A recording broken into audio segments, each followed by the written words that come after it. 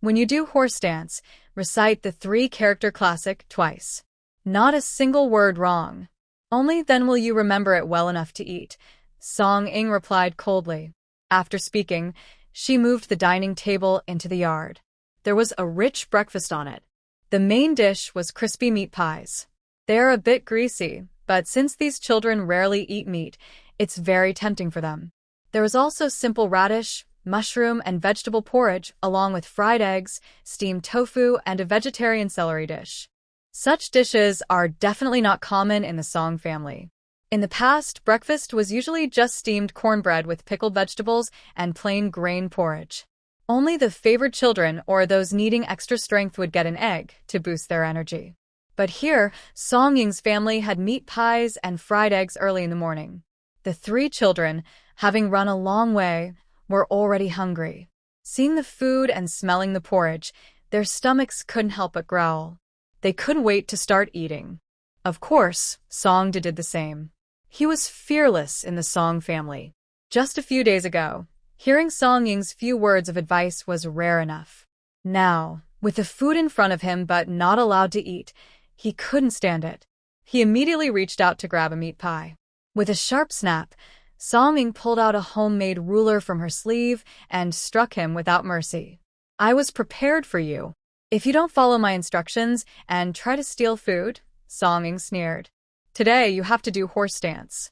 If you don't do it, I'll make you do it. I'm standing right here. You can't run away.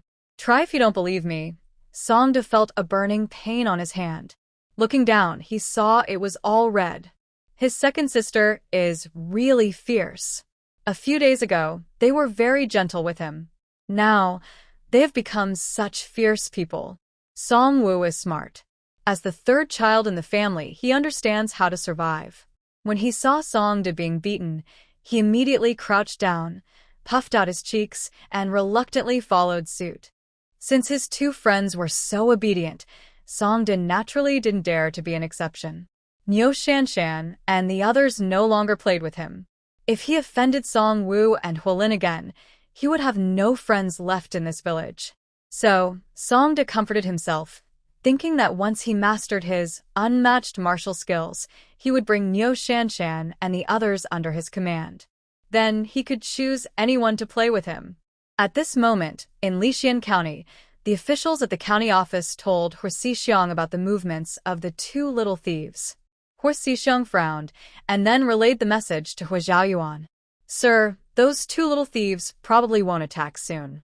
They've already run into the mountains to hide. Should we search the mountain directly? Hua Xixiang asked. This small matter could actually be resolved directly. I really don't understand why the officials are making such a fuss. It's just two little thieves, after all. They haven't attacked yet, but they already have motives. Thieves? Hua Zhaoyuan was stunned. He couldn't remember what Hua Xixiang was talking about at first. After thinking for a moment, he recalled, it's a small matter. Let the officials handle it. The thieves are right under their noses.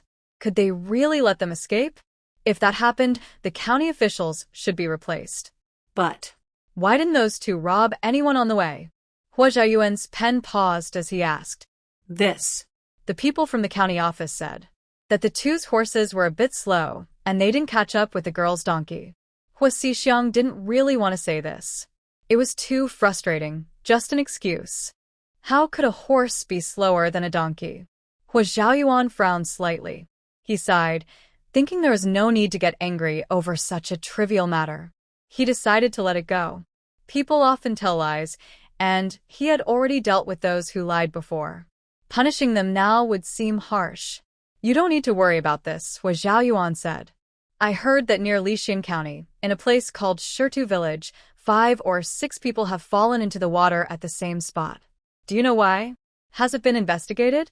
Hearing his master ask this, Hua Xixiang was not surprised. He was never one to stay idle. He often wandered around the towns and villages within Yong City's borders. Whether the matter was big or small, he would take it upon himself to handle it. My lord, I sent someone to ask around. That village called Shirtu is very poor, the poorest in Lixian County. It's surrounded by hills, and the lake where people drowned is the only water source they can use for irrigation. Because of this, Villagers often go there. The village head said that since the weather has warmed, everyone has been busy watering their fields, and that's why such an accident happened. Hua Xixiang reported quickly. The village head is only trying to avoid responsibility by making the matter sound smaller than it is. Go and ask again. If the water source is dangerous, then give them some silver to build a fence around the lake. So many lives have already been lost. How can we still treat human life so lightly? Hua Zhaoyuan said with displeasure. He was born with unusually sharp senses, especially a strong intuition. Although he had studied the principles of yin and yang, it was as if he had a natural gift for foresight. Sometimes, when he heard of small incidents, he would feel an uneasy premonition. And usually such feelings meant that someone had died unjustly. Hua Xixiang listened carefully, then suddenly remembered something. He said to Hua Zhaoyuan, "Last time I went to Xinghua village, I left an address with village head song. A few days ago, a letter arrived. It said that your son has started school. The teacher praised him for being very bright, and if he is properly guided, he may achieve great things in the future." Hua Zhaoyuan's eyelid twitched. "What son?" He glared at Hua Xixiang, who grinned and said, "My lord, since you've never married or had children, isn't this like a gift falling from the sky? Why not accept it? Besides, raising the child doesn't cost us anything, so there's no loss. Although I think an ordinary village woman may not be worthy of you, haven't you always admired the simple life of common folk? In the future, if you ever feel troubled, thinking of this wife and child, though not truly bound to you, might bring you some comfort," Hua Xixiang added. The real reason he had left that message was because he feared his master would never marry. If that happened, wouldn't he end up alone? So, he had prepared a backup plan. The boy named Huarong could serve as his master's retreat. If, in his later years, the lord felt lonely, he could acknowledge the child and enjoy the warmth of family life. As for whether the mother and son are willing to acknowledge their relationship, Hua Xixiang hadn't thought about it. After all, in his view, they are relatives of Huarong's status, and there was no doubt about that. Hua Zhaoyuan looked at him thoughtfully. "By the way, you're getting a bit old. Since you have the time to worry about these things, you might as well focus on settling down and building a family. Starting tomorrow, if someone sends me a message again, you can go in my place." Hua Xixiang's eyes widened. Color drained from his face. Is the master trying to set him up with a marriage match?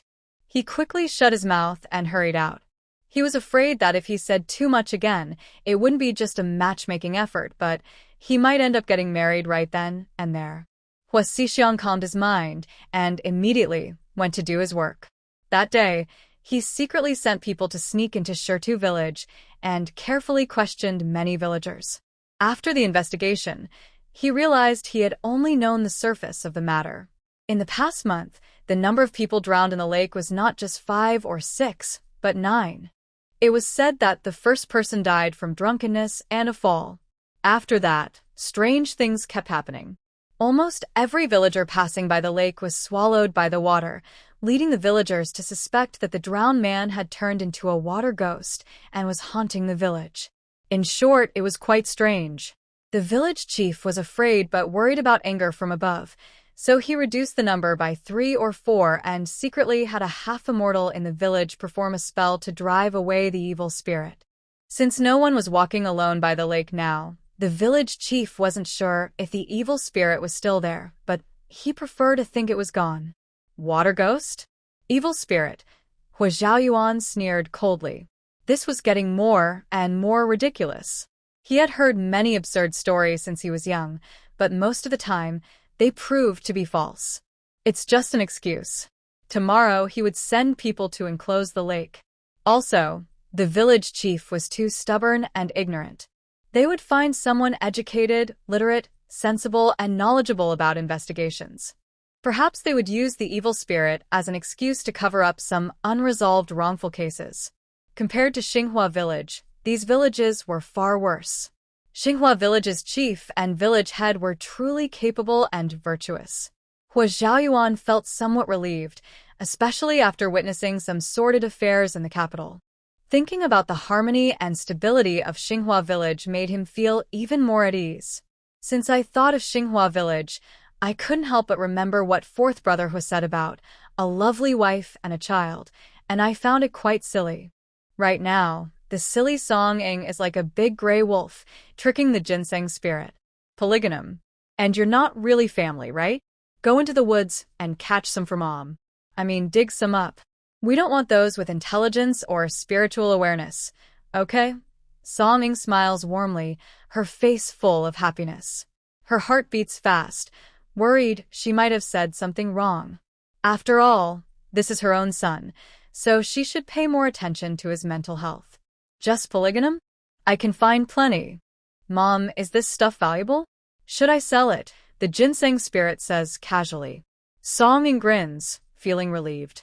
From what the ginseng spirit says, it seems she has found a way to get rich. Why didn't she think of this before? She is talking to a ginseng spirit who knows everything about the mountains. Finding some ginseng or lingji mushrooms should be easy. If she gathers a few, she could become wealthy. But soon, she calms down again. As a person, she shouldn't be so greedy. She is a grown woman, yet she wants to keep a ginseng to raise. Does she have no shame? Of course, just asking the ginseng spirit to help gather a few polygonum or similar herbs might be okay. Maybe. Song Ing keeps telling herself to be modest, then sneers slyly. Just polygonum is enough. Other things are common. I can find them myself. At this moment, she is not just talking to a ginseng spirit but also to her so-called son, a child under 6 years old. Even a black worker should know limits. There are gods in heaven, with records of merit. If she does something too wicked and ends up reborn as a pig, that would be pretty unlucky. The ginseng spirit tilts its head and looks at her. I have several more ginsengs hidden. Do you want some?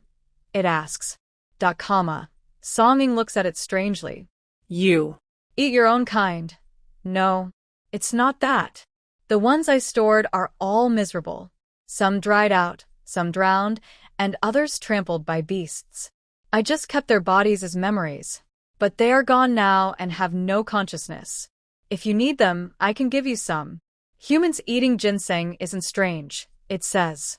As long as she doesn't eat the ginseng spirit itself. Song Ing sighs in relief.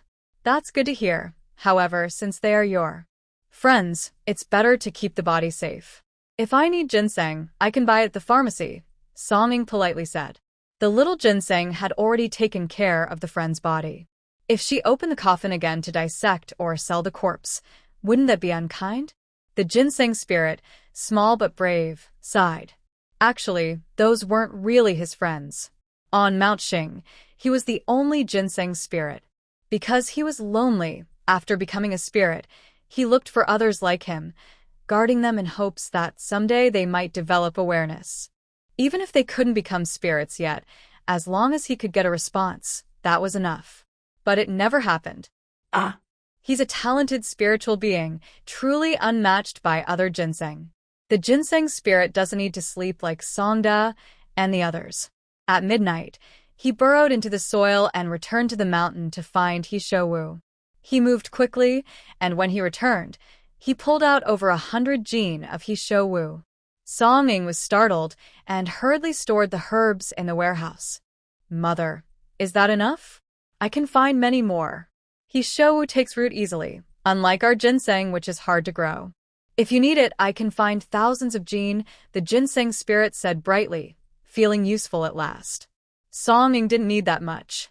She just wanted to save effort, so she asked the ginseng spirit to find the herbs. She knew that He Shouwu was common in the mountains. Go out and enjoy the moonlight.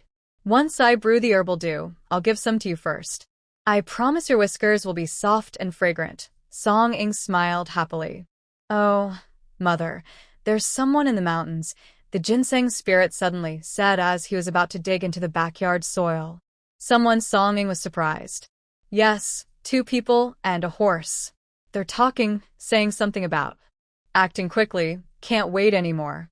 Oh, and they mentioned our family, the Hui family. Yes, that's it, the ginseng spirit added. He didn't understand much about these things. To him, even if there was danger, with his mother around, He didn't need to fear any monsters or ghosts. After saying that, he immediately went back into the soil. Song Ying frowned, feeling she wouldn't be able to sleep tonight.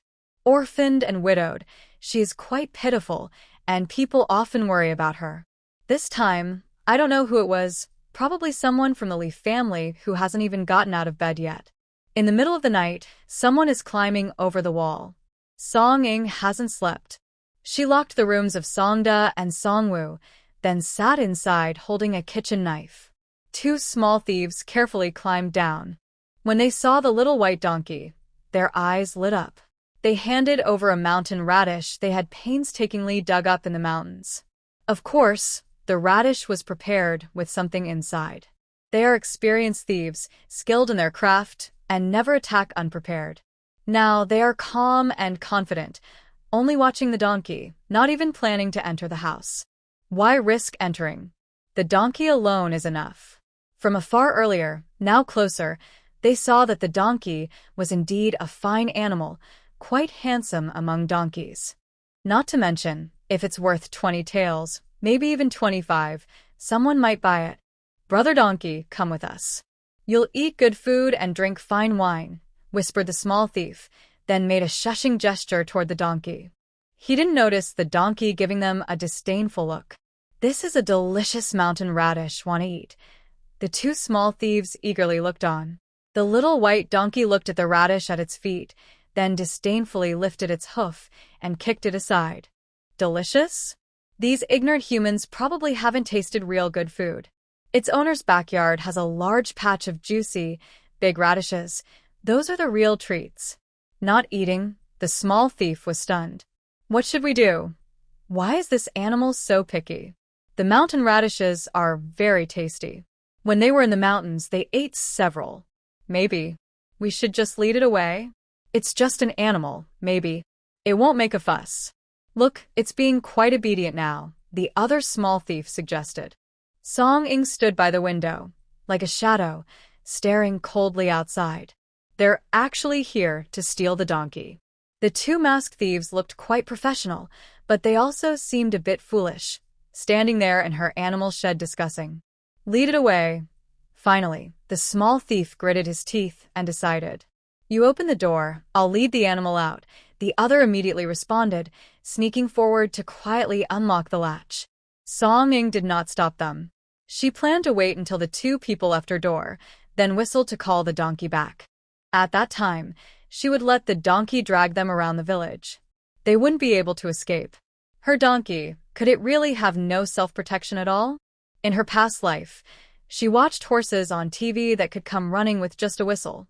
She was really jealous, so after buying her donkey, she whistled to her big white donkey a few times, which helped a little. However, Song Ying made a mistake.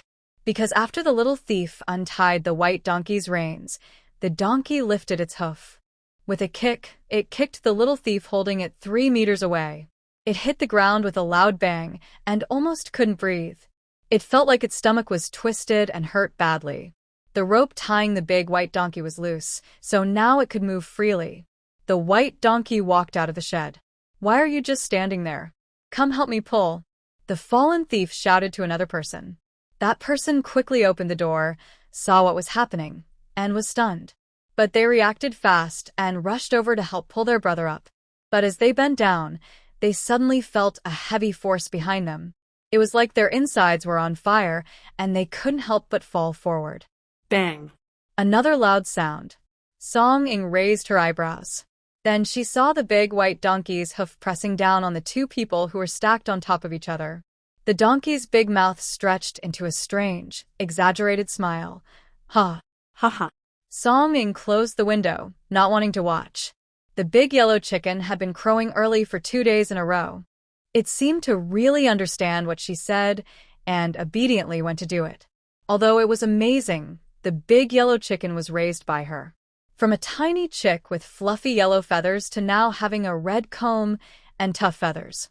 Its wings hadn't grown hard yet, but it looked strong and proud. She watched it grow little by little. Even if it was smarter, it didn't seem too strange. But now, the big white donkey, only a few days old, was actually smiling. This was so creepy, especially in the middle of the night. It was scarier than a horror movie. Of course, donkeys can laugh. In her past life, she watched many funny videos. Those donkeys' laughs were even more exaggerated than her family's big white dog. But the videos didn't tell her that donkeys can also hit people. Right now, this scene looks like a very proud warrior who has just won a battle, then laughs loudly and arrogantly. Song Ying took a deep breath twice. She calmed down. Every day, she feeds her chickens and ducks with spiritual water and grass. The main reason isn't to make them become magical, but because eating that kind of grass helps the chickens and ducks grow stronger. Her old hen, which was paid for by the Li family, was already quite old. But now, it can lay at least one egg each day, and its feathers look much shinier than before. Her chickens and ducks are also more energetic than others. In farming families, it's common for chickens and ducks to get sick, so they don't keep many. But her chickens and ducks have always been healthy. So, she puts extra effort into improving her livestock. After buying the big white donkey, she naturally didn't treat it specially. Every day, besides regular hay, straw, and soybean meal, she gives it a big spiritual water radish. When the big white donkey first arrived, it was quite normal. So, maybe the radish is the reason. But perhaps this donkey was already smart, and the radish just made it even better? Song Ying was very curious whether a smart donkey would make better donkey meat buns. Unfortunately, she probably wouldn't find out because she couldn't eat a laughing donkey. Luckily, her donkey was fast and good at catching thieves. Otherwise, she would really be at a loss. Song Ying didn't want to stay inside the house all the time. She had to deal with those two little troublemakers. Song Ying felt a bit headache. She was about to open the door to find the village chief and the patrol villagers. But just as she stepped out of the house, a head peeked in from outside the door. Then, the door was pushed open and 6 people entered. They all wore uniform clothes and carried large knives. It was obvious at a glance that they were officials from the government. "Are you here to catch thieves?" Song Ying frowned, feeling strange. Were these people a bit too quick? Could it be that these two little troublemakers are not just petty thieves, but actually notorious bandits? That's why the officials are hiding and waiting for them to show up. Song Ying imagined a crime story in her mind. "Sorry to bother you. We've been waiting here for 3 days. When we learned they would act tonight, we hid outside. Now, these two have sneaked into a house to steal. The evidence is clear. We are taking them back." The leader simply said this and then tried to take the 2 people on the ground away. But he hesitated, because these 2 were pressed down by a donkey's hoof. It was obvious that the 2 thieves had been knocked down by the donkey, so the donkey was not easy to deal with. Animals can be unpredictable, and if it got angry, they couldn't just hurt it, or it might cause damage. Of course, if they were ordinary people, it wouldn't matter so much. But this person, no one knew where he came from. The county magistrate said that someone above had ordered them to catch the thieves hiding around Miss Song. When the county magistrate found out, he checked Miss Song's identity overnight. He discovered that her biological parents seemed to be quite important. A few months ago, she returned to her original family home. As for where she was before, as the county magistrate, he couldn't find out. It shows he has a big background. "Could you please move this donkey, miss?" the policeman asked politely. Dabai. "Loosen your legs." Song Ying also felt a bit guilty. If Dabai didn't listen, it would be awkward. But in everyone's surprised eyes, Dabai's hooves retracted, and it immediately walked back to the stable. That wasn't all. It even snorted at the rope and bit it a few times. Song Ying seemed to understand what it meant. She went forward and retied the rope. Sure enough, Dabai the donkey stopped struggling. It looked just like a normal donkey now, as if everything that happened just now was a dream. Song Ying felt a little dazed. She forced a smile and said, "This donkey seems very smart. It must have been well trained by its previous owner. I'm so lucky, truly. A good donkey." The policeman also looked a bit embarrassed. "We will take our leave now." It was late at night, and they couldn't stay here long. The small team immediately left with the 2 thieves. The 2 little thieves were kicked and spat out, but now they felt even worse inside. They had worked hard to rent a horse. When they first came, they were exhausted from chasing the donkey. The past 2 nights, they stayed on the mountain, afraid to come down. Tonight, they finally came down, but instead of catching the donkey, they got beaten by it. If it weren't for the soldiers arriving just in time, they would still be lying under the donkey's hoof now. Even the ancestors would be ashamed. Li Jinbao couldn't sleep because his parents kept arguing late into the night. He went to the door to get some air and saw several men coming out of Song Ying's house. They were sneaking around and taking a long, indirect route. He didn't look closely, but he guessed there were at least 7 or 8 men gathered together. Even just glancing, he could tell they were all men. His anger immediately boiled over. Song Ying dared to steal a man. Li Jinbao used to look down on Song Ying. He thought she wasn't truly from the Song family, had no backing, and her looks were ruined. But now, he didn't think that way anymore. He is a few months older than Song Ying. Over the past 2 years, he had many marriage proposals, but none worked out. The last one even called off the engagement, claiming she had health problems. He knew that his future wife probably wouldn't be easy to find. Either she was an old maid with a bad temper, or she was ugly and no one wanted her, or she was poor, ugly, lazy, and stupid. Basically, good families wouldn't want a girl like her. Moreover, his father was in poor health and still bedridden. He was being cared for in bed, and it seemed he wouldn't recover soon. Recently, his cough worsened, and he needed soup every day. His mother had a bad reputation, but anyone who cared about her daughter wouldn't want her to be mistreated by her mother. Furthermore, after the Li family split, they still had to support the elderly lady. Now, the family only relied on a few acres of land. His grandmother had some savings, but it couldn't cover medical expenses. In short, he felt hopeless. Recently, he thought that fate had decided. His life could only be to marry someone like Song Ying, who was plain and unattractive. Song Ying had no talent, no looks, and even had a son. But she had secret recipes, savings, a house, and even 21 acres of land. That was enough to make up for her shortcomings. But he never expected that this woman was also promiscuous and unfaithful. Li Jinbao clenched his teeth, feeling both disappointed and furious. He could accept Song Ying marrying someone else, especially since that man had died long ago, and they hadn't even consummated the marriage. He could accept that Song Ying had a son, since the boy was adopted. But he couldn't accept that Song Ying was unclean and unfaithful.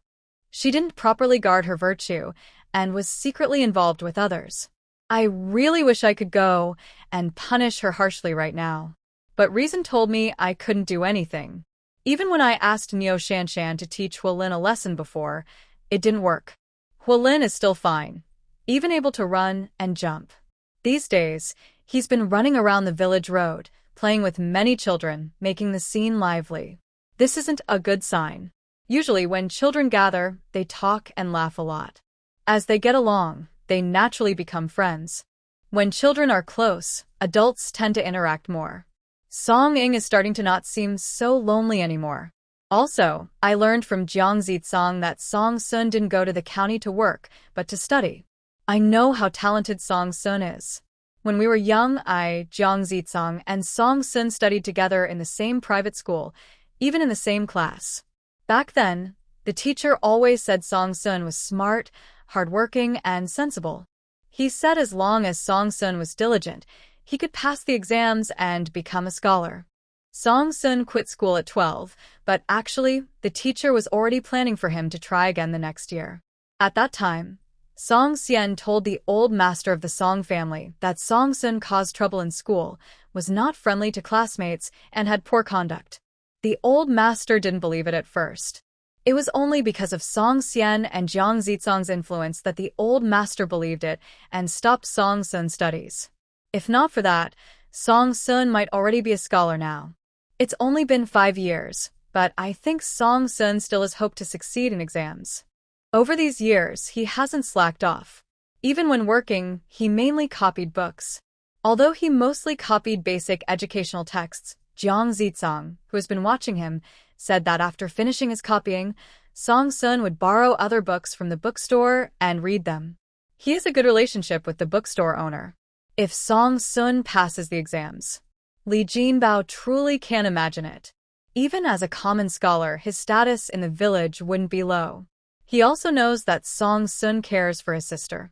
Once he succeeds, he might not be able to stay in this village anymore. Li Jinbao clenched his teeth and stared in the direction of the Hor family. He made a firm decision. He will marry Song Ying. As long as she marries Song Ying, everything she owns will belong to the Li family as dowry. Huolin is still young, and there are many children to take care of. In a few years, if he falls seriously ill and passes away, that would be normal. In fact, if possible, he might even let Huolin not live past this year.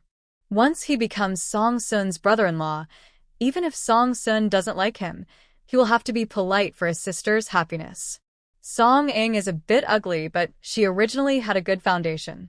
Over time, her scars might fade a little. Even if she remains unattractive, it doesn't matter. Once he becomes successful using Song Ying's secret recipe, finding women will be very easy. When his life improves, he will make Song Ying regret being so careless today. Song Ying doesn't know that right now. Someone crazy has just started to hate her again. She is rewarding Dubai with a big carrot. No matter how lewd Dubai looks when he smiles, he is still her donkey. He helped catch the thief, so she must reward him well. To prevent Dubai and Da Huang from getting bored, the next day, after the three boys went to school, Song Ying took a donkey and a chicken into the mountains. She doesn't recognize the most advanced herbs, but she knows some basic things. Plus, with the knowledge from the original owner's 2 years at the Marquis estate, she is sure she has enough ingredients for her hair growth formula. Dubai carried 2 baskets, one on each side. Da Huang squatted on Dubai's back. These animals followed her closely, looking obedient and sensible. Villagers saw this, but only glanced sideways, not surprised. Animals are intelligent, so everyone is used to it. Every household keeps dogs that can recognize their owners and guard the home. In the past, there was an old yellow cow that cried from exhaustion, kneeling to avoid being slaughtered, like a lamb. Farmers and livestock deal with many situations. They've seen it all.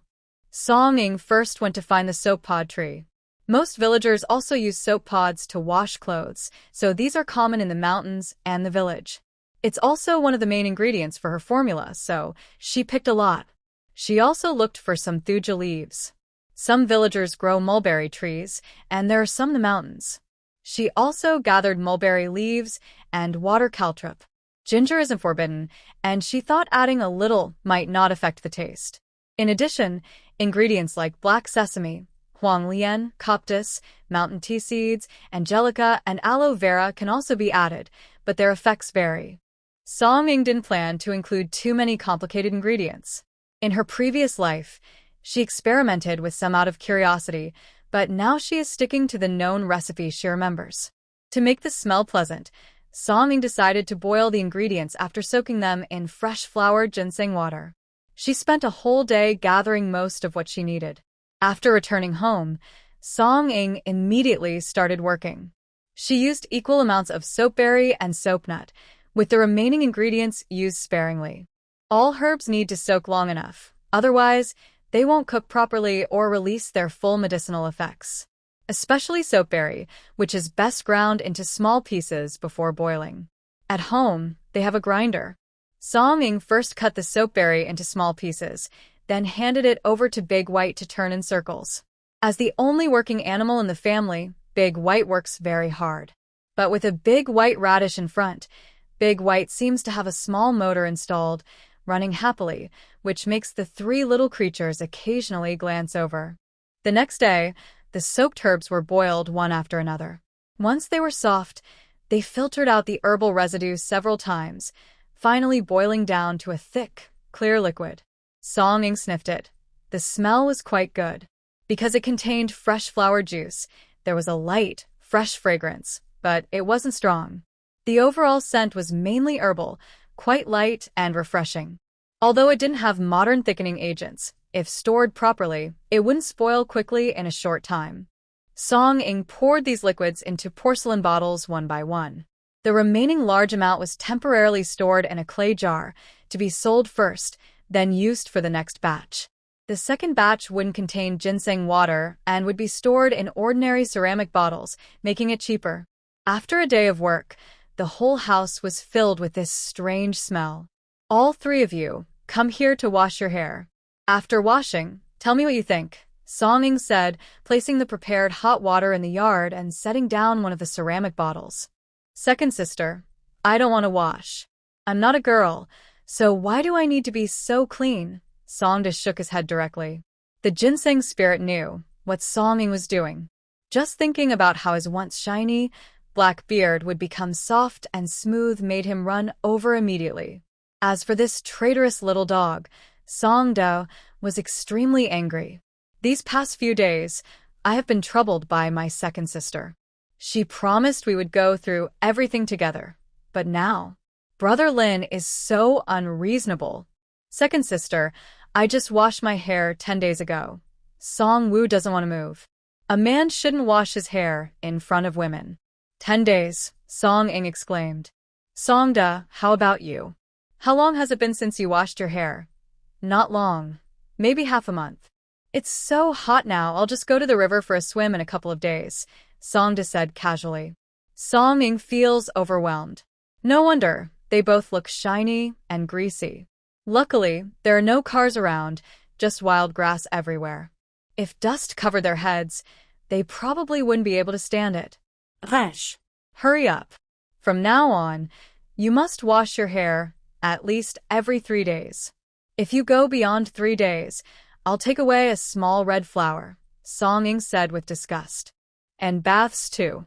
It's impossible for you to bathe every day, but at least every 3 days. When it's cold, at least once a week. No more than that. She plans to send their bedding to the Song family for her aunt and third aunt to clean. Washing bedding for these 2 troublemakers? Impossible. Never in this lifetime. Song-da and the others are reluctant. What's so special about washing hair? Just smear that dull grass ash on their heads. It feels like it makes them dirtier the more they wash. Big sister, what is this? Song-da asked curiously as he got closer. Shampoo. From now on, you'll use this to wash your hair. Don't be ungrateful. This 1 jar costs 50 coins, Song-ing explained. When she mentioned money, Song-da's eyes lit up. What kind of thing can be sold for so much money? But if second sister sells it, they can buy snacks. Sister, it's just a test for poison, right? I understand. Wait for me, I'll wash now. Remember to reward me with a small red flower. They can't let the traitor Hualin get ahead. Song-da quickly washed his hair, surprised to find so much white foam coming out, which scared him. The other 2 kids also tried it out of curiosity. After they finished, all 3 found it hard to believe. Second sister, this stuff smells nice and it feels good after washing. It's much better than grass ash. Song-da felt very surprised. He thought it would be great if he could wash his hair with this kind of thing every time. Song-ing reached out and touched the little ginseng's hair. After it turned into a human form, its mustache was like human hair, with no real difference. Now, it was also washed clean with hair tonic and felt very soft to the touch. The smell wasn't very good, especially compared to the shampoos from her past life, which were much better.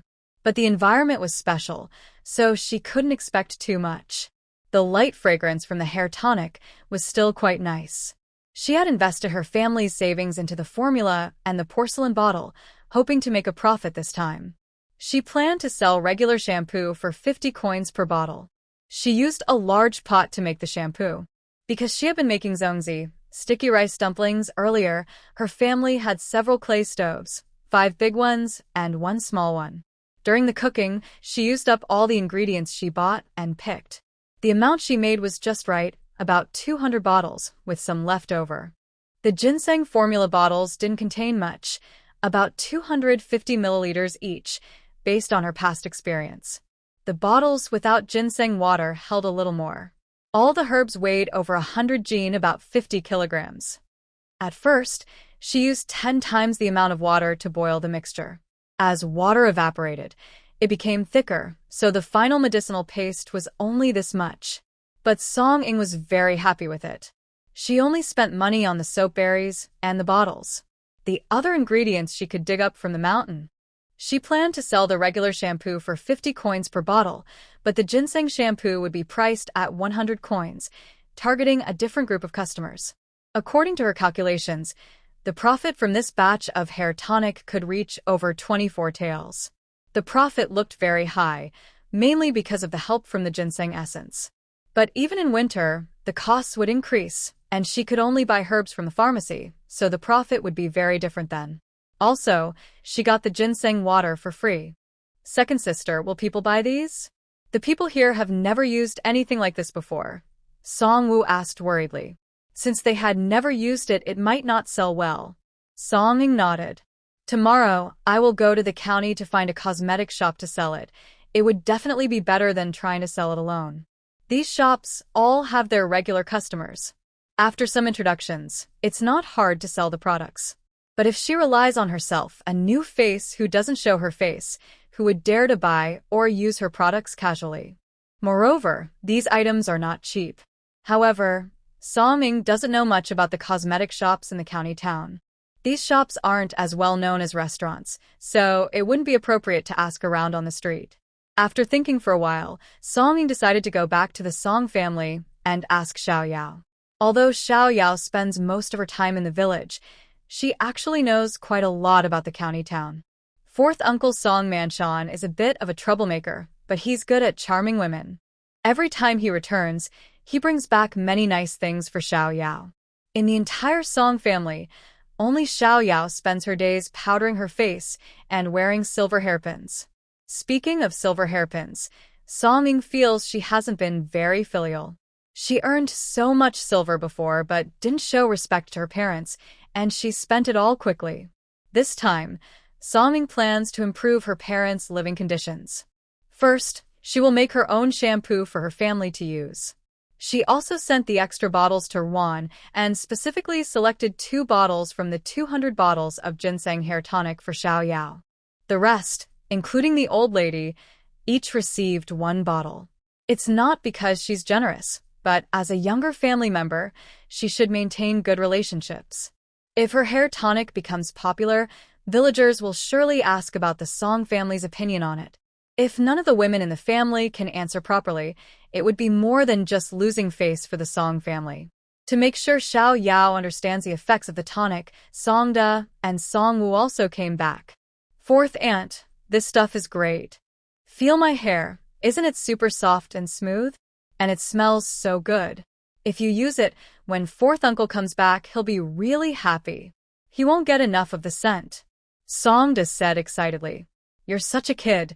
So shameless. Xiao Yao blushed immediately.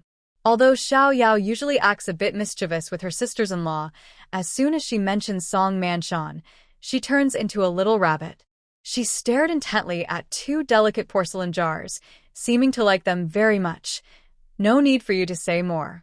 The things Xiao Er gave are definitely good. Her niece is quite experienced in the world. Unfortunately, when the second niece left years ago, she had only been married for 2 years and didn't spend much time with her. So, their relationship is quite distant. But today, she unexpectedly has something good and still thought of her. Fourth aunt, I won't hide it from you. I have something I want to ask for your help with, Song-ing said, honestly. Little Yao's heart relaxed a bit, and she couldn't help but think. No wonder.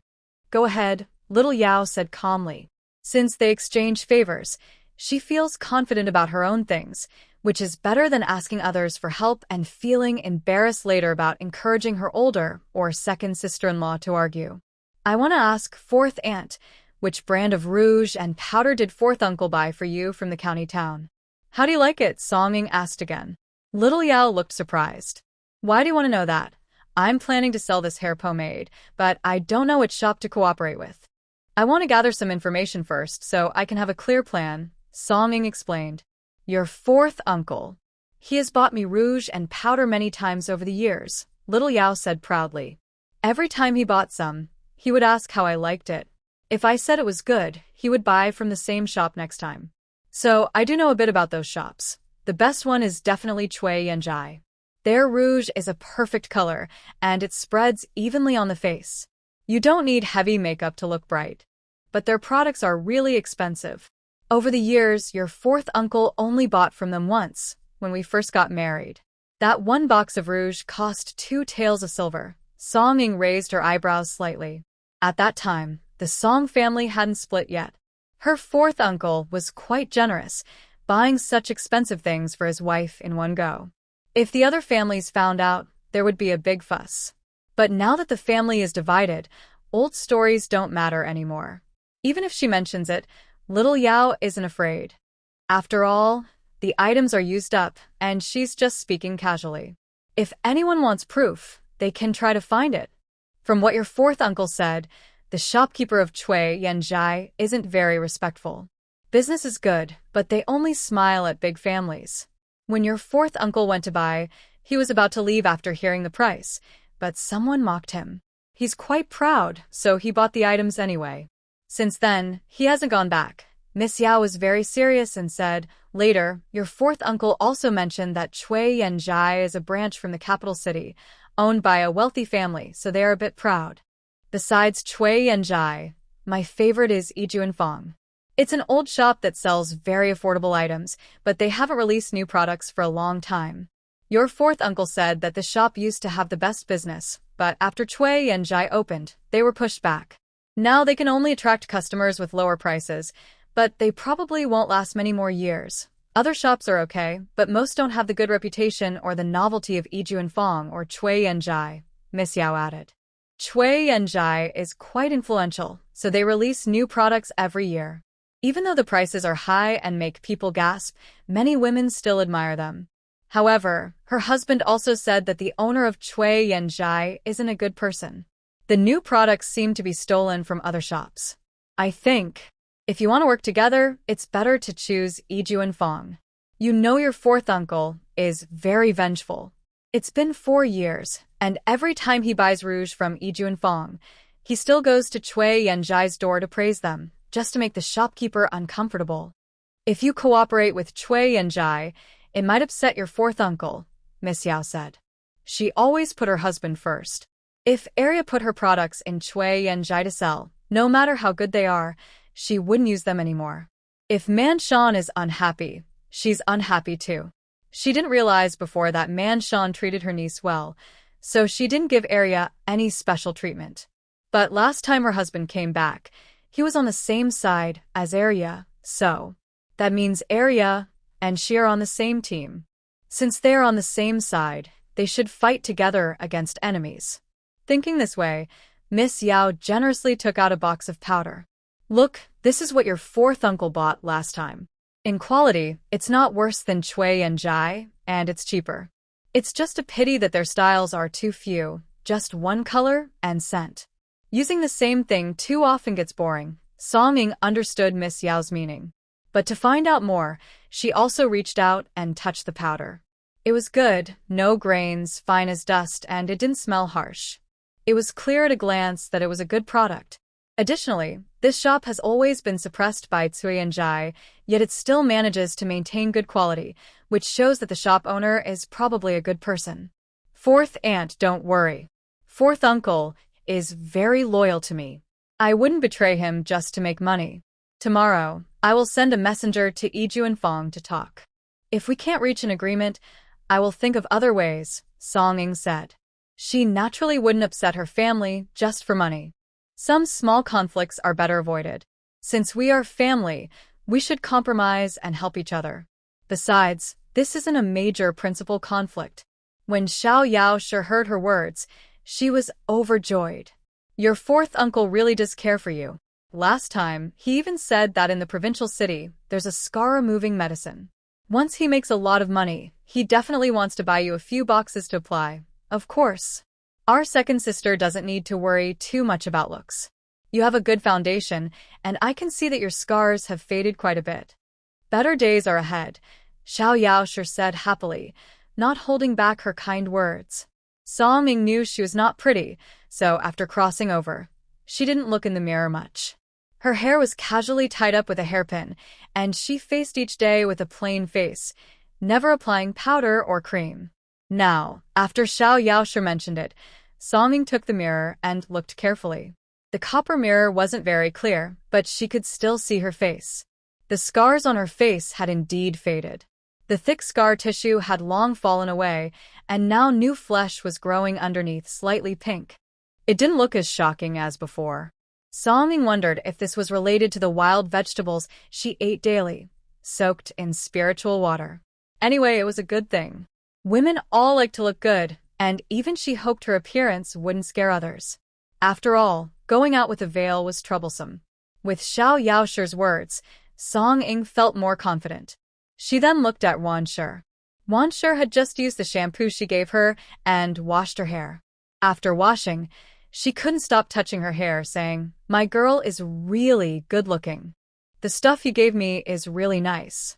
It smells good. But you gave me a bit too much. I should take some back later. Didn't you say you want to use these to make money?" Wanshi's jar was about 4 times the size of those porcelain jars. "Girl, I am giving you these as the last batch of used medicinal residues I boiled again. The effects might not be as good as those sold elsewhere, but please don't mind." Song-ing told a lie. These residues are hard to throw away directly, so she boiled them again. The ones she kept are for her own use, and in the future, her 3 little boys can also use them. The effects will be a bit different, but probably not too much. However, if she sends things to the Song family later, she will naturally send these residues. It's not because she's stingy, but because she feels she shouldn't refuse to give these to the women of the Song family. Sending these waste materials is normal, and they will accept them without feeling pressured. The effects are not much different, and they don't need to give expensive gifts in return. Otherwise, if they find out she uses hair ointment costing 50 or even 100 coins per jar, kind-hearted people might feel guilty, and unkind ones might try to take advantage and ask her to send more to other relatives. The residues are different, they are small amounts, and she gives them to everyone. If they like using it, she will keep sending. If not, they can buy better products themselves. So, when she was distributing these items to each household just now, she had already decided on this. This time, she gave the best hair tonic, which was her duty to do. But in the future, there won't be such good ones. The Daeos and others didn't show any dissatisfaction. Especially after learning that these things can make money, they definitely won't complain.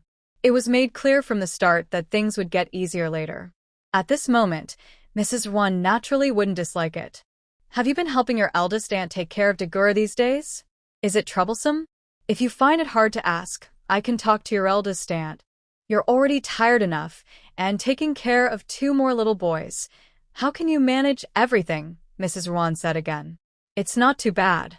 Dagur and Wugur are quite sensible," Song-ing replied. Sensible. Mrs. Wan found it hard to believe. Wugur is indeed a sensible child. Even at home, he isn't ignored. Such a young boy already takes the initiative to do chores and please the adults. But Dagur, he's a little troublemaker, a mischievous kid. He even followed Nyoshan and the others to fight her daughter before. And her daughter still says he's sensible? Mrs. Wan instinctively patted Song-ying's head. "Did your eldest aunt force you?" Wan's thoughts suddenly turned sour. She wondered, is it because Xian's matter that your eldest aunt still blames you? That's why she's been causing trouble for you privately. Song was impressed by her mother's imagination and quickly said, "Mother, please don't think that way. I'm telling the truth. Our Lin Gur is just a kid and feels bored. With Dagur and Wugur around, he can be happier. The eldest aunt knows I brought Dagur along to improve ourselves, and she's quite grateful. A few days ago, she even sent me some gifts, but what Song-ming said was like a heavy bomb to Wan. Your eldest aunt sent you something?" Wan's heart trembled. For some reason, her mind suddenly thought of a weasel greeting a chicken during New Year. Mother, the eldest aunt only has 2 sons. Song Xian listens to his eldest sister-in-law. The Yue family values the family more than the parents. The eldest aunt must know this. Now my brother is studying in the county town. At worst, he can come back as a scholar, right? The eldest aunt has always been proud. Of course, she wouldn't want to lose to our second house. But she doesn't have time to take care of the children, and I am willing to do so. She genuinely appreciates me. You don't need to think too much, Song-ming explained. Her mother and Yao were not on good terms, which was not surprising. because their personalities were completely different, like fire and water, incompatible. If one of them had bad intentions, the Song family might have already fallen apart. Fortunately, both had their own little schemes, but overall, they didn't make serious mistakes. Wan sighed in relief. That's true. But your eldest aunt has never liked me. You should be careful not to be too sincere with her. I let her have her way a little, as long as she doesn't bully you. My daughter's temper, won't let anyone bully me. Rest assured, Songming said immediately. After sharing some private talk with Ruan, she returned home at dusk. Since she was back, Songda and Songwoo stayed overnight at the Song family. While she was talking to Ruan, Dayao also kept asking Songda about what she heard. Songda was straightforward and said whatever he knew. At first, he was worried when he heard Songming forcing him to run and do horse stance exercises. He scolded her a few times out of concern. But in the end, Dayao was silent for a moment. She simply couldn't bring herself to be harsh on her son. Look at how much he has changed in just a few days. During meals, she no longer smacks her lips or makes noise. She looks like a little adult. Just now, she specially cooked an egg. Her son didn't eat everything himself like before. Instead, he carefully scooped a bite for her. She also tidied herself up very neatly. Her face is clean, her hair smells nice, and her clothes are spotless. Although her old clothes were sent to her to wash, she feels that her son has changed for the better and become more caring. Mom, don't ask anymore. I was tricked by Li Jinbao before. My second sister isn't bad at all. When I spoke badly about her, it was because I was fooled by bad people. Now I know, even though she's not my real sister, she cares about me. Whenever there's something good to eat, she always gives me a share. She treats me like a little brother, even better than my older brother. I'm living well at my second sister's place, so don't worry, Songda said casually.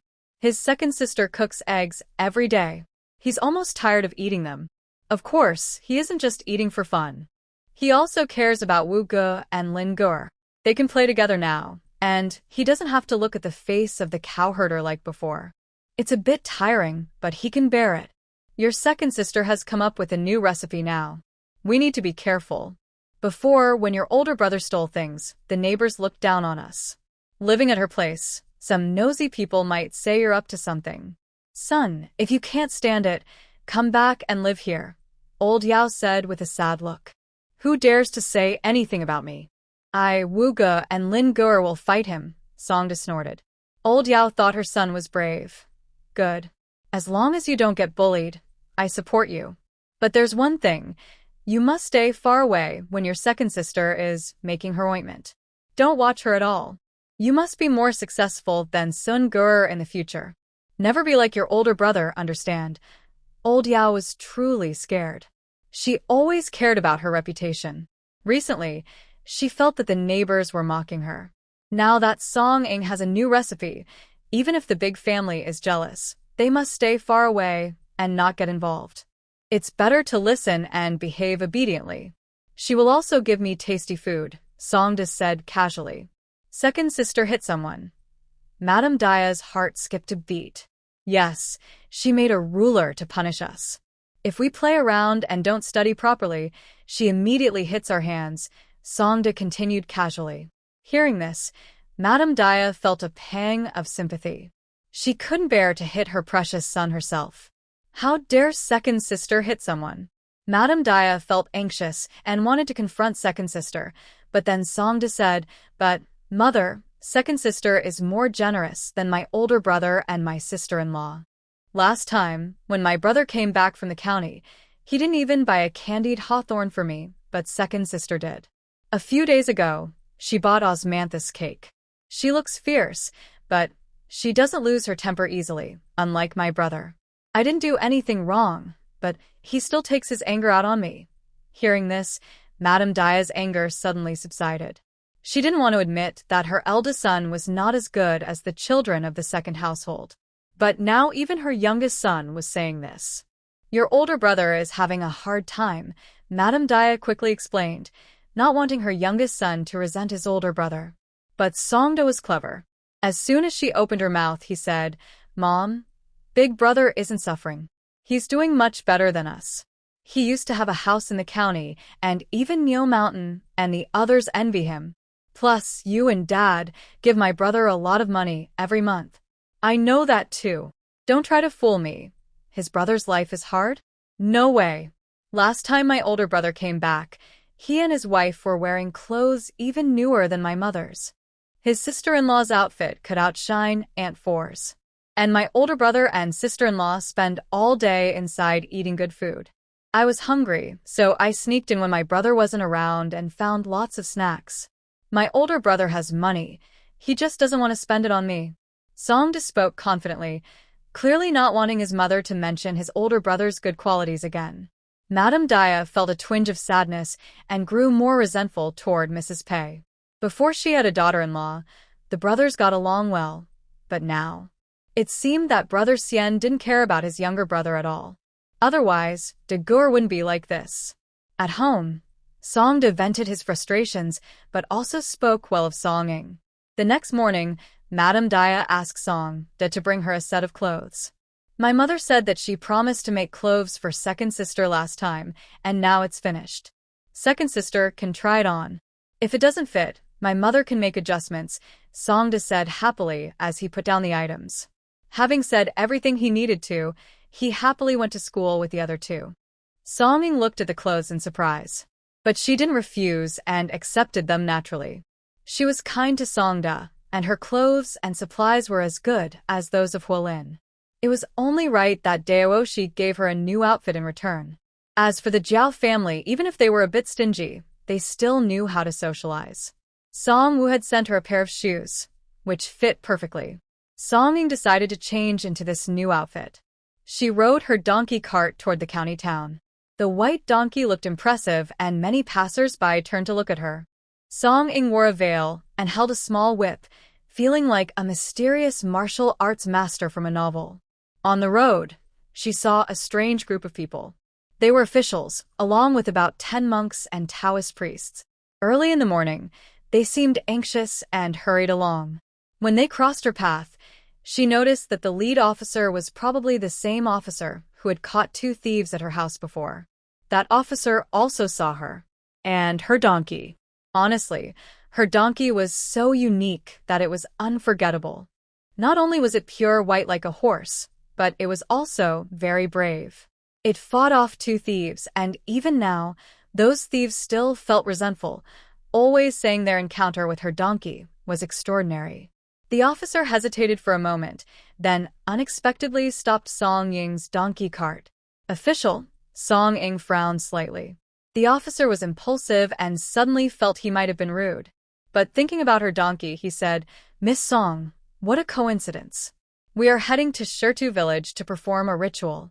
May I borrow your donkey for 2 days?" Song Ying looked at him strangely. "I've only heard of using chicken heads and dog blood for evil spirits, but never of using donkey blood. Besides, my donkey is white. Even if you find a black donkey's hoof, I can't help. Sorry for the misunderstanding," the officer hurriedly said. "You don't know this, but after those 2 little thieves left, they kept saying your donkey was extraordinary. I was wondering if it might be useful." He also felt he was being too impulsive, but since he had already stopped her, it wouldn't hurt to ask. Moreover, some well-known monks and Taoists in Shirxia village have been invited by them. Even more donkeys are a kind of guarantee. Song Ying found this matter very strange. The constable didn't seem like an unreasonable person, so why would he make such a request? "Officer, I have some matters to tend to in the county seat, so I may not be able to help you." Song Ying chose to refuse. Although she was curious about what was happening in Shirxia village, what if the other side really wanted to bleed the donkey? This donkey was bought by her for 17 taels, and she had carefully cared for it with white radishes for many days. It ran faster than a horse. Such a good donkey is rare and hard to find. The constable didn't insist and sighed. "Maybe I'm overthinking." "Young lady, please go ahead." He then made way. The constable looked serious, and among the monks and Taoists, 2 seemed a bit uneasy. Taking this opportunity, they stepped forward and said, "Officer, I don't have much magical ability. It's just rumors among the common people. Maybe I can't really exorcise demons or fight evil. Yes, I am too.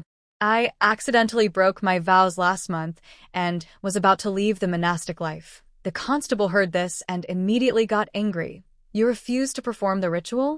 Don't forget, you were paid for this. We did receive payment. And we can return it to you. Besides, when you came to us, you didn't mention it was about Shirxia village. To be honest, we know that someone has already performed a ritual there, and that person even died. Song Ying listened carefully. Is the world becoming more mysterious? Someone even died. Sounds really frightening. What did they say? What's wrong with Shirxia village? A passerby nearby couldn't help but ask. This matter is really strange. Don't you all know? In Shirxia village, 12 people have died in a row. Just in the past 2 or 3 days, 3 more have died. Every place is gossipers. The person speaking was very excited, as if they had seen everything with their own eyes, constantly chattering. About a month ago, a drunk man in the village accidentally fell into the river and drowned. After his death, he became a water spirit, causing trouble for the villagers. They say he feels wronged about his death and cries every day. At night, strange sounds can often be heard. Now, during this planting season, many villagers are watering their fields when they are often attacked by the water spirit. 9 people have died so far.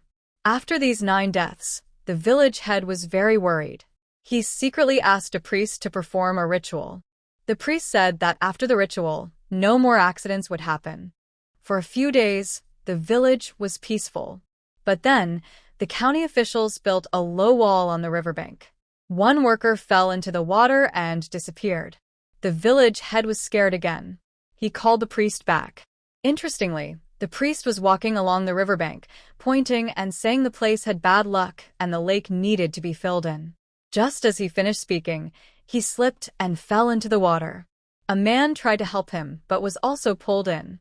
Many villagers panicked and only dared to shout for help.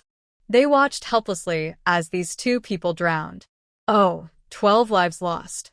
Everyone who heard this turned pale and was very frightened. Song Ying also found it strange. 1 person falling into the water is an accident, but 12? That's probably something more serious. Song Ying thought it was best to leave quickly, so she quickly flicked her small whip. But after only a few steps, she stopped. She looked down at her warm palm. There was no shining light on her hand, but she had a strange feeling, especially after hearing those stories. Her palm was starting to feel warm, as if it was warning her. She remembered when she caught the ginseng spirit. Back then, she also acted instinctively. Her palm glowed with a golden light, and she used that light to tie up the ginseng spirit. At that moment, she realized her special ability was probably aimed at spirits. So now, Big White, should we go check it out? Watch from afar. If we can help, we will. If not, we run. Song Ying hesitated. She had space and this special golden power. If there really was a monster in the river, and she pretended not to see, she would feel uneasy. Big White's donkey ears twitched, and it spun around and headed back. Song Ying sighed. Her mind began to search through her space for things. Her space is small, about 100 square meters. Besides 2 green bean trees, it only has some green bean jam, a few small melons and eggplants that are not yet ripe. Her space is also her way to survive, so she keeps a bone-cleaving knife and a large machete inside. Officer, maybe. Big White and I should go take a look together. Song Ying thought for a moment and suggested to the constable. The constable was surprised and said, "You want to go too?" "Of course you can. We won't let you get too close." The monk and the other person really fell behind. They begged for a while, but the constable didn't want to waste time, so he let them go. However, they had to pay 5 times the deposit for the ritual. Since Song Ying volunteered to go, the constable was curious about Big White. The attitude of these people towards Song Ying was noticeably friendlier. "Miss, don't be afraid. The ritual is just to reassure the villagers." Now, the villagers are demanding that the lake be filled in, but that lake is the only water source for the stone village. How can they just fill it in? The county magistrate said we should first find someone to perform the ritual, then send officials to carefully investigate the bottom of the river. The constable noticed that Song-ing was quite young, so he added, "Our county magistrate has also checked many records overnight and has figured out the reason behind this. Maybe there's some unknown hallucinogenic herb growing near the lake, emitting a tempting fragrance, causing people to accidentally fall into the water. We also brought 2 experienced doctors, so we should be able to find out the cause," the constable said again. Song-ing nodded repeatedly. She thought, even the ginseng spirit is here, so other monsters and ghosts are not surprising at all. But of course, she wouldn't say this openly. Riding in the carriage all the way, it wasn't too tiring. Before the sun reached the middle of the sky, they arrived. This stone village is far worse than Xinghua village. In Xinghua village, the roads are well packed. Even in the rain, there's little mud. But in Stone village, there's only one road leading in, full of potholes. Big White almost sprained his ankle walking on it. Stone village is almost surrounded by mountains. To put it nicely, it's a paradise outside the world. To be blunt, it's a place where chickens don't lay eggs and birds don't sing. The entrance is on higher ground, giving a view of the entire village from above. In the village, there are about 100 households, all built with mud and grass. The land is not abundant, mainly because there are no rice paddies. It's all dry farmland. The only advantage is the nearby mountain, but the surrounding forests are dense and look very dangerous. The chance to make money here is much smaller than in Xinghua village. In a village like this, Song-ying's only thought is, poor. She feels a bit lucky. When she traveled here, her starting point wasn't high. She was a noble young lady who was abandoned, a beautiful woman who was disfigured, loved by her adoptive parents, but married off. Despite all these hardships, she thinks, Xinghua village has good luck. She can buy land and fields alone, and it's easy to go to the county town. If she were in Shirtu village, it would be very hard. Haha, just a lot of rocky, dry land with limited crops. Selling rice dumplings? It would take until the afternoon to reach the county from Shirtu village at the fastest. Luckily, the place where she met the constables earlier wasn't far from Shirtu village, or she wouldn't be able to get back before dark. Right now, Song-ing also saw the lake. It's not big, but enough to support the people in the village. Everyone walked over and found that a low wall had been built around the lake, with a gap of 2 or 3 steps in the middle, making it easy for people to fetch water. About 10 meters from the lake, some people were burning paper, others crying. Clearly, the villagers didn't dare to get too close. "Doctor, come with me to check if the grass here is problematic," the constable called out. After seeing the village chief, he added, "Is the boat ready?" Soon, some familiar water-skilled constables will come to fish out the body.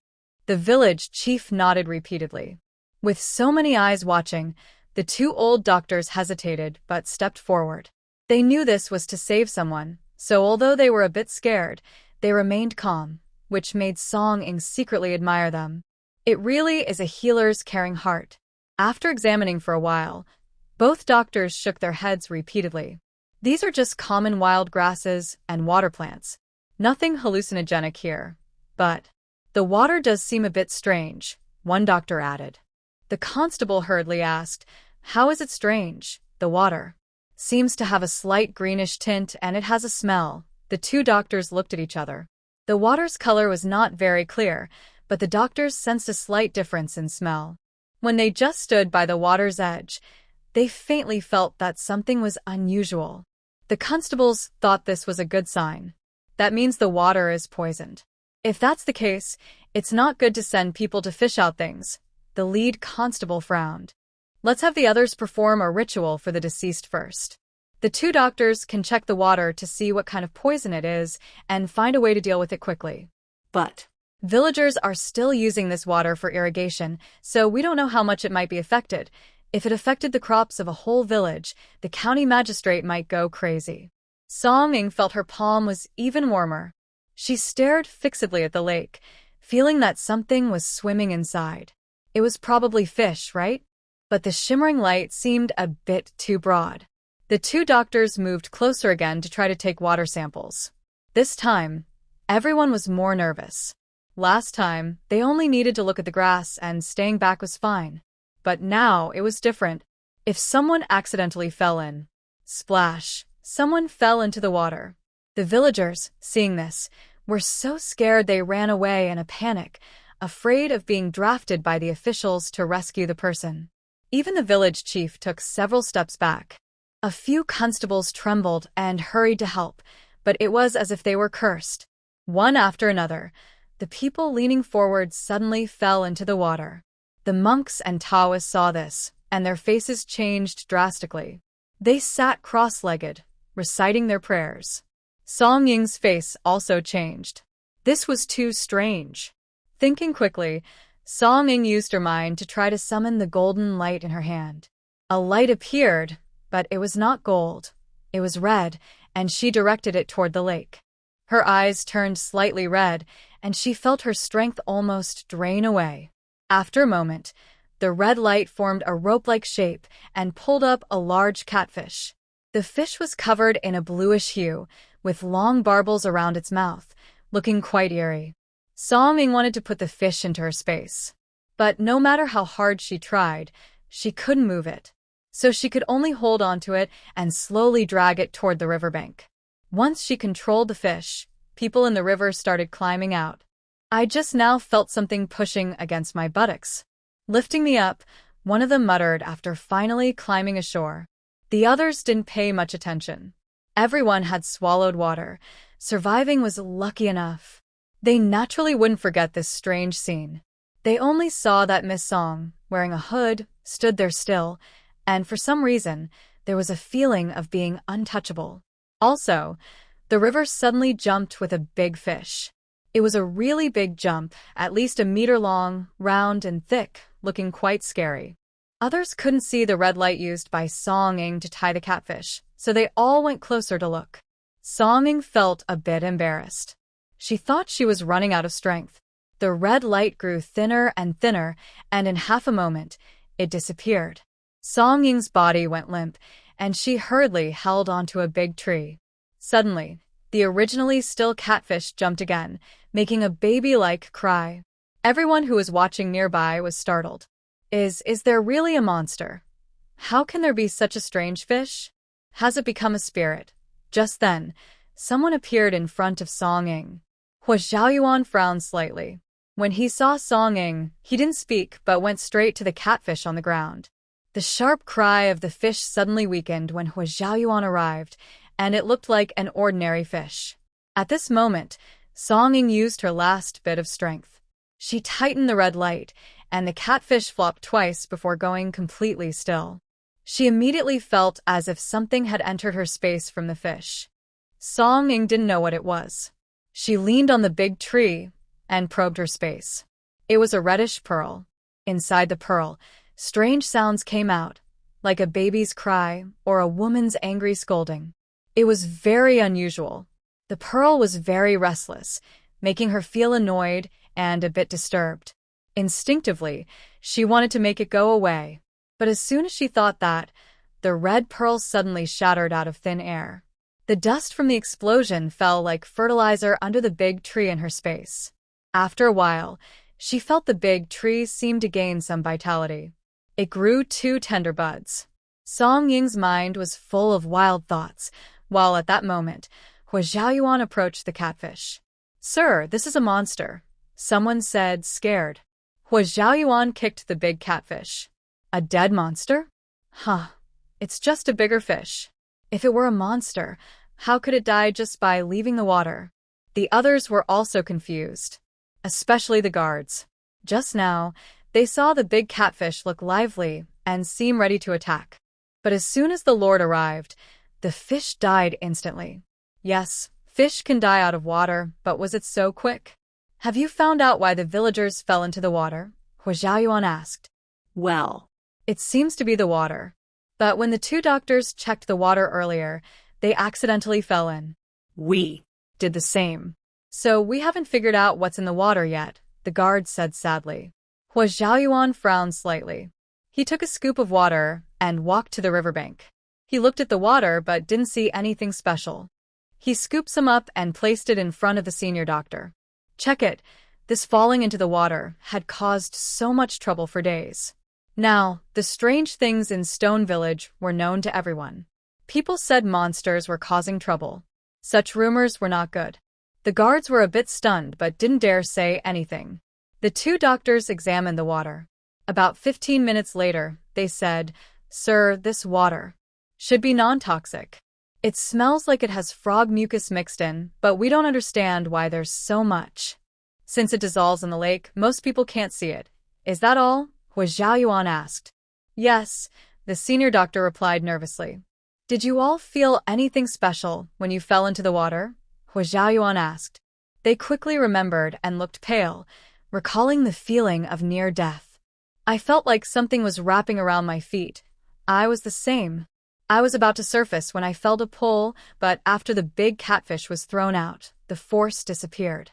Instead, something pushed against my backside and dragged me ashore." "Me too." Their stories were all the same. Hua Xiaoyuan's brow furrowed tightly. "So, does that mean there is something underwater?" "Someone carefully fish out what's in the lake. Even if it's just a stone. Pull it up for me," He Xiaoyuan ordered coldly. He Xiong immediately responded, waved his hand, and the group of guards who came along stepped forward in an orderly manner. They were not afraid of the so-called monsters. They have been with their master for a long time and have seen many things. There was a similar incident before, for example, 2 years ago in Yong City. A wealthy family had male members who died every 7 days. Before they died, they smelled like peach blossoms. The family then cut down all the peach trees in their backyard. But just as they were about to do it, the servants felt unwell and grew weak. The story about the peach blossoms spread strangely, and somehow the master found out.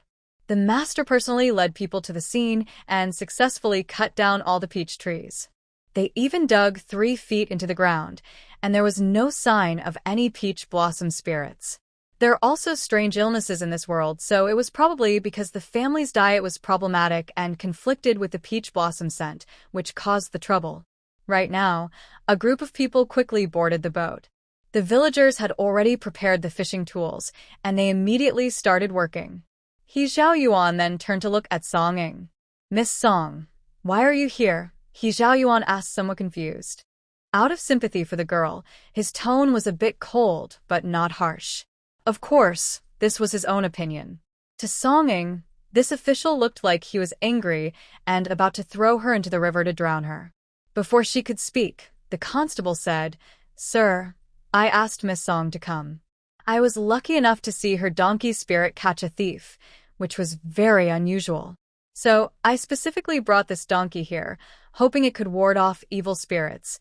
He Xiaoyuan almost thought he heard wrong. He believed in a donkey? What a decline in society. As an official, how can you believe such superstitions? Such false stories should not be trusted, He Xiaoyuan said with dissatisfaction. As a constable in Li County, he wasn't a high-ranking official, but he interacted with common people often. His behavior was truly reckless. "All this is just foolishness," the constable quickly admitted, sensing that the official didn't believe in monsters or magic, and immediately backed down. Song Ying felt speechless inside. This person is truly stubborn. "Sir, it's better to believe it might be true than to dismiss it entirely. This official is also thinking of the villagers. If monsters, ghosts, or deities are all false, then the court would need to hold sacrifices to heaven every year, right?" Song Ying thought for a moment and said. Hearing this, Hua Xiaoyuan glanced at her. Even he found it hard to openly say that the emperor's annual heaven sacrifices were foolish. Miss Song, though she only said this one sentence, completely changed his previous attitude. "She is a clever girl. Miss Song, your face is pale. Are you feeling unwell? If you can't stand it, sitting down to rest is fine," Hua Xiaoyuan said again. Song Ying understood his meaning. He was telling her not to worry about his status as an official. If she needed to sit or rest, she should do so freely. He was quite tolerant. "Sir, are you not going to chase me away?" Song Ying asked curiously. "The roads of the world are for everyone to walk. This place isn't just an official's territory. Even though there are government offices here, there's no need to hide from people." "Why would I chase you away?" Hua Xiaoyuan replied calmly. Song Ying licked her lips. Unconsciously, she added a label to him, laid back. But it's good that he isn't chasing her away. She also wants to see what else can be pulled out of this river. Moreover, so many people fell into the water. There should be some explanation, right? She really wants to see what kind of statement this official will finally settle on, and whether he can persuade everyone. Of course, in her view, all of this was definitely caused by that big catfish. Its fierce appearance made it seem like a monster. She even had a faint suspicion in her heart. When she fought the ginseng spirit before, its glow was clearly golden, but now it has turned red. Could it be that because the ginseng spirit's aura was pure and it hadn't taken a life, it remained golden? And since the catfish spirit killed someone, its glow turned red? The more Song Ying thought about it, the more she believed this possibility was high. Earlier, she kept falling into the water, but now those scenes are gone. The guards pulled up quite a lot of water plants, which probably tangled around the people's feet. When these guards were no longer falling into the water, Song Ying felt that the village chief's gaze had changed. Now, the villagers had already run away, leaving only the village chief behind. Trembling and looking guilty, she seemed unsure of herself. Could there really be something in the water? She noticed something, and naturally, Ho Xiaoyuan also saw it. His gaze turned cold, and he immediately ordered Ho Xiang to capture the person. "Sir, there are bodies at the bottom of the lake." Sure enough, after a while, someone who had dived into the lake surfaced and shouted loudly. He pointed in a direction, and soon some bodies were pulled out. There were skulls and hand bones, looking quite frightening. Most notably, the bones had ropes intertwined in the middle, with stones tied to the other end of the ropes. Most of the bones were small. "What's going on? Why aren't you bringing them here quickly?" Ho Xiang drew his sword and held it to the village chief's head. The village chief knelt down with a thud and begged, "Please spare me. Please. These are the children that families in the village couldn't afford to raise. The babies." Some villagers also wanted to abandon the elderly, but the elders were registered officially. If someone died, it had to be reported to the county office, and the coroner would come to examine the body to confirm the cause of death before removing the registration. Only children could be hidden after birth. Ho Xiaoyuan looked at this in shock. Even a fierce tiger wouldn't eat its own cubs. How could anyone abandon children? Ho Xiang immediately said. "It's true. Our village is poor. Some families have too many children, especially girls. When they are born and the family doesn't want to raise them, they just throw them into the water and drown them," the village chief said nervously. Drowning was one reason, but another reason was that the village chief didn't stop it, instead treating it as a sacrifice to the river god. Song Ying looked over. There were really quite a few bones, some too many to count. What does this mean? Almost every household must have thrown someone away, right? Suddenly, Song Ying remembered the crying she heard earlier and began to understand. Could these catfish have grown up eating human flesh? Song Ying said dryly. Living beings have spirits.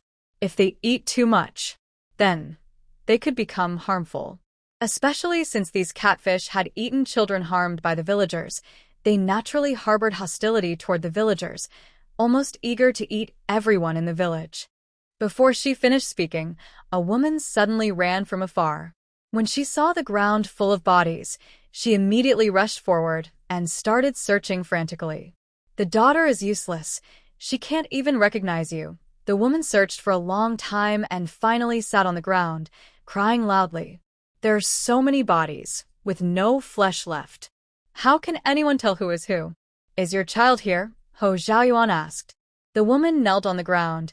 "Please, sir, avenge my daughter. All 3 of my daughters were thrown into the river by that cursed man." "Tell me more," Ho Xiaoyuan said with a cold look. I am a common woman from the Wang Xing family. I married my husband 5 years ago and had 3 daughters. We only have a few acres of dry land. My husband's mother didn't want to raise the children, so she threw them all away. My 3rd daughter. I kept watch over her, didn't dare sleep, but I just couldn't hold on. When I opened my eyes, she was gone too." The woman cried a few times, seeming more hopeless because she couldn't recognize her own children. Then she said, "That heartless man, Wang Xing. He has money for wine, but no money to raise his children. I wish he would die. That day, I pushed him into the river while he was drunk. Hearing this, Song Ying's heart skipped a beat. That damn man, if he's dead, so be it. The woman was foolish. If she hadn't spoken, this secret would have stayed buried forever, and no one would know. But if it were her, she might also choose to confess. Not for anything else, but because of the bodies in front of her, to tell her children that this mother had avenged them. Song Ying couldn't help but sigh. Did you only push Wang Xing? Ho Xiaoyuan asked. He had looked at the case files. The first person to drown was the drunkard, and that was him. I am not in good health. After pushing him, I was also frightened and didn't dare go out for a few days. I am useless. The woman cried again. He was my dear one. Sir, I know I killed him, and I deserve to die. But if my mother-in-law hadn't forced Wang Xing, my children might not have died either. Please give me justice. She could have killed Wang Xing because he was drunk and happened to be by the river. But she couldn't hurt her mother-in-law. Her mother-in-law managed the kitchen and only watched her work. Even if she wanted to poison her with rat poison, she didn't have the chance. Moreover, her mother-in-law kept a close eye on her, and she could feel her resentment. So, during meals, she was the first to eat a few bites before they all sat down. Song Ying felt that dealing with the village's problems would be difficult. If only one person committed the crime, it would be easy to catch them. But there is a saying, the law does not punish the crowd. In a village, perhaps everyone has done something similar. How can they handle it? Should they just cut down everyone? Moreover, there might be people like this woman who are forced into it. How should they be treated? Song Ying looked at the official and thought. Si Xiang, send someone to investigate the families in the village who drowned children. Make sure to check all the bones and count them accurately. Then give me the list, Hu Xiaoyuan said calmly. Si Xiang immediately listened and pulled the village head over. He believed he could learn most of the facts from the village head. But there are still 11 drowned people whose causes are unclear. Sir. Just now, the catfish really did make a baby's crying sound, the constable said carefully. The others nodded in agreement. Although Si Xiang believed these people, he didn't think the monster was really involved. Still, the villagers' opinions mattered most.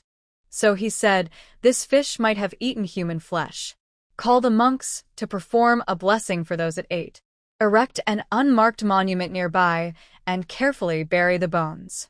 Until we find out who is guilty, all villagers must wear plain clothes and, except for farming, kneel here to repent.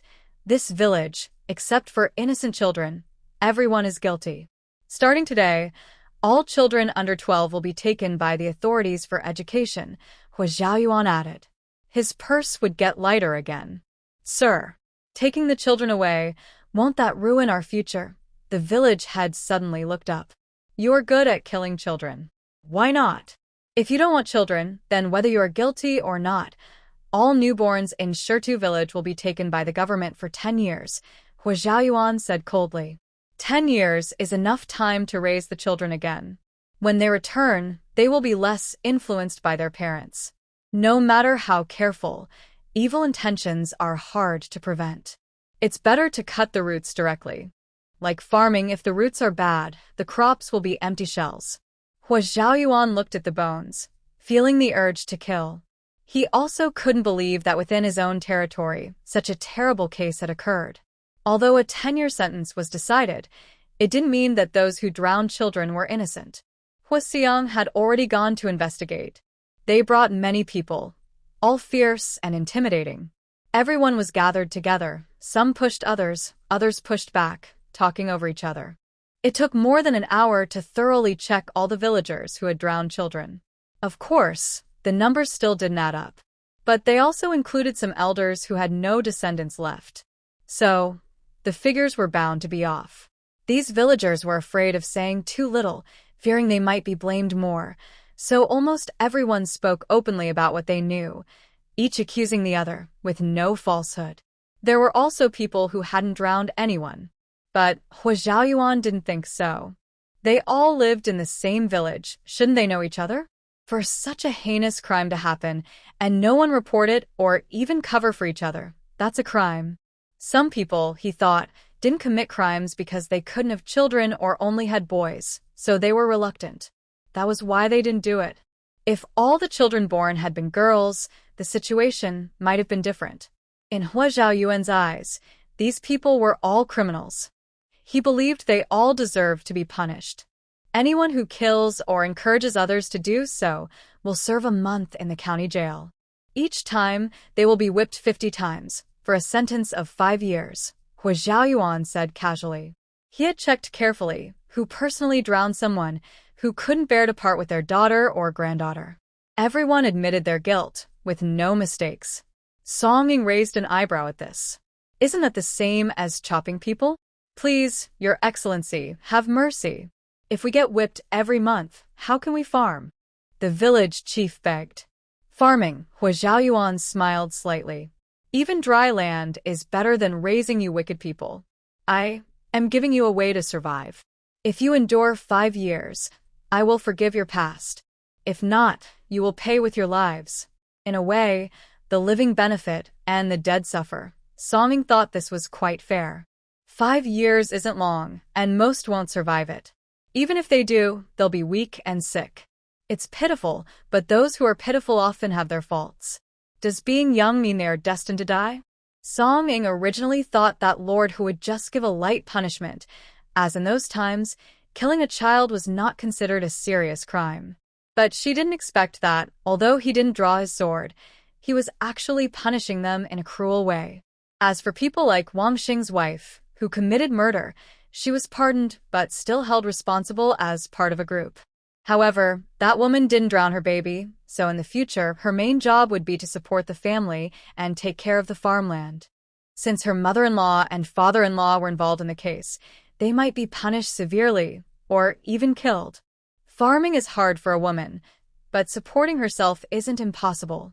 She also understood why Hua Zhaoyuan didn't protect women like her in the village. They weren't completely innocent. Their inaction led to these results, and they deserved punishment. Sometimes this punishment could even be seen as a kind of reward. After those women who drowned babies were beaten, they would probably need a doctor, right? If they had no money, they would just stay in bed. Then they would get revenge or hold grudges. But if this goes on for a long time, wouldn't people become strange or twisted? Song Ying felt that her heart was a little dark. Master, I think maybe we should spread some positive energy, Song Ying suddenly said seriously. Hua Zhaoyuan looked at her with a bit of confusion. I mean, we should promote truth, goodness, and beauty. Maybe find a storyteller to write some wise words and have them come every month to read them out, so some people don't get stuck in their own narrow thoughts. What do you think? In simple terms, she felt these people lacked some inspiring words.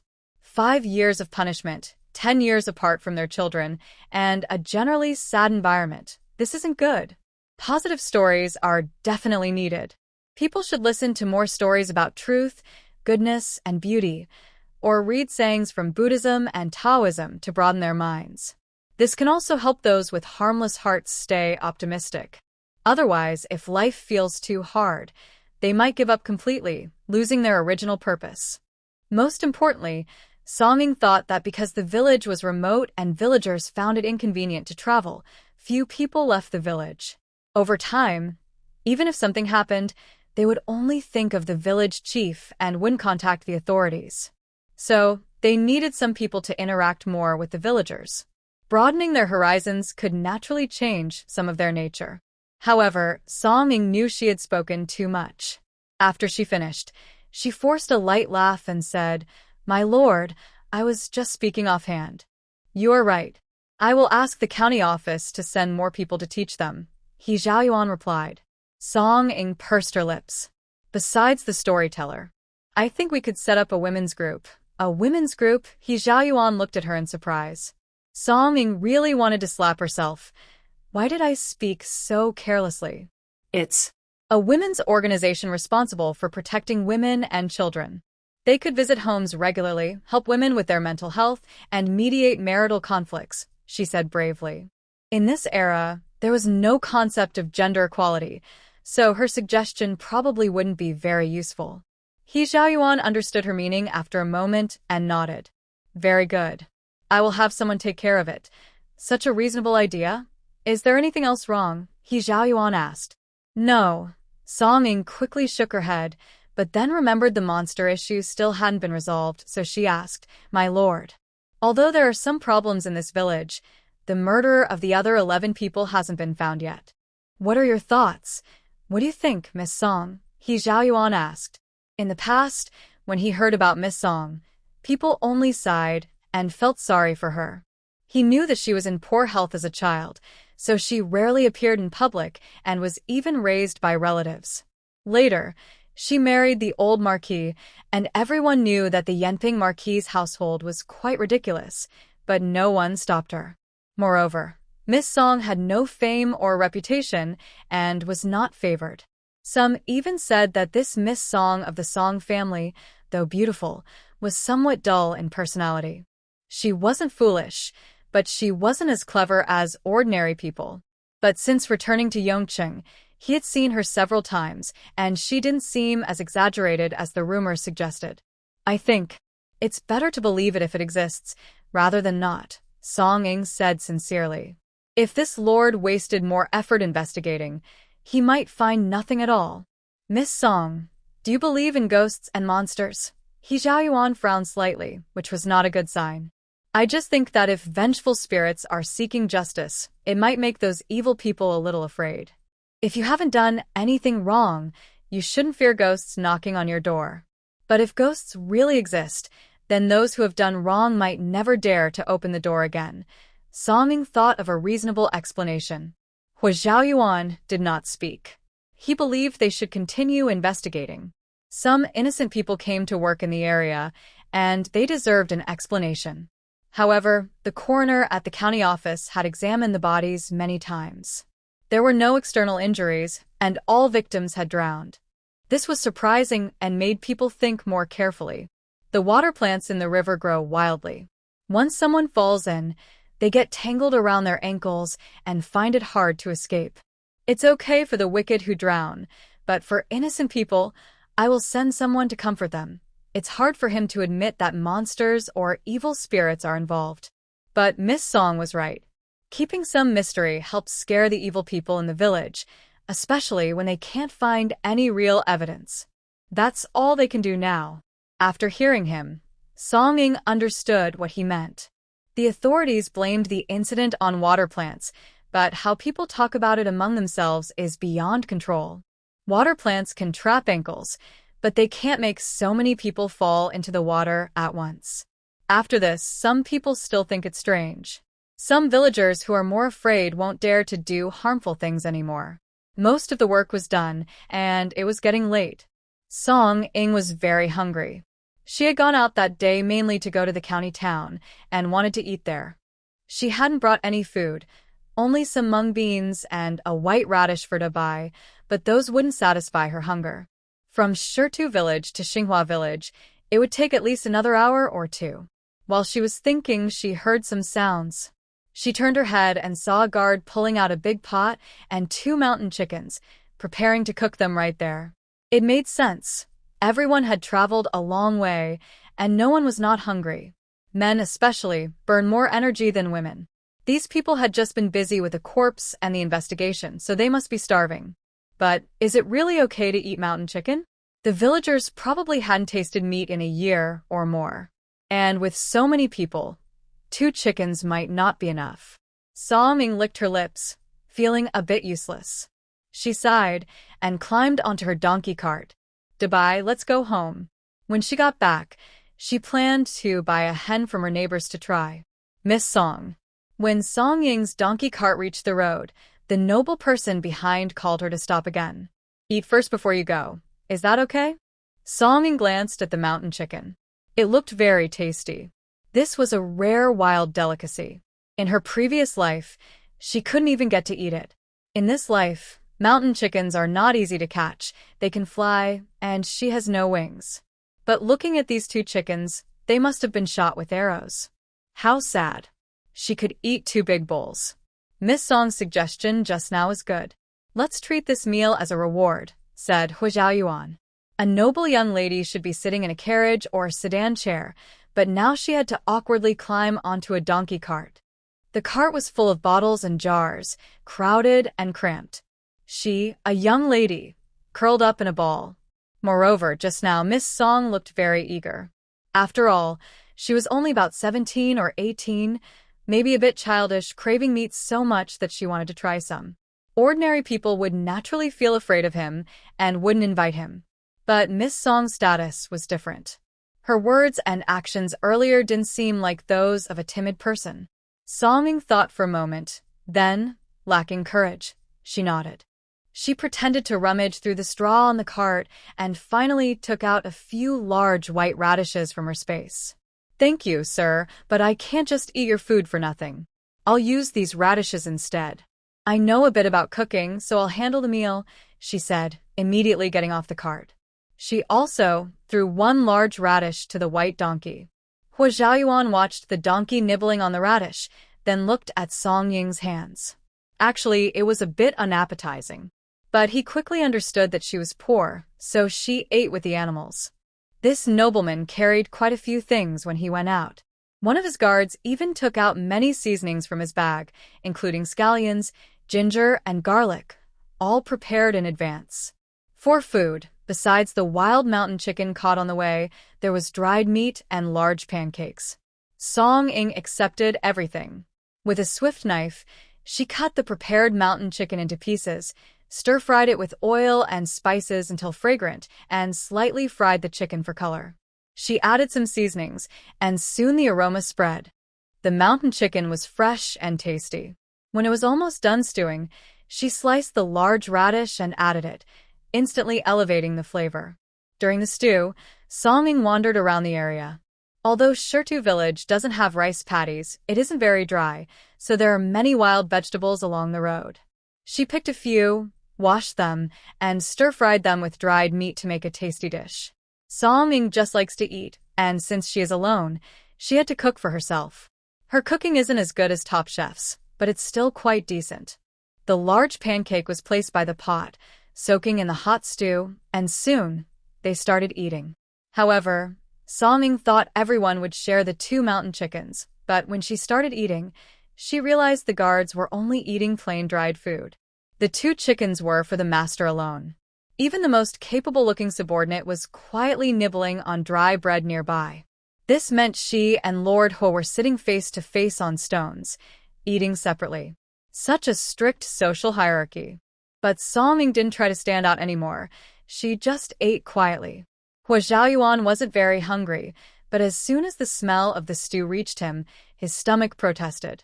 The dried meat paired with wild vegetables tasted rich, but not greasy, fresh and crisp, with no bitterness. Given these ingredients, the cook's skill was clearly good. And this stewed chicken.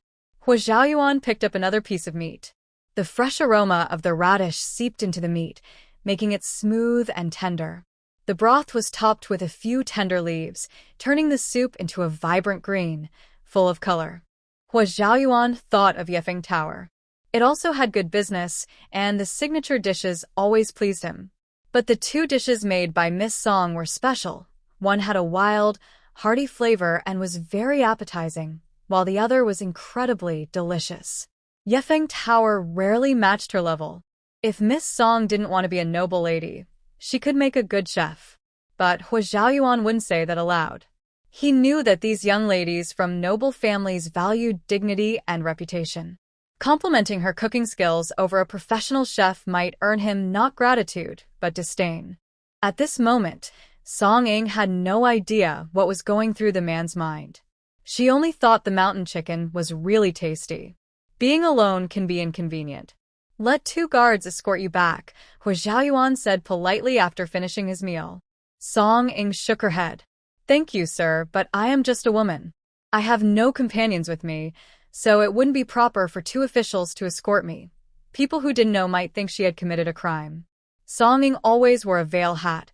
Even when eating, she only lifted one side. Because of this, Hua Zhaoyuan didn't look at her carefully. At this moment, after she spoke, Hua Zhaoyuan looked at her a bit more. Suddenly he frowned. Miss Song, are you already married? Inside the veil, it looked like she had styled her hair in a traditional woman's bun. Yes, Song nodded. They weren't close, so was it really surprising that she was married? But were you forced into it? Hua Xiaoyuan asked again. From what he knew, news of Miss Song's death had spread around New Year's, so she should have arrived in Yong City around the same time as him. The earliest she could have settled here was after March. And now it wasn't even July yet. In such a short time, she got married?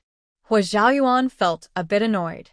Not because he thought Miss Song was too much, but because he felt the Yenping Marquis's house was truly cold. They announced her biological child's death, which was understandable, but they didn't give her much money or support. If this girl had money, she could have stayed in the county town, bought a big house, hired servants. Why would she struggle for a living or even marry? Song Ying thought Huadaren's attitude was very strange. A girl has to get married, right? According to our laws, if a woman doesn't mourn her parents, she can be punished after 19. I'm already 17, so I naturally want to find a good husband, Song Ying said seriously. Thank you for your concern, sir. After she finished speaking, she suddenly and confidently lifted her veil completely. I knew it. This Huadaren was too polite to her. It must have been that day in the woods, when the sky was dark. He thought her facial scar was just dirt. Seeing her good looks and graceful figure, he must have been tempted. Otherwise, a high-ranking official, who knows what position, why would he be so kind and friendly to her? He even gave her silver and invited her to eat. See? Just look at you, ugly as you are. Song Ying smiled proudly, and the scar on her face looked even more shocking. Hua Xiaoyuan looked into her eyes, and his gaze indeed fell on the scar. His heart skipped a beat. That day, he hadn't seen clearly, but he knew her face was ruined. Even when her veil fluttered a few times, her true face was faintly visible, but she had never been so openly exposed before. There are 3 scars, each wide and long. It's easy to imagine how terrible the injury must have been that day. Sorry for startling you, sir, Song Ying said happily as she tidied her hood. Beauty fades easily, but a kind heart remains. You are a good person, so you shouldn't worry too much about your looks, said He Xiaoyuan honestly. Song Ying paused for a moment. This situation felt a bit off. At this point, the man named Lord, he should have been surprised, quickly stood up and shouted, Ugly woman, get out of here. But why didn't he? Could it be that she's not ugly enough? I'm still a bit worried about you traveling alone. How about this? Let the constable follow about 10 meters behind. When you reach the village, they will return. That way, no one will notice, He Xiaoyuan suggested. Song Ying hesitated for a moment and nodded. He Xiaoyuan didn't stay long and indeed arranged for someone to see her off. But Song Ying felt that the script she had received was wrong, and she had already made several mistakes. Officer, who exactly is this man? Song Ying asked curiously as they left Shirtu village. We don't know much. All I know is that our county magistrate also has to bow when he sees this man. I heard that this man is a high official from Yongcheng. His surname is He. Although he looks fierce, he is actually very kind-hearted. Every time he comes, it's mostly about helping the people. With him overseeing things, our county magistrate has been working very diligently lately, the constable said with a smile. How could he not be diligent? A few months ago, Lord, he even cut off the head of the military officer from the neighboring county's guard. The head was hung on the city tower for several days. I heard that the officer was abusing his power to seize good women and even caused a death, another constable added. Song Ying licked her lips. So, is this person fierce or kind? But so far, aside from her own red-eyed illness, this man seemed to be a very reasonable and good person. She didn't pay much attention to these things. Meeting this man was just a coincidence, and they weren't familiar. Maybe they wouldn't see each other again in the future. After a day's delay, Song Ying finally arrived at the county town early the next morning, following the plan, and found the entrance of Yijinfang. The location of Yijinfang is quite good, and just the shop alone is worth a lot of silver. However, it's clear that the shop has become a bit run down because the decorations outside are old and worn, unlike the neighboring shops, which have all been freshly painted. The sign of Yijinfang isn't dirty, but over the years, it has faded, and the wood has started to rot. Before coming to Yijinfang, she also took a walk past Cuiyanjai's entrance. She wasn't sure about the quality of Cuiyanjai's products, but their threshold was high, and the inside was very bright. The counters and signboards were brand new, and the smell of powder in the air naturally attracted customers. But to avoid her fourth uncle from getting angry with her, Song still stepped into Yijinfang's door. The shopkeeper was probably a married couple. The woman stood at the counter, while the man was wiping the table. "Miss, are you here to buy powder or lip balm? This one is our best-selling powder. Would you like to try it?" The shopkeeper lady asked with a smile. "I'm here to talk business with the shop owner," Song said directly. The shopkeeper was surprised. "Talk business with us? Miss, you're not mistaken, right? We are Yijinfang, not Cuiyanjai. There are some merchants who come to do business. For example, those who need fresh flowers for making powder often come to ask around. But over the years, fewer people have come to Yijinfang because they need only small amounts of flowers. Yijinfang's business isn't too bad, but they haven't launched new products in recent years. Even if they did, Cuiyanjai would suppress them, so the couple gave up and just relied on their old stock to attract customers. Although these customers are attracted by Cuiyanjai, some older customers are used to their products. They don't make much money, just enough to get by." Before she came, Song also inquired about the shop. The owner's surname is Jiang, and the shopkeeper's surname is Hua. The shop is a family business passed down from the owner's ancestors. The shopkeeper, Jiang, used to be an apprentice here and was childhood sweethearts with the shopkeeper's wife. Shopkeeper Hua, "I really am here to do business," Song said with a small smile, taking out a bottle of hair tonic. "This is my homemade hair tonic, very effective for washing hair. I want to sell it through your shop." "Sell it on consignment?" The shopkeeper was surprised but then took the item. In the past, when Yijinfang was at its peak, some people would sell their own items there. But that was a long time ago. Hearing such words now, she felt truly surprised. "Used for washing hair," the flower shopkeeper sniffed and detected a floral and herbal scent. "Miss, Yijinfang has high standards for consigned items. Feel free to try," Song replied. After all, it's an old brand. They wouldn't just accept anyone who wants to sell things immediately. The lady boss smiled and asked how to use the item. She then called a doctor to examine it, confirming it was non-toxic and safe. Seeing Song Ying's serious attitude, she became even more polite. "The scent isn't very strong, but it's just right. It's also quite convenient to use. I wonder how you plan to sell this, miss?" the shopkeeper asked. "Two types. One is infused with ginseng liquid, priced at 100 coins per bottle. The other is in a regular jar, 50 coins per bottle," Song explained. The shopkeeper thought for a moment. "That jar isn't cheap, but it can be used multiple times. It doesn't smell as nice as bath beans, but it's affordable and the effects seem good."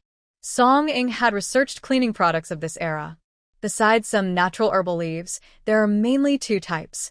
One is made from pig pancreas and about 20 kinds of spices, which most ordinary families haven't seen, especially since pig pancreas isn't easy to get, so only wealthy families can afford it. The other is soap nuts. Although there are many soap nut trees on Xing Mountain, soap nut trees aren't found everywhere. So, the demand for soap nut products in the city is quite high, especially for cleaning items made from soap nuts, which are also quite expensive. There are two methods to prepare soap nuts, one without additives and the other with spices. Ordinary people use the former, while wealthy families prefer the latter, mainly for laundry. Song is confident in her products. First, she was lucky that the people of the dating dynasty didn't use much lotus seed husks, and they didn't think of using them for cleaning. Second, the formulation and boiling process require effort, so not everyone can do it. The shopkeeper compared the two and nodded. "The young lady's items can be consigned with us. But, did you only approach us, or did you also talk to others?" "We need to consider the situation when setting the price," said the shopkeeper. "Only your shop," replied Song. Hearing this, the shopkeeper was a bit surprised and looked at her with strange eyes. Mississippi, these items should sell easily. Even if the people from Cuiyanjai see them, they would probably agree to consign them. Their business is much better than ours, and they might even sell your items at a high price. The shopkeeper was a bit confused. Song Ing was speechless. This shop owner, is she a bit naive? She kept warning her that Yi Jun Fong wasn't very good, clearly trying to shake her confidence in Yi Jun Fong. There's nothing I can do. I'm just a country girl. My fourth uncle once bought things from Cui and Jai, but they mocked him a few times, so he doesn't get along with them. Song Ing chuckled. Is Miss Song's fourth uncle's surname Song? Asked the shopkeeper. Song Ing paused. Yes. Oh, so you're Miss Song. Sorry for the rudeness. The Song brothers often come here to buy things. They always pick the best for their wife. Such a good husband is rare. Also, every time they buy from us, they always take a walk past Cui Yanjai's entrance. That's why she had a deep impression of the Song brothers. Many people buy rouge for their wives, but few men buy it year after year. The Song brothers are among those. They seem rough, but are honest.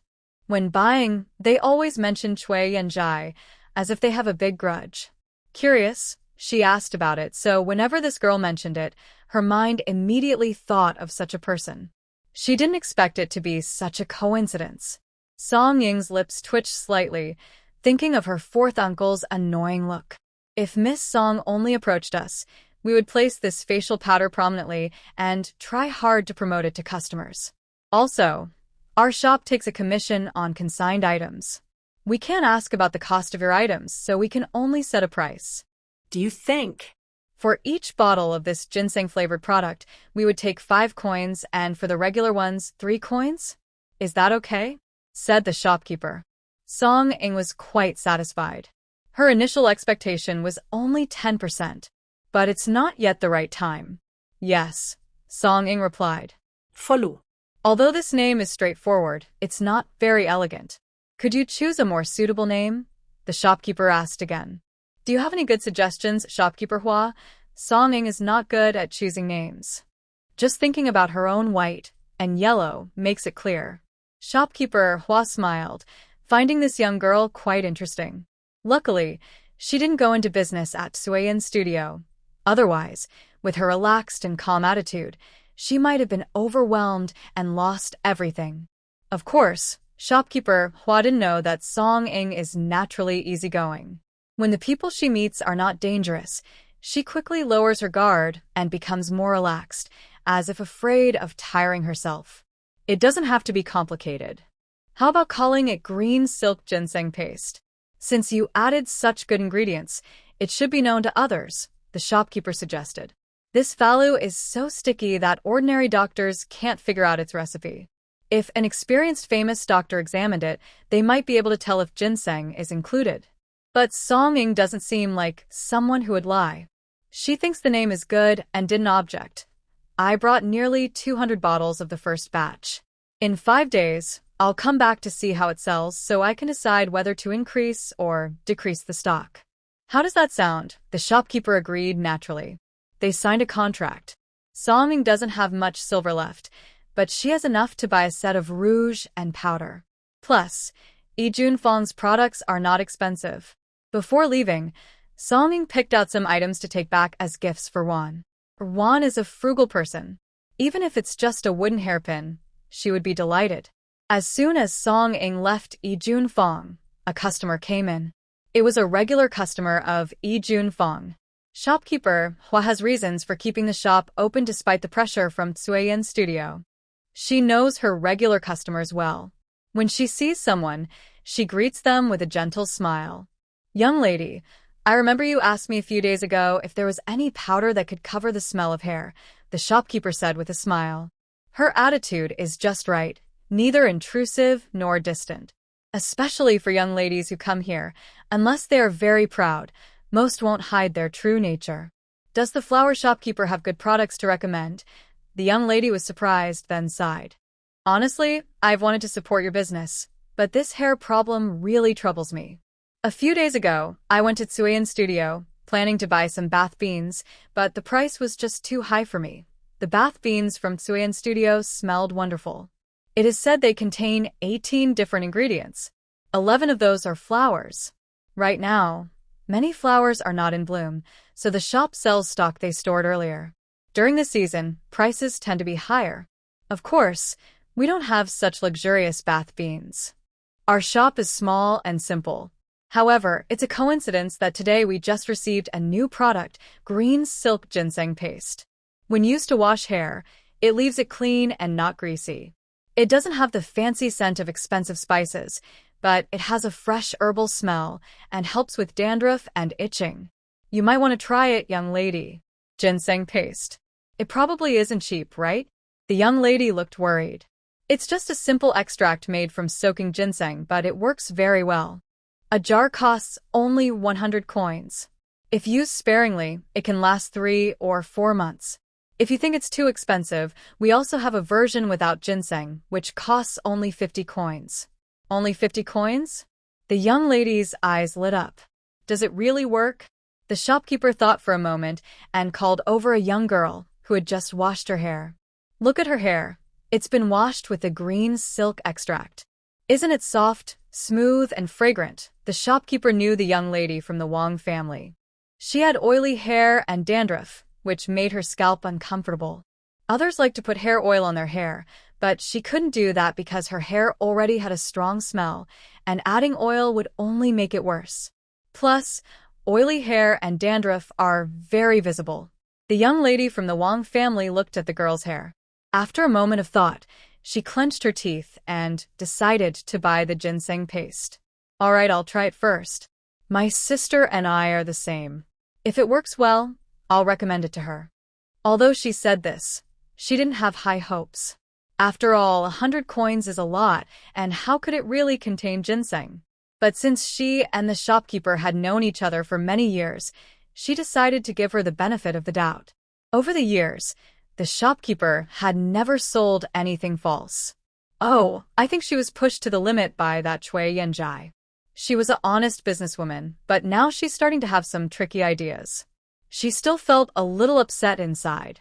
But since she already bought it, she decided to try it when she got home. After trying it, she felt like her life had improved. Before, even after washing and drying her hair, it still felt uncomfortable and greasy, sticking close to her scalp. She had to wash it several times to feel better. But now, things were different. Her hair was long, so she used a big spoonful of the herbal paste. It created lots of foam, and after washing, the strange smell on her hair was gone. More importantly, after her hair dried, it looked very shiny and flowing. When a gentle breeze blew, her light scent made her feel even happier. It really was a good product. The young lady from the Wang family held back her excitement. She thought she should wait and see how her hair looked the next day. If it was just a temporary effect, then it didn't matter much. After a night, her hair was still clean and dry. When she combed her hair into a bun, she noticed it was much softer. Even without using hair oil, it was shiny and black. She thought, I must buy more. I need to buy several bottles because Yi Junfang's business isn't doing well. If it closes down, I won't be able to buy it anymore. Yes, Yi Junfang is struggling now. How much can I buy alone? As someone who produces a lot of oil, she had some friends who did the same. Without hesitation, she happily went to visit them with her products. She helped promote the products eagerly. The bottle of herbal paste she bought yesterday was quickly used up by her friends and their families. When they tried it, they scooped out large amounts, loving the foam. She felt a bit sad for wasting so much, but she was still very happy. The day before, under the shopkeeper's enthusiastic introduction, the herbal paste didn't sell very well. She sold 2 jars of ginseng paste and 3 of the usual kind. The shopkeeper wasn't surprised. Her shop's business was poor, so selling that many was already good. But she didn't expect that the next day, sales would increase. The young lady from the Wang family bought 3 jars herself and brought 5 or 6 friends. Each of them bought 2 jars. They all lived in the same alley, so how could one have it, and the others not? Anyway, the young girls who bought things all seemed very happy. Not only that, yesterday 3 other customers who bought hair cream also brought friends to come over. Who doesn't know that Yi Junfang's business isn't doing well? People on the street saw these young girls happily holding jars, and naturally, they became curious. They asked questions, which led to more sales. By the next day, about 20 jars had been sold. The shopkeeper didn't think much of it, thinking it was just a coincidence. But over the next 2 days, the shopkeeper started to feel something was wrong. On the third day, a returning customer introduced new customers, and nearly 30 jars were sold in one day. On the fourth day, the same amount was sold again. When Song-ing arrived, Lee Fong was very busy. The shop owner was both happy and a little worried. Most of the customers came for the green silk ointment. Business was picking up, though not as good as Cui and Jai. But for Lee Fong, it was quite surprising. Today, they had already sold 40 jars of the green silk ointment before noon. In 5 days, they sold a total of 43 jars of ginseng paste and 90 jars of the green silk ointment. The shopkeeper was truly stunned. She thought the green silk ointment was good, but she hadn't used it herself, only feeling it might be slightly effective. But she never expected it to be so popular. Usually, when a new product is launched, if it doesn't sell well in about a week, it probably won't become popular later. But clearly, the green silk ointment didn't need to worry about that. She and Song-ing had agreed on 5 days, hoping Song-ing would be mentally prepared, but she never expected. She was the one unprepared. After finally managing the customers well, the shopkeeper's face was covered in sweat. "Miss Song, I never thought your product would sell so well." In these days, she had earned nearly 500 won in commission. It didn't seem like much, but in fact, she had made a lot. First, it boosted her popularity and restored Lee Fong's reputation. Second, it also helped increase sales of other cosmetics in her shop. Song-ing also relaxed and said, "If it's useful, then it's good." "Shopkeeper, how do you think I should deliver the goods in the future?" Shopkeeper Hua thought for a moment, then calculated again with her abacus before finally saying, "If you trust me, young lady, then from now on, deliver goods once every 7 days. As for the amount, keep the ginseng paste the same as now, but double the supply of the regular hair paste. With the current situation, I'm confident your product will only sell better and better. I believe all of it can be sold out within 7 days." Song-ing's product had the advantage of price, practical and affordable. Unlike Cui and Jai, where even simple bath beans cost several taels of silver. However, if this product is difficult to make, then in the future you could also limit the daily amount. But Since your product is already inexpensive, doing so would greatly reduce your profit, Shopkeeper Hua added. "Don't worry, Shopkeeper Hua. Let's do as you said, deliver once every 7 days." Song-ing nodded. But "Have you thought about renovating Lee Fong's storefront? The signboard looks quite old, and it seems you haven't introduced any new products for a long time, have you? After all, not every customer would come just for the hair paste. In the short term, it might work, but in the long run, if the shopkeeper only focused on selling hair paste, would she still bother with other products?" Shopkeeper Hua froze for a moment, then gave a bitter smile. "Of course I've thought about changing the storefront, but business wasn't good before. Isn't it good now? You should seize this chance. After all, if one day I stop selling this product, wouldn't your shop return to how it was before?" Song-ing reminded her. Shopkeeper Hua was stunned for a moment, then her eyes lit up. Yes, wasn't this the perfect opportunity? It wasn't that she had never tried to create new products before, but every time she was suppressed by Cui and Jai. But this time was different. This hair paste had appeared out of nowhere, and Cui and Jai hadn't reacted in time. By the time they managed to create something similar or better, her shop would already have built a reputation. And even if Cui and Jai did make the same product, would they sell it at such a low price? With their usual style? Definitely not.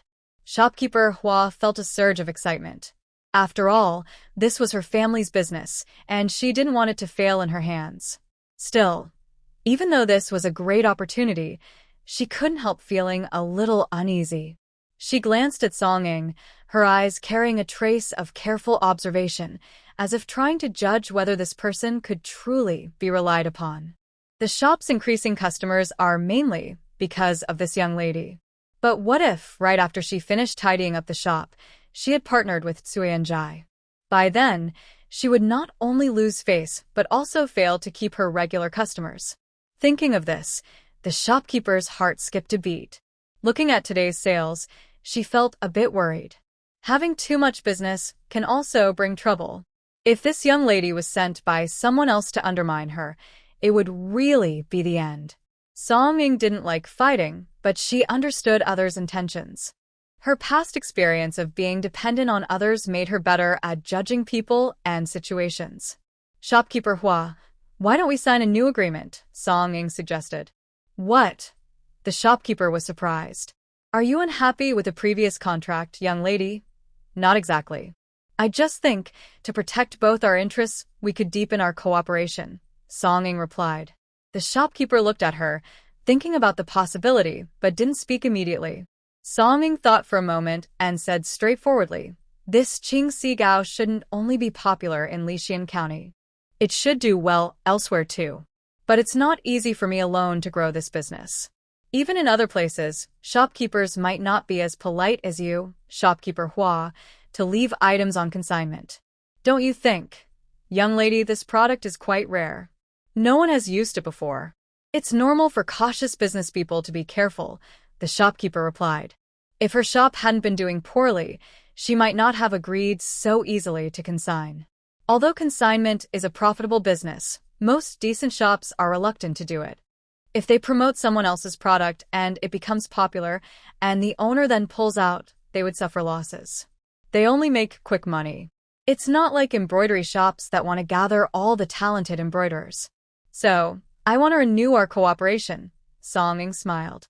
With my current energy, I can only manage Lixian County. These goods can be sold on consignment at the agreed price. But Yijun Fong is an old brand. I believe you know many traders and customers. If I sell to them directly, I could earn even more. But young lady, you're alone. Won't that be too much for you to handle? Unless the young lady hires some helpers and sets up a workshop, it won't work, the shopkeeper said firmly, suppressing his thoughts. That's right, but I don't have the same resources as the shopkeeper. I don't have trusted workers and buying helpers now. If someone is dishonest, I will lose a lot. Also, this business is profitable now, but others might figure out the recipe soon, especially Cui Yanjai. They are confident, and in a couple of months, someone else might take over the Qingxi Gao business. I'm currently too busy to train helpers, Song Ying added. But the shopkeeper is different. If he shares the recipe with you, you could find enough raw materials and sell the product quickly. As long as you stay one step ahead of Cui Yanjai, customers will think of Yijun Fong first when they want Qingxi Gao. Song Ying wants to grow bigger, but she has no background or support, and she isn't an established brand. The biggest problem is raw materials. Today, she planned to buy a lot of supplies while Cui Yanjai was still unaware and store them until the mountain of soapberries grew. But she only has 2 hands and must do it secretly. How much can she stockpile? The rouge and powder sold by the shopkeeper also require herbs, so he must have good and reliable herbal suppliers. So, it's better to follow his approach. How can she earn all the money alone? She can handle the silver from Lixian County, while the shopkeeper earns from other places. She can also benefit from this. Are you saying you'll tell me the recipe for Qingxi Gao? The shopkeeper was genuinely excited. Although his shop is in Lixian County, as Song Ying said, everyone has friends. Yijun Fong was once very famous, and naturally, they knew many merchants traveling north and south. But over the years, Yijun Fong declined and had no new products, so their contacts decreased. However, with her father's old connections, reconnecting wouldn't be difficult. While Cui Yanjai was working on the recipe, she could sell her products elsewhere first. If she got ahead of them, her reputation would grow. Moreover, Song Ying's idea was to tie her fate to this recipe. From now on, it wouldn't be just a simple sale but a partnership sharing profits, with both sides invested. There's no need to worry about her running away. Mutually helping each other earn more money? If the young lady trusts me, we can finalize the deal today. Although my shop, Yijun Fong, doesn't have a great storefront anymore, its background and connections are definitely better than Cui Yanjai. In the future, if you need medicinal herbs, I will send someone to deliver them to you. No one outside will be able to find out. Also, Even though Yi Junfeng will handle the outside business, I will make sure that the profit sharing will not disadvantage Miss Song. The shopkeeper immediately said. Miss Song is essentially investing with the formula. The shopkeeper hesitated a little. There are two ways to share profits. Consignment, where she only provides a place to store goods, and partnership, where she shares the profits. Miss Song brought the formula, which is almost like money. If Yi Junfeng supplies all the medicinal herbs, workers, and connections, I can give you 30% of the profit, the shopkeeper thought. Miss Song smiled. This person is quite honest. 30% sounds small, but after giving the formula, she won't interfere anymore. She just counts the money. 30% of the profit is quite different from 30% of the selling price, but Miss Song thought about it and felt she could still earn a good amount. After all, the key is volume when dealing with merchants. For her own production, the first batch's net profit should be around 25 taels. If it were Yi Junfeng doing it, the costs would be higher because they can't pick herbs from the mountains like she does, but the profit wouldn't be much less. Selling to merchants, the price has to be lower. If the wholesale price is too high, merchants won't want to sell the goods easily. Also, dealing with merchants is quite troublesome. If they earn little, they won't want to go through the trouble of transporting goods. In the end, Yi Junfeng might have to give most of the profit to the merchants, and she might earn less herself. But even if Yi Junfeng only earns 10 taels on a batch and she gets 30% of that, it's still a good amount. Miss Song isn't greedy. Since the shopkeeper works harder, she deserves the bigger share. The shopkeeper was quite nervous, worried that Miss Song might think the profit share was too low. But she had calculated that she was already very busy. If she increased her share, it would be almost like working for free, working hard but earning very little. All right, 30% it is, Miss Song agreed. The shopkeeper quickly relaxed. The shop's business is still the same as before, the shopkeeper emphasized, meaning that Song Ying still holds the main share, and her commission from consignment is enough. Song Ying smiled. The shopkeeper asked her husband to manage the business, and they quickly signed a new contract. After signing, Song Ying wrote down her formula. This is the simplest method. You can add other ingredients like privet berries and angelica to the basic formula for hair darkening. For dandruff and itching, ingredients like tea bran, white angelica, yellow bark, aloe vera, cocklebur, and mint work well. Pearl and bone-repairing herbs can nourish the hair roots. Mountain ginger and sweet flag are effective for baldness. If the shop expands to other locations in the future, you can sell different scented hair creams for various hair types, and the results should be very good, Song Ying explained. Suddenly, she thought that having many hobbies in the past was actually a good thing. She clearly wrote the proportions of these ingredients. The shopkeeper looked at it and relaxed. Since there weren't many raw materials, the costs were manageable. She had her own methods, so she didn't need to buy medicines from a pharmacy, which saved some money. Of course, even with lower prices, everything had to be recorded in the books, and all transactions required a fingerprint to prevent forgery. Making these products wasn't difficult. She quickly prepared the herbs, and in just 2 or 3 days, she could produce a batch. As long as she contacted customers, she could earn her first profit. Although you only take a share, you're considered our second boss at Yijinfeng. In the future, there's no need to be polite. Just call me Sister Hua or Xiangyang, the shopkeeper said with a smile. As for the shopkeeper's name, Song Ying thought that her father was also quite straightforward. Thank you, Sister Hua, Song Ying replied with a smile. Let's settle the payment for the last batch you sent. If you need any herbs, just tell me, and I will deduct it from this money, the shopkeeper added. All right, Song Ying agreed. In the end, she only bought 50 jin of soapberries. The soapberries on Mount Xing were enough for her to experiment with for a while. If she couldn't find more, she would buy them again. The market price for soapberries was 18 won per jin, but at the shopkeeper's, it was 15 won. Song Ying paid over 29 taels of silver, and then went back to order more jars. Of course, she also discussed with the flower shop owner. Some families are quite frugal and don't like to throw away leftover jars directly. So, Yijinfeng helped to collect them for Song Ying. As long as the jars are intact and clean, they are paid in copper coins based on the market price. Fang pays first, and when Song Ying settles accounts later, the amount is deducted from her total. After returning home, Song Ying quickly took action. 2 days later, she delivered the second batch, which was a relief. The next delivery wouldn't be until 7 days later, so she wouldn't be too tired. Meanwhile, in Lixian County, the Qingxi Gao ointment became very popular. Tuyen Zhai was slow to realize it. No one expected that Fang, which had been suppressed for years, would suddenly rise again. Competitors are naturally rivals, so they immediately sent people to find out more. Is this Qingxi Gao just consignment? We need to find out who makes this ointment. Our Tuyen Zhai is the best rouge shop in Lixian County. Why would someone choose Fang instead of us? Did someone among you refuse the consignment? The owner of Tuyen Zhai was quite unhappy. They couldn't believe Fang had taken the spotlight, especially now that the weather was getting warmer and flowers were blooming. During this season, women who had been lazy and reluctant to go out started to become active again, often using more rouge and powder. Really, we haven't heard of it. Although it doesn't look like a valuable item, it's still quite rare.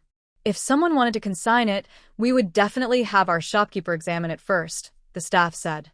Then, does that mean the person who consigned it is inexperienced? I heard she's a girl from the countryside, probably unaware that Fang has fallen out of favor. Let's send someone to talk to her. We can ask her to leave the item with us for consignment. If she sells the ointment through us, that would be even better. Use reason and emotion to persuade her. Tell her that if she leaves it at Fang, she can only get 100 coins, but at Tuyen Zhai, she could sell it for 2 or 3 silver coins. I don't believe anyone would refuse silver for such a small profit.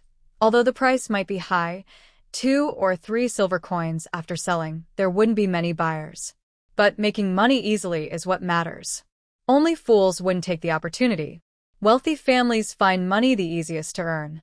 Young masters and young ladies only buy based on reputation. They don't care much about whether the item is good or not. For example, when choosing clothes, wealthy people only pick the most famous embroidery shops and silk stores. They don't care how much silver they spend. What matters is their face. If something is too cheap, it can be embarrassing. For the past few days, Song Ying didn't need to hurry with her hair tonic. She spent her time working in her fields. Her real goal was to become a simple country girl, full of the scent of rice straw. Selling rice dumplings and hair tonic was just to make money, but farming was different. Others did it to survive, but she did it to enjoy life. Just look at this pollution-free grain and fresh air. And listen to these frogs croaking, bright and cheerful, full of countryside charm. Wow, these ancient frogs sound more confident than the frogs from her previous life. Song Ying grinned, looking a bit mischievous, admiring her landscape, finally. Mother, she quickly stepped back. Big frog. Where was her donkey? Why wasn't it protecting her? All right, her donkey had gone off to eat grass on the mountain. Don't come any closer. Song Ying's scalp tingled. This was a big creature. Probably not a frog, but a giant bullfrog. But she remembered that bullfrogs were invasive species. Even though this was a fantasy setting, the general situation probably wouldn't be too different. She swallowed hard.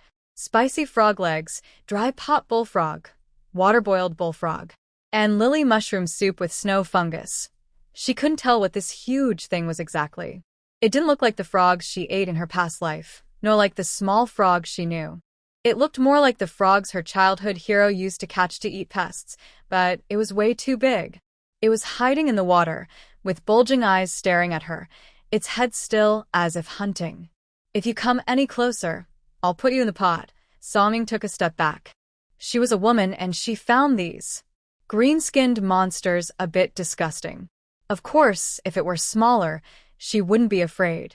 She might even catch it to look at it closely. But the thing was as big as her head. A frog with a big head. She'd never seen one before. She felt a little scared, which was understandable. In her excitement, she didn't notice her warm palms. When the frog stopped moving, Song Ying was so startled she took a few steps back and then ran away. Breathless, she hurried home and locked the door. Why couldn't this crazy world be a little gentler to her? No, Her big, white dog hasn't come home yet. She just said she would wait at the foot of the mountain for the dog. That silly donkey, if it can't see her, probably won't come back home, right? But Song-ing thinks it's better to wait until her son comes back first. She stayed quietly at home for a while, feeling calmer. That big green frog is so large, it could be cooked into a stew that would last 2 or 3 days. However, in the original owner's memory, farmers don't eat frogs. Frogs are good because they eat pests and help crops. If children mischievously catch a few frogs to play with, adults would scold them all day. When the ginseng spirit, Songda, and Songwoo returned, they saw Song-ing acting mysteriously, pulling the ginseng spirit over. Goose, Song-ing grinned. That I didn't secretly drink the spiritual water from the radish patch, the ginseng spirit said. Song-ing was surprised at first, then understood. This kid was hiding something. No wonder lately the big white dog looked a bit resentful when eating radishes. It turns out this kid was up to something. Song-ing frowned slightly. She needed help, so she decided to forgive him. The ginseng spirit's heart skipped a beat. I also didn't copy Sixth Uncle's homework to swap for his snacks. Haha. Song-ing tugged his hair. You even copy Songda's homework now. No, I didn't. The ginseng spirit quickly covered his head. Didn't he just say he didn't?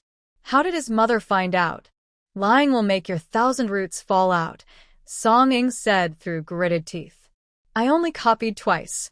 The ginseng spirit shouted immediately. 1,000 roots? Before his roots turned into hair, he didn't have that many. Twice is still copying. You will be punished severely later, Song-ing snorted. Then she added, our field has a big green frog the size of a head. Come with me to see it, and we also need to bring the big, white dog home. The ginseng spirit suddenly looked up, staring at her strangely. You're looking for me about this? Of course. What else would I be looking for you about? Song-ing rolled her eyes. I thought you were mad at me for secretly eating the snacks you hid, the ginseng spirit blurted out instinctively. After saying that, he was stunned himself. He didn't know what was wrong with him. As soon as he saw his mother, he couldn't help but speak honestly. He wasn't usually this silly. Song-ing's smile made him even more nervous.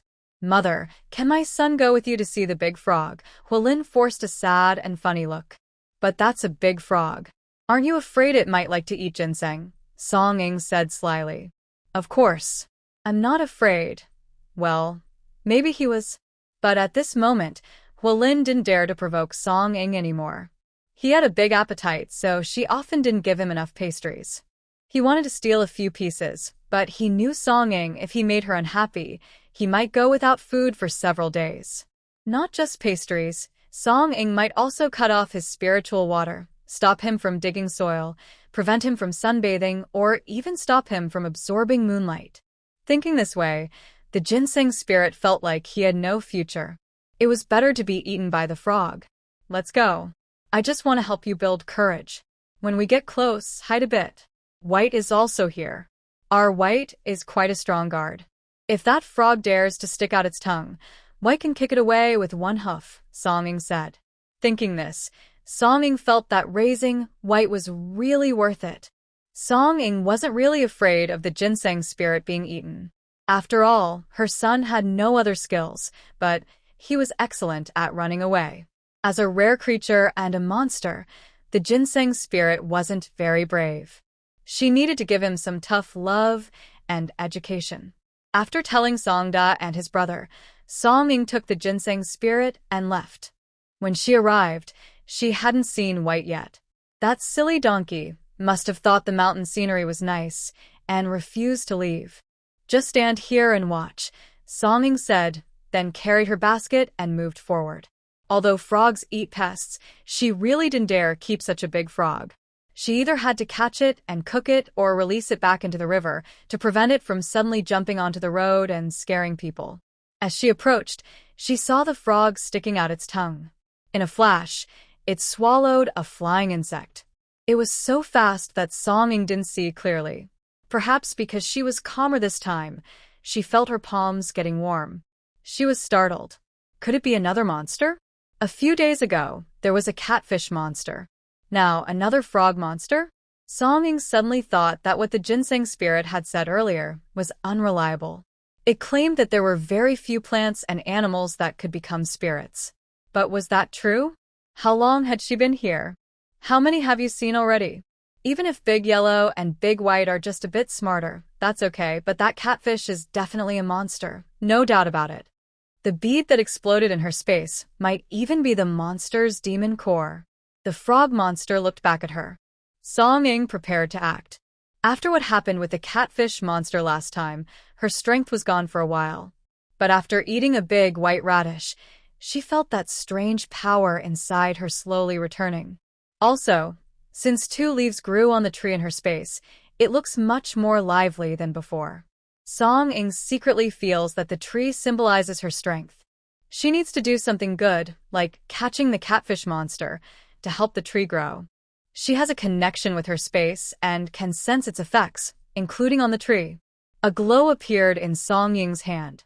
She was a bit surprised because this time the glow was again gold. Based on her calculations, that means the frog monster in front of her is different from the catfish monster and hasn't killed anyone. Her golden glow became much thicker. Before she could even send out her glow, the frog suddenly changed. It originally crouched in the water field, but suddenly its limbs turned into arms and legs. Its protruding frog face also instantly transformed into a human face. Song Ying's eyes widened. Even the ginseng spirit rarely transformed back and forth in front of her, and the ginseng spirit was more attractive. The frog really couldn't compare. In the blink of an eye, this green-skinned toad turned into looking at it, it seemed to be only about 20 years old, dressed in a blue robe, slightly chubby, with a pale face. Its appearance was quite handsome, with clear features, but its gaze looked a bit dull, lacking spirit. Senior. The green-skinned young man spoke. Song Ying was startled, her mouth stiff, unsure whether to act now. If it weren't for the golden glow in her hand, she really wanted to strike first and tie up this big frog. Thanks to your help last time at Shirtu village, I came here to repay you, the green-skinned young man said again. Song Ying's eyes widened. You, a frog monster, call yourself a young master? Could it be that you've read books too? She shouldn't look down on the green-skinned monster just because he's a creature, especially since he is very polite. As an ambassador for cultural exchange, she must also behave with good manners. Stone Village? Did I help you there? Song Ying asked. At that time, I was hiding in the water, but thanks to the senior's help, I was able to defeat that catfish. Otherwise, I would have been eaten by the fish spirit soon. I followed the senior's aura here and found this village with such delicious rice fields. I stayed here for a few days and recovered my lost energy, the green-skinned monster explained. The rice in the field was very lush, and even the weeds gave off a tempting smell. This attracted many insects, which ate the rice leaves, making the rice taste even better. It then ate the insects. In the end, it benefited the most. The wild vegetables and radishes grown in Song Ying's backyard also had pests, but she didn't know about it. When the pests first appeared, they were quickly eaten by Da Huang, and sometimes she shared some with her old hen to help her lay more eggs. Song Ying thought for a moment.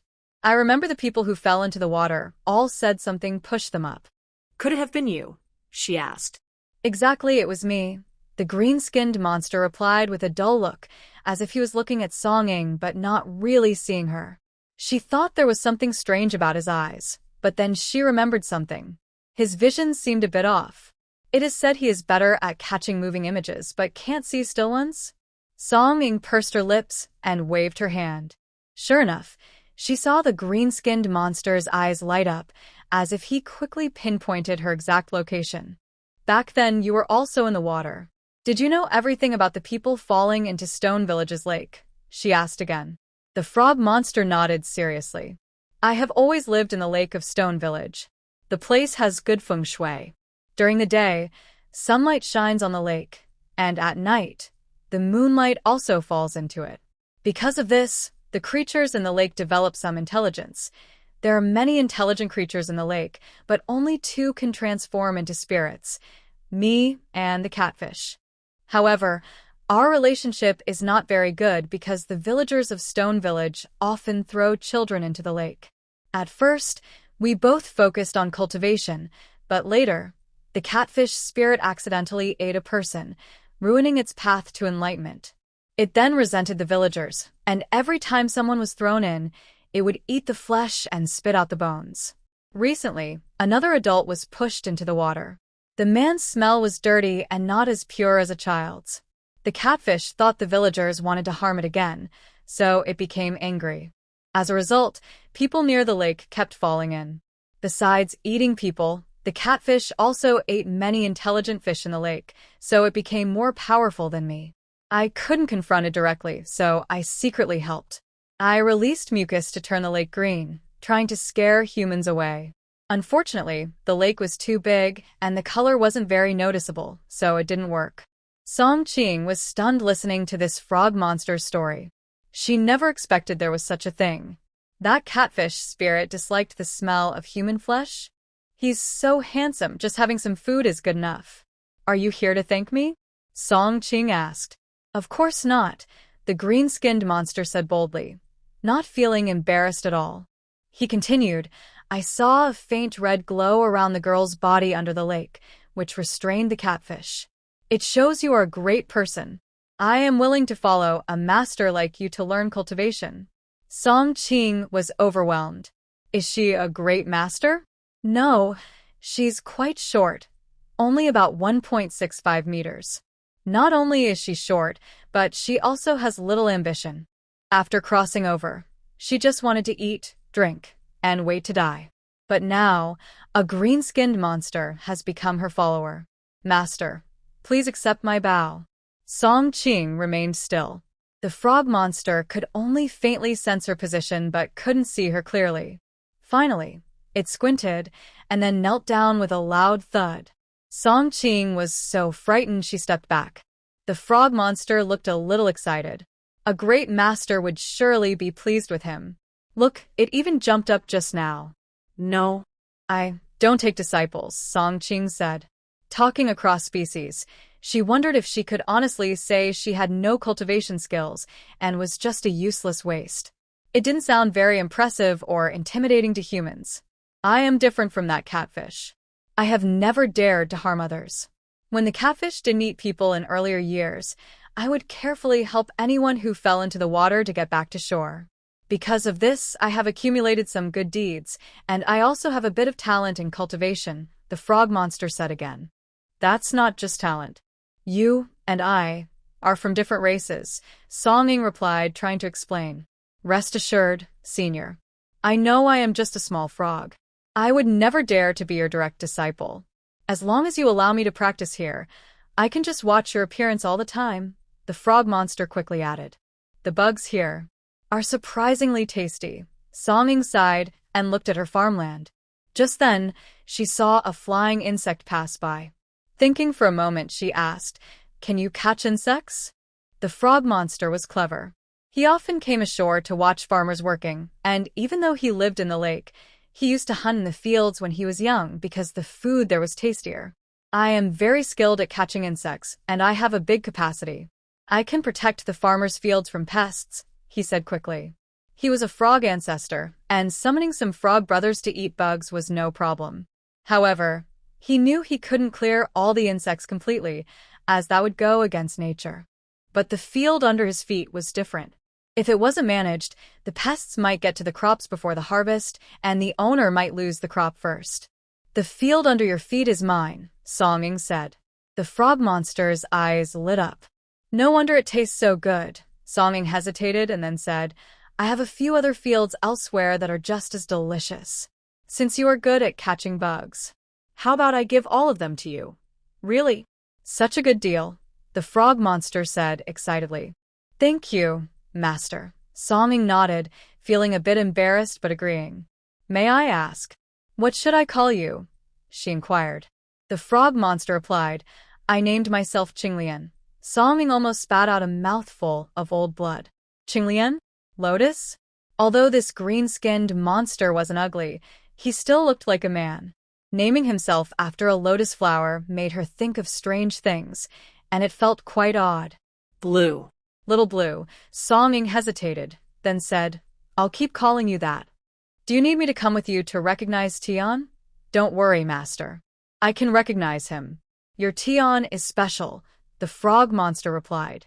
From afar, a sweet smell could be smelled, and the water in the fields was like gentle rain. Of course, this only applied to the rice paddies. The dry fields were a bit different. Song Ying thought she would have a big fight with the frog, but unexpectedly, her new disciple was not very smart in eyes and mind. But since he came to help, it felt a little wrong not to accept him. If you need anything, you can go to that house over there to find me.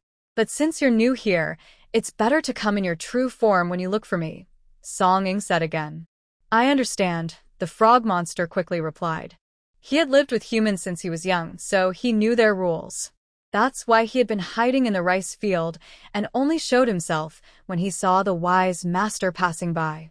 The ginseng spirit couldn't wait and came over now.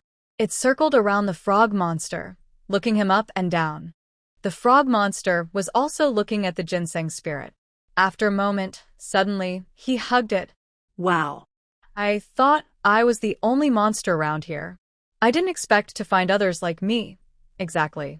I used to think the only creature nearby was an old catfish, but I never thought there could be such spiritual beings in the mountains. The frog was a monster and the ginseng spirit was a spiritual being, both true.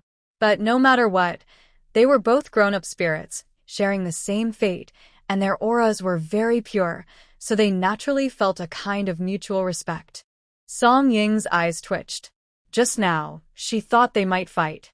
But unexpectedly, they shared a firm hug.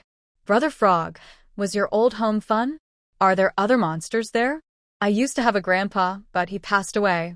In recent years, I've been the only spiritual being near this village, the ginseng spirit said with a look of regret. Xing Mountain is so big. There might be other monsters in the mountains. But monsters usually have territory awareness, especially mountain monsters, who rarely like to live in groups. Brother San, I once knew a catfish spirit, but it was taken in by a master and buried. Although the old catfish wasn't very honest in his practice, I only knew him for these years. Now he's gone, and I feel quite sad. Luckily, now I have you, Brother San. From now on, we will rely on each other for life. The frog monster wiped away a tear. By the way, Brother San, how are you living? Maybe we can spend our days together here in the fields. The ginseng spirit was initially touched. As he listened further, his eyes filled with tears. Brother Frog, you don't know how hard my life is. What do you mean? I see your clothes don't look like they are illusions. They seem to be from living with humans. Were you bullied? You're a spiritual creature. Be careful, someone might catch you to make medicine, the frog monster said again. Song Ying rolled her eyes. If it weren't for the fact that ginseng spirits are rare, she definitely wouldn't tolerate this. Sniff, sniff, it was my mother who bullied me. I live with her, trying to be like humans. Before dawn, I have to get up and study. Every day, I run around and practice horse dance. When my mother is unhappy, she hits my hands. Look at this, my ginseng skin is almost peeled off. The ginseng spirit sniffled and made a pitiful face, holding out its small hand. Song Ying sneered coldly. But the ginseng spirit was so excited to see a fellow local that tears filled his eyes, and he only saw the frog monster. He couldn't hear Song Ying's voice. Life is so hard. My mother even wants me to take the imperial exam to become a top scholar. Brother Frog, have you ever seen a ginseng study? It's so difficult for me, the ginseng spirit said again. Who is your mother? How could she bully you like this? Could she be a 1,000-year-old tree spirit? By the way, with a master like that, you don't need to be afraid. The master has a powerful red glow. That old catfish was strangled to death by him, the frog monster added. The frog monster looked serious, with a scholarly air that was a bit more refined than the ginseng spirit. If Song Ying hadn't seen him transform with her own eyes, she wouldn't believe that such a person-looking creature was actually a frog in disguise. That's her. She's my mother. The ginseng spirit looked back sadly. The frog monster immediately let go of the ginseng spirit's hand. Brother San, this is your fault. Reading and learning are good things. Look at me. I long to be a learned scholar, dreaming of having a wealth of knowledge. After speaking, he bowed to Song Ing and asked, Master, junior brother is mischievous. Do you need me to teach him a lesson? The ginseng spirit was surprised. Then, he jumped back, looking at him with caution. He actually wanted to teach him a lesson.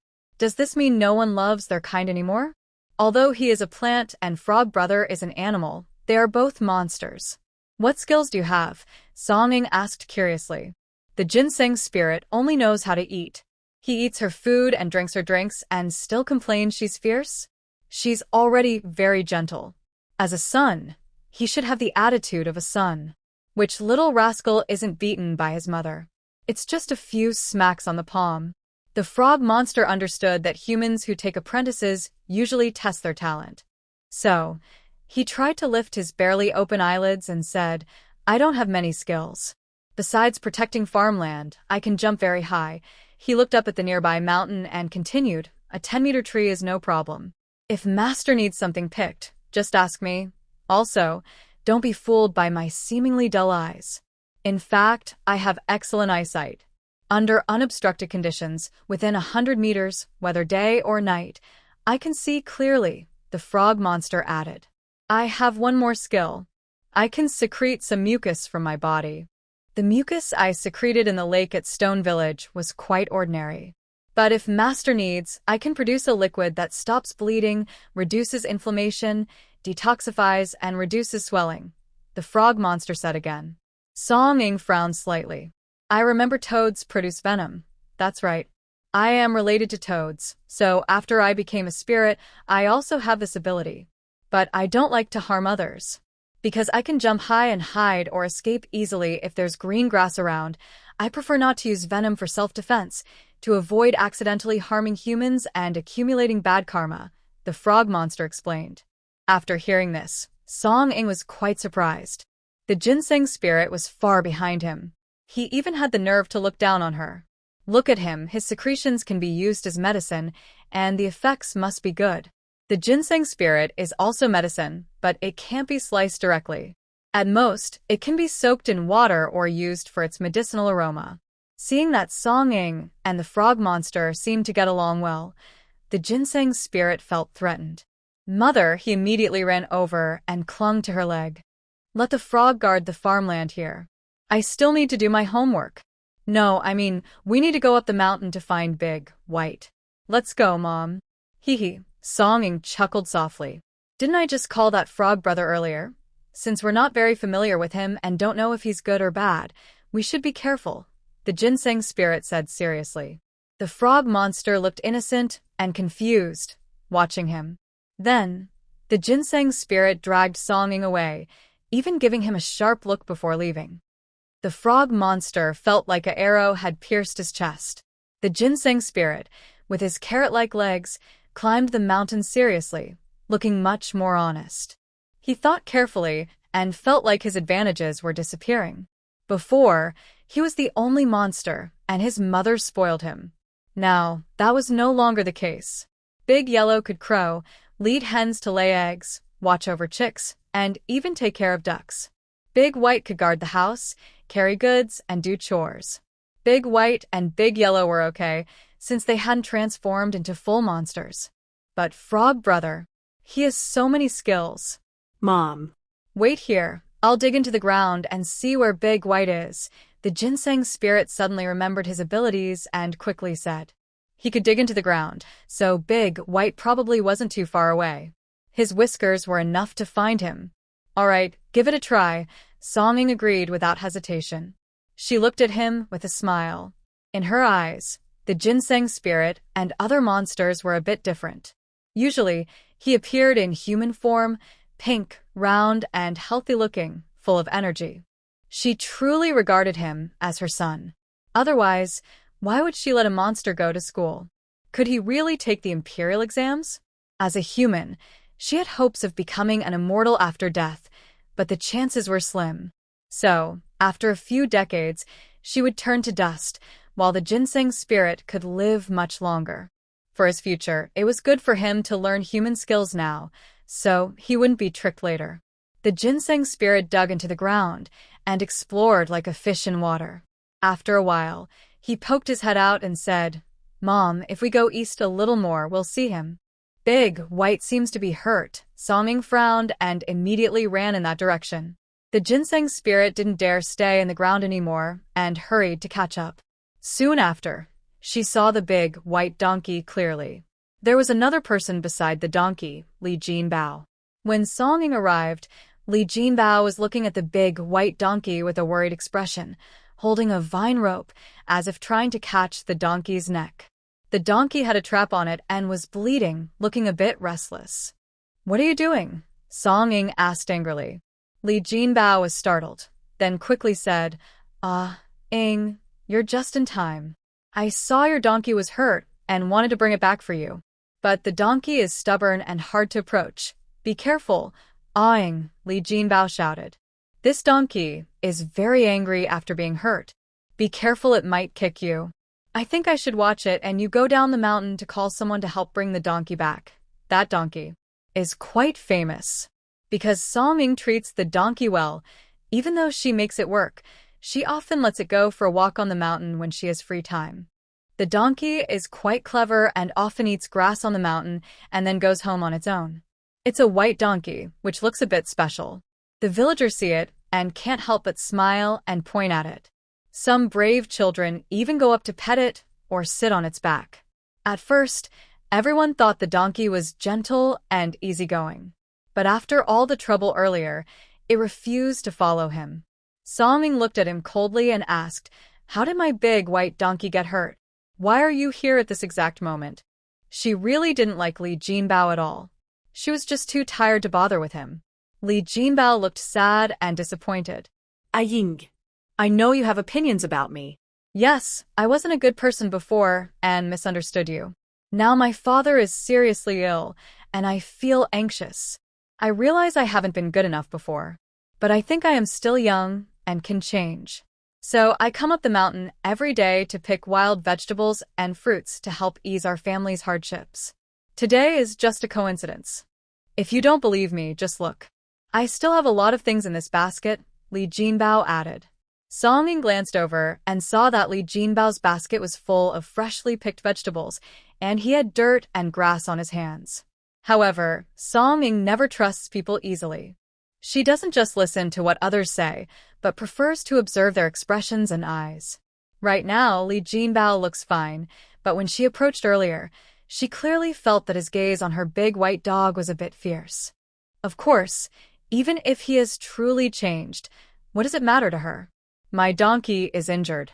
I will handle it myself. No need for you to trouble yourself, Songing said as she walked over, squatted down, and looked at the wound. Thinking for a moment, she looked back at the ginseng spirit. Go call Xiaoqing. Tell him I need some hemostatic medicine. The ginseng spirit understood and ran down the hill on its little leg. Now only Li Jinbao, Songing, and Big White remained here. Li Jinbao cautiously moved closer to Songing, smiling gently. Aang's sister, it was my fault earlier. I apologize to you. Sorry. If you're apologizing, then show some sincerity. There's a stone over there. Pick it up and hit yourself on the forehead a few times. Stop when you see blood, Songing said. Enough talking. Li Jinbao's eyelids twitched, and his heart trembled. Hitting his head? He certainly wouldn't be that foolish. But he also felt a bit troubled. Songing really didn't appreciate his kindness. He was being nice, yet she was picky. It was really inappropriate. Still, he had to make her angry less. He used to think Songing only made zongzi, rice dumplings, but recently she also created a hair tonic called Qing Si Gao, which sold very well in the city.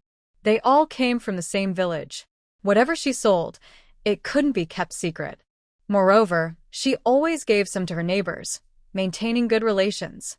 Unfortunately, Songing gave things to the Song family and her neighbors, but not to his Li family. No, she also interacted with his eldest uncle's family, whom Songing looked down on.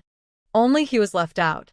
It was just because her father had fallen, her mother had a bad reputation, and her grandmother was strict, so she looked down on him. Aang's sister, I specially asked a friend from the county to buy a jar of your Qing Si Gao for washing hair yesterday. It's really very soft and smooth. You are truly talented, Li Jinbao praised again. Song Ying raised an eyebrow. Why waste good things like that? Your head only has a few bits of straw-like hair. Don't say it's because of using green silk ointment. Even if you use divine ointment, it wouldn't save your balding forehead. Li Jinbao sayalitwisha. He clenched his teeth and endured. His hair is not bald. It's just that he inherited his mother's high forehead, which is a sign of intelligence. When he was young, his mother predicted his future, and people said he would have a wealthy and noble life. But now, in Song Ying's words, it sounds so terrible. Ying, you really like to joke, Li Jinbao said bravely. Before Song Ying could reply, he quickly added, when will the person you're waiting for arrive? You're a girl, probably scared. I'll stay here with you. Just then, the ginseng's spirit returned and brought along the frog monster. Li Jinbao was stunned. Where did this kid find him? He's so quick. He wanted to enjoy the evening dimming more and spend some quality time with Song Ying to build a closer bond. After all, once night falls, the mountain can be a little scary. Girls are usually timid, so this might be a good chance for some intimacy. But who knew this brat? Li Jinbao felt annoyed and looked again at the people brought by Huilin. Suddenly, he felt like he had been poured with vinegar, jealous and upset. Song Ying is really too unfaithful. Just a few days ago, she invited several men into her house late at night. Now there's another young man in blue clothes. This man also looks unfamiliar. He wears flowing blue robes. He's not very handsome, but he's not bad to look at. Where did he come from? Ying, who is this? Li Jinbao couldn't help asking. Song Ying frowned. What does that have to do with you? Go away and don't bother me, or I'll kick you out of here. Li Jinbao felt frustrated inside. He clenched his teeth but refused to leave. The frog monster held a lump of green, sticky slime. After Song Ying opened the trap, he applied it to the big white wound. The wound was still bleeding, but once the slime was on, no more red blood came out. Song Ying sighed in relief. Thank you, Master, you're too polite. We're all friends. Besides, it's thanks to you that I've recovered so well, the frog monster said sincerely. Remember, catfish eat frogs. When he was in Stone Village, old Catfish tried to swallow him several times. Although his spiritual skills were not high, he could live on land, so he always managed to escape. But to save others, he still fought old Catfish a few times underwater. If it weren't for his master's strong spiritual energy in the rice fields, which nurtured those bugs with a touch of fairy aura, he wouldn't have recovered so quickly. Master? Li Jinbao was surprised. He calls you master? Did you teach him your secret recipe? Many kitchen masters do pass down their skills to apprentices. Song Ying saw he hadn't left yet and looked angry. Now she knew that monsters couldn't hurt people without reason, so she wouldn't let her son or Little Green do such teaching jobs. She turned to look at him, sneered, and stepped forward. When she reached him, she smiled slightly. Brother Jinbao. Li Jinbao's heart lifted. But before he could smile, Song Ying kicked him in the chest. With a loud bang, he fell to the ground and rolled down the hill several times. Are you pretending in front of me? Do you think I'm stupid? Judging by your behavior, maybe my big white dog was hurt by you. Song Ying sneered. Both she and Li Jinbao went into the mountain. That wasn't a secret. Otherwise, she'd just like Li Jinbao's father, shove him into the deep mountains to get some cold air. The slope wasn't very steep, but Li Jinbao still fell hard. He struggled to get up and, hearing Song Ying's words, felt guilty. Seeing her furious, he couldn't help but feel a bit regretful. It seemed his original plan was ruined. What should he do now? Watch Song Ying take their family's wealth? Watch her use that silver to raise a wild child? Li Jinbao glared at Song Ying, furious and anxious, lost in thought, then hurriedly left the mountain. Hey, Jinbao, what's wrong? Did you fall? On the way down, he met someone from the same village who couldn't help but ask. Li Jinbao's face looked dark, but after thinking, he forced an awkward smile. I accidentally saw Sister Ying with a man in blue clothes. No, I think I was mistaken, I just tripped, Li Jinbao added. Song's second sister, The villager was curious. Where is she? It's pretty late, and she's still on the mountain? Over there, not far away, but it's better not to go see. It's not a good idea, Li Jinbao said, then sighed and walked away. Many villagers nearby had just finished gathering pig grass or chopping firewood and were heading home. Hearing this, some of them became curious and wanted to go see. What could have happened to scare Li Jinbao so much? Could there really be a man involved? Compared to Li Jinbao, the villagers trusted Song Ying's character more. After all, Song Ying and her late husband had donated money to the village. Although they doubted Li Jinbao's story and wanted to see if there was truly a wild man, they also thought Li Jinbao was just making a fuss. Still, they decided to go see for themselves to protect Song Ying's good name. Let's go take a look. It's getting late, and if something happens in the mountains it won't be good, someone said. Everyone nodded in agreement. They followed the direction Li Jinbao pointed. It wasn't far. In just 15 minutes, they saw Song Ying. She was holding a cloth, wrapping a wound on her big, white donkey. Ho's child was squatting on the ground, looking at a bunch of things in front of him. When they got closer, they saw that Ho's boy had a large pile of mushrooms in front of him. As for the mysterious man in green clothes, everyone sighed in relief. "Arya, what's wrong with the donkey?" someone asked with concern. Song Ying turned and smiled. "Nothing serious. It got caught in a trap while eating grass. I just stopped the bleeding. I was about to take it home. Just you and Brother Lin are here?" Another person asked.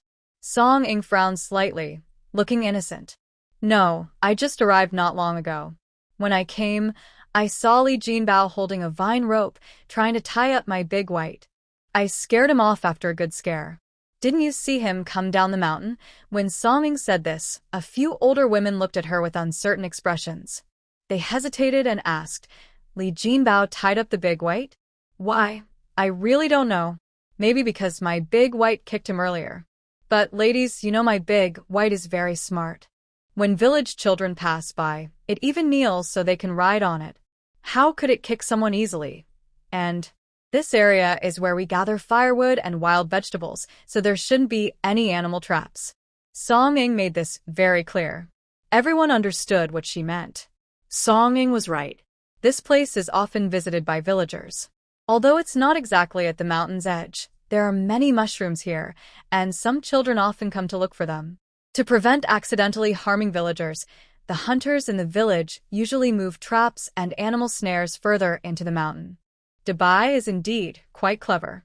Is the Leaf family boy interested in Dabai? That donkey is worth a lot of silver. A woman couldn't help but say. That's nonsense. Who would want a plain donkey? If you want donkey meat, just buy it in the town. When the Leaf family split into 3 parts, they got a big share. They can afford to buy donkey meat, right? That boy is really mean, just like his father. Sigh. Exactly. I've been meaning to say this. Recently, that Li boy often sits at his door and sometimes looks over at Arya's house. It's kind of creepy. Li Jinbao really has no conscience. He tried to steal someone's donkey and even falsely accused Song Ying of stealing. Although Li Jinbao's words earlier were half true and half false, we women are good at gossiping and understanding subtle hints. No one missed the meaning. Luckily, they came to check, or else rumors about Song Ying secretly meeting a man might have spread. "Arya, how's your donkey? Do you want us to go down the mountain and bring a cart?" The aunt's eyes softened. Song Ying refused their kindness and let Dabai try to walk around. The mucus from the frog monster is very useful.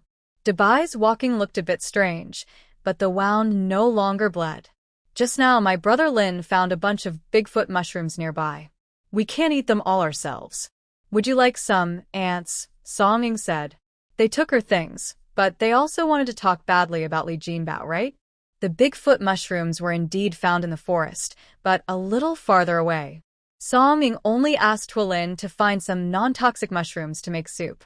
She didn't expect Hualin to dig up such a large patch of mushrooms.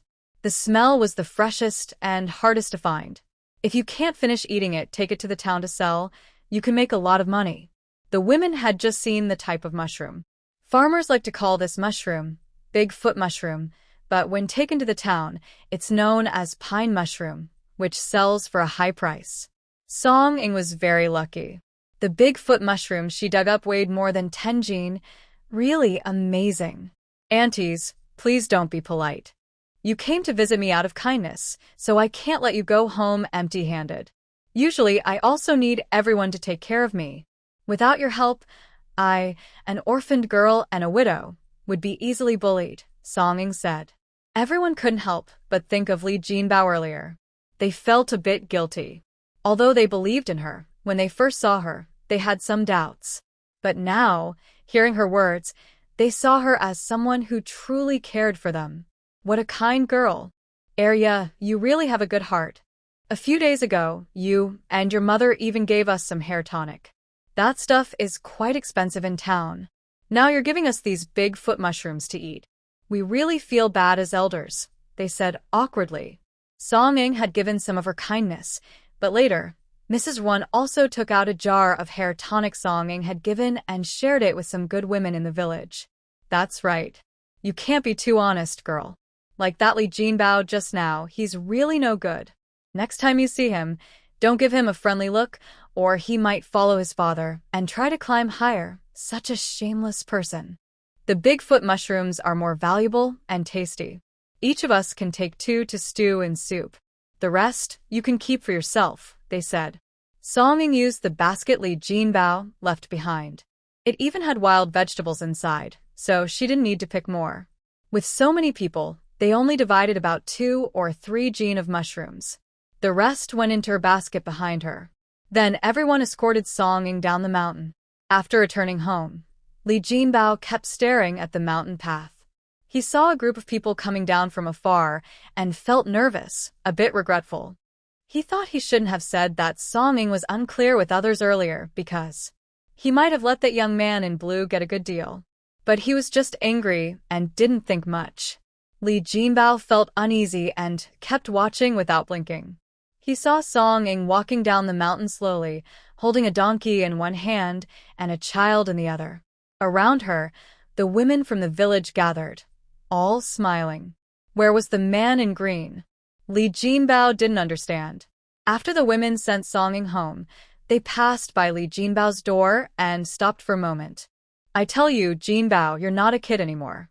Don't be like your parents, always causing trouble and talking about others. Yes, our village, Xinghua village, is different. We only have your mother as a busybody. She got slapped in the face, and now you want to follow her old ways? Li Jinbao was stunned when he heard this. Then his face turned red with embarrassment. What are you talking about? He said angrily, clenching his fists. Are you doing something and then getting mad when people talk? I saw you staring at Arya's house recently. Today, her donkey had an accident, and only you were nearby. Arya even said you used a vine to try to tie up the donkey. That's not true, is it? The woman said angrily. I was just... Li Jinbao tried to speak, but she cut him off. I know what you're trying to say. You're just helping Song-ing control the donkey, right? And that girl thinks you're good at it, trying to fool us? No way. Li Jinbao was so angry, he couldn't breathe. Why didn't you tell Arya the donkey was hurt? Its leg was caught in a trap, and it couldn't walk. Tying it up with a vine wouldn't help. That trap was in a place we often go. How could it be a coincidence that there was a trap? Our village hunters are honest people. Don't try to blame them. You must have set that trap yourself. Yes. Dabai is very smart. You told Arya it was aggressive, but I don't agree. Look at how well behaved it was just now.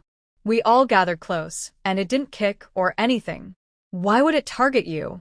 It must have sensed your bad intentions. All these women's words were sharp and fierce. Li Jinbao couldn't compare himself to them. He was speechless and his face turned red with anger. But what they said was true. He had secretly set the trap himself. He knew that Dabai often went up the mountain to eat grass, so he secretly followed him and set a trap near a lush meadow. Sure enough, the donkey was fooled and stepped into the trap.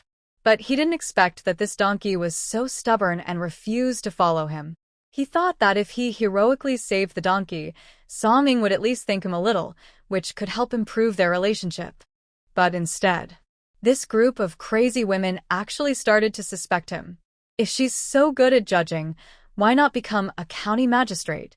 Did you all hear that from Arya? Do you believe her words? I just saw her with a wild man. She was so angry that she was talking nonsense, Li Jinbao said angrily. When he said this, everyone looked at him with strange eyes. Wild man? Li Jinbao, you shouldn't be so unkind. Arya is a pure girl. How can she stand such slander? When we went up the mountain just now, we saw no shadow of anyone. She hasn't been up there long. She spends her time picking mushrooms and taking care of Dabai. Where would she find time to meet some wild man? It's a joke. I think his heart is just dark and bad. Seeing Arya's life getting better makes him feel upset. A woman snorted. Li Jinbao, think carefully. How good is Arya? Ho Rong is a great benefactor to our village. Arya is a kind girl herself. Maybe we're jealous because others are making money, but whether she makes money or lives well, she deserves it. No one should be jealous.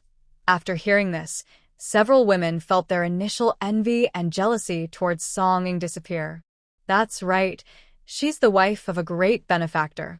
Without Ho Rong, would there be so many water fields in our village? Are the roads so solid? Is there so much water supply? Our Xinghua village is the most developed among a dozen nearby villages. We even have several large water wheels. Do other villages have that? Not to mention the village school, which doesn't cost much to send children to. It has benefited many people, and even children from other villages come here to study.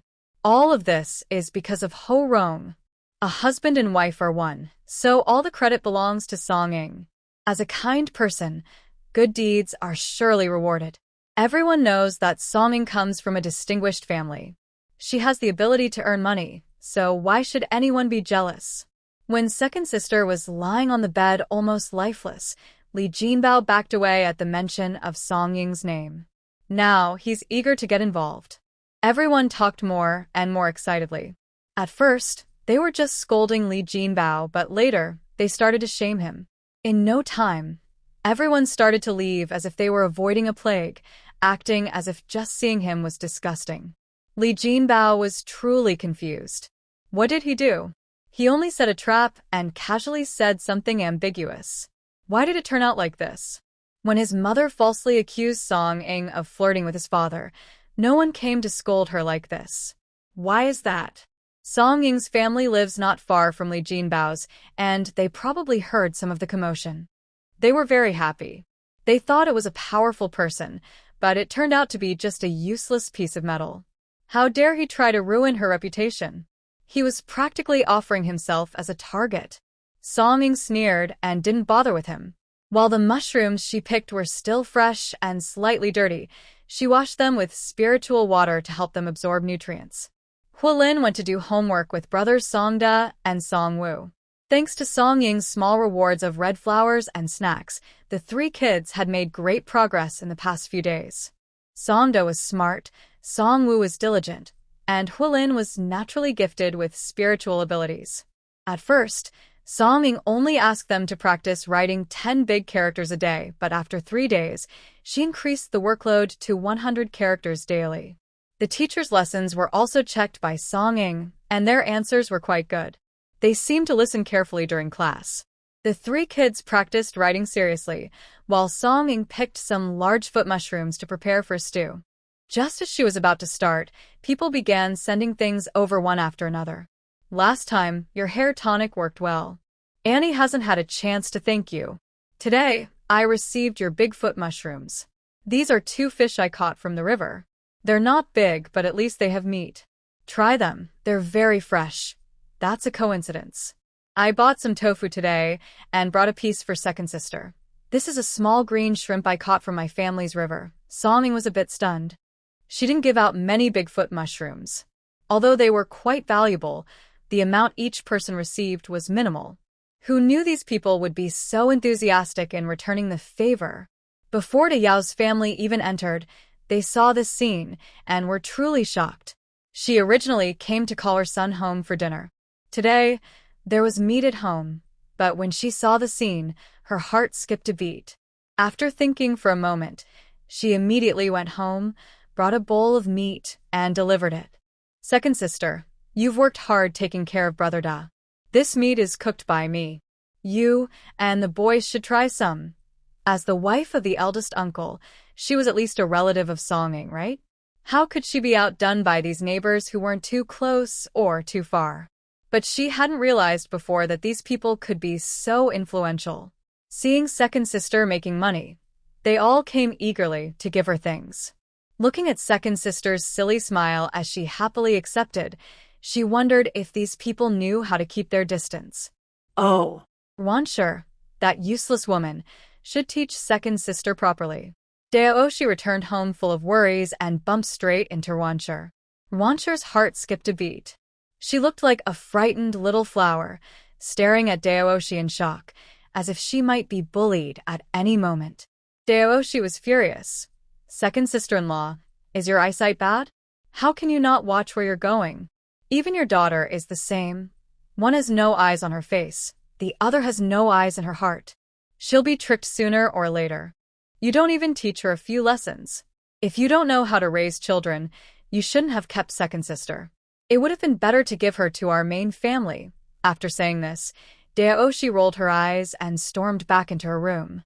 If second sister had been raised in the main family, her relationship with her son wouldn't be so bad now. Look at how well second sister and brother Da get along now. After scolding, Daoshi felt happy inside, but Wanshi was confused and didn't understand a word. Maybe the eldest sister-in-law is feeling happy now? Otherwise, why is she so angry? Could it be that Brother Gum was bullied while mining? That's why the eldest sister-in-law is upset and blaming her daughter? But why? It's not her daughter's fault. Wanshi knew she sometimes thought too much and wasn't good at expressing herself. She loved to cry, so she often chose not to think about confusing things to avoid feeling upset and tears. So, Daoshi's words only made her confused for a little while. After a short moment, she went on with her day without paying much attention. Daoshi was watching from the window. Seeing Wanshi was so helpless, she got even angrier. It's clear that second sister isn't her biological daughter. Fortunately, she's not a biological relative. Otherwise, with the same temper as their Wan family, she would really make people angry. Over at Song Ying's place, dinner in this village was quite a feast. They made big mushroom rice, stir-fried river shrimp with scallions, fish stew with tofu, and a mushroom soup. The three boys were so hungry they started drooling. Song Ying didn't keep the leftover big mushrooms. She washed and sliced them, then placed them in the warm room. As the days get warmer, she plans to dry them in the yard during the daytime. Although she still has nearly 10 gene of big mushrooms, once dried, it probably won't even be a gene. These mushrooms shrink a lot when dried. But even as dried slices, they are very nutritious, more so than ordinary mushrooms. In her previous life, the big mushroom, called matsutake, was a rare and expensive delicacy, becoming even more scarce over time. While cooking, a few Annies stayed for a while and learned how to make the dish.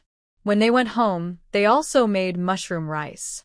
The aroma of Song Ying's cooking almost reached Li Jinbao's nose. He felt his stomach rumbling and looked around. His mother was making plain soup under his grandmother's supervision, which made him feel unbalanced, almost like his heart was about to jump out. But after being scolded by the village women, Li Jinbao didn't have the face to immediately cause trouble for Song Ying. His white injury wasn't serious. He had just received some supplies, so he could rest at home for a few days. However, the next day, someone came to visit. Strangers from outside the village, especially during daylight, often attracted attention. They arrived in a carriage, which surprised many. Most villagers had good lives, but hardly anyone could afford a carriage. An ox cart was considered a sign of success. Are you Lady Song? I am the steward of Tsuyan Hall. My surname is Yuan, the visitor said straightforwardly as they got off the carriage. But after getting out, their attitude was a bit strange. They seemed to look down on the dirt in front of Song Ying's door, acting a little awkward. In the front yard, there was a small rooster with a wing that hadn't grown fully yet. No matter how clever, it was still a farm animal. It often crowed here, and sometimes left some unclean things on the ground. showing a lack of attention to hygiene. Every day, Song-ing would walk the three children to school and sweep the yard inside and out. But today, she hadn't had the chance yet, and the visitors arrived before she could. Actually, De Huang cares a lot about personal hygiene, but he is straightforward and sometimes can't help himself. Besides, there are several chicks at home. Song-ing lets them roam freely, even though De Huang watches over them. Still, there is some chicken droppings in the yard. Compared to other families who raise chickens and ducks, Song-ing's yard is quite tidy. Farming families often have this issue. Yuan Guanshi frowned slightly, wishing he could get back into the carriage.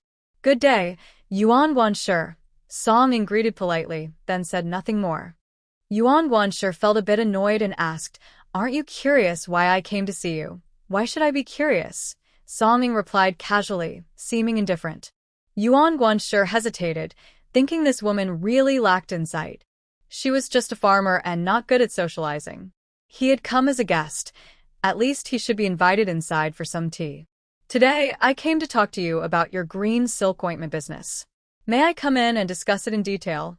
Yuan Guanshi asked again. He really didn't want to stay in this yard full of chicken droppings. Song-ing frowned slightly. "Green silk ointment? I no longer control that business. I've already made a deal with Jun-fong, so there's nothing to discuss. We don't even have decent tea at home, so I wouldn't want to trouble you." People passing by in the village overheard this. It turned out that Song area's business had attracted this guest. Yuan Guanshi was surprised. "I am from Chui Yanjai." "Yes, I heard you say that." Song-ing looked at him innocently. Her fourth uncle hated Chui Yanjai. She wouldn't dare invite this person in. If her fourth uncle found out later, he might come back with a knife to punish her. Yuan Guanshi's chest tightened, almost suffocating himself. He laughed bitterly. "You haven't listened carefully. I am the manager of Chui Yanjai. I came specifically to buy your green silk ointment formula. If you don't want to sell the formula, you can leave the ointment with us at Chui Yanjai for consignment. Our shop is different from Jun-fong and can offer you much higher benefits."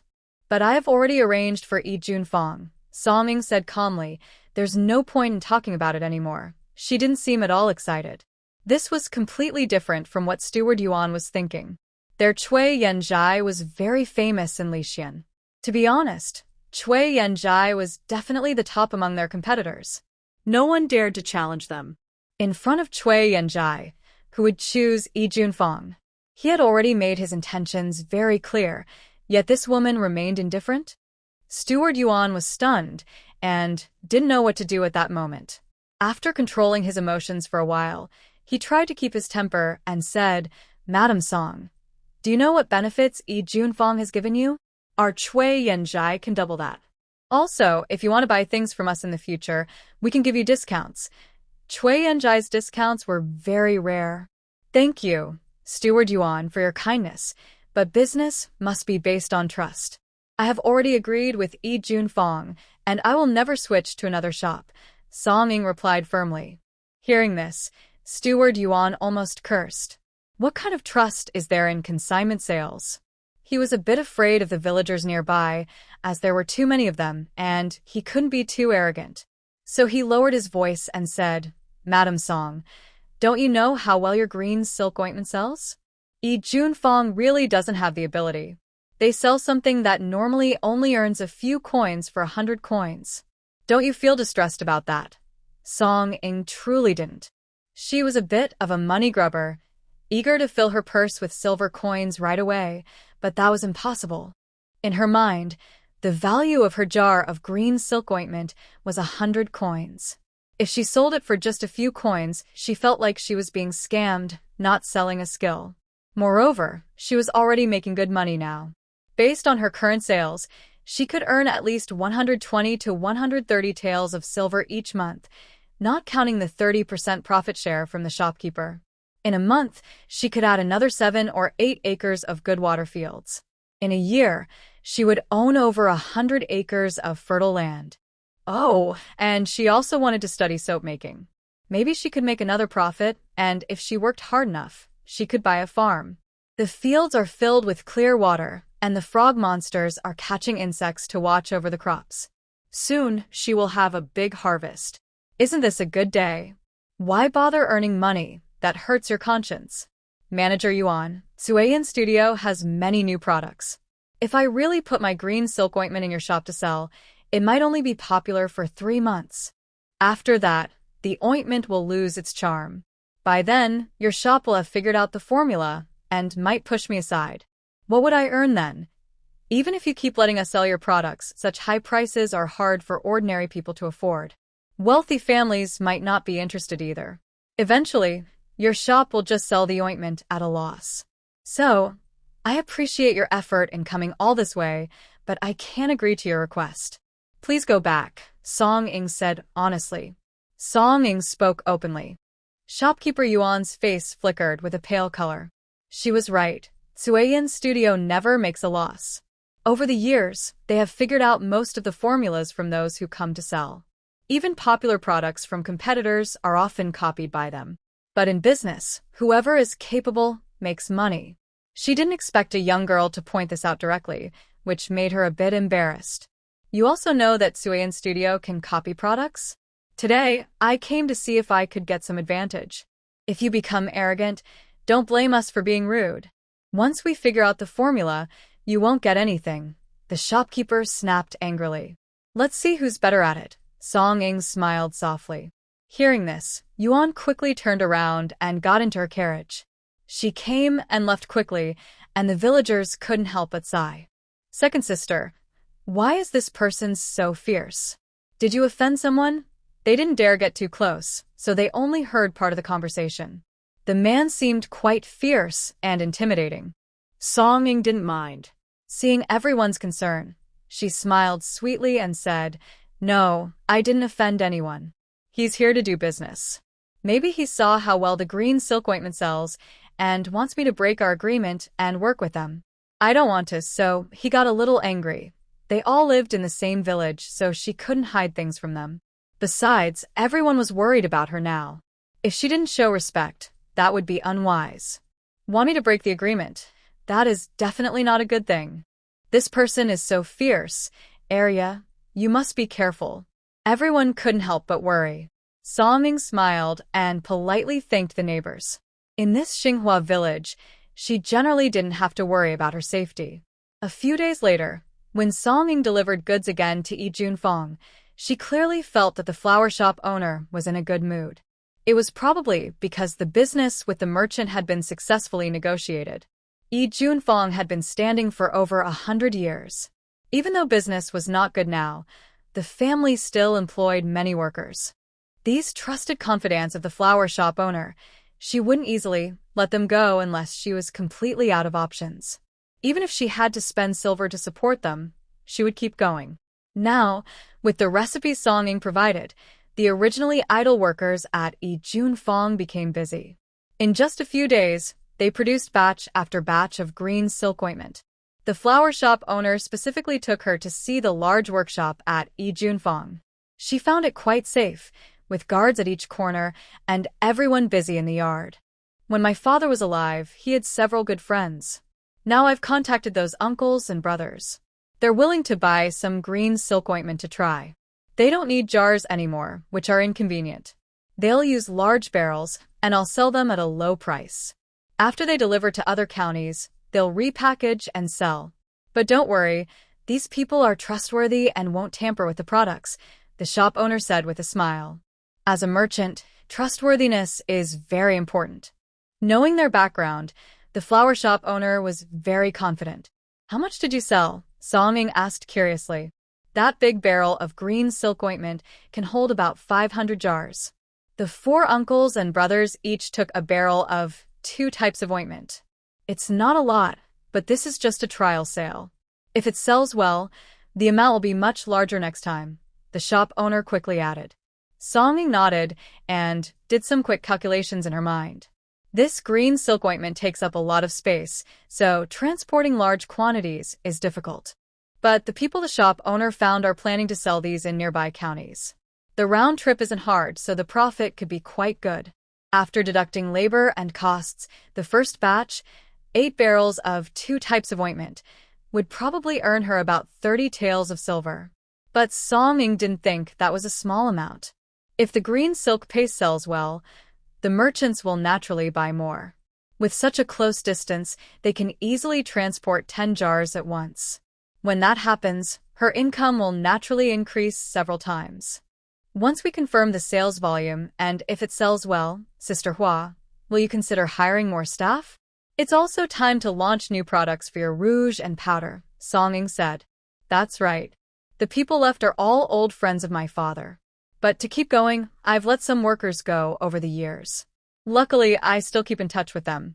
When I get a chance, I'll call everyone back once I hear from the other side, said shopkeeper Hua with a happy look in her eyes. Don't think that our Yijin Fang is down and out now. I still have many recipes my father created. Now I finally have a chance to bring them out, she added. She has a talent for making rouge and powder, but unfortunately, she can't compete with Sui Yanjai's financial power. If she can't boost her other businesses while the green silk paste is popular, Yijin Fang might never recover. So this time, she's betting everything on this chance. Song Ying thought for a moment and said, Then I wish Yijin Fang great success this time, thanks to Sister A Ying. Shopkeeper Hua sincerely said.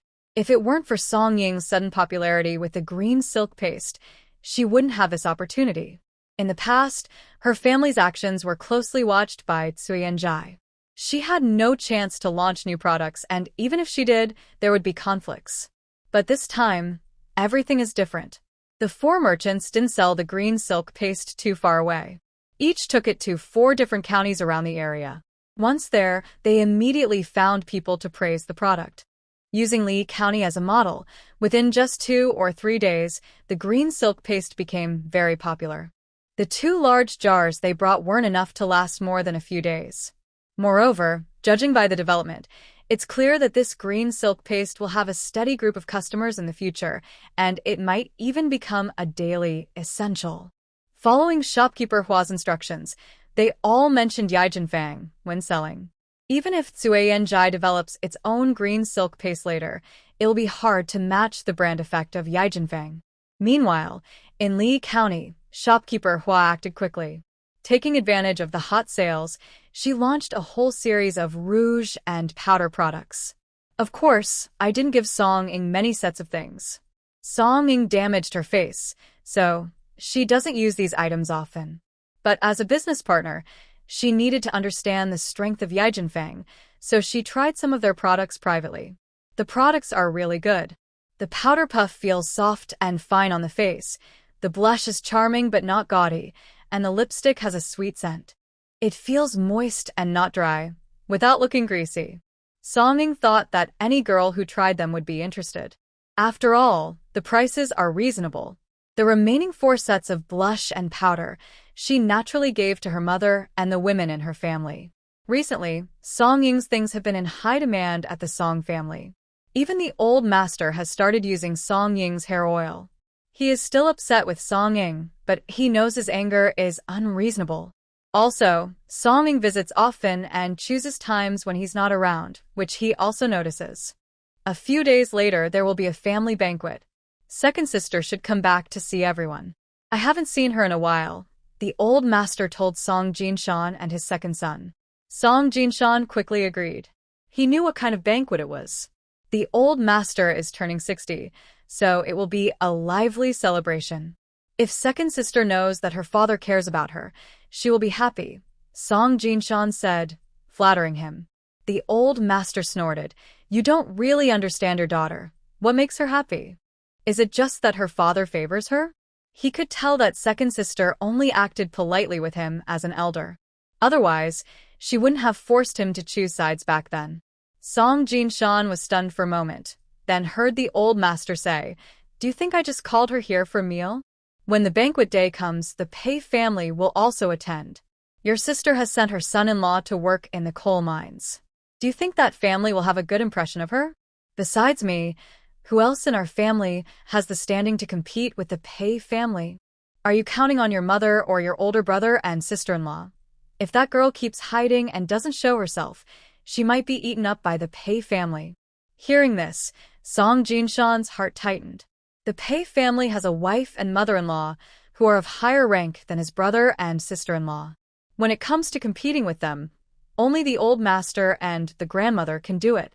But his mother, don't count on her. He should rely on his father instead. Father, you're right. When the time comes, you should keep an eye on Aang, so she doesn't get hurt, Song Jinshan quickly said. Old Song rolled his eyes in annoyance. In the past, he thought his children and grandchildren were all capable and didn't need much worry. But after the incident with Xian, he suddenly realized he had overestimated his useless family. Each of them is completely useless. Even the eldest grandson from the main family was tricked away, and he's turning his back on the family. Old Song wanted to improve his relationship with his granddaughter, so Song Jinshan naturally helped mediate. As soon as they left the old man's place, Wan Shi found Song Ying and explained things to her. Song Ying smiled slightly, neither happy nor upset. Seeing her calm attitude, Wan Shi felt a bit uneasy and asked, "Second girl, are you angry with your grandfather?" "No," Song Ying replied calmly. "If you are, it's understandable. Over the years, I haven't done anything wrong to the main family. Your brother could have studied well, but Xian Ge ruined that. I haven't blamed them." The old man is also biased.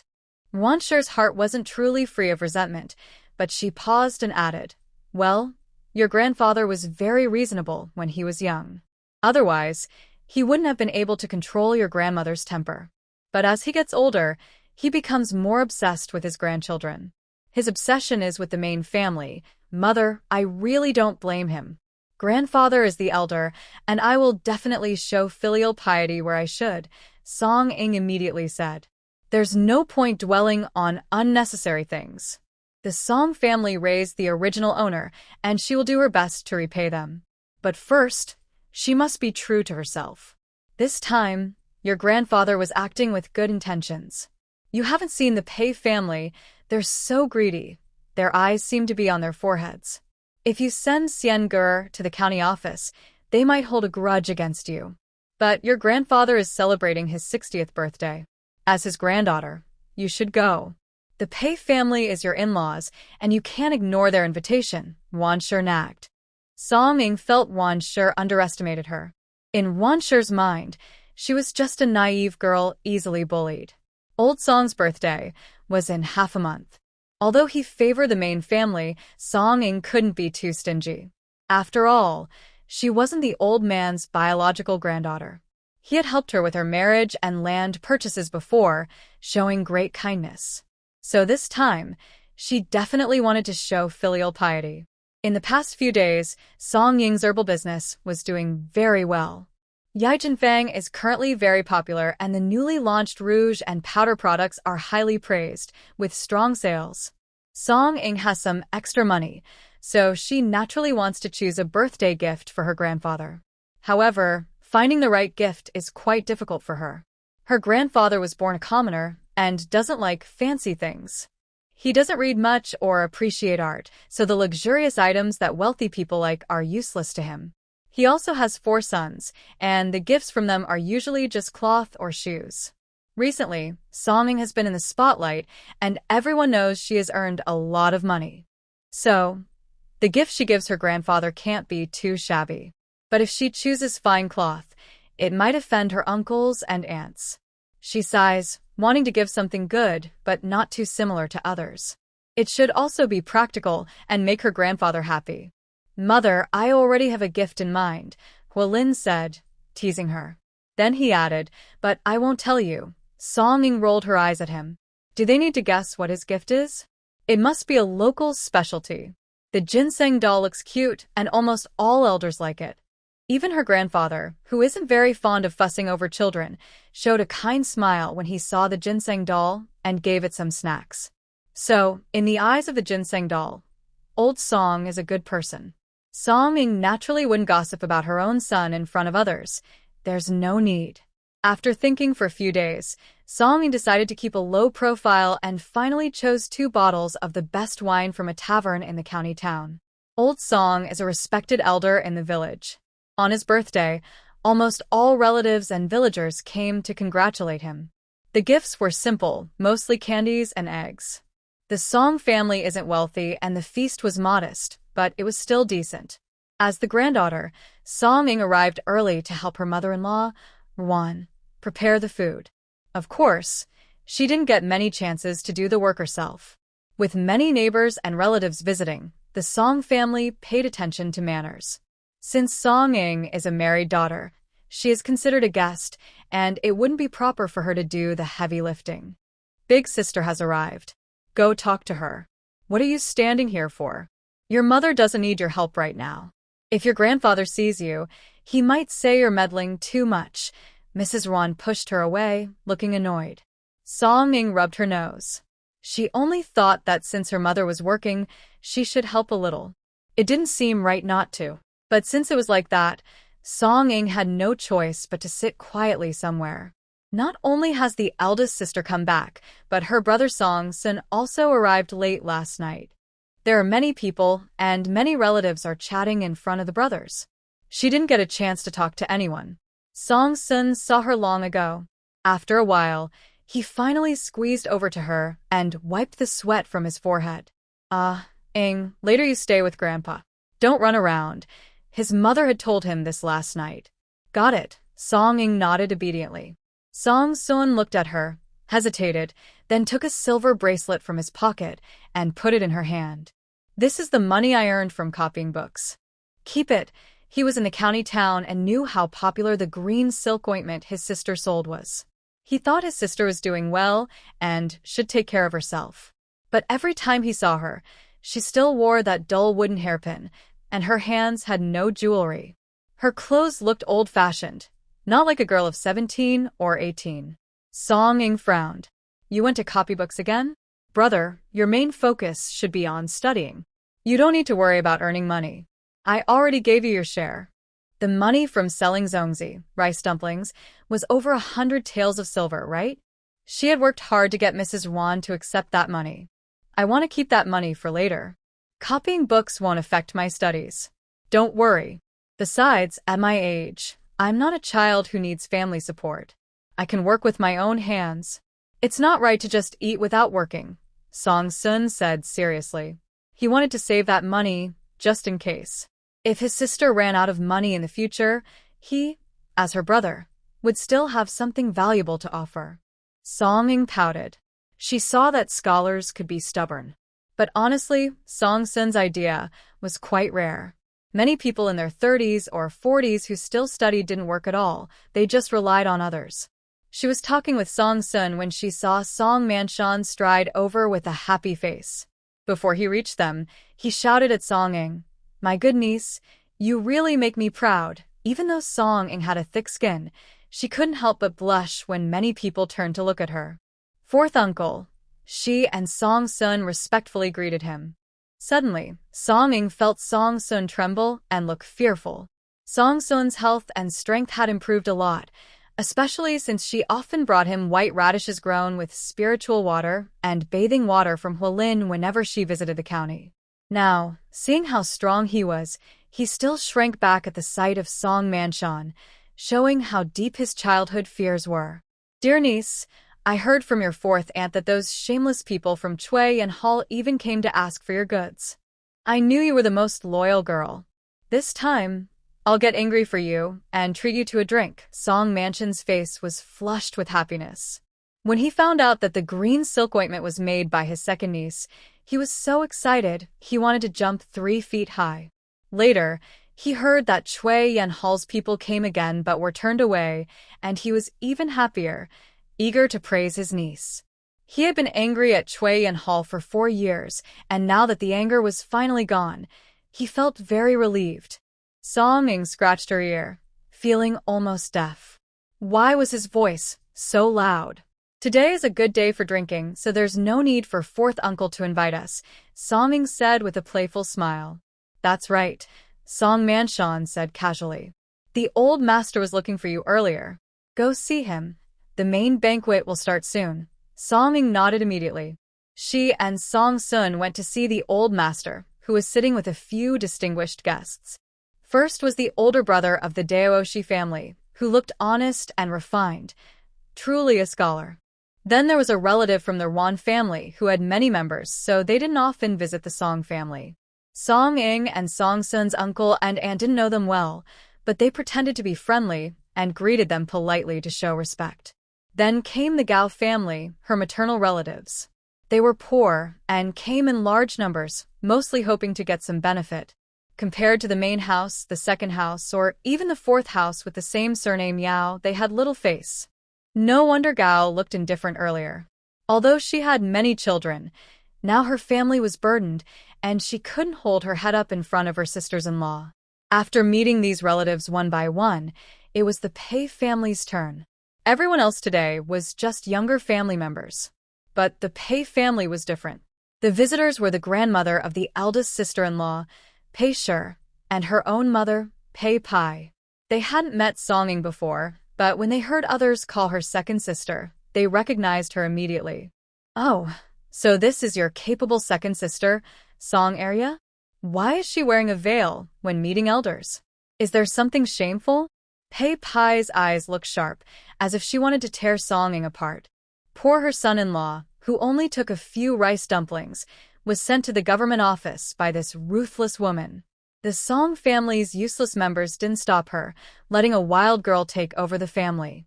Her daughter was now pregnant, and they had lost their house in the county town. She could only return to her maternal home to rest and recover, unable to lift her head in front of neighbors. The real culprit was this troublemaker right in front of her. Everyone in the family knew a bit about Song Ying's situation. Pei's sister-in-law, my niece, was hurt on her face.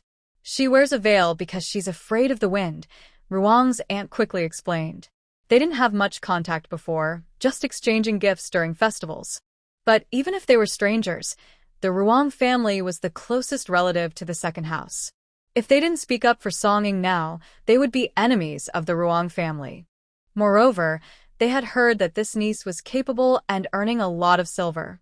If she became successful in the future, she might help her uncle's family. Pei Pai sneered, "So, being a good person means having a conscience. Without a conscience, you'll face karma." I really don't know what sins this girl committed in her past life. Not only does she refuse to face people now, but she's also caring for a dead person. I heard her son isn't even her biological child. How can she live like this? Don't wait until old age, and there's no one to see you off. Pei Pai's heart was full of hatred, and she took this chance to seek revenge. Their families lived far apart, and she didn't usually come all the way to this village to cause trouble for Song Ying. Old man Song's face darkened a bit. "If you can't speak properly, go back home. Today is my father's birthday celebration. If you keep talking about death and funerals, are you really trying to cause trouble for my family?" Song Jinshan just heard these words and immediately responded. Song Fushan looked embarrassed and said, "Mother-in-law, we haven't been rude today. Why are you so aggressive?" Old Lady Pei remained silent, but Pei Pai was still not willing to back down. "Mother-in-law, you should know, we didn't mean any harm. Our Pei family truly cares about your son Xian. We rarely scold him, and he's treated better than our own children. But now, that girl has sent him to the government office." I feel really sad about that. "He's your son, isn't he? Don't you feel the same?" Pei Pai said. Song Fushan's face changed slightly. He felt upset, but it was because the decision was made by the old master. Besides, the son was not doing well, and he couldn't do much about it. If he did something wrong, he couldn't let Song Ying break her promise, or the Song family might lose their reputation. Those are in the past. Why bring them up now? When Xian comes back, he will change for the better. "We're siblings, so there's no need to hold grudges," Song Fushan said. Song Jinshan was moved. He agreed with his brother. Song Fushan also wanted to save face. "You Song family are really united, but I see no one truly cares for Xian." Pei Pai rolled her eyes. Is this mother-in-law crazy? Her son was tricked, and she still defends that girl? Pai Pai. Old Lady Pei called out. Today is the old master's birthday. Why bring up these things? Pai Pai hesitated and stepped back. After a while, Old Lady Pei said, I think second sister is still young and has her own struggles. That's true. She's capable. She earned some money from making zongzi before, bought 20 acres of land, and now she's selling herbal ointments to support the family, Song Laojian said casually. But his words carried a bit of pride. He didn't value his granddaughter much, but she was family. The Pei family was different. They were the ones leading her grandson astray. Old Lady Pei's face slightly changed. Girls usually sew, mend, wash, and weave. It's enough for them to do those chores. Showing too much face might hurt their reputation. There is no such thing. The girl always wears a veil when she goes out. Very proper, the old man said again. Grandmother Lu smiled. Second sister, I've never met you before, but I like you very much. As for what happened before, your eldest uncle is right. It's in the past, no need to keep bringing it up. In the future, our two families should stay in touch more. You're still young, and you plan to stay loyal to your husband? Have you ever thought about returning to your family and remarrying? The grandmother's tone shifted as she spoke. Song Ying looked very harmless. My father often teaches me manners. Although this is my first marriage, I understand to stay faithful. I would never behave like those careless girls who don't value their in-laws, Song Ying said with a smile. That's right, the old man agreed, feeling pleased. The Song family has truly given their heart and soul to the Pei family. Before, their grandson almost became a son-in-law. Now, the grandson has been punished, and the daughter-in-law hasn't shown her face once. She just stays at her parents' house all day. What does that mean? Old Song has been unhappy these days, mainly because of Pei. Since the daughter-in-law married in, she has never shown respect to the elders. She never helps with chores at home, nor does she care for the elders. She hasn't even given them a single needle or a thread, and she's often been generous in supporting her own family. Pei used to live in a house in the county town, far away. Old Song doesn't like to cause trouble, so he never blamed his daughter-in-law for anything. Now, the county house has been taken back and given to Song Ying. But what about her? Carrying her great-grandson, she simply returned to the Pei family. People who don't know better might think the Song family mistreated her, making her leave this home. Old Song cares about his reputation. He knows the Pei family loves their daughter. He doesn't stop her, but everything should follow some rules, right? His family paid 50 taels of silver for the marriage, officially married Pei into the family, and Pei is listed as a daughter-in-law in their family genealogy. No matter what, Pei should value her in-laws more than her own family. Not just in Xinghua village, but in all of Lixian County and Yongcheng, there's no such thing. Grandmother Lu was annoyed by Song Ying's remark. My granddaughter is very stubborn and refuses to eat the food her mother makes. So, I had no choice but to let her stay at her mother's house for a few days. Once her pregnancy is stable, she should come back to honor her parents-in-law. When that time comes, even if her in-laws set rules for her, our Pei family will have no objections. Right now, it's all for the sake of the child in her belly, don't you think, dear relative, said Grandma Pei again. Old Master Song snorted silently. She's saying nice things, but she's really just criticizing us. Our family doesn't lack people, so we don't need to set rules for her. If she feels comfortable at her mother's house and wants to stay forever, we won't mind. The old man also got angry. Grandma Pei's face changed. Is this old man crazy? Why is he arguing with his granddaughter-in-law? Our Pei family lives in the county town, unlike the Song family, which is just a rural family. They've never seen much of the world. It's really unreasonable. Dear relative, you're joking, Grandma Pei said, not wanting to talk more about her granddaughter. She looked at Song Ying and said, I think your granddaughter is quite pitiful. Her face is ruined, but she's still young. If she stays a widow her whole life, isn't that a tragedy? Maybe I can find a match for her. There's a young man next door, quite handsome, only about 20, and he needs a wife to manage his household. Maybe my second daughter can look at him. Song Ying had been holding back for a long time. The rules here say that elders speak first and juniors shouldn't speak up, so she hadn't said anything. This old lady is really clueless. No need, Song Ying said directly. Grandma Pei was stunned and frowned. This girl should learn some manners. If she gets married to the county town, she might be laughed at for talking like that. But that's none of your business, Song sneered.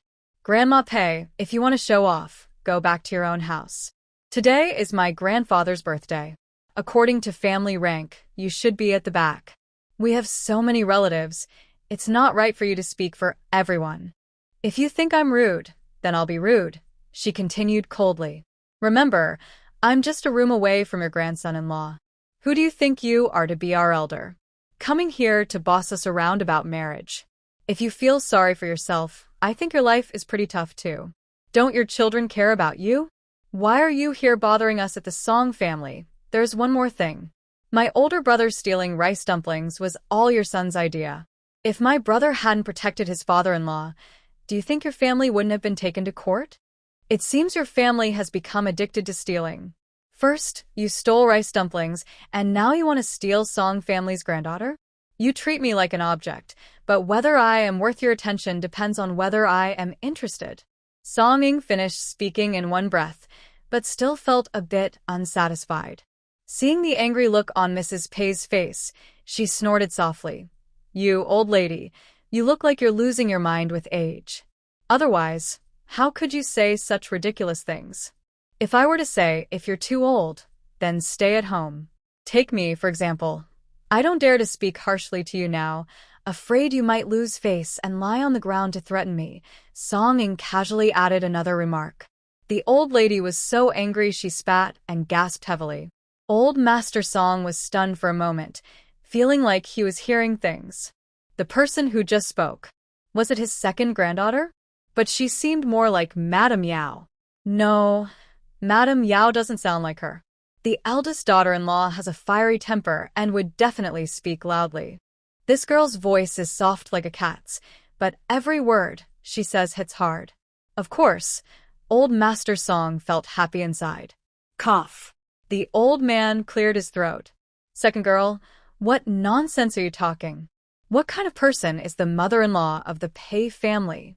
You're just a young girl, and your words may be unpleasant, but the mother-in-law of the Pei family has seen all kinds of scenes. There's no need to fall to the ground to make a point. Song Ying's lips pressed slightly. Old Master Song was also a tough man. Madam Pei, please forgive us. My sister has always been straightforward. She says what she thinks. Don't take it to heart. Although she seems sharp-tongued, she's actually very kind. When we sent my brother to the county town, it was all decided by our family. My brother is now married and established. As a man, he must take responsibility for his mistakes. That's our family's way. We wouldn't hold a grudge against my sister over these things, so there's no need for the Pei family to worry about teaching her. Song Sun quickly added. That's right. Our family's affairs are private. If you didn't want to cover the loss of the rice dumplings, then forget it, Song Fushan immediately said. Don't bring up his son's matters to hurt him. Song Jinshan quickly followed his older brother and son, nodding right away. Old Master Song was looking at his second grandson, and he was very pleased with what he said. He hit the point exactly. Although Song Xian made a mistake, it also showed others that the Song family takes responsibility and is not the kind of family that likes to shift blame. Additionally, he said they wouldn't blame second sister for this, which means their family is fair and cares for their granddaughter. Most importantly, this is a family matter. What does the Pei family matter? They have no right to interfere.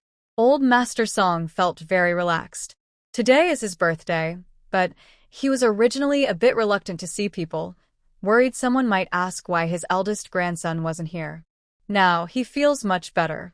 The Song family has many children and grandchildren, but they seem very harmonious. The old man smiled and said, when the main banquet starts, Dear mother-in-law, relax and eat more. The old lady almost cursed. This Song family is too overbearing. Relying on their numbers, they kept blocking her one after another. Second sister Song said so many disrespectful things to the elders, yet she hasn't been criticized at all, and now everything is over? Old Master Pei, I say, your family. Before the wife of Pei could speak, Old Master Song looked at his grandchildren and asked, All right, call all the children over. Those who need to kneel, kneel. After kneeling and bowing, everyone can eat. Don't let dear mother-in-law go hungry. Old Master Song had kept the Pei wife in check for decades, so he wasn't stupid. Once he spoke, the wife of Pei couldn't say anything more. Today is Song family's big day. If the younger generation kneels and bows, then starts the main banquet, and the mother-in-law of the family tries to stop it, what would that mean? It would look like they're deliberately causing trouble. Old Master Song told someone to call all the grandchildren. When they arrive, there will be many people, and they won't have had any advantage earlier. If more people with the surname Song come later, they will have even less to gain. The old lady's face turned red with anger, biting her loose tooth but saying nothing. Everyone else also gave Old Master Song, the birthday star, face, so no one dared to cause trouble. In no time, all the children and grandchildren of the Song family arrived. Following the family hierarchy, everyone knelt in front of the old master, first bowing and then presenting gifts. As Song Ying originally thought, the gifts from the eldest uncle, her father, the third uncle, and the younger uncle were quite similar. The eldest uncle gave 2 bolts of new cloth. Her father presented a lion-headed walking stick and a deer bone ring, which weren't very valuable but looked decent. The third uncle brought a handmade leisure chair, and the old master squinted happily, clearly very pleased. Song Manshon went a bit overboard, giving a set of clothes for spring, summer, autumn, and winter. Other seasonal clothes were less noticeable, but the winter coat made of gray squirrel fur looked especially nice. Dad, I don't have much money. The gifts aren't expensive, but I put my heart into them. I wish you a year of wearing new clothes, not hungry or cold. Song Manshon said honestly. No wonder Song Manshon is favored. When it comes to showing filial piety, his father and third uncle are very expressive, giving 5 out of 5, while the fourth uncle also tries to show full respect even if he only has 5 out of 10. He outshines his 3 older brothers.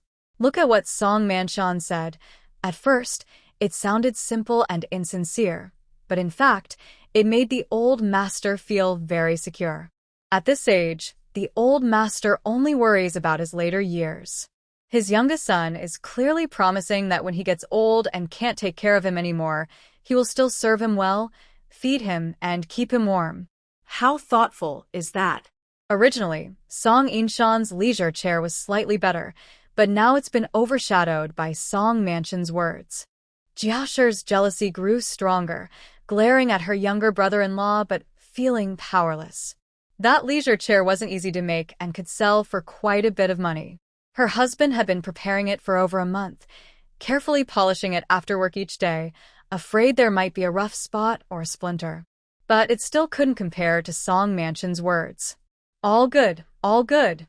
The old master was so happy he couldn't close his mouth. The guests naturally praised the 4 sons for their filial piety, saying Song Laozhen was truly blessed. Song Laozhen's vanity was satisfied.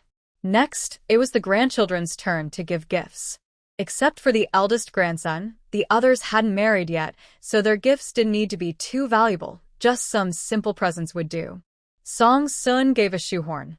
But don't underestimate the shoehorn. It is a common daily item. When placed at the heel of the foot, it makes putting on shoes much easier. The old man used a wooden one, but what Song Sun gave was made of ox horn. Ox horn is not easy to find. The small shoehorn was carved with lucky and auspicious patterns, which was quite expensive. Song Xian was not present, so Song Sun took the lead. Of course, he couldn't afford to embarrass himself. When the old man received the gift, he was happy and praised it. Then the other children also stepped forward.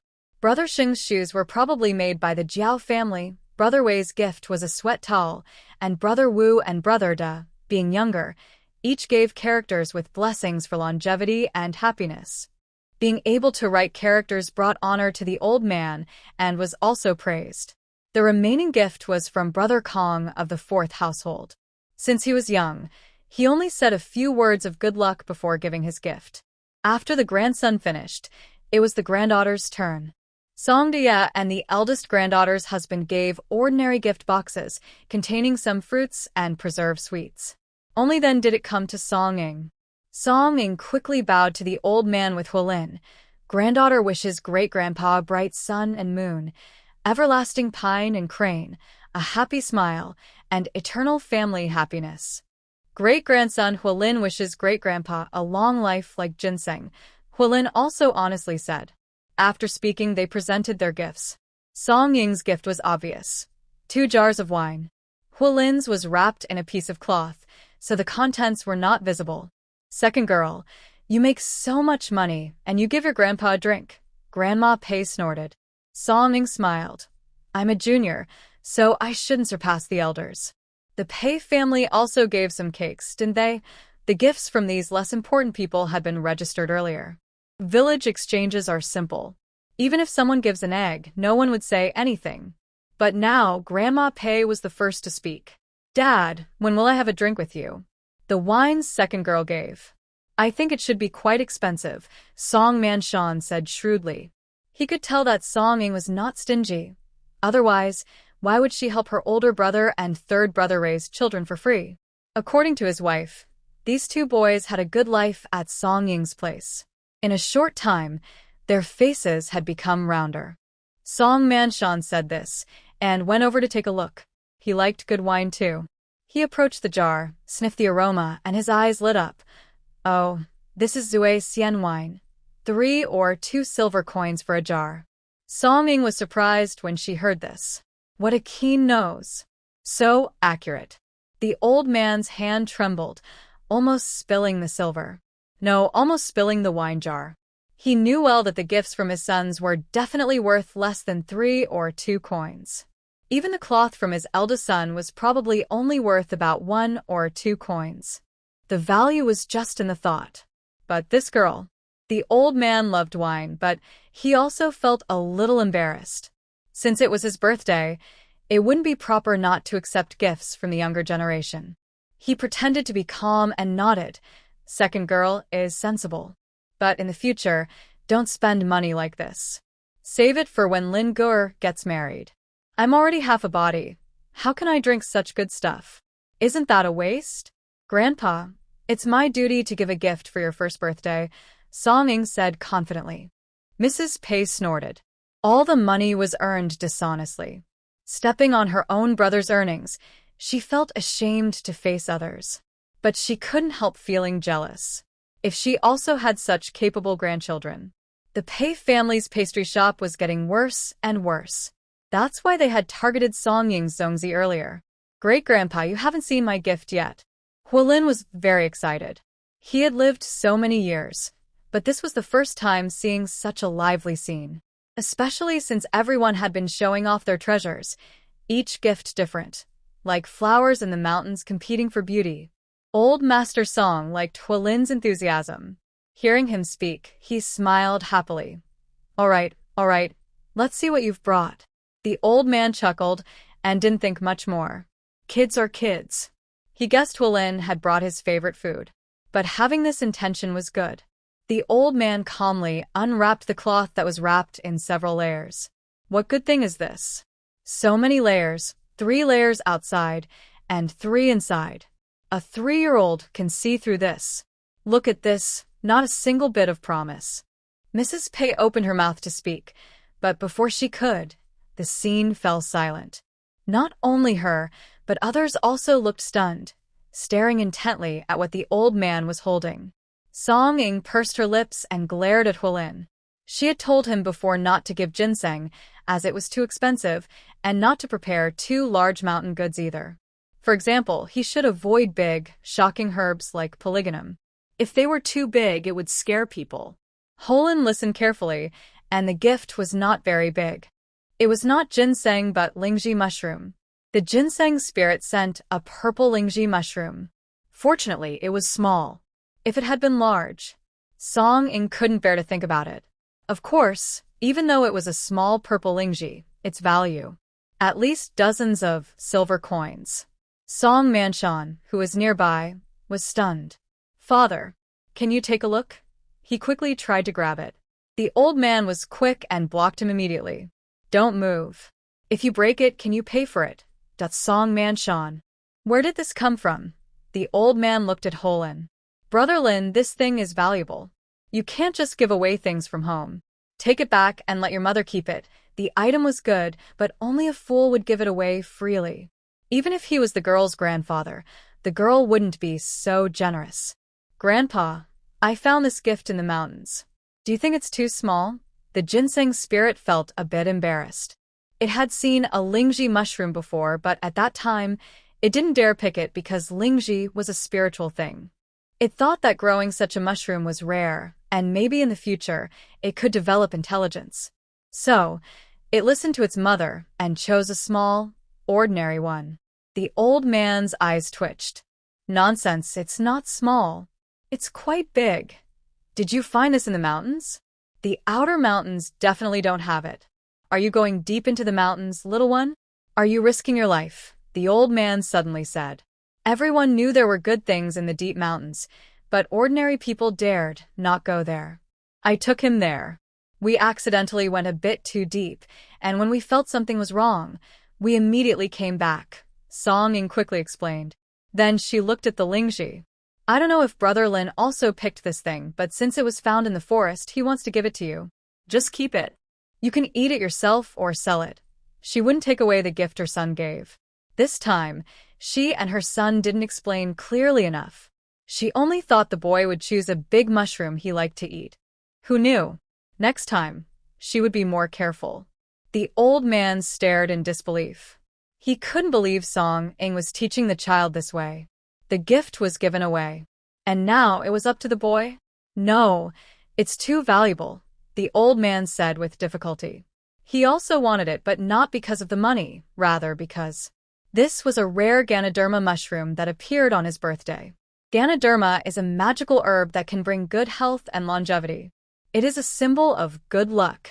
How could he not want it? But he didn't have the face to take the child's gift. Holin was a bit confused, but after seeing Song Ying's expression, he knew it wasn't the time to speak much. He stayed quietly and obediently. This is the child's heartfelt gift. Brother Lin has been hiding and keeping it since he got it. Even I didn't say anything. Now he's giving it to you as a sign of respect. If you don't accept it, he will be very sad. Also, you think this thing is valuable, but Brother Lin only knows it looks nice and tastes good. He doesn't understand its true worth. So, just treat it as a common mushroom and accept it, Song Ying said firmly. The old man's face showed no doubt. The ginseng was simple-minded. Whoever treated it well, it would treat in return. If it could give the old man a Ganoderma mushroom, that was what the old man deserved. Song Ying had no objections. It was just that, at this moment, it looked a bit eye-catching. But once the item was in the old man's hands, it was no longer her concern. The old man had lived so many years. He wasn't afraid of others being jealous. Song Ying's attitude made the other guests think this girl was extraordinary. This wasn't a small item worth 5 or 10 taels. Maybe they could part with that much if they really wanted to. But if this item was sold, it could fetch dozens of taels. Such filial piety. Your good fortune is still ahead. Look at how obedient your sons and granddaughters are. Even your great-grandchildren are so sensible. It shows your family has good manners. That's right. The value of this item isn't important. What's important is sincerity. Your family has raised a good girl. Look at Brother Lin, he looks like a little Buddha, so handsome. He'll definitely have a bright future. The old man was slightly dazed by the flattery. He wasn't teaching Wu Fang to be obedient. Why did everything suddenly change? Old longevity star. Don't get the wrong idea. Your son Xian is not very promising, but you have other children, right? Look at Sun and the others. Each of them is outstanding. That white dog can still have a litter, and 1 or 2 of them might be colorful. What are you worried about? The old man was still a bit confused and a little envious. After Suanzi was taken to the government office, he felt very anxious inside. He felt ashamed of his ancestors as the eldest grandson of the main family. He couldn't teach the children well and had no face to see others. Good, good. Old Master Song carefully wrapped the item. You've done a good job teaching the children. This thing, I'll keep it for you. When Lin Gur grows up and needs a wife, he can use it. When the Pei family heard this, they were so angry, they almost spat blood. That was his great-grandson. His surname is Hua. He's an outsider. The eldest grandson of the main family isn't thinking about his own family, but about outsiders. This old man's mind is probably broken. The two women of the Pei family no longer wanted to stay. They were afraid they might get so angry they'd die on the spot, and they didn't even want to eat at the table. Song Ing smiled lightly, but didn't take it seriously. Whatever the old master wanted to do with the gift, it was fine with her. Moreover, her son probably wouldn't find a wife easily. After everyone had given their gifts, the banquet began. Because of the Lingji mushroom, the villagers kept talking while eating. The old master felt dizzy from head to toe, as if it wasn't real. When the birthday feast was over, those who needed to leave did so, and the women tidied up the yard. Her sons, drunk and dizzy, finally went to their rooms. He stared at the wrapped item, lost in thought. In his life, he had saved quite a bit of silver, so the value of the Lingji wasn't enough to shock him. What truly moved him was the attitude of Arya and Lin Guer. He used to think that his eldest grandson respected him so much. But honestly, if the children and the eldest grandson had to give heavy gifts, the result might be different. The daughters-in-law would definitely get angry and try to take the gifts back, and the sons wouldn't want to part with them either. If he hadn't just decided to give the Lingji to Huolin for his marriage right after accepting it, perhaps the daughters-in-law wouldn't have cared about tidying up, but would have immediately come to discuss how to split the Lingji. Are the grandchildren filial? Honestly, it's just SOZO. Following the rules isn't wrong, but they're all his own children. If they showed even a little filial piety, he would feel satisfied and at ease. His sense of balance was slightly tilted. Right now, Song Ing didn't know that the Lingji Huolin sent and her attitude had kept old Master Song awake many nights. She was more worried about her business and her children. She also needed to continue teaching Huolin basic knowledge. And there was Songda. This boy had started to become distracted in the past few days. Second sister, I won't be coming over tomorrow. During dinner, Songda mumbled quietly while playing with his rice bowl. After saying this, Songda buried his head deep, feeling a bit shy. Song Ing glanced at him and said, "All right." Songda was surprised and looked up. Second sister, aren't you going to ask why? He thought that after he spoke, his second sister might get angry or even take out a ruler to scold him harshly. Usually, when she scolds him, she does so without hesitation. Song Ing found this amusing. I think I already told you clearly before. When you do your homework here, it's not just for me. If you really don't want to stay here, I can't force you with a knife. You're already 10 years old, almost grown, and there are 2 or 3 other children in the village who are about your age but have no parents. They can go to farm or chop wood. Do you still want me to teach you? You understand the reason, but if you don't take it seriously, what can I do? Besides, reading and writing don't have to be learned only here. After all, you're my brother, but you're not born from my stomach. Why should I force you to do anything? Song Ing said calmly. Songda is a bit of a mischievous kid. In simple terms, he's a real troublemaker, sometimes naive, a bit selfish because he's been raised in the big house. He used to fish in the river and climb trees to catch birds, and he couldn't sit still. Recently, he's been doing better. But he still can't fully change his habits. He has a stubborn attitude. If he doesn't see a benefit, he won't listen. He is smart, but his mind isn't always on the right path. She has tried her best. If Songda still doesn't study seriously, what can she do? Should she watch over him like a strict mother? Songda's eyes darkened. He kept eating silently, not speaking anymore. Sixth uncle, didn't we agree to work together to beat down Neo Mountain in the future? Why do you still not want to do it? Huolin asked, confused. I'm just going to study at home too, Songda replied softly. Huolin frowned and gently placed his small hand on Songda's forehead. You're so strange. You're not usually like this. My second and third uncles, I actually prefer the third uncle more because Songdo is lively, full of energy, speaks loudly, and is quick to act. He's even fearless. He dares to shout for his parents when bullied. The second uncle is different. He's quiet and reserved. He's okay, but a bit boring. I usually am like this. Songda pushed Huolin's hand away. Stop bothering me. I said I wouldn't come, and I won't. You always have your mom with you. Can I go home to see my mom? Huolin's heart sank suddenly, feeling a bit uncomfortable. It was like someone pulling his beard to cut it into pieces. He had never felt this way before. If your second brother misses home, he can go back and rest for a few days. And think about it after a few days, Song-woo whispered. Song-ing didn't say anything. As an adult, she didn't want to argue with children. Kids are naturally unpredictable. Today they argue. Tomorrow they fight. That's normal. Brother Woo is right. You can go home and think it over. But if you go home for a few days, you'll lose some of your little red flowers. After that, you can't come back. The same goes for Brother Woo, Song-ing said. Song-da blushed with embarrassment, not sure what he was thinking. The next day, he really didn't come. Song-ing was a bit unused to this. Usually, even when these three boys were writing big characters, they would be noisy and lively, making the house feel warm and full of life. But now, Holin looked upset, and Song-woo also looked uncomfortable. Song-da had a thick skin. When he was with them, Song-woo could eat and drink freely at Song-ying's without feeling pressured. But now that Song-da was gone, and only Song-woo was left, he felt a little embarrassed. But with Song-ing, he could really learn things. For example, if he didn't understand what the teacher taught during the day, he could ask Song-ing. It wasn't very difficult, since even his second sister could explain it clearly.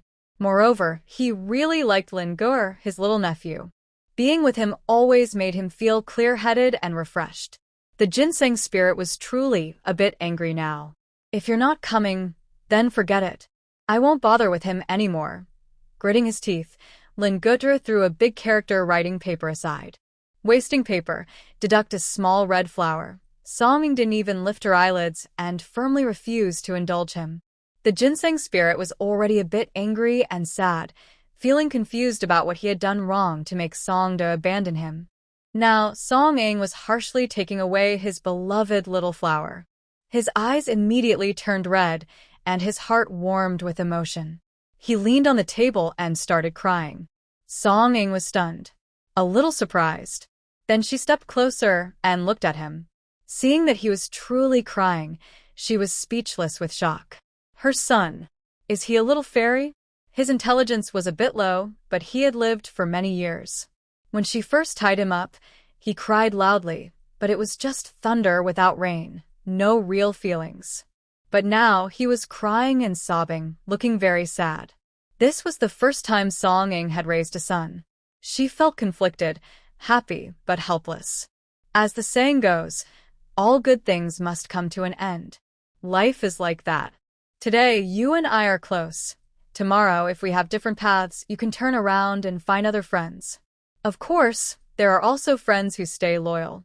Look at Brother Woo, he's still here. Song-woo felt a bit shy.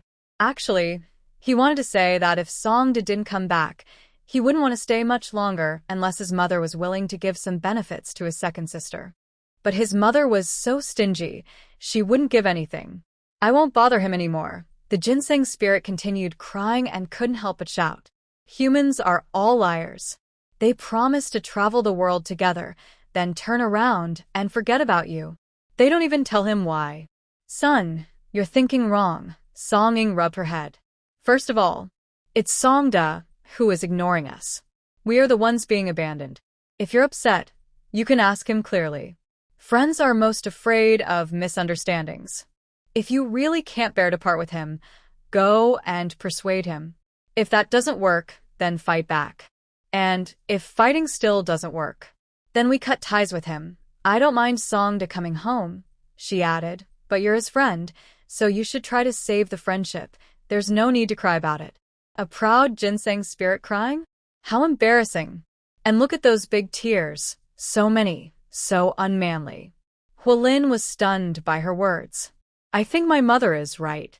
I can try to persuade him a little, and if he still doesn't listen, I'll ignore him.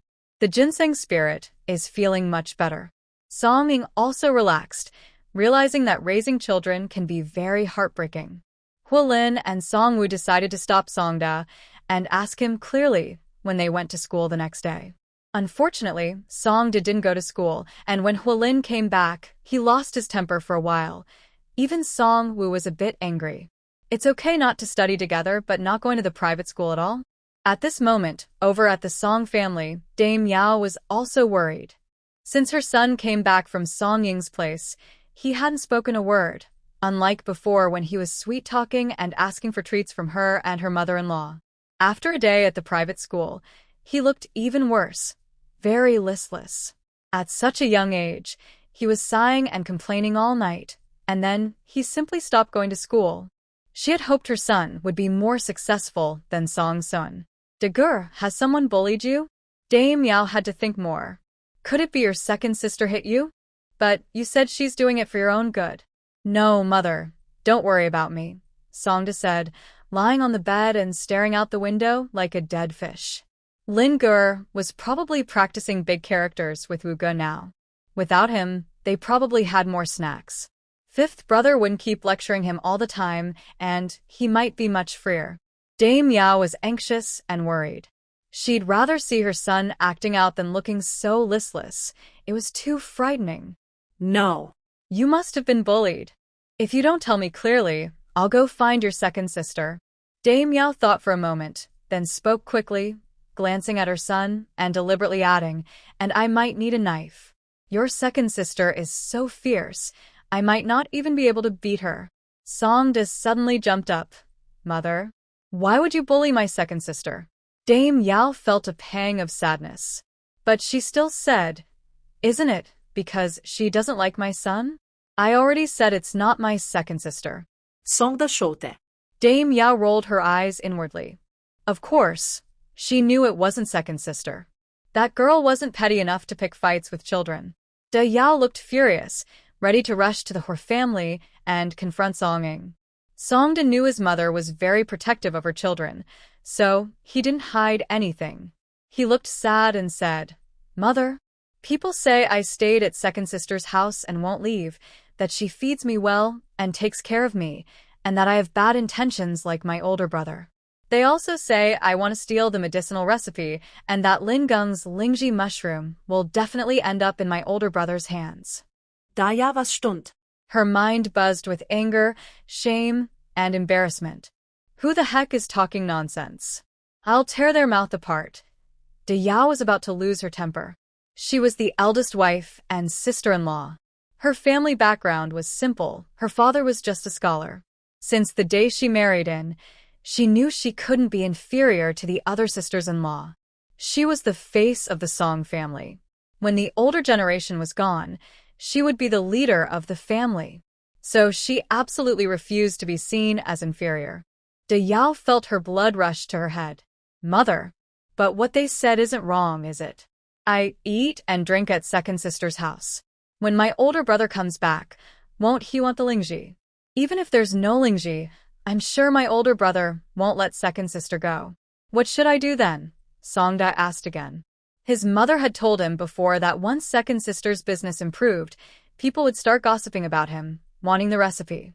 At the time, he thought it was no big deal, just a few words. It wouldn't cost him anything. But now, hearing those words, he felt so embarrassed he didn't know where to hide. And it was much worse than he had imagined. Da Yao clenched her teeth and sat heavily on the bed, looking lost and worried. "Mother, when my older brother comes back someday, can you persuade him not to target second sister anymore? And we don't want the Lingji from Grandpa either, okay?" Songda asked again. Songda didn't think he was mature. He just felt that if everything went as others said, he wouldn't have the face to see his friends. Da Yao opened her mouth to reply. She didn't want the Lingji. She had never seen Lingji herself. It was indeed tempting, but her grandfather had clearly told everyone to return the Lingji to Hualin. So, even if she wanted it, she didn't have that intention. Even if she did think about wanting the Lingji, it was for a different reason. For example, the old man changed his mind and wanted to share the Lingji mushrooms with his sons. She definitely wouldn't refuse him. But now, faced with her youngest son's serious questions, Madame Yao didn't say that. In the past, her youngest son was always the one asking for things. This was the first time he spoke with such humility and understanding. She thought her son was a bit foolish, but when she remembered Song Sun's personality, she suddenly felt that Dagur was doing the right thing. Mother definitely won't let your eldest brother have those thoughts. Madame Yao hesitated but finally spoke. However, Songda looked at his mother with despair. But, mother, your words don't matter. My eldest brother won't listen to you. Madame Yao felt like she was stabbed in the heart. She opened her mouth but couldn't find the words to argue. Her eldest son might not listen to her after all. Songda kept sighing. Why is my life so hard? I have such a bad eldest brother. And he's my real brother.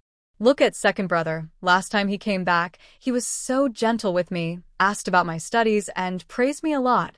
My eldest brother has never done that. Madame Yao felt her heart ache even more. Her youngest son was a traitor. How could he praise the enemy? Her sour heart was aching painfully. While she was feeling upset, guests arrived at the Song family. It was late at night when Song Ying brought Huilin and Song Wu back. They all lived in the same village not far apart, so it was easy to come back. To calm the two angry boys at home, Song Ying had no choice but to bring them back. Earlier, these two nephews were sad, but now they were angry. As soon as they arrived at the Song house, the two boys angrily kicked Songda's door, scaring him so much he jumped out of bed. Sixth uncle, are you serious or not? We agreed to go to the private school together and suffer together, but you dared to skip class. Do you know that if you skip class once, most of your red flowers will be deducted? Huilin almost wanted to strangle Songda. It's okay to be calm for a few days, but skipping class? No way. His mother always kept her promises. If he lost all his red flowers, Songda wouldn't be able to come back. Sixth brother, what you're doing is very serious. How could you do this? I'm so disappointed in you.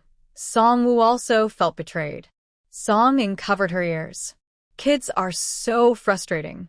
Such a small matter, and they make such a fuss.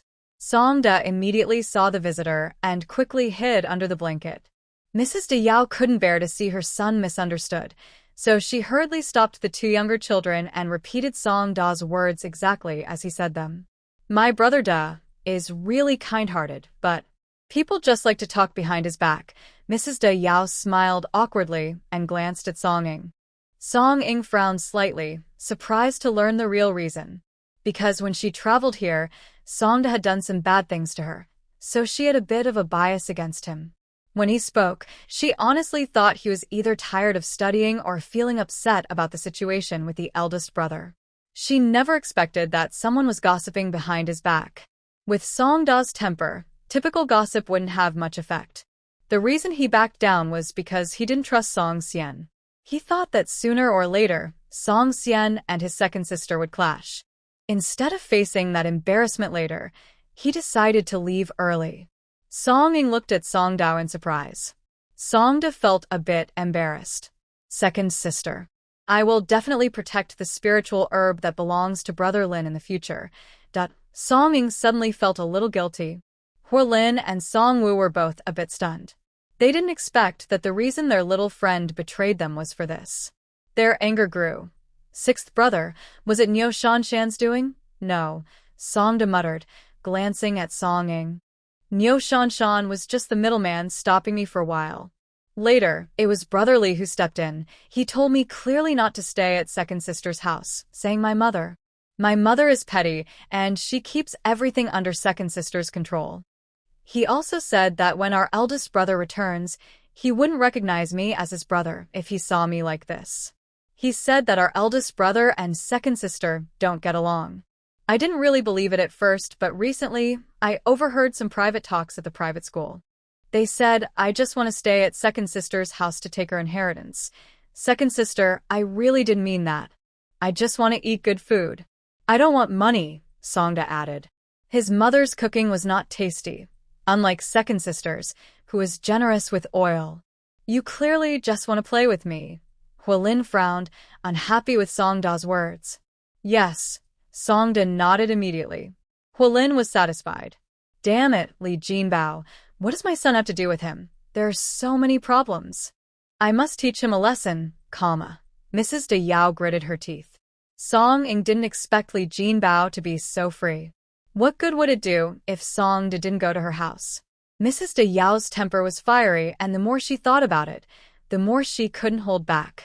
She reached out and pulled Songdo out of bed, without saying a word, grabbed a knife, and headed straight to the Lee family. Song Ying also thought Li Jinbao needed to be taught a lesson, so she didn't stop her.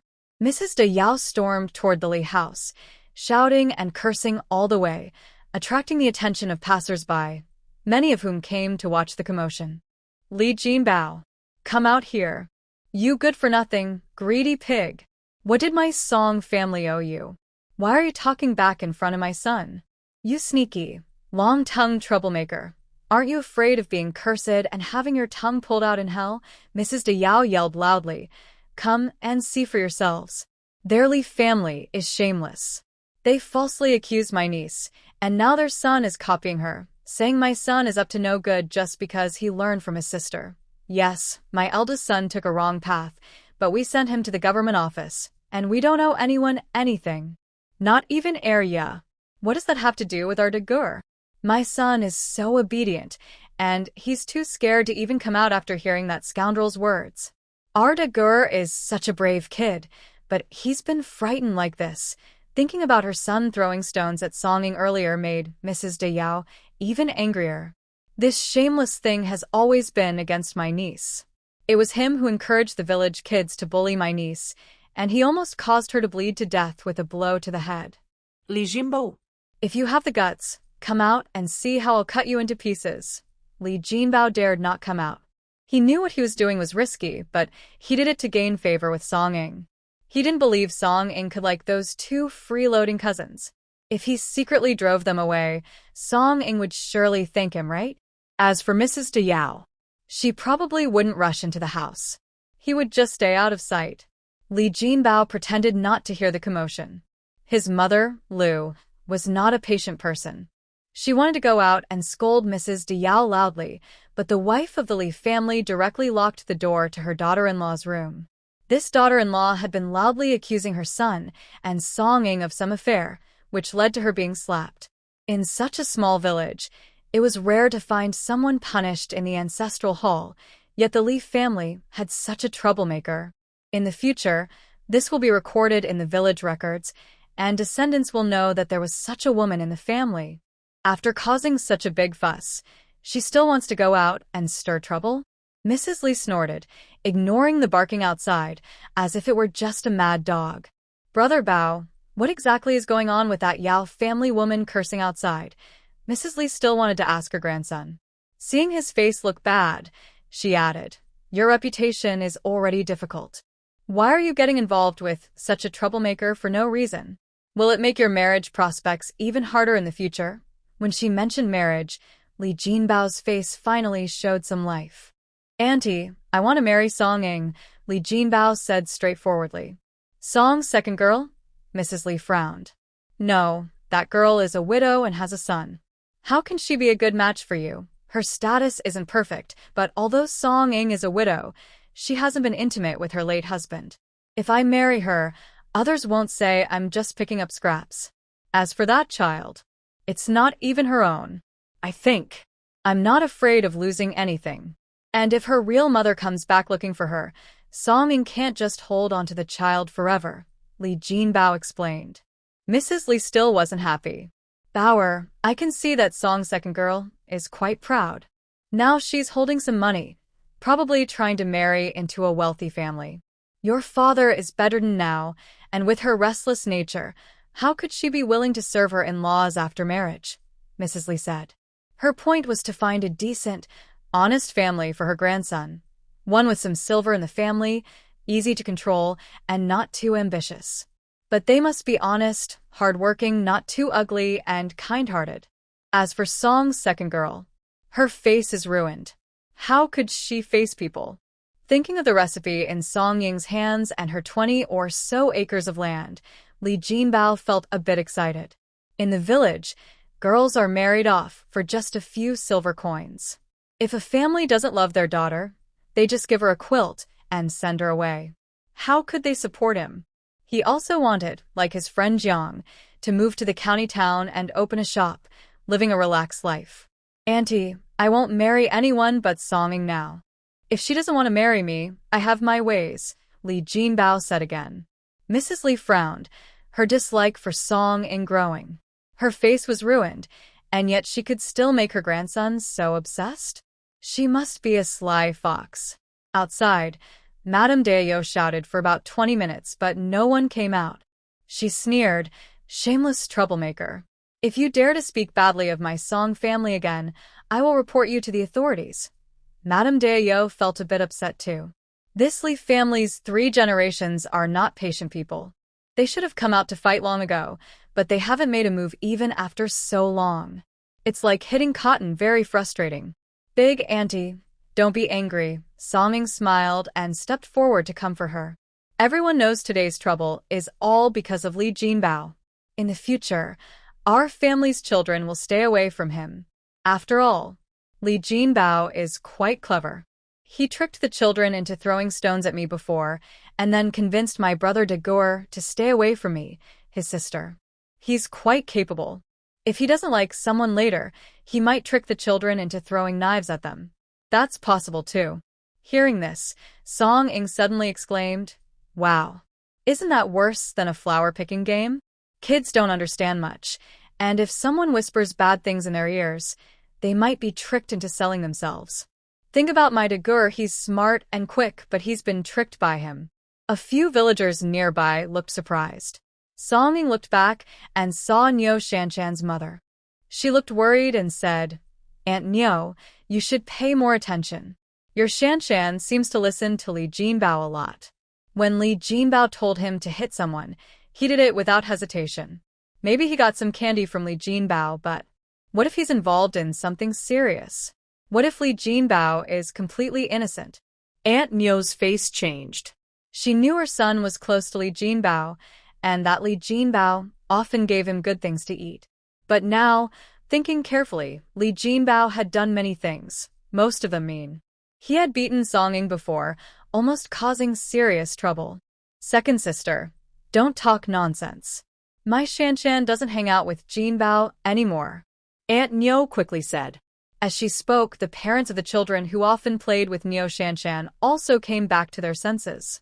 "Ear is right. I used to think he just asked my son to go up the mountain to gather bird eggs, but I didn't expect. From now on, I should keep my son away from him." When Da Yao heard this, she looked back at Song Ing and suddenly felt she had been shouting into the wind.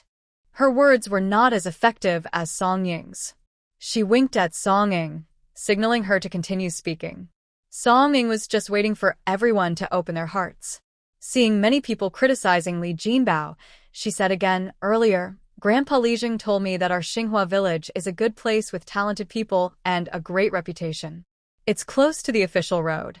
If we villagers behave well, good things will come to us first in the future. Compared to everyone else, everyone knows about the trouble in Shirtu village.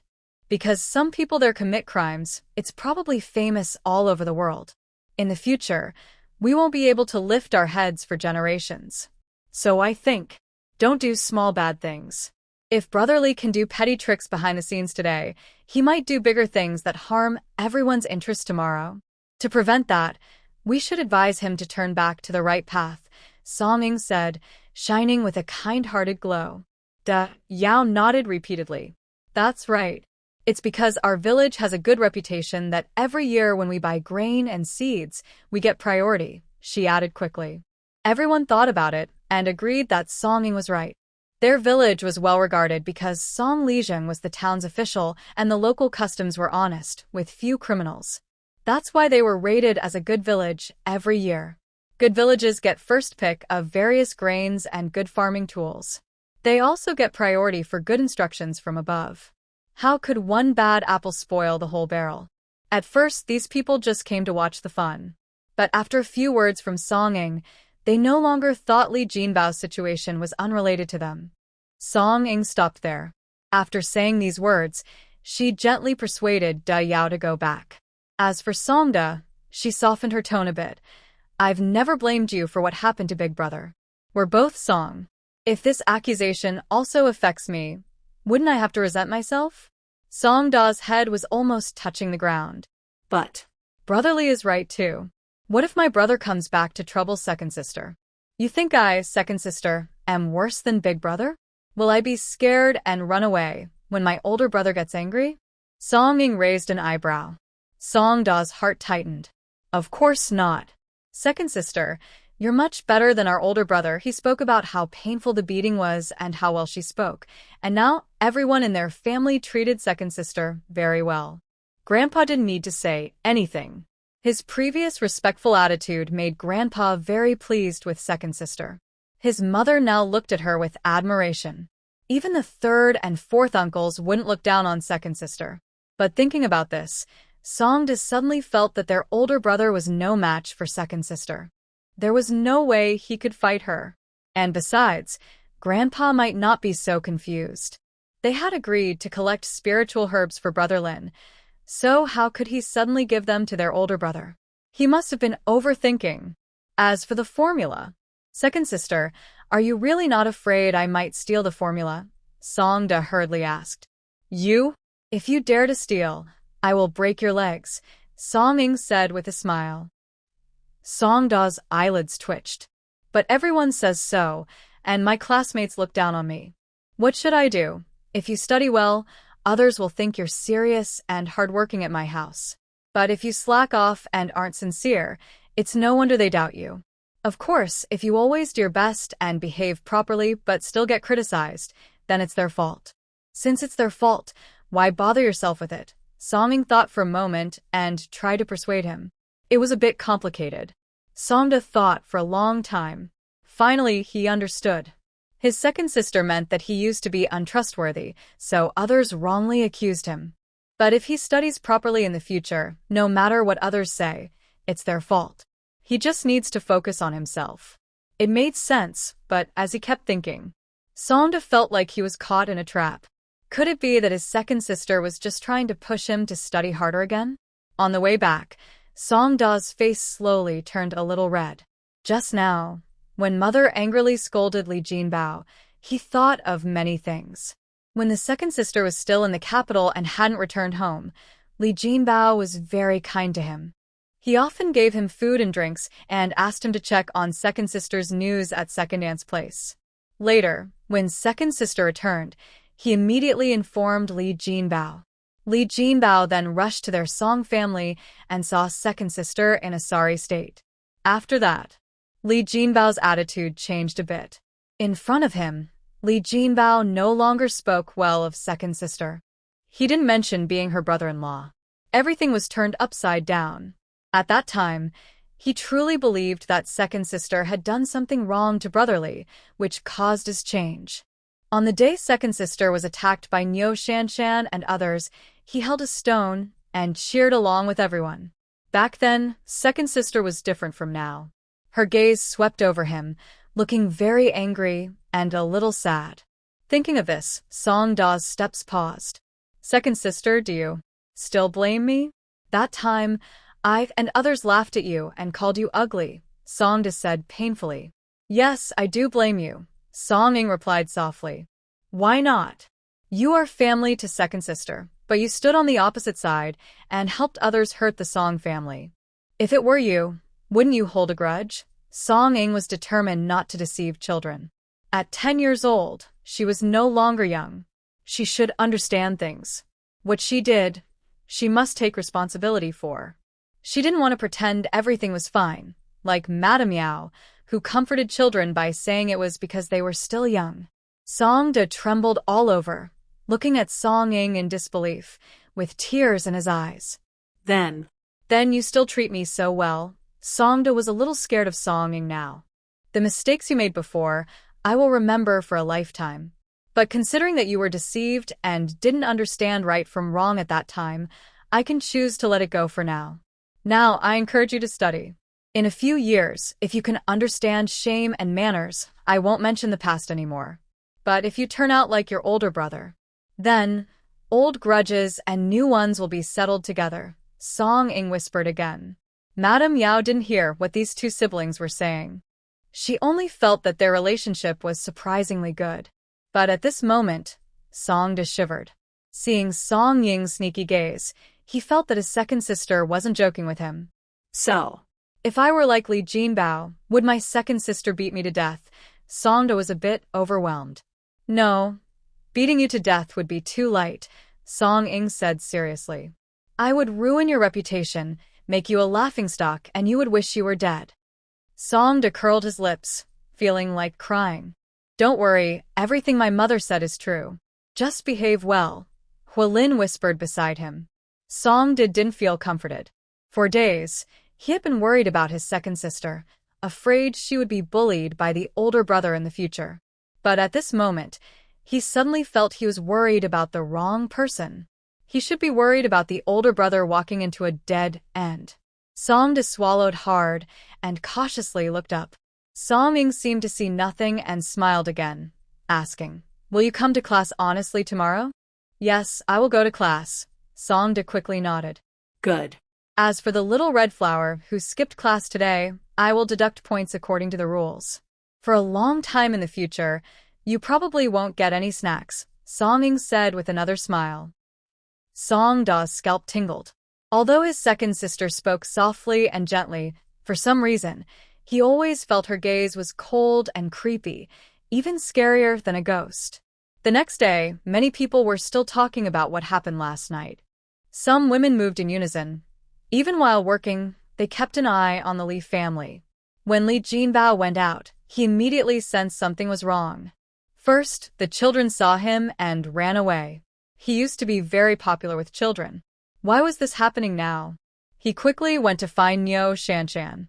However, Niu Shanshan was beaten so badly by her father that she couldn't get out of bed and didn't see anyone. Yesterday, Aunt Niu went home and told her husband what happened. He scolded her harshly, saying her opinions almost ruined her son's life. For a few bites of food, she almost let her son become a good-for-nothing. Although Aunt Niu thought her husband was exaggerating, she dared not disobey him. She watched helplessly as her husband beat Niu Shanshan severely. Moreover, early in the morning, her husband also took some things to the Song family. Song De was threatened by Li Jinbao, with Niu Shanshan acting as the intermediary. When the Niu family men learned about this, they felt uneasy and worried that the Dayos might come with knives to scold their family, so they pretended to admit defeat early. Niu Shanshan was Li Jinbao's top general before, and even he was beaten. Naturally, the other children were also disciplined. The situation changed. Li Jinbao was now seen as a troublemaker and a bad person who harmed children. Although the villagers didn't have much time to teach children and didn't understand the classics, they knew proper manners. Everyone discussed right and wrong behind others' backs, but they understood the importance of different issues. Usually, people would chat and laugh casually when they had free time, just relaxing and joking around. But Li Jinbao was different.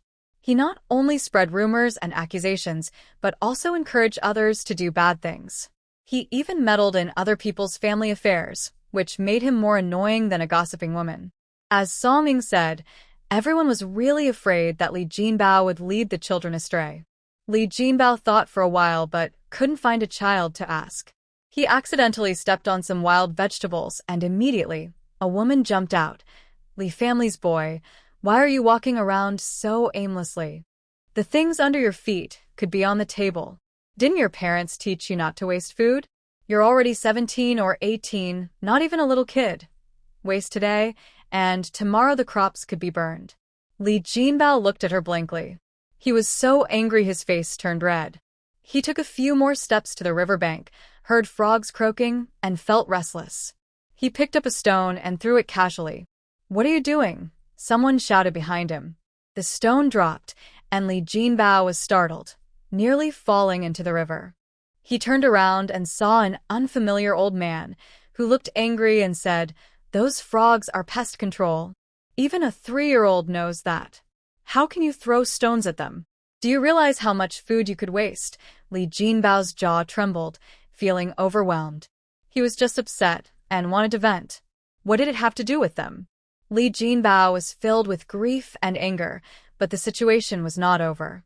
The village chief arrived, looking at him with a serious expression. The village chief of Xinghua village is very strict about village rules. Early today, several women were talking in front of his wife and daughter-in-law, criticizing Li Jinbao. He listened carefully and thought that this boy was a bit off. Brother Bao, starting today, You must go to the ancestral hall for an hour each day to recite the village rules and clean the ancestral tablets, said the village chief. Why? What's the reason? Li Jinbao almost lost his mind. The village chief sighed. Do you still not understand what you did wrong? Showing off, stirring up trouble, having bad thoughts. If you weren't young, I wouldn't forgive you so easily. Li Jinbao wasn't really foolish. Hearing this, he immediately understood. That's because the Yao family is falsely accusing me. Li Jinbao said angrily. I've already checked. Over the years, you've bought some children in the village to do bad things. Don't you admit it? The village chief said, a bit angry. Li Jinbao isn't just a simple kid leader. He ordered some children to steal chickens, vandalize property, and bully others. He found out about all of this. If it hadn't caused serious problems, he wouldn't have just made Li Jinbao clean the ancestral tablets. Li Jinbao was really confused now. There are often fights in the village, but why did the Yao family's quarrel with him reach the village chief? The village troublemakers, like Bao Lizi and Song Manshan, the village chief usually ignored. Why are they now causing trouble for him? The village chief has his own way of doing things. For example, Bao Lizi. He's bad, but he knows how to silence others. No one would dare to report him without proof. As long as he doesn't break the law, the village chief won't interfere. Li Jinbao is far worse than Bao Lizi, but their situations are different. Li Jinbao's crimes are clear. Several parents came to complain about him. As the village head and chief, he can't just watch and do nothing. Most importantly, children are the future. Leading children astray is a big mistake. The village chief's words are very authoritative. Li Jinbao's face turned red, and he didn't know how to respond. He could only accept it quietly. When he got home, he asked Li Pozi to find out what was going on. Only then did he learn that Song Ying's words yesterday had made many parents wary of him. Li Jinbao originally thought it was just his own carelessness, but he never expected it was all because of Song Ying's tricks. Suddenly, he felt angry inside. I did all this for her good, Li Jinbao thought, feeling a strong urge to lash out. He knew more about Songda than Song Ying did. Songda had been following him like a little shadow for years, full of flaws, greedy, loves to eat, selfish, petty, and even a bit clever. Honestly, once grown up, Songda would be even more unruly than his fourth uncle. That kid was a glutton born that way. When Song Ying went to the capital, Songda would call him brother-in-law non-stop. He had given away countless candies. But after taking the candies, he didn't do much work, always hiding behind others like Niu Shanshan, letting them handle things, and he had taken many advantages. His mother, Daoshi, even had the nerve to come insult him. It was simply hateful. Song Ying was shameless, and Songda's children had probably spent a lot of her money, too. He kindly helped chase them away, but Song Ying still didn't appreciate it. Li Jinbao was furious inside. When the villagers went to recite the village rules at the ancestral hall, his anger reached its peak. He had originally planned to spread rumors about him and Song Ying among the children, but now that was impossible. Many villagers seemed to be watching him like thieves, and he couldn't get close to any child. Even Niu Shanshan. Li Jinbao felt frustrated, but tried to hold back for half a month. After 2 weeks, he found the village chief and sincerely apologized. During this time, he hadn't done any bad deeds. He had been very honest, cleaning the ancestral tablets and sweeping the candles every day. The village chief had seen all this. Come once a month from now on, the village chief finally said. Li Jinbao clenched his teeth.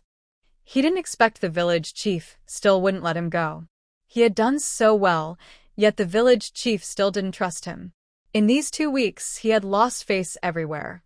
But even though he thought this, he kept a calm face and nodded obediently. Anyway, now he had a chance to leave the village. Before, he had to come to the ancestral hall every day, which kept him from going anywhere. The village was full of the village chief's spies, making life very hard. During this time, Song Ying's income had increased a lot. The income from the blue silk paste has stabilized. Over the past month of selling it, Yi Junfang has earned more than 140 taels from their share, while the merchants have earned about 150 taels. If transportation were easier, the merchants would likely buy even more in bulk. She and shopkeeper Hua both feel a bit stuck. The reason the merchants sell the blue silk paste is because of their friendship. Although it earns some money, the consumption is quite high. A large jar of the paste, if damaged during transport, would be completely ruined. After each shipment, it's hard to bring in other goods. The merchants hope Yi Junfang will deliver the goods and cover the costs and labor. Of course, they are willing to take a smaller share of the profit. There are better ideas, though. One option is for Yi Junfang or Song Ying to open a workshop in another county. This would avoid the trouble of frequent travel. Since they have a good relationship, the merchants are politely willing to support opening a branch elsewhere if needed. These merchants don't usually buy this kind of product, so their advice is very kind. Unfortunately, Yi Junfang can't open a branch right now. Her main goal is to rebuild her rouge and powder business and to have a chance to compete with Cui Yanjai. Since her local business isn't doing well, expanding elsewhere is difficult. Song Ying thought about her savings. Although she earned nearly 300 taels this month, she spent a lot. Besides raw materials, she also has to support 3 hungry children, leaving her with only about 200 taels. That much money, if saved carefully, could last a lifetime for daily needs. But opening a shop, that's a different matter. If she only rented a place initially, it wouldn't be a problem. But she has no staff. While she was thinking, her eyes caught sight of her fourth uncle walking confidently toward Yi Junfang. As soon as he entered, he saw her and grinned. "Second girl, you're here too? Perfect. Give me a set of jade face peach blossom. I'll take it home to give to your fourth aunt." Seeing Song Manshan, her eyes lit up. Shopkeeper Hua immediately ordered someone to bring the items. "Brother Song has taken care of our business these years. I'll give you a 40% discount on this powder." Song Manshan chuckled casually, then glanced at Song Ying. "What are you looking at me for? Do I have flowers growing on my face?" After taking his things, Song Manshan strode off quickly, and Song Ying immediately followed. "Fourth uncle, is your gatekeeper job easy to do?" Song Ying asked. "How can it be hard? I do nothing all day. Sometimes I just let water flow in the canal, and others are in charge of everything. I just pass the time," Song Manshan said honestly. "It's noon now. If the work were too hard, how could he be out for a walk?" Of course, being a gatekeeper can be busy sometimes, but who is he? Naturally, he has ways to relax. Song Ying smiled. Then, "Fourth uncle, do you enjoy this work?" "It's okay," Song Manshan replied straightforwardly, not treating Song Ying like a child. "I don't have many skills. I only know how to make friends. I don't understand other jobs. Now that Kong is over 3 years old, I, as a father, can't just sit around like before. I have to work hard so that someday I can save enough money for Kong to marry a wife. If he didn't work, who would support his wife? It used to be easier. His father was generous and supported them with money. But now, things are different. His second brother has moved out, and although their 3 brothers still share the same household registration, their family property has been divided. If he asked for money now, it wouldn't be possible. He cares about his reputation. If people saw his wife looking unkempt and she had no money for cosmetics, how could he keep his dignity? So, no matter if the work is good or bad, he would just endure and do it. "Why are you suddenly concerned about me, fourth uncle?" Song Manshan felt something was off after saying all that. Song Ying awkwardly smiled. "I just want to ask if fourth uncle has any ideas about helping me with work." "Qingxi ointment?" Song Manshan responded quickly. "Yes, the Qingxi ointment business is doing well. It meets the needs of ordinary people. If I set up a workshop elsewhere to sell it, the business would be good. Plus, a few previous customers helped establish our reputation, so I could easily ask for help now. But unfortunately, I have no helpers," Song Ying explained. Buying people is reliable, but she couldn't tell what kind of skills or personality they have. And capable people are very expensive. "Why not ask second brother?" Song Manshan asked. Could it be that his niece saw right through him, that he is much better than her father? Song Ying saw the look in Song Manshan's eyes and felt sure he was lost in wild thoughts. But she still said, "My father is honest and simple, not suited for this kind of business. His father's temper is more fit for being a landowner, tending to the fields, and not good at socializing. He lacks flexibility. Of course, this is also his strength. If Song-sun can pass the imperial exam someday, even as a minor scholar, having such a father would give him some stability. It would help him avoid trouble and set a good example for future generations. But his father no longer has land, which is a sad story. The money they made from selling rice dumplings could have bought a few acres of good water fields. Sadly, his father and brother are too stubborn and insist on saving every coin. They have money but live a hard life. Such people are rare. Yes, my second brother is as foolish as a cow. If he handles this, even if he doesn't lose money, he'll be so worried he can't sleep," Song Manshan said disdainfully. "How do you want to do this? If I help you, how should we split it?" Song Manshan was not shy at all, even acting like he wanted to bargain with Song-ing. "Fourth uncle, do you want to do it? But your official position. Can an official make more money than green silk ointment?" Song Manshan rolled his eyes at her. "You're just a young girl, with no one to support you. Naturally, you can't handle big jobs. But I'm different. I've had many brothers since I was young. I know their temperaments well. Just give me a call and plenty of people want to help me. But before, when you went home, you said you had brothers and Bao Lizi on your side," Song-ing asked. Song Manshan's eyelid twitched. "You don't understand anything. That kid is unreliable. If I want to do serious work, I definitely wouldn't choose him." "Fourth uncle is right," Song-ing said obediently. "So, how should we split the benefits?" Song Manshan asked. Song-ing thought for a moment. "There are two ways. The first is like Yijinfang. I only provide the recipes. For other things like money and shops, fourth uncle handles them himself. I get 30% of the net profit. Of course, fourth uncle must ensure the quality of the products meets my standards and the prices should stay within a reasonable range. Second, I will provide the money for the shop and I will cover all the expenses for the workers. Fourth uncle will just be a simple shopkeeper, mainly responsible for managing the shop's profits and losses. He will be paid monthly, and his wages will be higher than when he was a gatekeeper. Additionally, every 6 months, he will receive a bonus based on how well the business is doing," Song-ing said again. Song Manshan frowned. "In the long run, of course, the first option is better. Only a fool would work for others. But the reality is he has no money. Let me suggest one way. Listen," Song Manshan pondered for a moment and continued, "you provide the money, and I will handle everything else, including staffing. But I will only be the shopkeeper and for my wages. I want a 10% share," Song-ing chuckled dryly.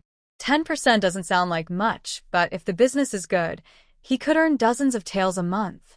Remember, although Yijinfang only earns about 100 taels a month from consignment, it's because they have their own business and haven't focused all their energy on this green silk ointment. If they opened a dedicated shop for the green silk ointment, would the business be the same? And since they're opening it, she naturally hopes to go to a big place like Yongcheng, where there are many people and business is easier. An ordinary shopkeeper earns only 4 or 5 taels a month. Earning over 10 taels is usually from big shops with strong backing. Song-ing sighed. "Fourth uncle, if you want to be a regular shopkeeper, you'll need to sign a contract with me. After all, I also need to share the formula with you, ensuring you can't take it and run away. You'll only get that small share for your whole life. But if you're the owner, why do I need to hear this from you?" Song Manshan rolled his eyes. "Why not just lend me some silver to use first? I'll be the owner, and once I earn enough, I'll pay you back." "Fourth uncle, are you trying to get something for nothing?" Song-ing exclaimed. Song Manshan grinned smugly. "If I have that ability, what's wrong with getting something for nothing? If you agree, just do as I said. No matter how much you earn in the future, I'll take my 10%. Aaron, I know what you're worried about, it's just staffing, right? I've found brothers who are much better than the workers you hired. Plus, since I'm the owner and your fourth uncle, the risks are much smaller for me." Song-ing naturally understood where Song Manshan's advantages lay. Otherwise, he wouldn't have come looking for her. Song Manshan has the ability to gather many followers. His brothers are quite obedient and capable. The reason the original owner fears Song Manshan is because of his rough, street-smart nature. Song Ing thought for a moment and finally nodded. The merchants agreed to delay their shipments until she and Yi Junfong completed the business in the outer city. They didn't want to sell their goods prematurely, so she needed to act quickly. If Cui and Jai finished developing their products, but the goods from outside were cut off, everything she had done before would be for nothing, paving the way for Cui and Jai.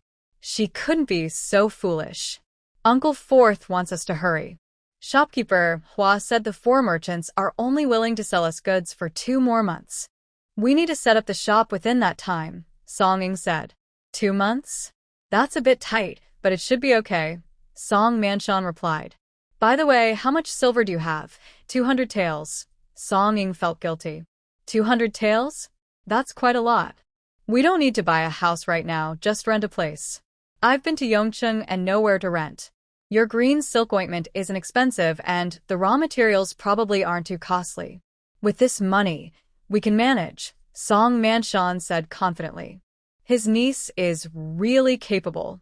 How much has she saved in such a short time? She also owns over 20 acres of land and a big house.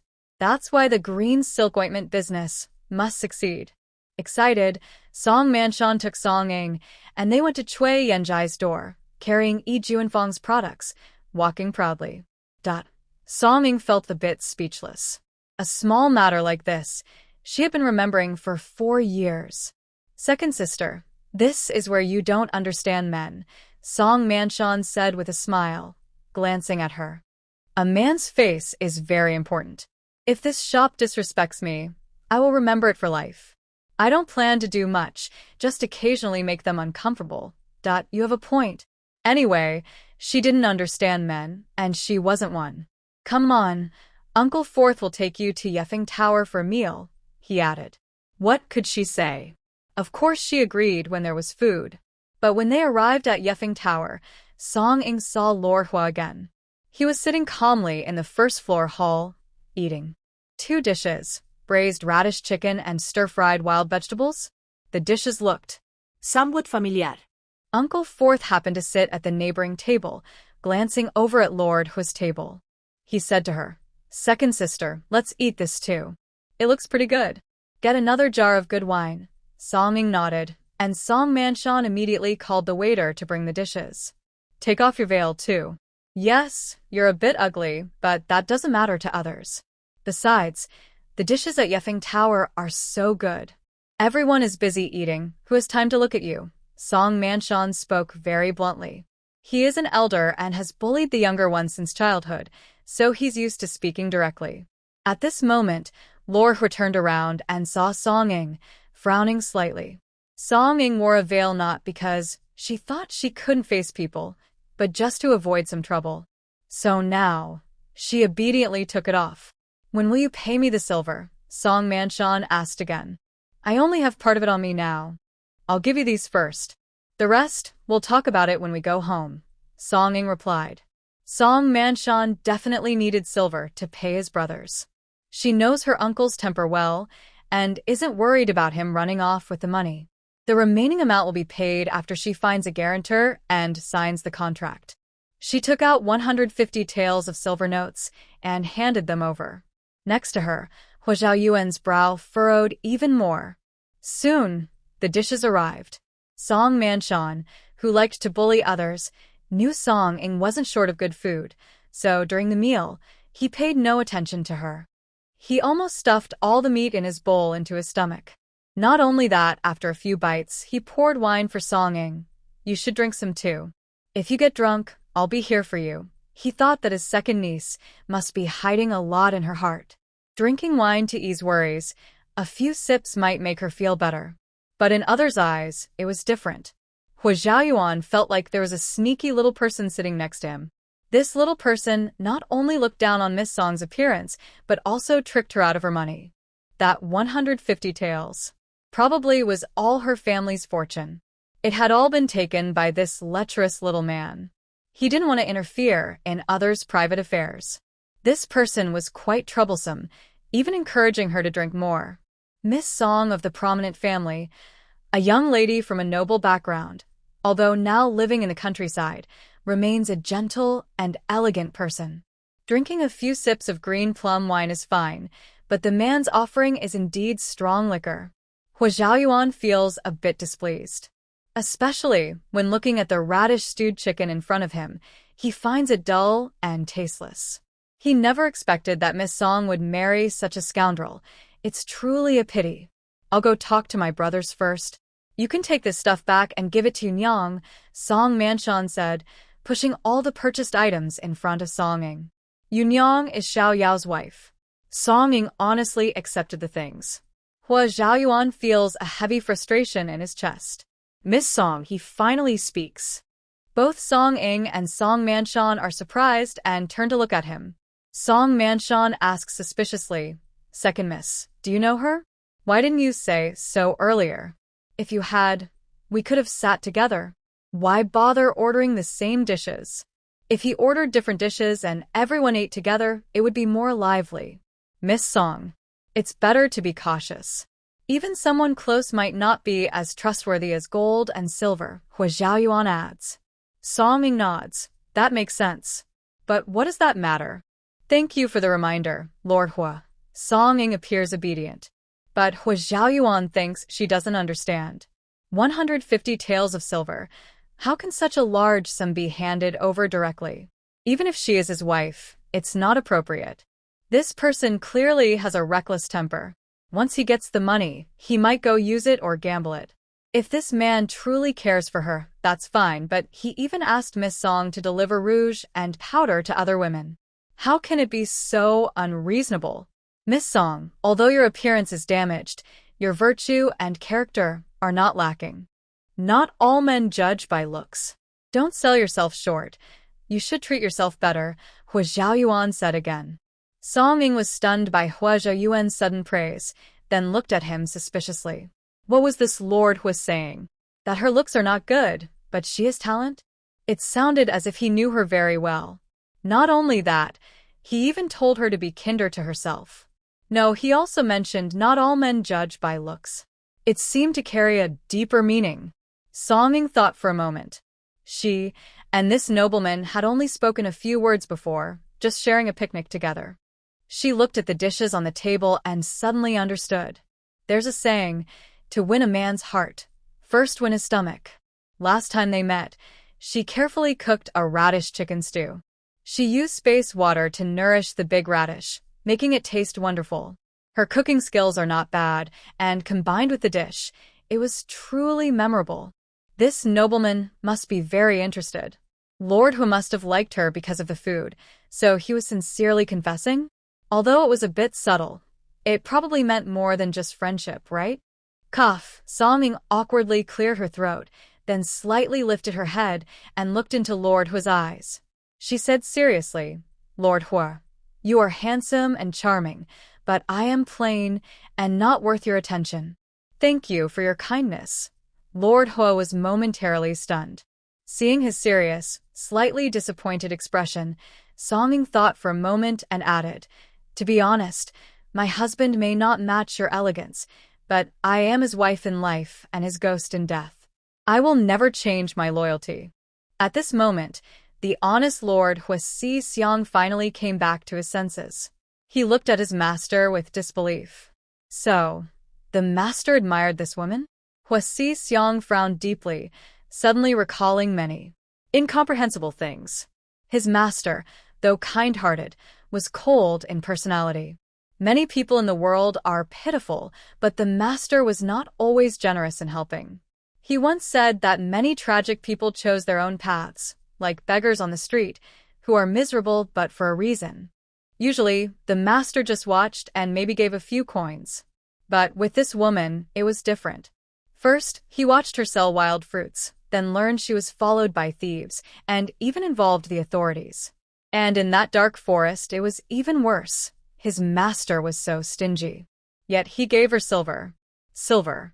Usually, the master's outings were simple, eating plain food, living like ordinary people. But that time, he waved his hand and gave her many benefits. And there was the matter of Stone Village, where they ate together.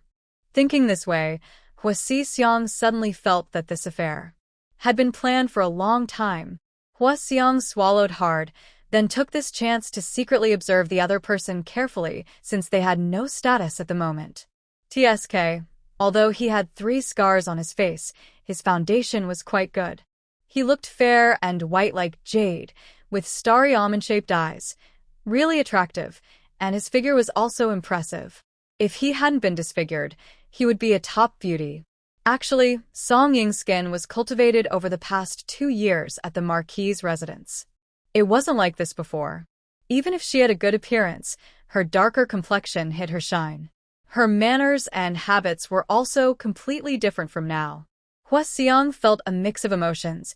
He was touched but also strangely sympathetic toward his master. His master's star was truly rising, and he had taken a liking to someone who was already married. Looking at this man, he didn't seem that impressive. If his master were a bit more ruthless and forcibly took her back, no one might dare to say anything. Of course, he absolutely wouldn't dare to say this aloud. His master would beat him on the spot. Hua Zhaoyuan also realized that Song misunderstood him. He wanted to explain, but upon hearing her unwavering loyalty, he felt a bit regretful. Many women in this world are often constrained by circumstances. Don't be afraid. If you want a divorce, I will send someone to handle it at the official office and also find you a house. No one will dare to bother you, Hua Zhaoyuan said again. Song Ying blinked, wondering if her charm was a bit too strong. Is he really thinking of hiding her in a luxurious house? Wait. The person? Sir, are you talking about my Uncle Fourth? Song Ying suddenly snapped back to her senses. Uncle Fourth? Hua Zhaoyuan was surprised. Yes, that's me. Song Manshan quickly responded. Sir, you've taken a liking to my niece? That's fine. Why not find a proper matchmaker to propose? Do you have no family background? We may be from the countryside, but my niece was raised with proper manners. If you truly like her, you should respect her. Our second girl from the family doesn't want to be a concubine or a mistress.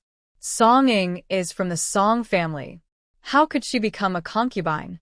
Concubinage is a form of trade. Aside from the emperor's concubines, who still have some face, other concubines, even if favored, only enjoy superficial glory and are not protected by the law. Therefore, even if she were to marry, she must be the main wife. Only then would it not be shameful. Song Manshan knows he is sometimes not very good, but when it comes to important matters, he always chooses the right direction. Although he likes to tease people, he would never intentionally target the weak, the elderly, women, especially women. To him, women are meant to be loved and cared for, not mistreated. Song Manshan smiles and looks quite unreliable. Song Ying pulls him gently. Fourth uncle, don't be silly. Even if the grown-up doesn't have a family, I do, right?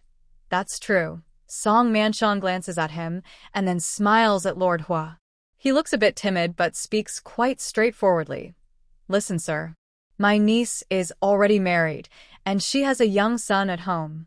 So, she definitely won't marry a second husband. Hua Zhaoyuan looks at her with some helplessness. Miss Song, with such conditions, are you really a concubine? She truly doesn't understand what kind of conditions she has. What exactly are her circumstances? It's just that her biological parents abandoned her. Of course, she would never think she is inferior.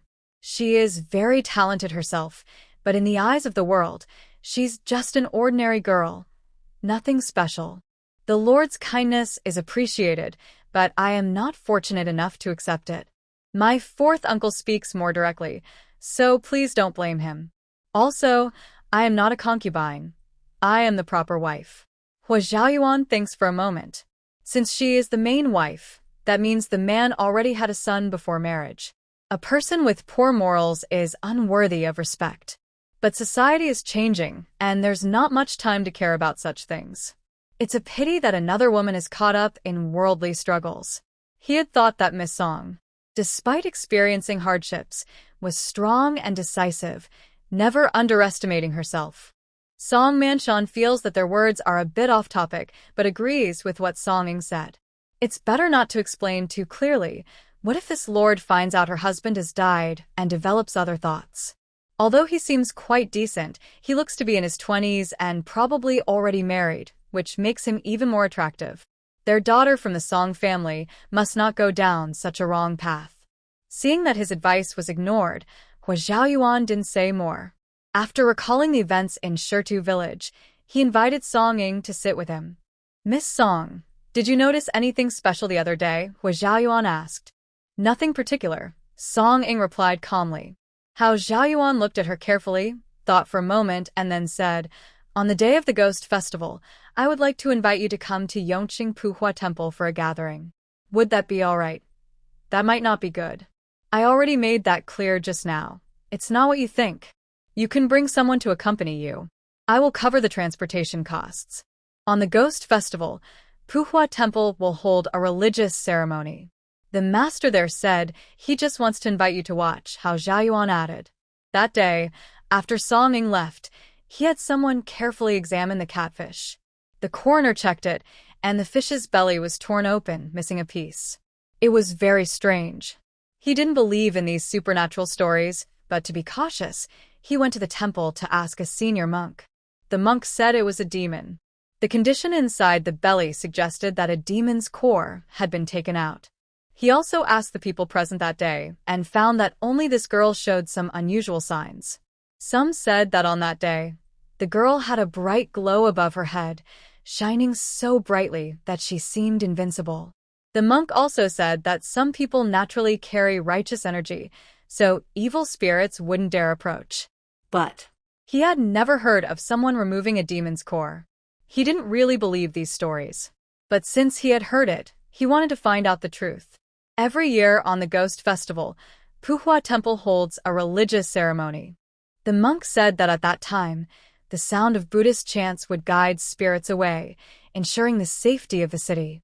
Of course, if the monk had great merit, he could also drive away evil spirits and eliminate their power.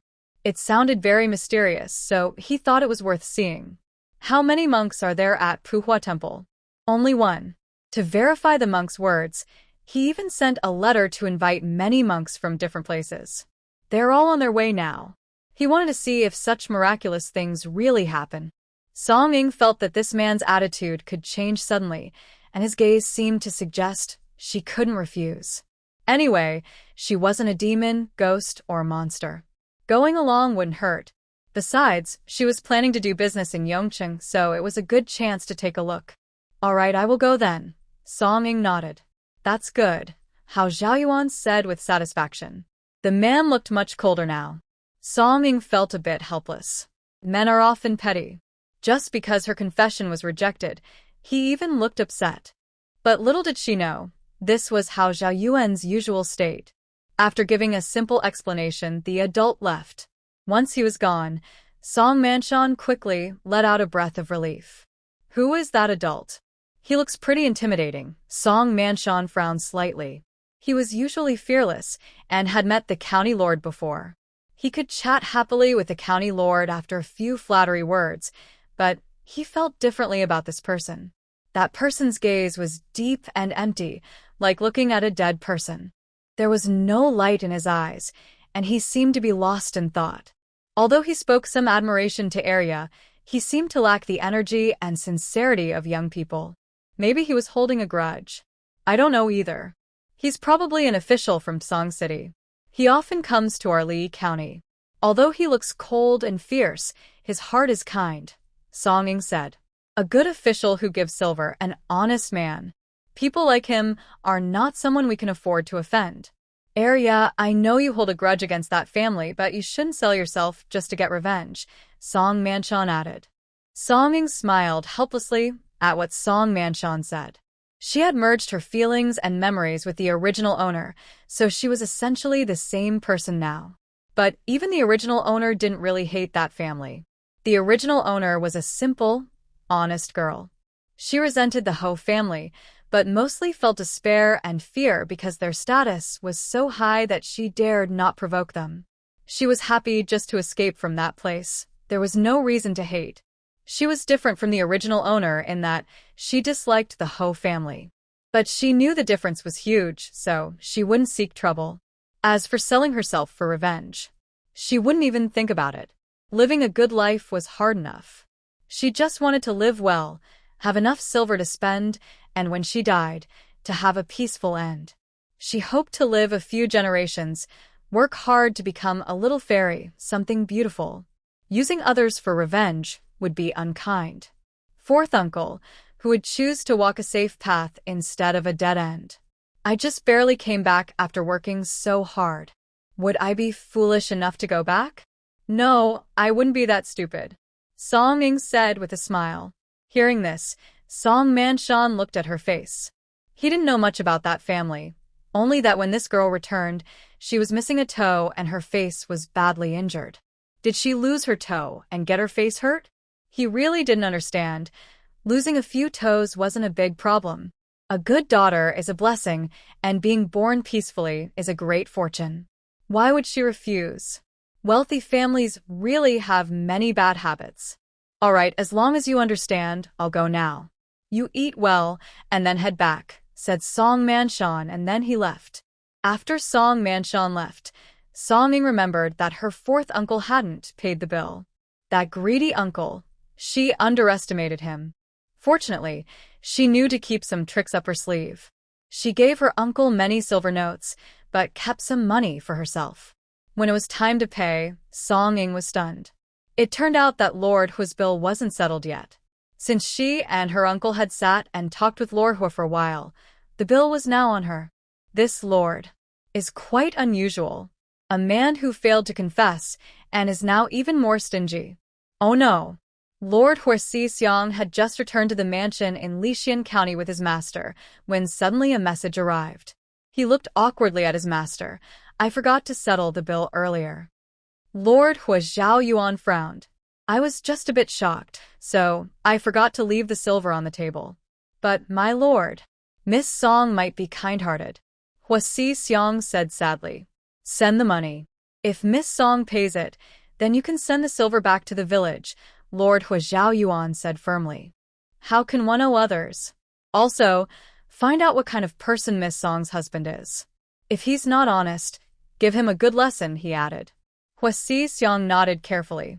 Meanwhile, Song Ying wandered around, bought some needed items, and then left with her small donkey at the city gate. Lixian County's management is quite strict. For animals like this, there are special places to manage them. Of course, if there are many goods, animals can be led into the city streets, but there's a fee for cleaning the roads. This method is similar to paid parking in her previous life and is quite considerate. But she prefers to keep White at the city gate because there are many animals there and she can chat with others. Song Ying took White back to the village. When she reached the village entrance, she saw her mother, who ran up with red eyes. My child, you're back. How will you get through the days ahead? Brother Lin and his real parents have come looking for him, bringing some thugs to take him away. I couldn't stop them. I'm useless. Song Ying was stunned and looked over. Mother, are you saying my son's biological parents have come? I haven't heard about this before. Yes, the man who came kept saying you stole a child. I wouldn't admit it for you, but he also said if we don't hand over the person, they'll go to the officials and say you're a kidnapper. Your father isn't home, so I had to ask your grandfather and the older women for help. But we couldn't stop them, Mrs. Wan cried. The couple went straight to the private school. The teacher there didn't dare let them take anyone, so they tried to resist. Luckily, someone from the school was watching, worried about hurting the children, and they negotiated with the couple for a while. Seizing the chance, Songda ran to tell Song's family about what happened. She asked the old master and the other women to hurry over. Meanwhile, she also sent someone to call Song Lijing. But today, Song Lijing wasn't at home. He's not just the village head. He often has to go to other nearby villages during the day to manage farm work. So only the Song family could handle this. However, the main man of the Song family was not at home either. Besides the old master, no one else was there. Song Fushan was at the dye shop in the county town. Song Jinshan was at the dock carrying bags. Song Yinshan had gone to the neighboring village to help make wedding bed furniture, and Song Manshan was even busier. Mrs. Wan looked very sad, tears streaming down her face. Ah Ing, what will you do in the future? Once, she had a son who could take care of her and her daughter when she grew old. Now, everything was gone. Song Ing felt a bit speechless. Did she not know whether her son had a real mother or not? She got off her donkey and said, "Mother, don't cry. Tell me exactly what happened. What were the people like? What did they say?" It's not good if they claim to be his real parents and everyone believes it, right? It's still difficult to leave the village with a child. Mrs. Wan wiped her tears. It was the couple. The man. He looked quite round and fat, like he had plenty of money. The woman was pale and thin, looking quite pitiful, saying she was unwell after losing her child. They also brought 6 guards. The man said he was from Sucheng, claiming this child was his legitimate heir. He said a fortune teller warned of a big disaster, so they left the child in the village to raise. They didn't even dare to register the child's family tree. Now that they've settled down, they were about to bring him into the family, but he was kidnapped on his way out. Mrs. Wan wiped her tears. Huh. Song Ing sneered. Mother, don't cry. Let's report this to the officials first. She thought that if the other person didn't realize the true nature of the ginseng spirit, then they simply wanted to kidnap the child. Although the ginseng spirit currently cannot attack, it is very good at escaping. As long as it touches the soil, it will naturally come back when no one is around. But coming back doesn't mean the problem is over. They must catch those people. Report to the authorities? But the child was just something we found. Mrs. Wan hesitated. Since they found the child, she didn't doubt the other person's words. Mother, I've been with Brother Lin for so long. If he had parents, he would have told me. I've asked him many times, and he always says his parents are no longer alive. Besides, now he is registered as my child. Whoever tries to take him without telling me is kidnapping. Shouldn't we report it? Song Ing said. Mrs. Wan was overwhelmed and believed whatever Song Ing said. All right, I will ask the villagers to help us go and look for him, Mrs. Wan stammered. Then she added, your grandfather. He was pushed while trying to stop the children. Song Ing frowned when she heard this. Is Grandpa okay? He's just upset. You don't know, at that moment only the women were at home. Your grandfather is old, but he couldn't just watch us, his daughters-in-law, argue with those people. So he had to step in. Who knew they pushed him hard, and he fell backward. They took the opportunity to leave quickly. He didn't fall badly, but he was very angry, Mrs. Wan explained. Song Ing quickly went to look at the Song family house. The old man was sitting at the door, looking somewhat weak. When he saw her, he hurried to stand up, but his legs trembled slightly, clearly numb. Second girl, you already know, the old man asked. Song Ing looked at him. His clothes were still dusty, and his hands were dark and rough. His back was slightly bent. She understood how he was feeling at this moment. The old man probably felt a bit guilty. Before, she earned money and helped the family, and later, the family had a thief named Song Xian. Now, her relationship with the old man was finally easing. The story about the Lingji mushroom also moved him. But they hadn't been peaceful for long, and now this happened again. Without Song Ing, the Song family is her main support. In the old man's view, he feels responsible for watching over Huilin. Song Ing sighed. When old Master Song is reasonable, he is a very good elder. In fact, there are few elders in the village as clear-minded as him. Don't worry, Brother Lin is definitely fine. Song Ing quickly stepped forward to support him. I just heard from Mother that you fell? Are you badly hurt? The old man's face trembled slightly, and he looked bitter. I'm fine, just an old bone. What is there to worry about? But what about Brother Lin? He's so young. I looked at them, and they don't look much like him. Besides, you once said that Brother Lin has no parents. You wouldn't lie to me, would you? Grandpa, I really didn't lie to you, Song Ing said. If he had parents or someone to care for him, the old man wouldn't have agreed to raise him. Yes, I know you're sensible, the old man replied. But I'm too old and useless. I couldn't save Brother Lin. It was still daylight, and everyone who could work in the village was out. No one could help. He added, trembling. Even if they called for help, no one dared to help. Everyone knew Huilin was a foundling.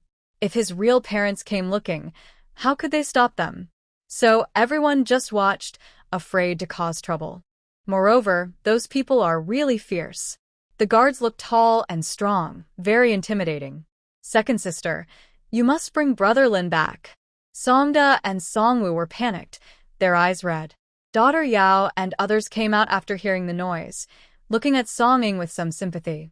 Second sister, you should try to be more open-minded. This has to be reported to the authorities. We only came back for this, Songing said. Mother just went to ask someone to send a message, she added. All right then. Old Master Song sighed in relief. When I was sitting just now, I saw a young scholar in blue. He looked kind, asked me a couple of questions. I didn't have a plan at the time, so I just talked to him. He's a good kid, said he was quick on his feet, and was chasing after someone.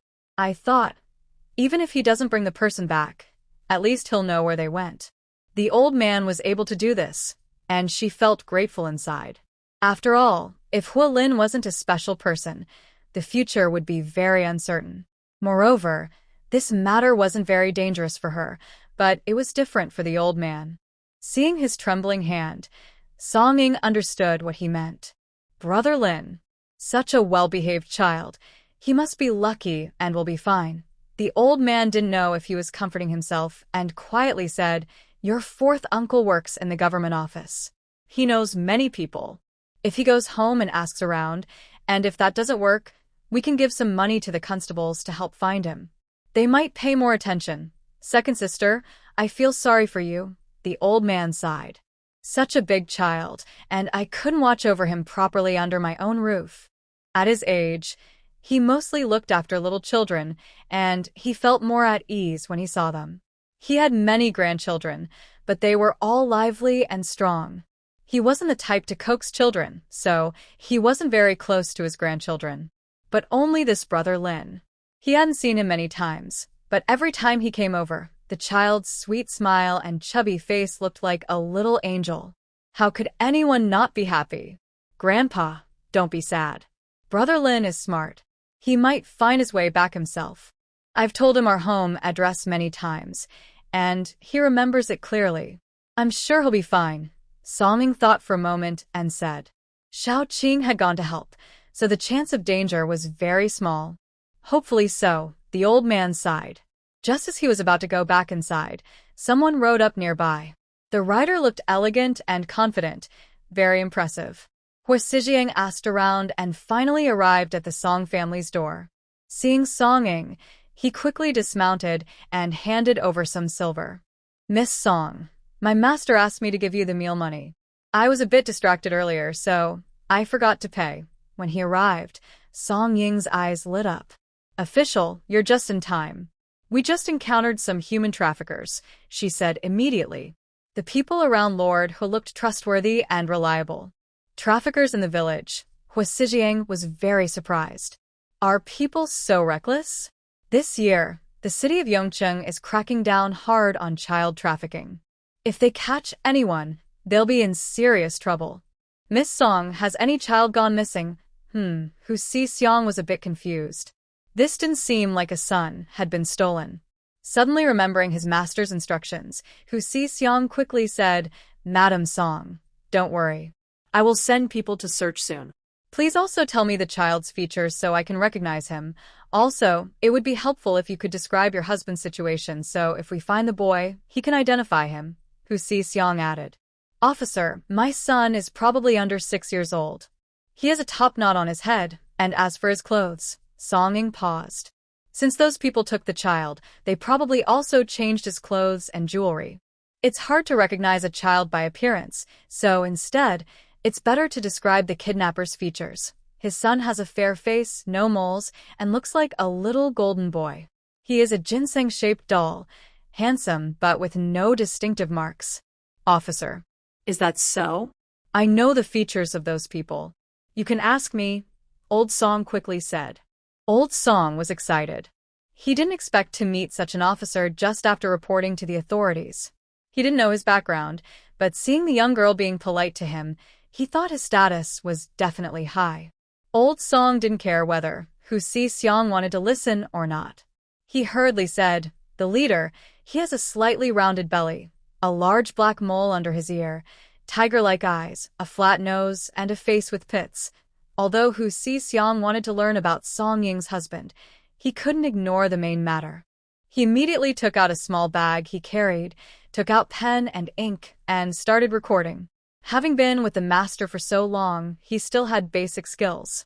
Old Song's description was detailed, even remembering where the man was injured. If he's from a wealthy family, having calluses and scars on his hands does seem unusual. Old sir, your description is very good. I will report this to the authorities, and we will get news soon. As for your granddaughter-in-law, Hu Xi-xiang said. Granddaughter-in-law? Old Song was surprised, then sighed. Better not mention it. But why not mention it? Was his character so bad that he couldn't be seen? Officer, my niece's husband is already gone, Daoshi said dryly. He's gone? When? Hu Xi-xiang asked, wanting to understand more, though he dared not be too intrusive. Seeing how persistent he was, Song Ying naturally felt that Lord Hua was the one benefiting. She firmly said, if the official wants to know, I will tell you. My late husband was a kind man in the village. He passed away earlier this year. He was young and had no children. I met my husband in the capital, and we promised to be together. When I returned, I voluntarily married him and adopted a son to continue his family line. Please tell the official that I loved my husband deeply and am determined to stay faithful to him for life. Do you see the village entrance? In a few decades, there might be a monument to my loyalty and virtue. So, that official should not bother her anymore. It's not suitable. Although it was a lie, the thought of building a monument made Song Ying's skin crawl. What kind of monument? In a few decades, Lord Hua wouldn't remember her. How could she really build a monument to disgust herself? Hua Xiang was stunned. Married to a memorial tablet? No, wait. Why does this sound so familiar? Miss Song's late husband. What was his name? Could it be what he's thinking? After all, the village was small, and there weren't many kind-hearted men. And women marrying a dead man was probably rare. He remembered the village chief told him that Lord Hua's wife was very pitiful. She was ugly but kind-hearted. Also, she had adopted a son who was homeless, using a false identity. But the village chief didn't mention that the woman and Lord Hua had once promised to be together.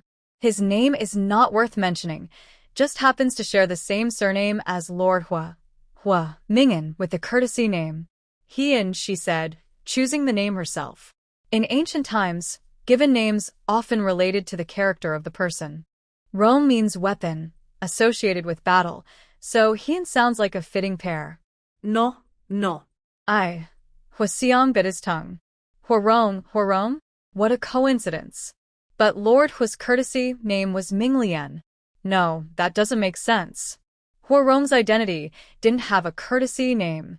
Lord Hua only grew up here as a young man and was always called Hua Zhaoyuan after he became an adult. So, how could anyone give Huarong a courtesy name? Hua Xiang's mind was a mess. His face kept changing and finally, he suddenly remembered. Could the person who was stolen be Lord Hua's son? Mrs. Hua, I will immediately send a fast horse to the county office. Please don't worry. Hua Xiang stammered. Song Ying thought that now, the official should be completely disillusioned.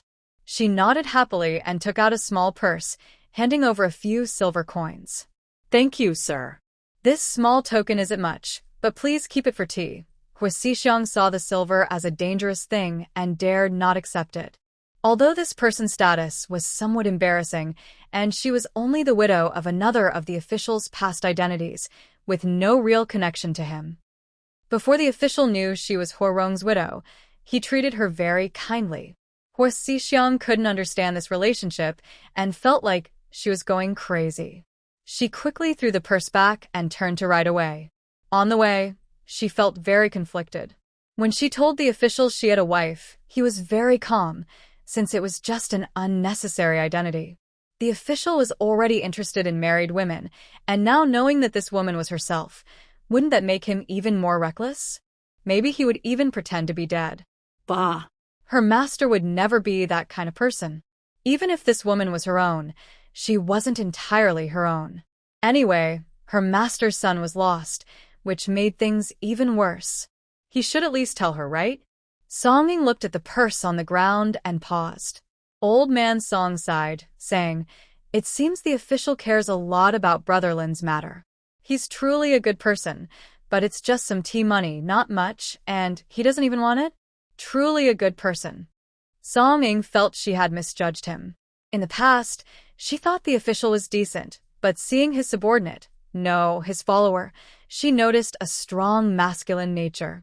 His gaze at women was often filled with fear and contempt, especially when looking at ordinary folks like her, with a sense of superiority. But now, looking again, he didn't even dare to take the silver.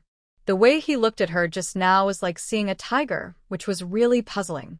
"Second sister, this official seems reliable. You should relax. Maybe tomorrow morning he'll be sent back," the old man advised. Got it. Uncle, you should rest early too," Song-ing replied immediately. Where can old Song rest? His heart feels like it has been hit hard with a hammer, aching painfully. Only when he finds the person again can he feel at ease. "Second sister, why don't mother stay with you tonight?" Mrs. Wan worries about her daughter. At this moment, the daughter looks very calm, but she always feels that she is deliberately acting strong to make others feel reassured. Not only Mrs. Wan thinks so, but old Song also believes that his granddaughter is pretending to be strong.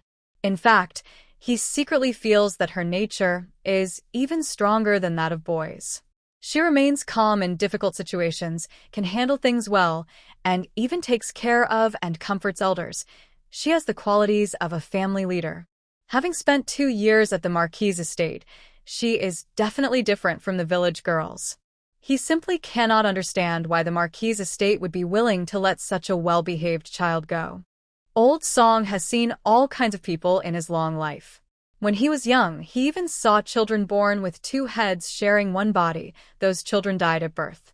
He also saw children with 6 fingers or born without 1 arm. So, to him, having 6 toes is not scary at all. Moreover, Song-ing is a girl. Her toes are hidden inside her shoes. If her family doesn't mention it, outsiders wouldn't know. The rules of a noble household are too many. It's not acceptable for toes to be missing or for there to be extra toes. It's strange. Of course, Song-ing doesn't need anyone to accompany her. She wants to go home. And perhaps tonight the ginseng spirit might even emerge from the soil. Seeing that Mrs. Wan is truly worried, Song-ing patiently persuades her for a while.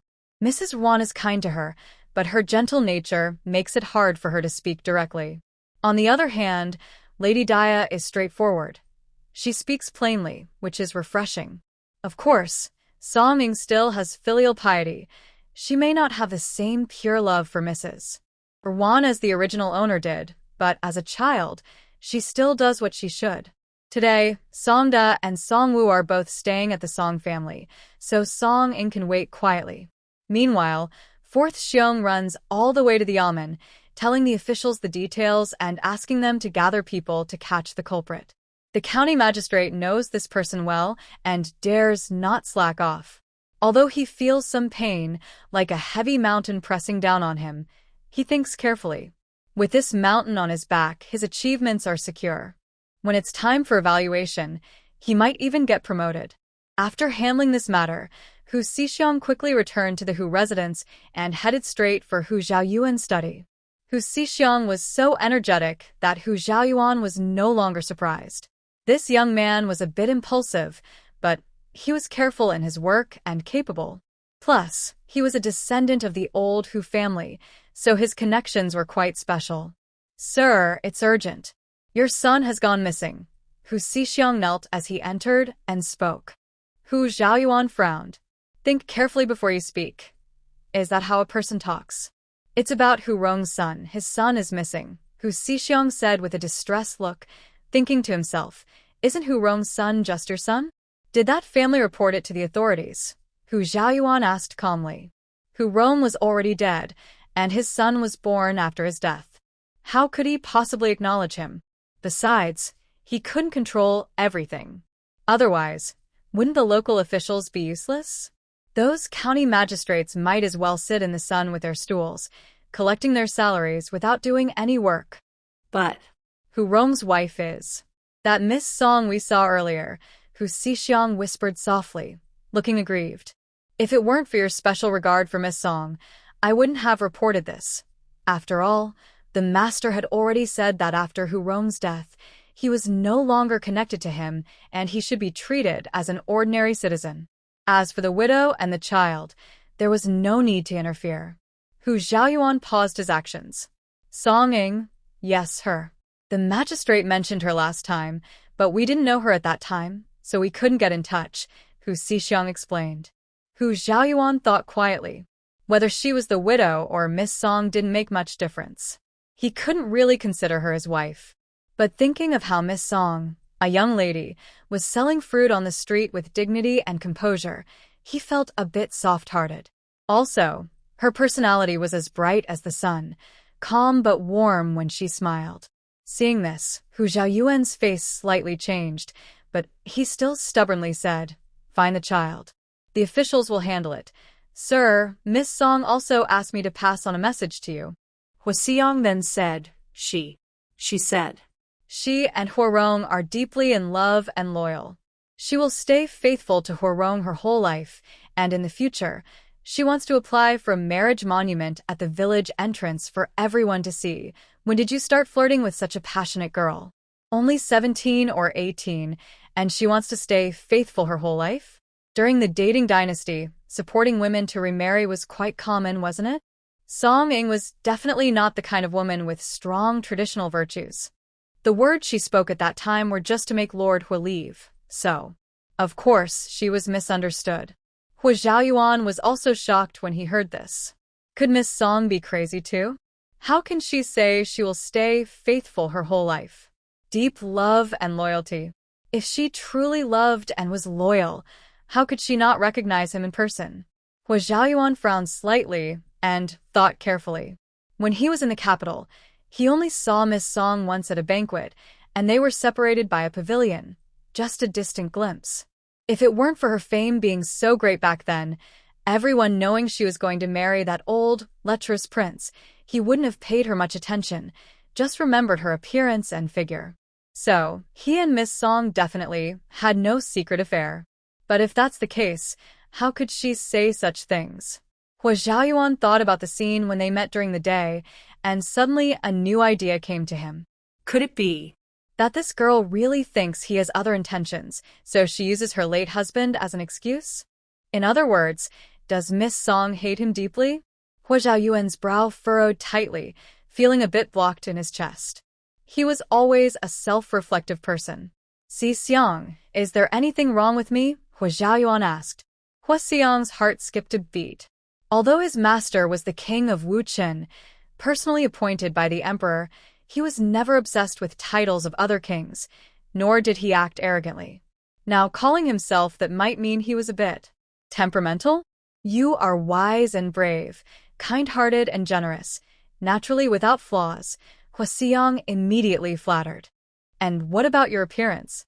Hua Zhaoyuan asked again. Appearance? Hua Xiang hesitated, clean and handsome. Nonsense, Hua Zhaoyuan snorted. He knew well what he looked like. Although your appearance may not be liked by the young women in the capital, in our town, you are one of the best. The girls in the capital haven't seen much of the world and think that men who are gentle, thin, and tall are the best. But how can those soft men be reliable? You, sir, are impressive and commanding, like a noble swan in the sky. Those little sparrows are not your match. That's enough, Hou Zhaoyuan said, tired of listening. Based on what he knew about the four symbols, if he continued, it would just be some military talk. He also knew where he fell short. Miss Song is from the capital and probably likes men who are fair and tender. Hou Zhaoyuan touched his beard, knowing he was not well-groomed, and his aura was too cold. Sir, are you pretending to be dead? Hou Xixiang asked bravely. Why are you so free? Go find the children and help the local officials in Yongqing to catch the kidnappers, Hou Zhaoyuan snapped, wishing he could hit Hou Xixiang's head. He was not a shameless person. Ignoring his own hesitation, he sat up straight. Ho Xixiang accepted his punishment honestly. As he was about to leave, he heard Ho Zhaoyuan call out, "Wait. Sir?" Ho Xixiang turned back. "Is Miss Song doing well?" Ho Zhaoyuan asked. "This girl really has a tough life. To survive, she married into a shrine, adopted a child, and depended on each other. But the child was stolen. According to the high monk from the temple, she is truly unlucky, with little family ties and a lonely life. But how can a person accept their fate? Maybe she is strong enough to face it, because life is not controlled by destiny." "Is Miss Song okay?" Ho Xixiang was surprised. "She doesn't seem very sad, speaks clearly, not like someone who has suffered a big blow." Hearing this, Ho Zhaoyuan remembered how Song Ying had shouted while selling wild fruits that day. Her personality suited that kind of attitude. Crying and whining was not her style. "All right, go now," Ho Zhaoyuan said. "If Miss Song isn't sad, she must trust that the officials can catch the kidnappers. The people's trust is a blessing for the court. The officials in Lixian should be more careful." Ho Xixiang nodded again, feeling that those traffickers were about to meet their end. During the dating dynasty, there were laws about punishing human traffickers. If the trafficker kidnapped servants, the punishment was lighter because servants were considered property.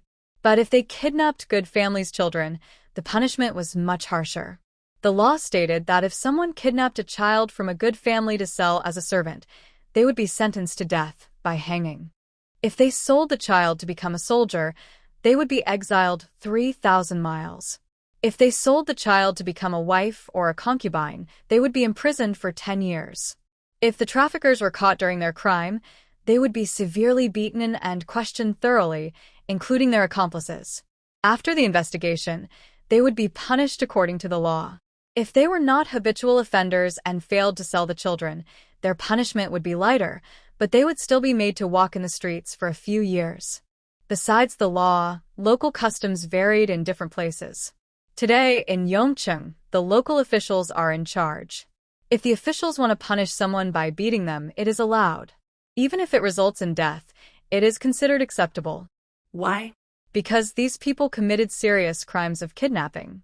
That night, Song Ying waited at home until midnight. The moon was high, and she heard rustling sounds in the yard. Something was emerging from the ground and crawling into her yard.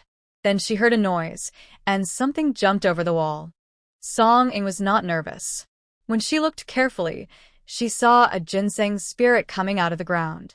It quickly transformed into a human form after entering the house. A frog monster also appeared and, without hesitation, changed into a young man dressed in a green robe. Master Gao.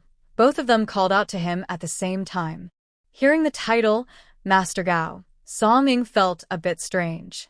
But this fake scholar was quite stubborn, with a sour attitude that probably wouldn't change easily. "Are you hurt?" Song Ying asked quickly. "No." The ginseng spirit shook his head immediately, then said, "I thought they were very powerful. If my mother hadn't told me not to reveal my true form in front of others, they wouldn't have caught me at all. I was running very fast. Good thing you didn't show your true form, or you wouldn't be able to come back now. Even if you did, the officials would catch you and send you to the emperor." Song Ying thought for a moment and said, "This was a monster. Ordinary monsters were one thing, but a ginseng spirit? The emperor might think it could grant longevity." "Where did they take you?" Song Ying asked. "The chubby man is called Huzan, and the woman doesn't know her name. The man calls her Chuanyangzi. They didn't take me into the city. After they took me away, they gave some copper coins to a few servants, and then they went their separate ways. Huzan took me to a small nearby town where there happened to be a strange old woman. The human trafficker was buying people in the town," the frog monster explained. Huzan and Chuanyangzi pretended to be parents and sold the boy to that trafficker. Because the boy was very handsome, the trafficker paid a high price of 30 taels. They were very happy. Later, the trafficker said the boy looked good and wanted to sell him to a wealthy family. The frog monster continued. "I was worried something might happen during the day, so I let the boy run away at night. But don't worry, Master. I deliberately opened the window before he escaped, so no one would suspect he dug his way out." "Mother, what should we do now? Those people are so evil." How can we punish them? The ginseng was still a bit scared. It thought its secret about being a spiritual creature had been discovered. When those bad people took it away, it even wondered if it would be cooked soon. Fortunately, those bad people only wanted to sell it. Life is really hard. If it were an ordinary child, it might never come back. Mother, I remember where they are. Should we go find them? I can dig a big hole while they sleep and bury them alive. The ginseng thought for a moment and came up with a plan. It's too difficult for a ghost-like creature to fight the bad guys with its whiskers. It had practiced for a long time, but made no progress. Digging soil is easier. If your monsters kill someone, won't they be affected by karma? Songing asked. Thieves who steal children definitely can't be let go. But we can't ruin the ginseng's future. Master is right. Our monsters have to work hard to take shape. If we don't get involved in karma, and if we do good deeds or practice for many years after transforming, there's a chance to become immortal. But if we take a life, even if we have hope of becoming a fairy, we might die in a thunderbolt, Xiao Qing said. Being struck by lightning? That's so harsh. If the other side is a bad person, we shouldn't kill them, Songing frowned. The concepts of good and bad are not decided by us. Humans are the most intelligent beings, naturally favored by heaven. Every child, at birth, reaches a level that many spirits and creatures cannot achieve through their efforts. However, if someone accidentally causes harm, sincere remorse can help forgive the mistake. Also, becoming an immortal is a vague and distant goal. So many monsters do not mind killing. For example, the old catfish in Stone Village initially might have kept good intentions, but over time, they also felt that eating people was not a big deal, after all. The frog monster added. Humans and monsters each have their own strengths. Humans live about 100 years, while monsters can live for thousands. Even though monsters don't have human forms and are often oppressed, they have special talents and powers. For example, some can run fast through the ground and others, like him, can leap several feet high. You all are practicing hard. Try not to break the rules, Song Ying said firmly. When she faced the catfish monster before, she felt a bit afraid. Her palm glowed fiercely, showing she was not gentle. So, she wanted to be a clean and honest monster. Even if you are a monster, you shouldn't kill people casually. There are laws in the world. You two go to the mountain and stay for a few days. When you need to come back, I will send you a message. Song Ying thought for a moment and said, people who kidnap others should be caught. If others knew that Huolin had returned, the effort to catch the kidnappers might not be so urgent. That's not what she wanted. And she wasn't naive. How could the kidnapper come to the village and even find her house? Although the villagers knew Huolin's identity, they wouldn't go around telling others. There was no need. Maybe someone was deliberately causing trouble. I'll stay in the fields with Sandy for a few days. The rice plants there have grown quite tall now and can be hidden, the frog monster said. Good, Song Ying nodded. She then asked casually, how are the fields recently? The master's fields have many bugs, but I've eaten most of them. Also, I've gathered many descendants and, at night, go to the villagers' fields to find food.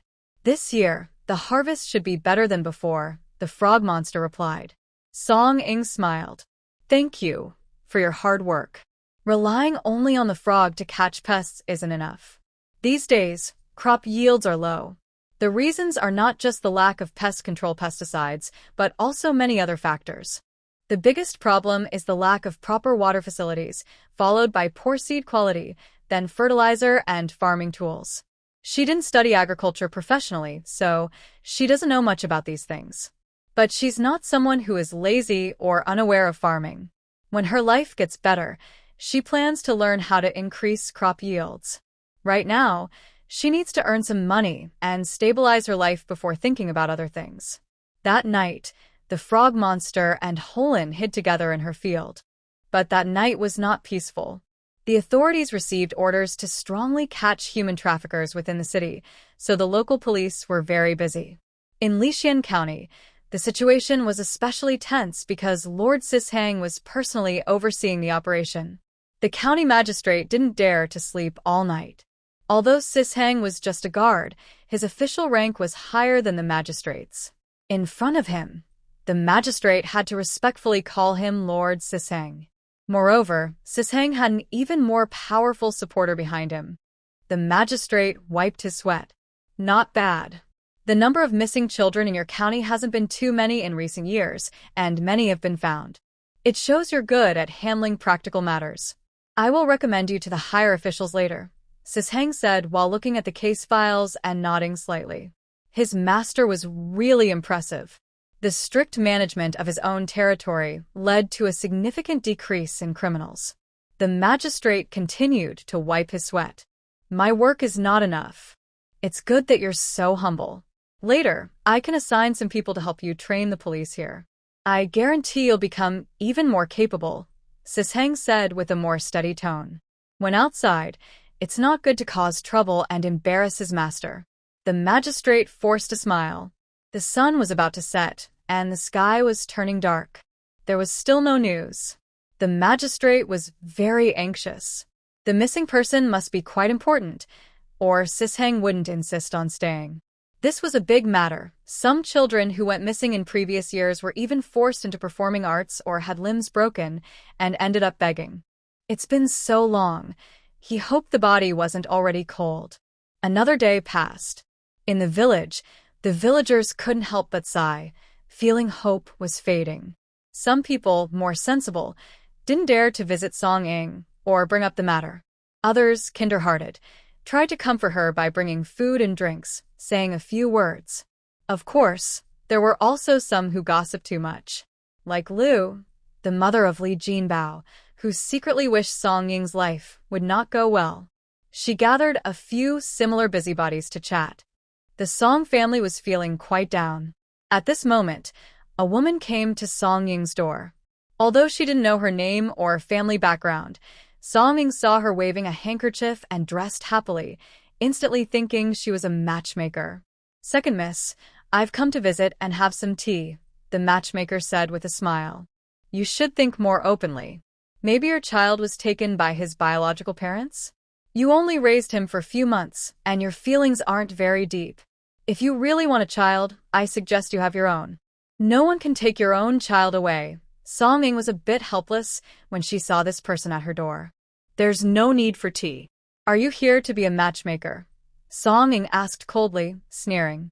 At this time, someone coming to be a matchmaker was not sincere. Everyone knew that a mother who lost her child would be heartbroken. How could she have the energy to think about marriage? It seemed this person wasn't here to arrange a marriage, but to cause trouble. "Second miss, don't be angry with me for speaking frankly. After all, he's not your real child, and it's not safe to keep him. The neighbor from Lu's family has asked me to find a match. If you marry him, you'll be in charge of the household affairs, and the money will be yours. His family has no mother-in-law or children, and they own some land, so they are quite well off," the matchmaker said with a smile. Neighbor Lu's family? Someone nearby couldn't help but ask, then spat and said, "I know that Lu family. When he was young, he was selling goods and was bitten by wild dogs. His whole body was torn up. His legs don't work anymore. If he had some family savings, he wouldn't be starving now. That was over 10 years ago, and he could no longer be a merchant." "Is that him? He's probably around 40 now. How could someone like him match second miss?" another person said. "Oh, even though he can't walk properly, can he still have children?" Lu Ling also wanted a child, but it wasn't just a simple match. Moreover, Lu Ling was disabled, and Miss Arya also had her face ruined. If she married someone else, she probably wouldn't be loved, the matchmaker said again. Song Ying was about to get angry, but she held back, because something felt wrong. In just 2 days, how did everyone in the village know so much? They even brought a matchmaker here, who introduced her to that Lu guy. There must be someone behind the scenes, right? Otherwise, how could he suddenly be interested in her? "Shut up," suddenly, a loud voice shouted. Li Jinbao rushed out of the crowd, pointing angrily at the matchmaker. Sister Ying's face may be ruined, but she's still a bright moon. That Lu guy is just a useless person. How could he be a match for her? Don't slander her and ruin her reputation. Song Ing raised an eyebrow.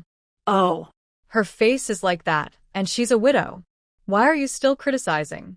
I'm not bragging, but in this world, anyone who would like her wouldn't be like that useless Lu. Even if they are not perfect, they would be normal folks who want a normal girl, the matchmaker said with disdain. But Song Ing felt like she had heard this kind of talk before. You're talking nonsense. I just like sistering. We've already agreed to be together for life.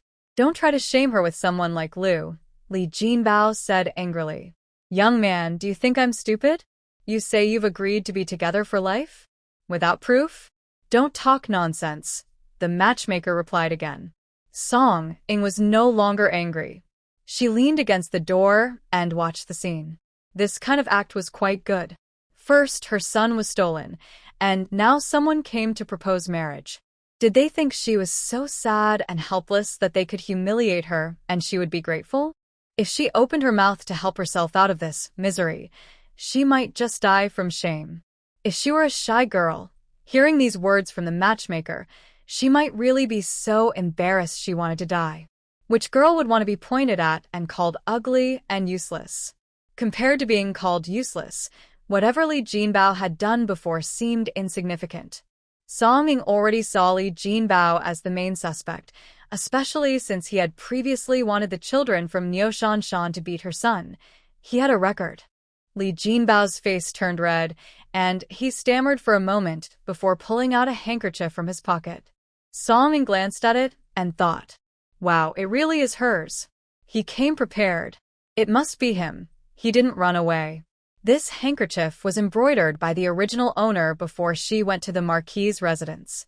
At that time, her embroidery skills were average, and she sometimes practiced by embroidering handkerchiefs. Madame Wan cared for her daughter, and after she went to the Marquis's house, all her old belongings were kept separately and not discarded.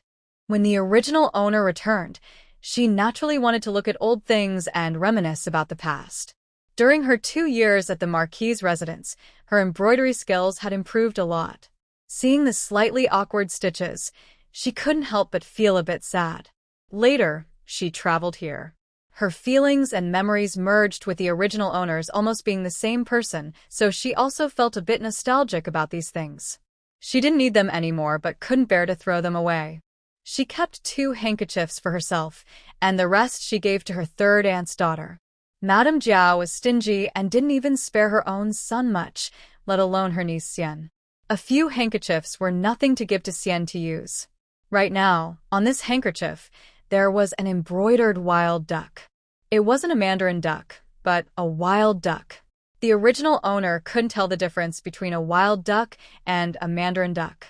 However, under the embroidery, there was a small character, Ing. No one in the village shared her name, so it was quite convincing. Ha! They've even replaced the token of love? I thought she was a loyal and faithful woman, but it turns out she's sneaking around. Forget it, I wouldn't want to be a matchmaker for someone like her.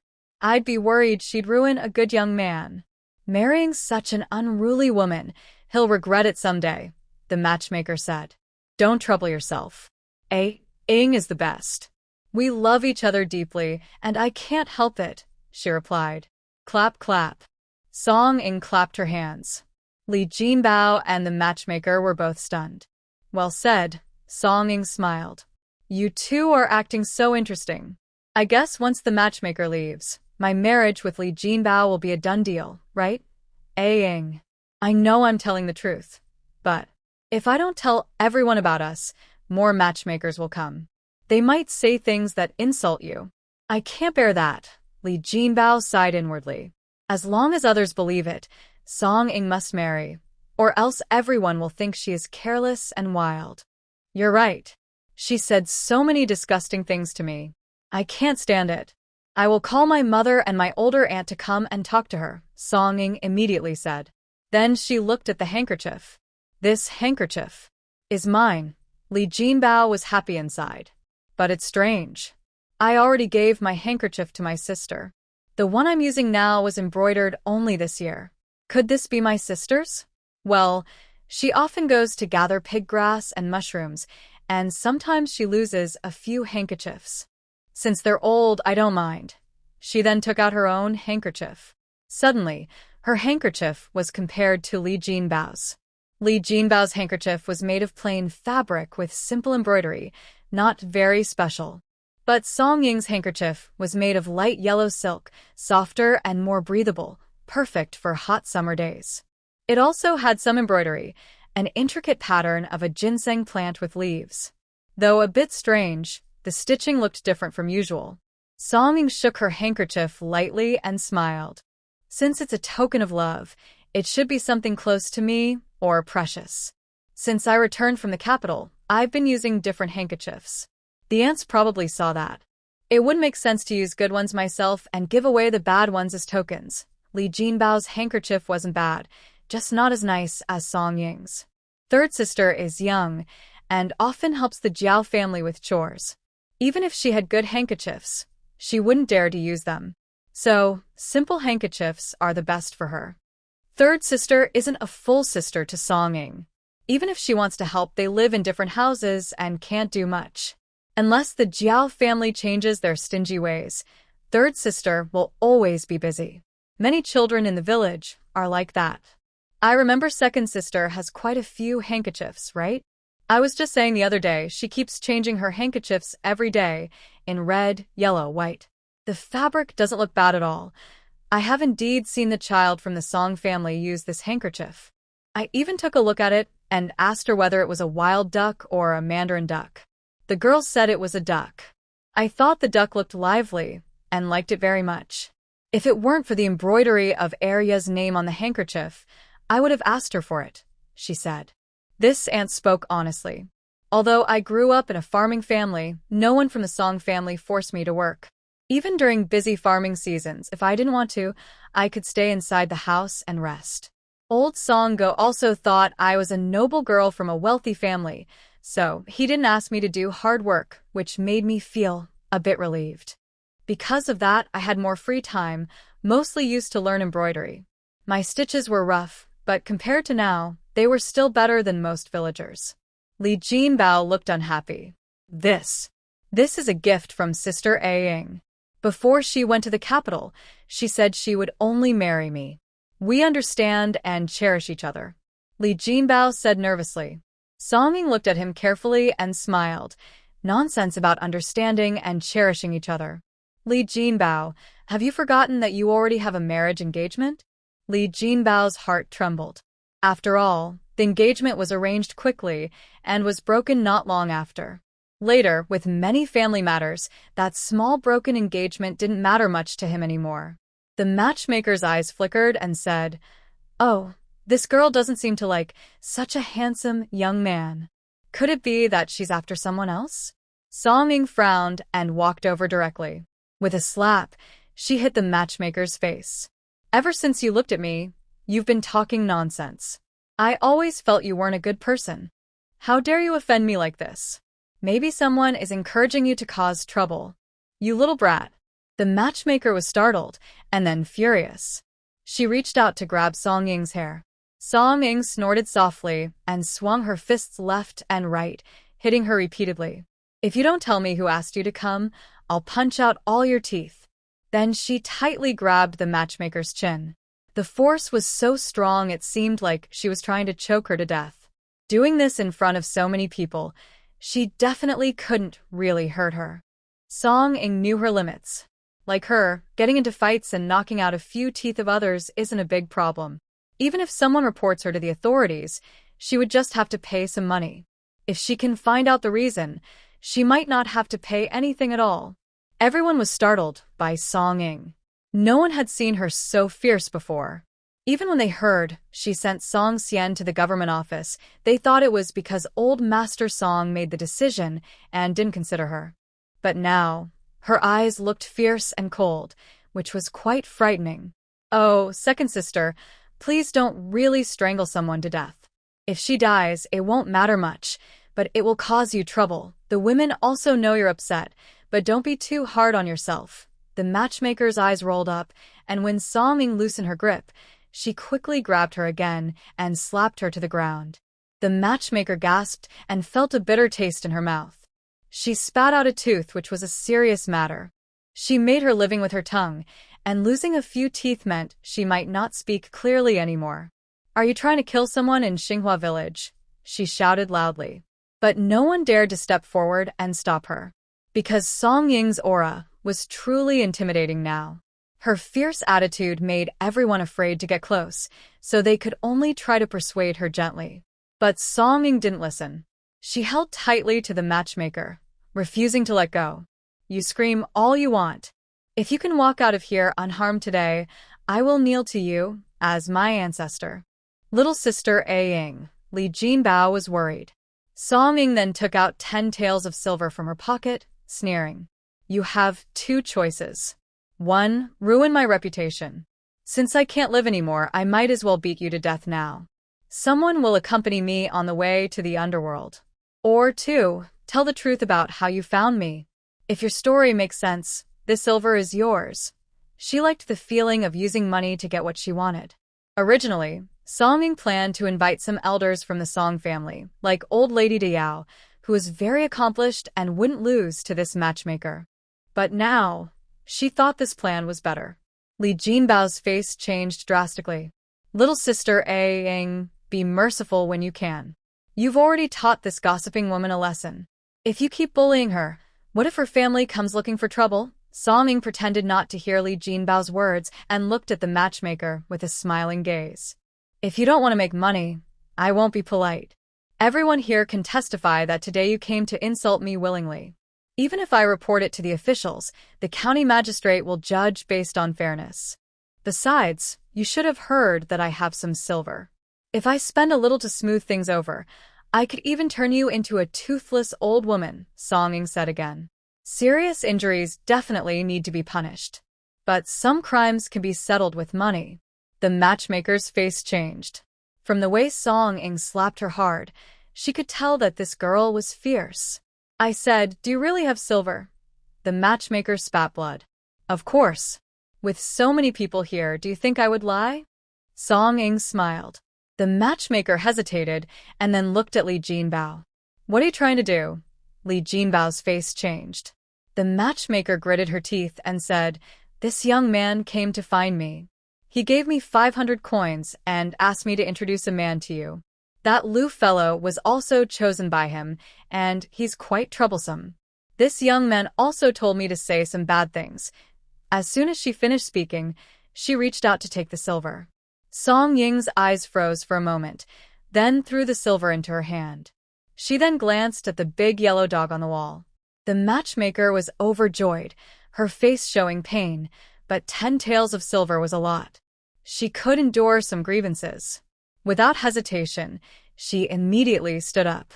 Just as she was about to put the silver into her bosom, her hand suddenly went empty. She saw a small rooster flapping its wings and flying past her.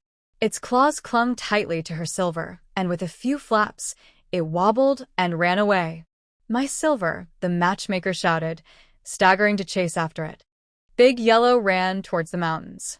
Its wings grew stronger and harder, though it couldn't fly as well as a bird or eagle. Flying higher than a person was not difficult. The villagers looked on in slight amazement. Song Ying also pretended to be innocent, covering her mouth and saying in surprise, "This. I heard many birds like shiny, wealthy things made of gold and silver. I didn't expect it to be true. This chicken is also a bird, right? It can fly. Amazing." A few women couldn't help but glance at Song Ying. Is this girl pretending to be naive, or is she truly naive?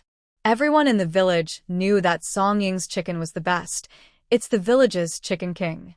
Every day, at dawn, a rooster's crow echoes through the sky, followed by all the village chickens. Now, everyone can tell what time it is just by hearing the sound, especially the hardworking men, who lately wake up to the crowing of Song Ying's little rooster. "Second sister, have you ever trimmed this chicken's wings?" A woman sighed. "No, I haven't. I often feed it big, fat worms, hoping it will grow stronger," Song Ying replied, pretending not to understand. "Well, no wonder. Birds and chickens can fly if their wings aren't trimmed. But your chicken is well fed, so it can fly away and come back. Our chickens can't do that," the woman said. The chickens they raise must have their wings trimmed, or they might fly away. They had never seen a chicken fly so high before. Even the matchmaker couldn't reach it. Money is really hard to earn. Just now, they felt upset. The matchmaker made a bad move and earned so much money. But now, Think again. Even animals can't stand it. Li Jinbao's face turned pale and looked very nervous. Song Ying sneered and looked at him. You should explain. Where did that handkerchief come from? Did you steal it or tricked someone? Li Jinbao opened his mouth but suddenly felt very sour inside. He wanted to steal something personal from Song Ying, like her undergarments, but her family had a donkey guarding the door and several heavy locks. So, after knowing that Sanya's handkerchief was Song Ying's, he secretly took it. When Song Sanya was working, she would put her handkerchief on a small bamboo basket on the ground. It was easy to do. He never thought Song Ying would be so decisive. It was also the fault of the matchmaker, who said too much. She should have left earlier after saying what she needed to. Her hesitation made him lose everything. Ying, I truly want to protect you, so I took this risky step. Please forgive me. Li Jinbao gritted his teeth and suddenly knelt in front of Song Ying. I know I have many faults, but I promise if you agree to marry me, I will do anything. If I can't marry you in this lifetime, I might as well die, he added. So, when one plan fails, you try another? Are you trying to show everyone that you, Li Jinbao, are so crazy about me? That you are a good man? Better than that useless Lu the merchant, Song Ying said with disgust. When she said this, someone came back to their senses. It must be said that men who are deeply devoted are hard to find. When Li Jinbao knelt down, some people thought that Song Ying was also quite good with him. Although his character is a bit bad, he still treats Song Ying well. His efforts show he is very devoted, maybe a little too much. I didn't mean. Sister Ying, we were supposed to be a couple. If you hadn't left back then, maybe we would have gotten married already, Li Jinbao said again. Song Ying couldn't help but spit out a laugh. The original owner never liked Li Jinbao. Your mother did come to talk about marriage with me, but she was too shy to refuse directly. She said we could talk about it again later, when I was 16, and we both agreed. Then I had to leave town suddenly. Even if I hadn't left, with your personality, I wouldn't have liked you even as a sister-in-law. When I returned sick, you came to see me. Seeing my face, you almost threw up. Li Jinbao, that scene was not just seen by me. The neighbors who are familiar with my family also remember it clearly. Afraid I would be obsessed, they hurried to arrange a marriage for me. Later, they even encouraged some children to bully me. The village officials also investigated these things thoroughly. Obsessed with me? You clearly saw that I had a way to make money, so you had bad intentions, Song Ying said again. She wasn't speaking to Li Jinbao directly. As expected, after Song Ying said this, many people remembered the previous events. Recently, Li Jinbao has been very honest, so honest that no one cares about those small tricks to deceive children anymore. But when Song Ying brought it up again, it was different. Li Jinbao was about to speak and argue, but then he saw a few people riding horses from afar. From a distance, they could see they were officials from the government, wearing official uniforms. Li Jinbao looked nervous and panicked, forgetting to speak. Everyone else also stared blankly, waiting for those people to arrive. Surely, there is news about Brother Lin, someone couldn't help but exclaim happily. The case of missing people in Lixin County was personally handled by He Xixiang. Of course, he just gave the order, and someone else took care of the rest. Now they arrived at the village. When they saw Song Ying, they obediently got off their horses. Oh, madam, He Xixiang's face looked strange. Young master has news. Please tell me, Song Ying said. Don't get too excited first, Hua Xiang also said. Here's what happened. We have caught the human traffickers who took your young master, and we got a confession from the informant. The mastermind behind the scenes has also been identified. However, the informant said that the child seemed to have escaped on his own and disappeared. Maybe he will come back on his own. Hua Xiang also felt headachy. The trafficker's name is Huzan. He is a lazy drunkard. There is also a woman named Chui, who comes from a poor family. She was bribed and forced to take Song Ying's child.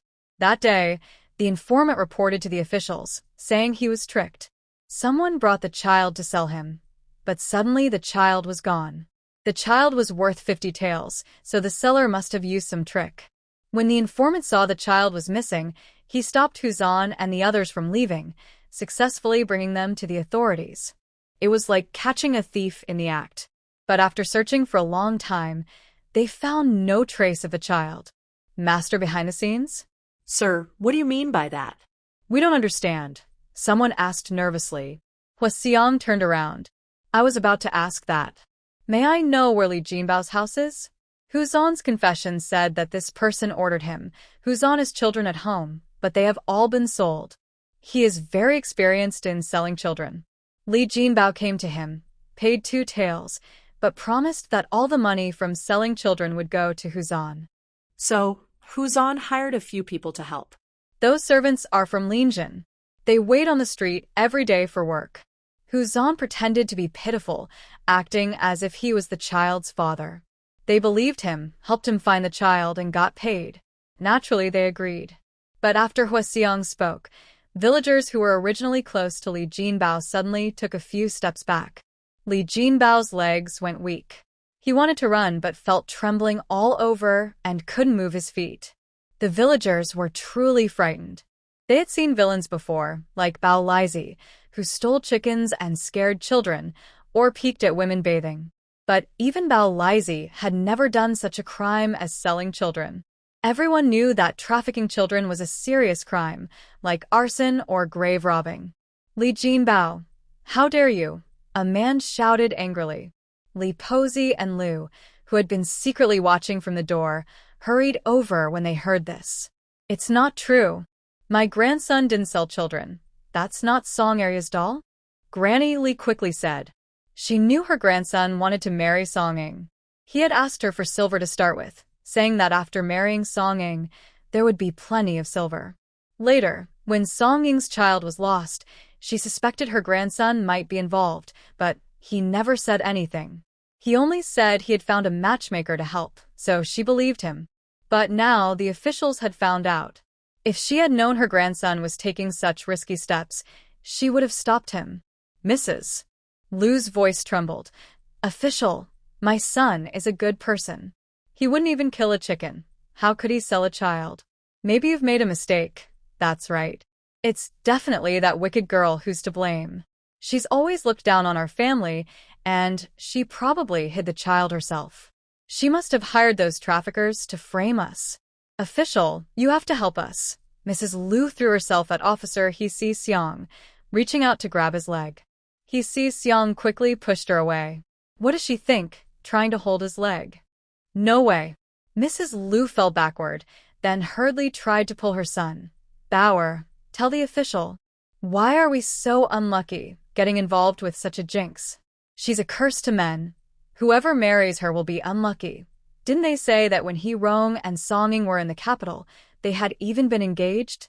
Maybe that person was killed by her curse. Shut up, He Si Xiong frowned, pointing at Li Jinbao. Is this Li Jinbao? Li Jinbao's legs trembled, and he peed himself.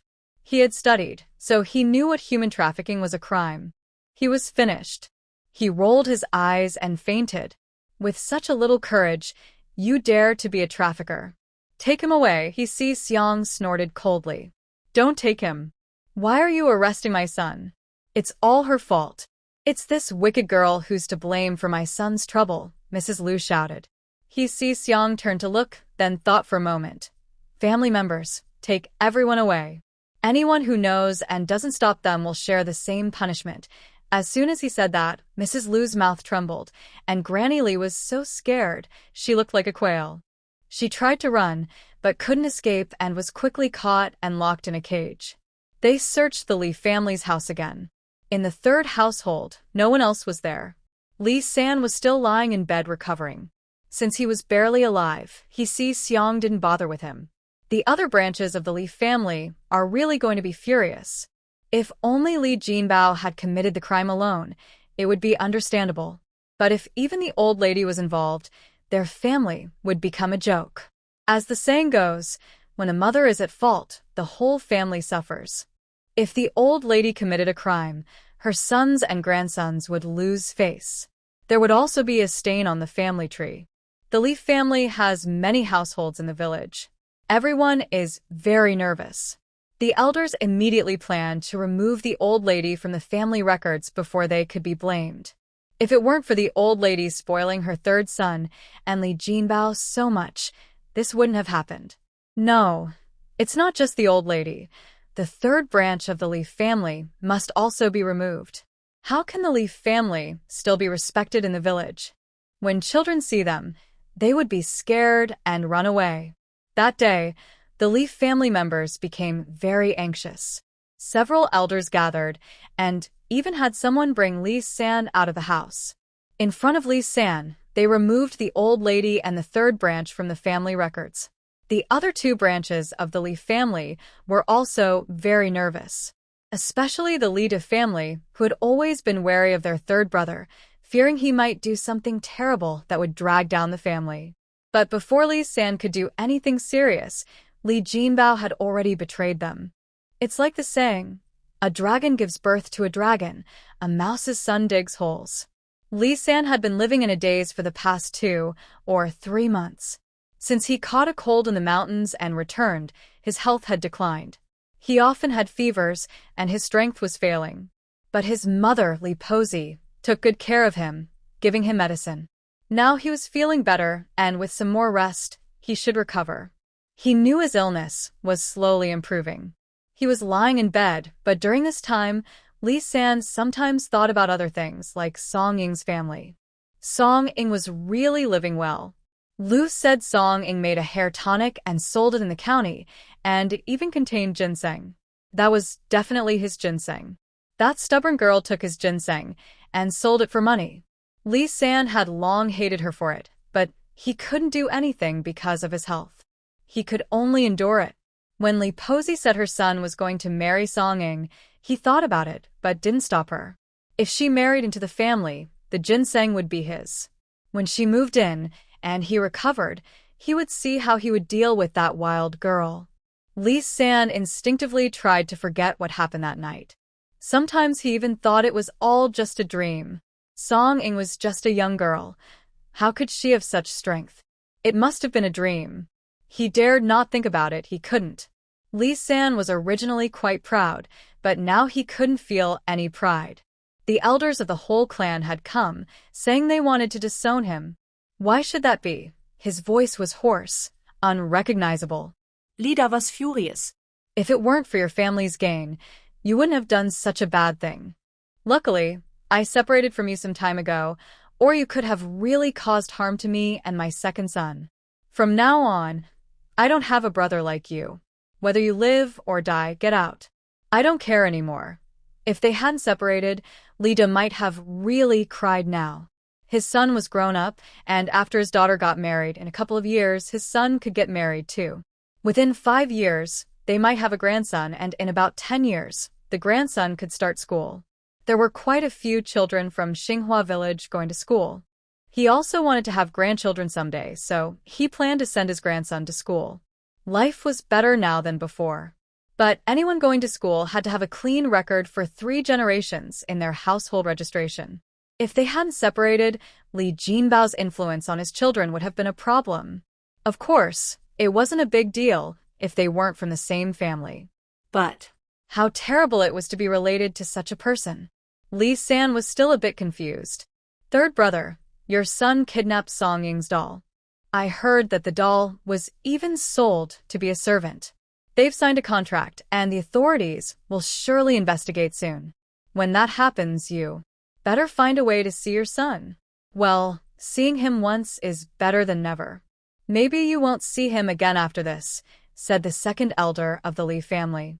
Hearing this, Li San took a deep breath, almost spitting blood. His son kidnapped someone? And got caught? Impossible. But it was the truth. Before long, several elders came to lecture him, all making cold remarks. If only you had been more careful from the start.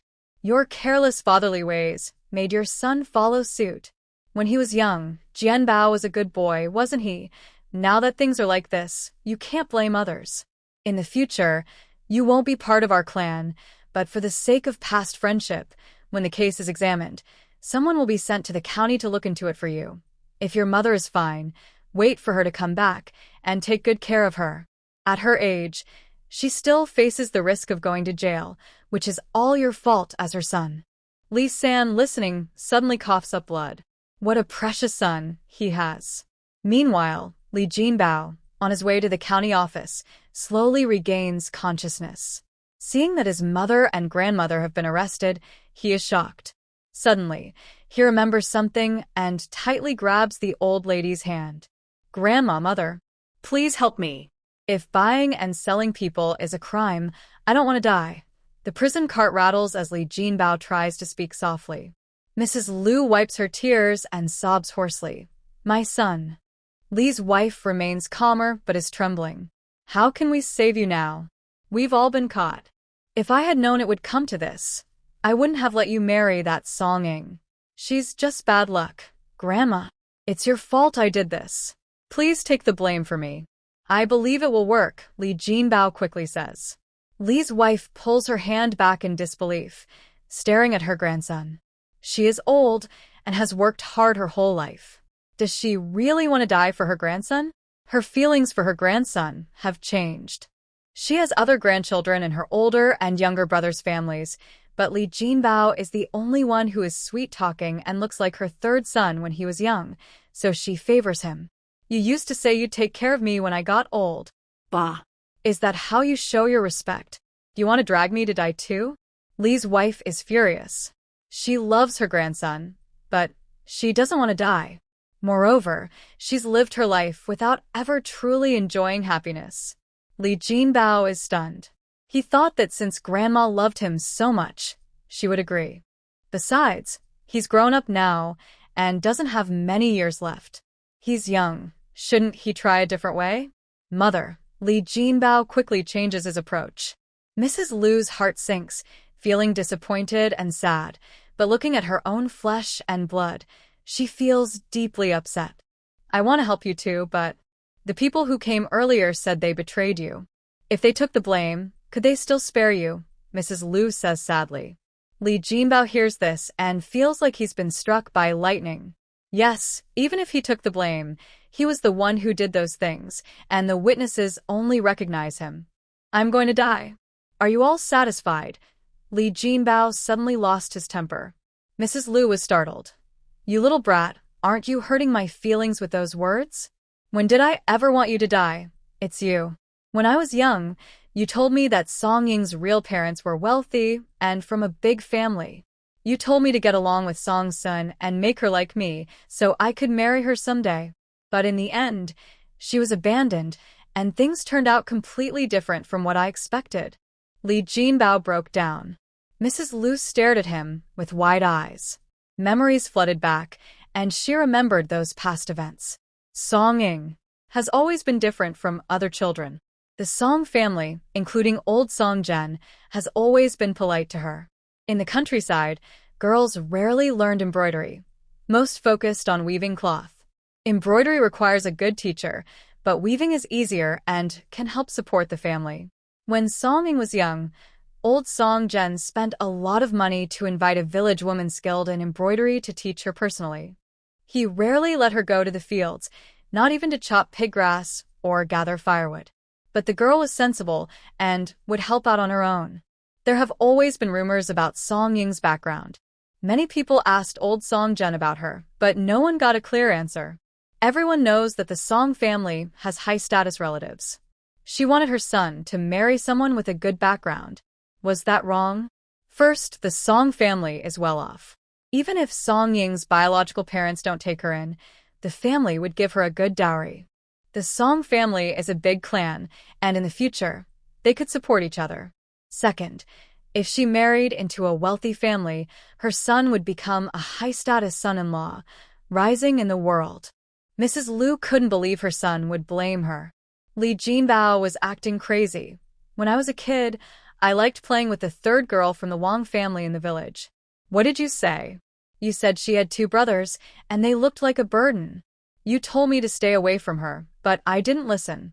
You pointed at her and scolded her until she ran away. I wasn't as good at studying as Song Sun. You told me that if I couldn't compare, then Song Sun shouldn't study either. That's why Jiang Zitsong and I argued in front of Grandpa Song. It's all your fault. It was you who told me to wait for Song Ying. She was taken away, and she ignored me.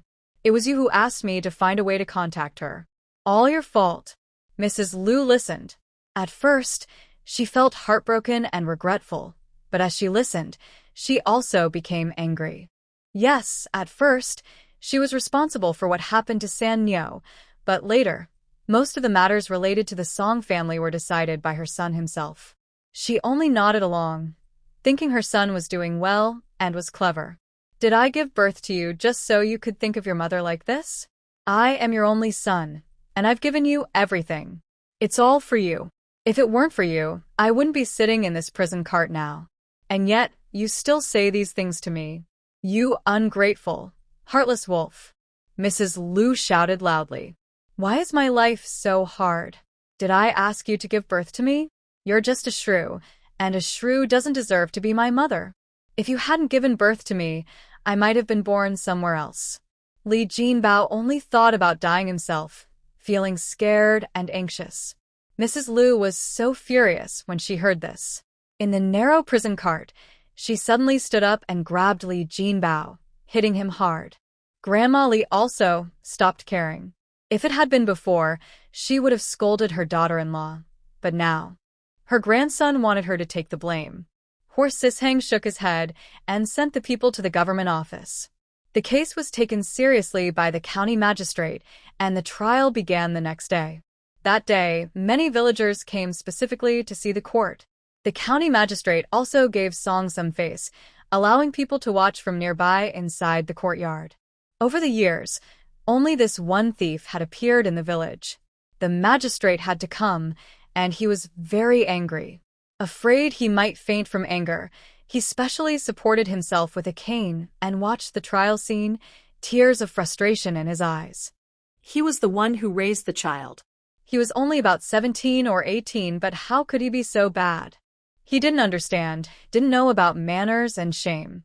Everyone, watch carefully as the magistrate hears the case. Afterward, all the elders and young men should go to the ancestral hall to reflect. Think carefully about whether you've taught your children well. What's the use of earning copper and silver if your children turn out like this? How can you face your ancestors? Song Lijeng shouted at the villagers. The people from Xinghua village now dared not speak. Today, dozens of people came. Some represented the Song family, others the Li family, the Niu family, the Wang family, and the Bao family. Song Ying is the victim, so she came too, accompanied by Song Laozhen and Song Sun. His father and uncles also wanted to come, but Song Laozhen stopped them. Such matters are for the head of the family. Since Song Sun was studying in the county town, he didn't need to take a donkey cart. Song Laozhen also felt sorry for Song Ying's family's donkey. The people from the Li family couldn't lift their heads now. They looked very ashamed. Today, Li Sanben was supposed to be there, but after coughing up blood yesterday, he was very weak, dizzy, and couldn't open his eyes. The Li clan members decided not to bother him. Inside, the county magistrate brought out each criminal one by one. Those pretending to be servants had already been examined. Once it was confirmed they didn't know anything, they were each given 30 lashes and then released. Of course, they were also warned seriously. Even if they were short of money, they must ask clearly before taking such work. With solid evidence, the final verdict was announced. The mastermind Li Jinbao, along with Hu Zan and Cui Nyangzi, who bought people to enslave, were sentenced to death by hanging according to the law. Spring and summer were for rewards, autumn and winter for punishment. An old saying says that during autumn and winter, when the world begins to settle, the killing spirit arrives, and it is time to enforce the 100 punishments to show obeying heaven's will. So, except for those who committed major treason and were executed on the spot, other prisoners could live a little longer. Although Li Jinbao knew he wouldn't live long, he was still frightened when the sentence was finally passed. Lu was frantic. She kowtowed on the spot, kept begging for mercy, and even kept apologizing to Song Ing, looking very pitiful. Song Ing said nothing. After all, she had no say in the punishment. Besides, if she was caught, she would admit fault. But if she wasn't caught, then she would just be sneaking a smile, right? Li Posey and Lu didn't know what was happening. Due to poor upbringing, they were fined 100 taels of silver, half confiscated, half to compensate Song Ing, the victim. The official enforcers also received compensation. Huzon's money was returned. He was a proper enforcer, officially recognized, unlike the tricksters. Li Jinbao was taken away. Li Posey didn't say a word, even when she saw Song Ing. The villagers felt that Li Jinbao's actions were his own fault, but since he was a child they had watched grow up, they felt a little sad when they heard the verdict. It wasn't so much sympathy as a sense of regret. In the past, they believed that as long as children weren't cold or hungry, they would grow up well, marry, have children, carry on the family line, and grow old. But now they suddenly realized that children could also walk a dangerous path to death. By that time, it was too late. Look at Lu Shi, once so lively and spirited.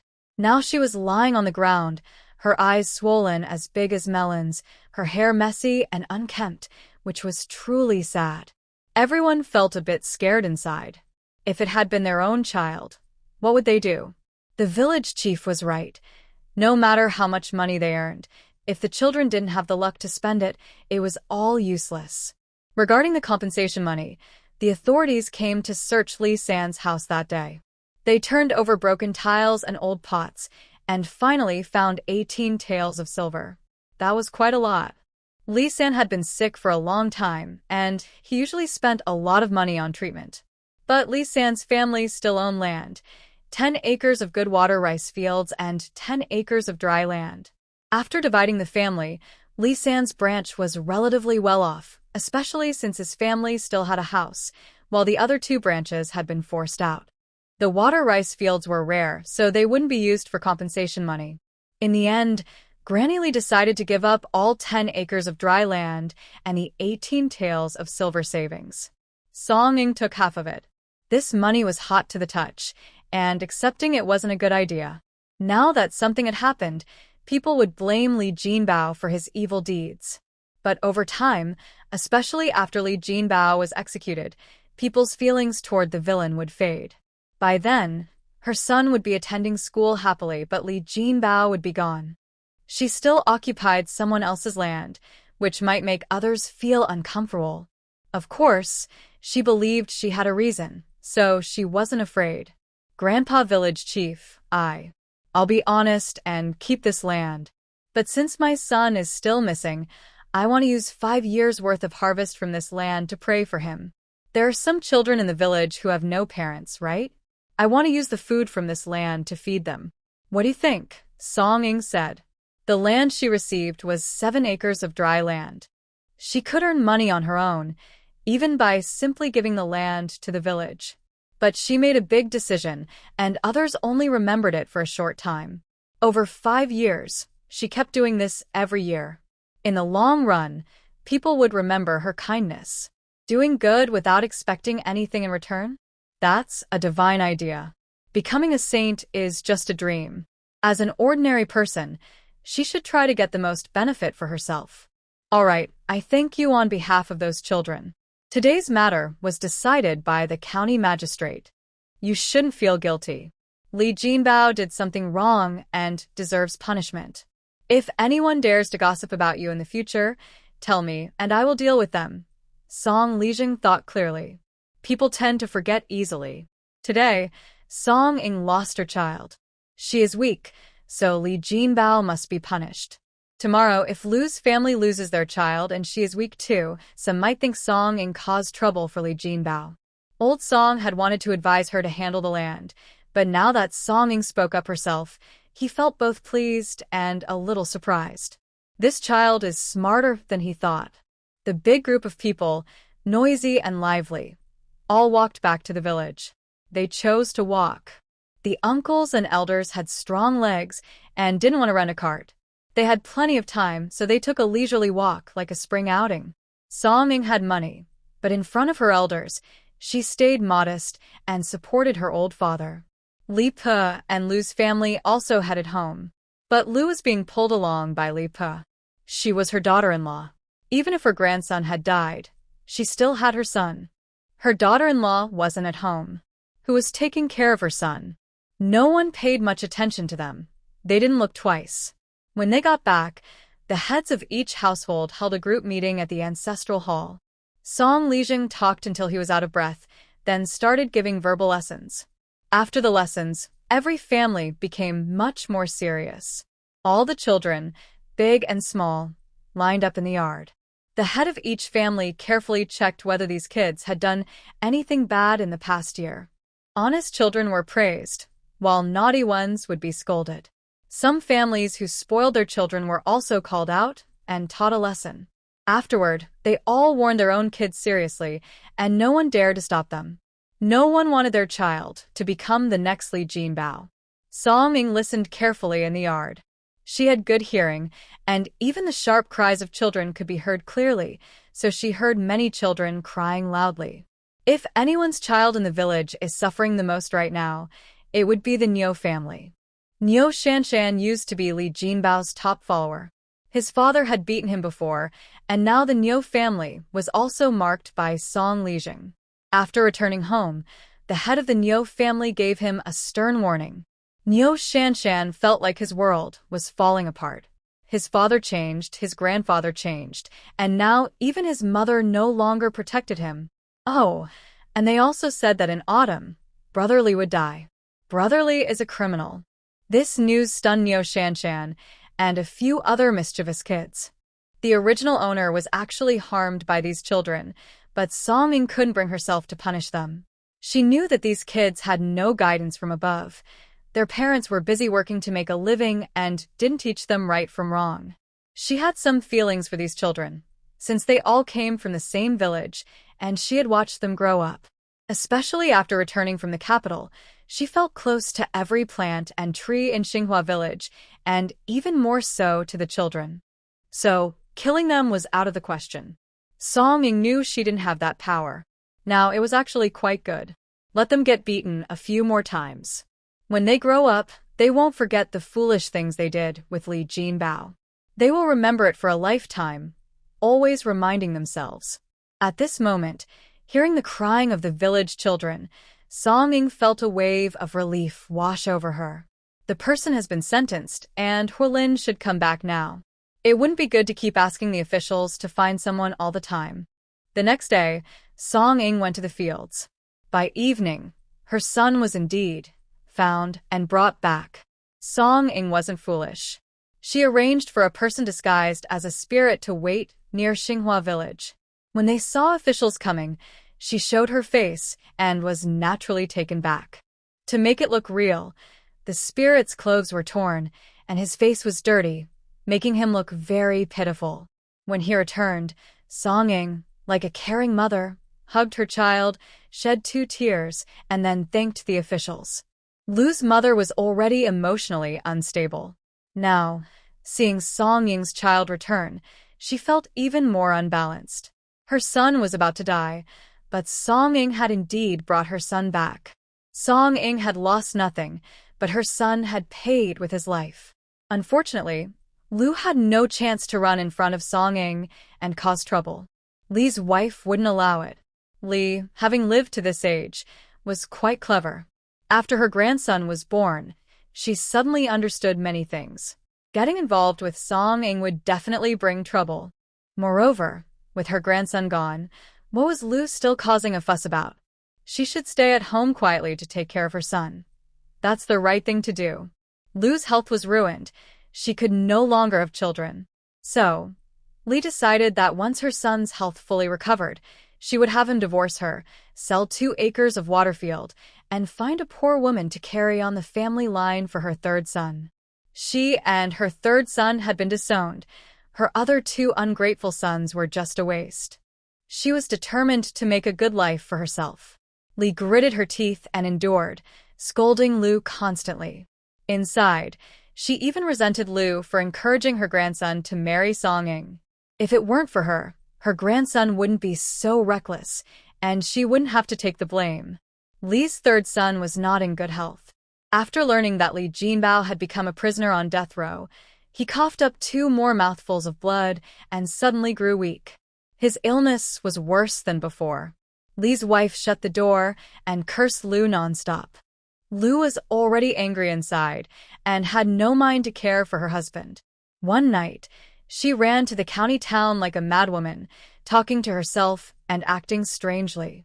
Li's family's third branch was abandoned and alone. No one helped them. Li's wife could do nothing but take over her daughter-in-law's chores. But Li's third son didn't live long either. He died before Li Jinbao. Li's wife was truly stunned. Her life now depended entirely on her third son. But now, he was gone. Just gone. What should she do? Before even holding a funeral, she went to her eldest son's house, insisting that Li did take care of her in her old age. Although Li's wife, as an elder, had divorced Li Laoi, she was still her own mother. She couldn't just watch her die at the doorstep. Her 2 sons agreed that the remaining fields of the third branch could be farmed by them. They wouldn't need rice or grain, just enough to support Li's wife in her old age. But Li's wife still chose to live alone in the old house. As for everything else, Li's wife didn't want to think about it. She would never have a grandson who was filial, a daughter-in-law who served her, or a life of happiness. After Li Jinbao's execution in autumn, Lu's family went completely mad. They dared not take her back to her maiden home, only occasionally sending some support so she wouldn't die on the streets. Of course, this is all in hindsight. Now, setting aside the Li family, the overall look of the village remains positive and hopeful. Especially after Huolin returned, Songda and Songwu both cherished their nephew who had come back, treating him very well. They also made many new friends for the 3 children. In the village school, the number of children suddenly increased by dozens. The teacher was both happy and worried. When there were fewer children, only about 10 or so, it was manageable to teach them all. Now, with so many more, it became quite difficult. Song Lijing was very proud. He thought, the children are good at studying. They learn well and understand things. As for Li Jinbao, he did study too. But that's an exception. Despite feeling proud, he was also a bit worried. Sending children to school costs money. The teacher only received a small fee, and supplies like ink, paper, and brushes shouldn't be paid out of his own pocket. Now, many families are sending children to school, which probably means they are tightening their belts to make ends meet. Li Zheng means that, area, since you have a broad view, I want to ask if you have any ideas to help the village earn more income. Don't overthink it. I'm not asking for your special hair tonic.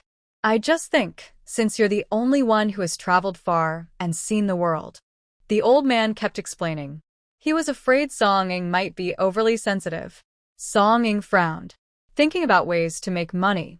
The hair tonic idea definitely won't work. Even if she's willing to share her money with others, everyone needs to be able to earn some first. If everyone knew about that tonic, who would buy it? Plus, it's hard to transport. Selling it in Yongcheng would be better. Making too much wouldn't be useful either, as it would just sit unsold. Song Ying thought for a moment. Don't worry, Grandpa. I know how you are. Li Zheng has no other options. Several families in the village send their children to school, but their lives aren't very good. He thinks if the children can learn something useful, they'll need more money in the future. What if they have no money? They can't sell their land. That's their lifeline. Song Lao Zhen sighed. He felt a bit regretful. He should have sent his boys to school from the start. Of course, I just thought about it. If we really do that, the older family members will be worn out, and we won't even have enough to eat. Looking at the second house, Song Sun is now studying at the county office, and the house is still borrowed by Song Ying. But now, the couple is living frugally, tightening their belts. Of course, it's right not to expect too much from the benefits given by second sister.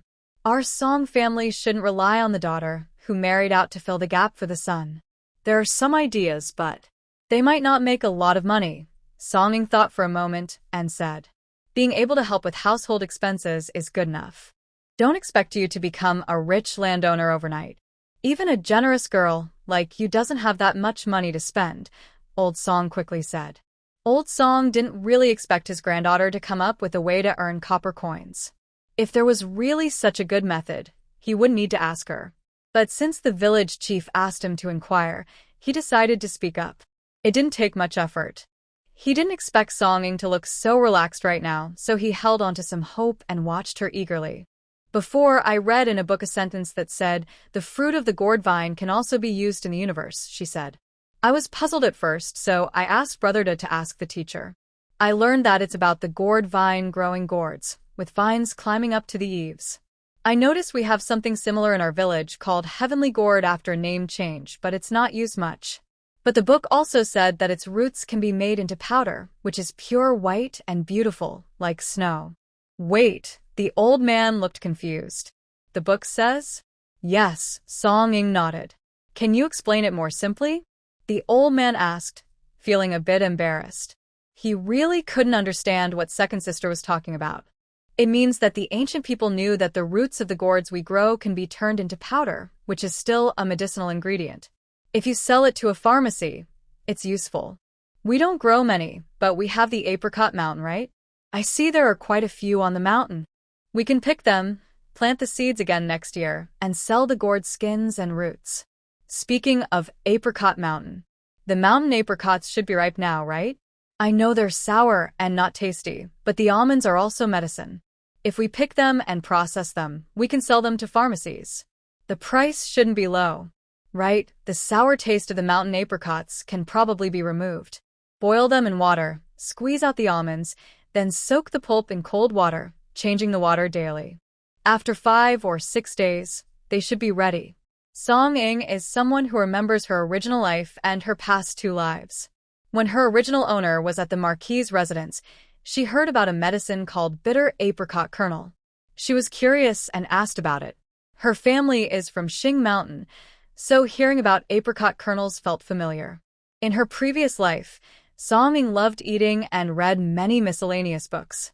The wild fruits in this life are hard to find compared to her past life, so now that apricots are ripe, she finds them quite special. If she weren't so busy lately, she would have already made dried fruit. Other families probably wouldn't bother making dried fruit because it's too costly. Old Master Song was a bit stunned when he heard this. You mean the wild gourd roots in our village really can be sold for money? Old Root Song thought for a moment. This kind of wild gourd is passed down from ancestors. It's not very tasty, but almost every household grows some, and there are many on the mountain too. Yes, but it's better to dig up the roots after autumn. You can't do it in summer, Song Ying said again. When she's interested in something, she always wants to understand it thoroughly.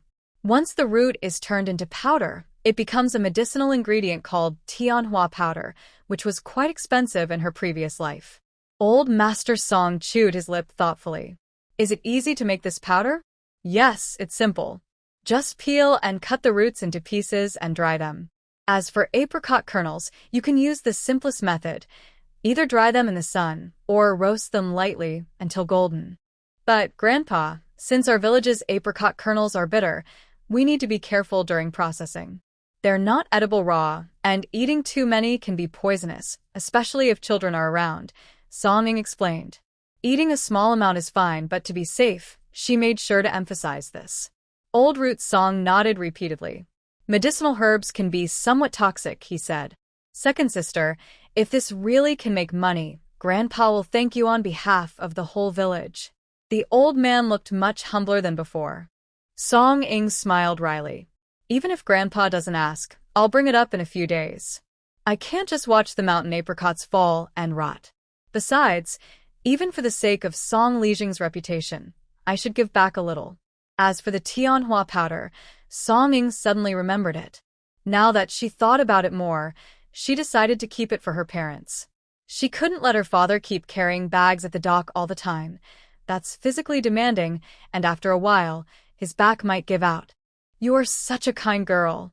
Truly honest. The old man praised. Song Ying raised an eyebrow and forced a smile. Usually, she only thought about earning money from hair oil, so she wasn't very interested in the mountain matters. But her goal was to own her own estate someday, where she could raise chickens, ducks, pigs, cattle, and sheep. All of them, ideally. Considering her estate, she had many ideas. For example, livestock feed. As someone who hopes to farm well, she had some experience. But now it was useless to talk about it because she hadn't even tried making it herself. Who would dare use something she hadn't made? So, she could only suggest using mountain resources to help everyone earn a little extra. Old Song heard the news and immediately went to the village chief. Now, he was a regular visitor at the village chief's house. When he arrived, he drank some water and told Song Ying's story exactly as it was. My daughter says that you treat her well, and the villagers are also kind to her. So, no matter what, we should find a way to thank everyone. After thinking hard, I finally came up with these two ideas. Old Song pretended modestly. He couldn't say that his daughter just casually mentioned these ideas. Almonds and gourds. Good. These are things we already have in the village. It's just a little work and we'd be getting something for free. Here's what I think. I'll let my useless son pick a few pounds of almonds to try. If someone in the pharmacy wants to buy them, we'll send everyone to work. Song Lijung said. Old Song smiled politely. Song Lijung was clever. He couldn't really let Song Ying give away her benefits for nothing. Besides, Old Song also said that his daughter's ideas were spontaneous and not easy to come by. If this really works, in the future, if the village has any big events, the second girl will have her place too.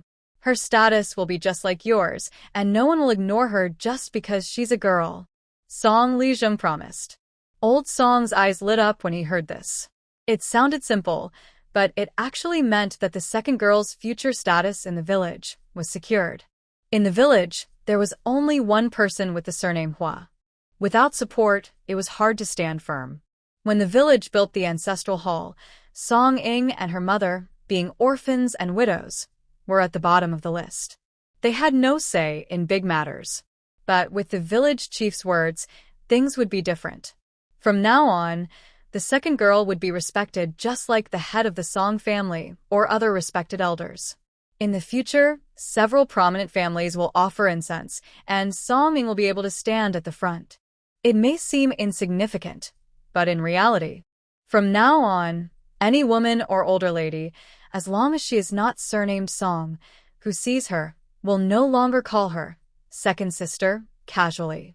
It will be inappropriate for them to act like elders and give orders. Instead, they must politely address her as little sister-in-law of the Hua family, or Madame Hua. If a natural disaster occurs in the future, no one will be able to bully the Hua family members. This means that her granddaughter has truly secured her place in the village. Even if it's because of Hua Rong, it should be like this. Since your daughter just married and recently, I didn't want to rush her to stand in front of others. Now, looking at her behavior and attitude, she is flawless, so this arrangement is proper, Song Lijing added. Brother understands, Song Laozhen replied with a smile. After Song Laozhen left, the village chief told his son to go pick mountain apricots and try them. These apricots are quick to process. They can be cooked and stir-fried the night before and dried by the next day. Without delay, they hurried to deliver them to the county pharmacy. Song Lijing's son felt nervous when facing the pharmacy owner. This roasted apricot kernel is quite good. We'll sell it at 5 won per jean. The total here is 18 jean. Can you count? Is it 91? The shopkeeper was straightforward. That. 91? Do you buy all the apricot kernels here? Song Lijing's son asked quickly. We do. If we can't use all of them here, we can send some to Yongcheng. But these bitter apricot kernels must not be roasted over high heat. I see your apricots are just right, colorful, neatly arranged, and free of bugs. They are top quality, the shopkeeper said. Hearing this, Song Lijing's son's heart skipped a beat. At 5 won per jean, one roasted bitter apricot kernel weighs about 50 to 60 pieces. Their apricot blossom village is right at the foot of Apricot Mountain. How many apricots are there? He hasn't counted. Excited, he reported the situation to the village chief. The chief, upon hearing, was also excited. He called over the responsible people from each surname and ordered everyone to pick apricots. There are many apricots in the mountains. Be careful, everyone. Even if you're greedy for money, don't go deep into the mountains. Also, these bitter apricot kernels are toxic. Without illness, disaster, or a doctor, no one is allowed to eat them randomly.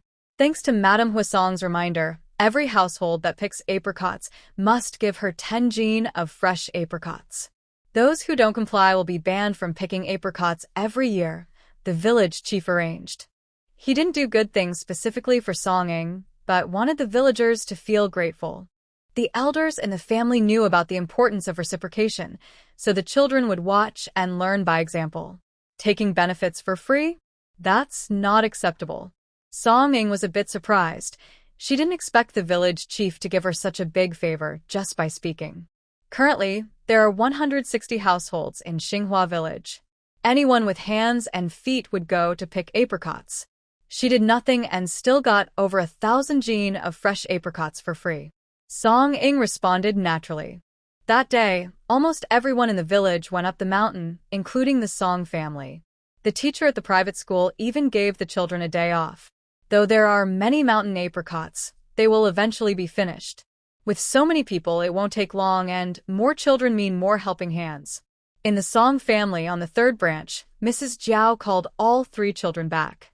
Song Ying's parents knew that Song Sun worked hard studying, so they didn't say anything. Song Ying lent her brother Lin to her parents, along with herself, so the second branch wouldn't fall behind. As for the fourth branch, her fourth uncle was in Yongcheng and didn't care much about small earnings. Only his wife with a 3-year-old child was picking apricots for fun, earning a little here and there without asking for much. The whole village mobilized. On the first day, everyone picked the most apricots, carrying baskets down the mountain. The village chief didn't allow conflicts over apricot picking, or people would lose their chance, so the scene remained peaceful. In the second branch, they worked all day, but only gathered about 250 gene. Because there were so many people, Song Jinshan was honest. If an elderly person or a child wanted to pick from a tree, he would let them. Mrs. Wan was tearful and afraid of conflicts, so she tried to stay out of the way. Otherwise, they wouldn't have been able to pick that much in a day. Mountain apricots are small, so these 250 gene of fruit only produced about 26 or 27 gene of apricot kernels. Still, they could sell for over 100 coins, which was more than her father earned carrying loads at the dock. And that's not even counting the households with more people. That day, no one cooked dinner. Everyone was busy roasting apricot kernels. They handled it carefully, not daring to turn up the fire, staring at the kernels in the pot as if they were silver, not even blinking. Song Lijing found a few honest and reliable people to weigh the roasted almonds from each household and then sell them together in the county town. This way, everyone wouldn't go together, which was too crowded and intimidating. The apricots hadn't been picked for many days. No matter how big the mountain is, it can't stop the hardworking people. Many didn't even sleep, afraid others would earn more than them. For example, the third household, with 6 members, picked up to 700 or 800 gene of apricots in a day. Their yard was so full that the other households were too scared to say anything. Song Ying couldn't help but admire Aunt San and Uncle San for their almost crazy work ethic.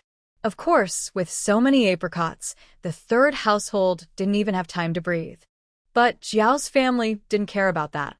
Opportunities to make money were rare, so they had to seize them. The children, including the only 8-year-old Sanya, were also sent up the mountain, not allowed to sleep. The results were very good. In about 10 days, most of the apricot trees on the mountain were bare. Fortunately, Lijing said to leave some for the birds and animals, so each tree still had a few yellow fruits, or else they might have been completely picked clean. Song Ying calculated that the third household had earned nearly 3 taels of silver during this period. Some villagers earned even 1 or 2 silver coins, which was a lot for them. This money was almost like free money, since it wasn't the busy farming season. In the hot weather, working elsewhere in the fields wasn't as comfortable as in the forest. Song Ying had been very tired these days, with sore waist and back. She needed to make green silk ointment, and the apricots sent by villagers also had to be processed. She made about 20 gene of dried apricots, and the rest was turned into jam. The soaked apricots lost their sour taste, but also became less sweet, so Song Ying added ingredients. She even asked someone to buy licorice and honey in the county to cook with the apricots. After a few days, the dried apricots were ready and tasted quite good. However, dried apricots didn't sell well, so Song Ying didn't make too many. Most of the apricots sold in the county were specially grown sweet apricots with a natural fruity aroma. Her apricots, flavored mainly with licorice and honey, didn't have a strong apricot taste. Making jam was more popular. It could be used to make fruit-flavored ribs, iced apricot tea, or added to sweet dishes for a unique wild flavor. Most other families simply dry the apricot flesh to make snacks for children. Song Ying gave 2 jars of jam to Madame Wan. Seeing her happily counting money, a small smile appeared on Song Ying's face. "Mother, I have another way to make money. Would you like to try?" Song Ying asked. Madame Wan suddenly looked up, then shook her head. "Girl, don't think I want to do everything.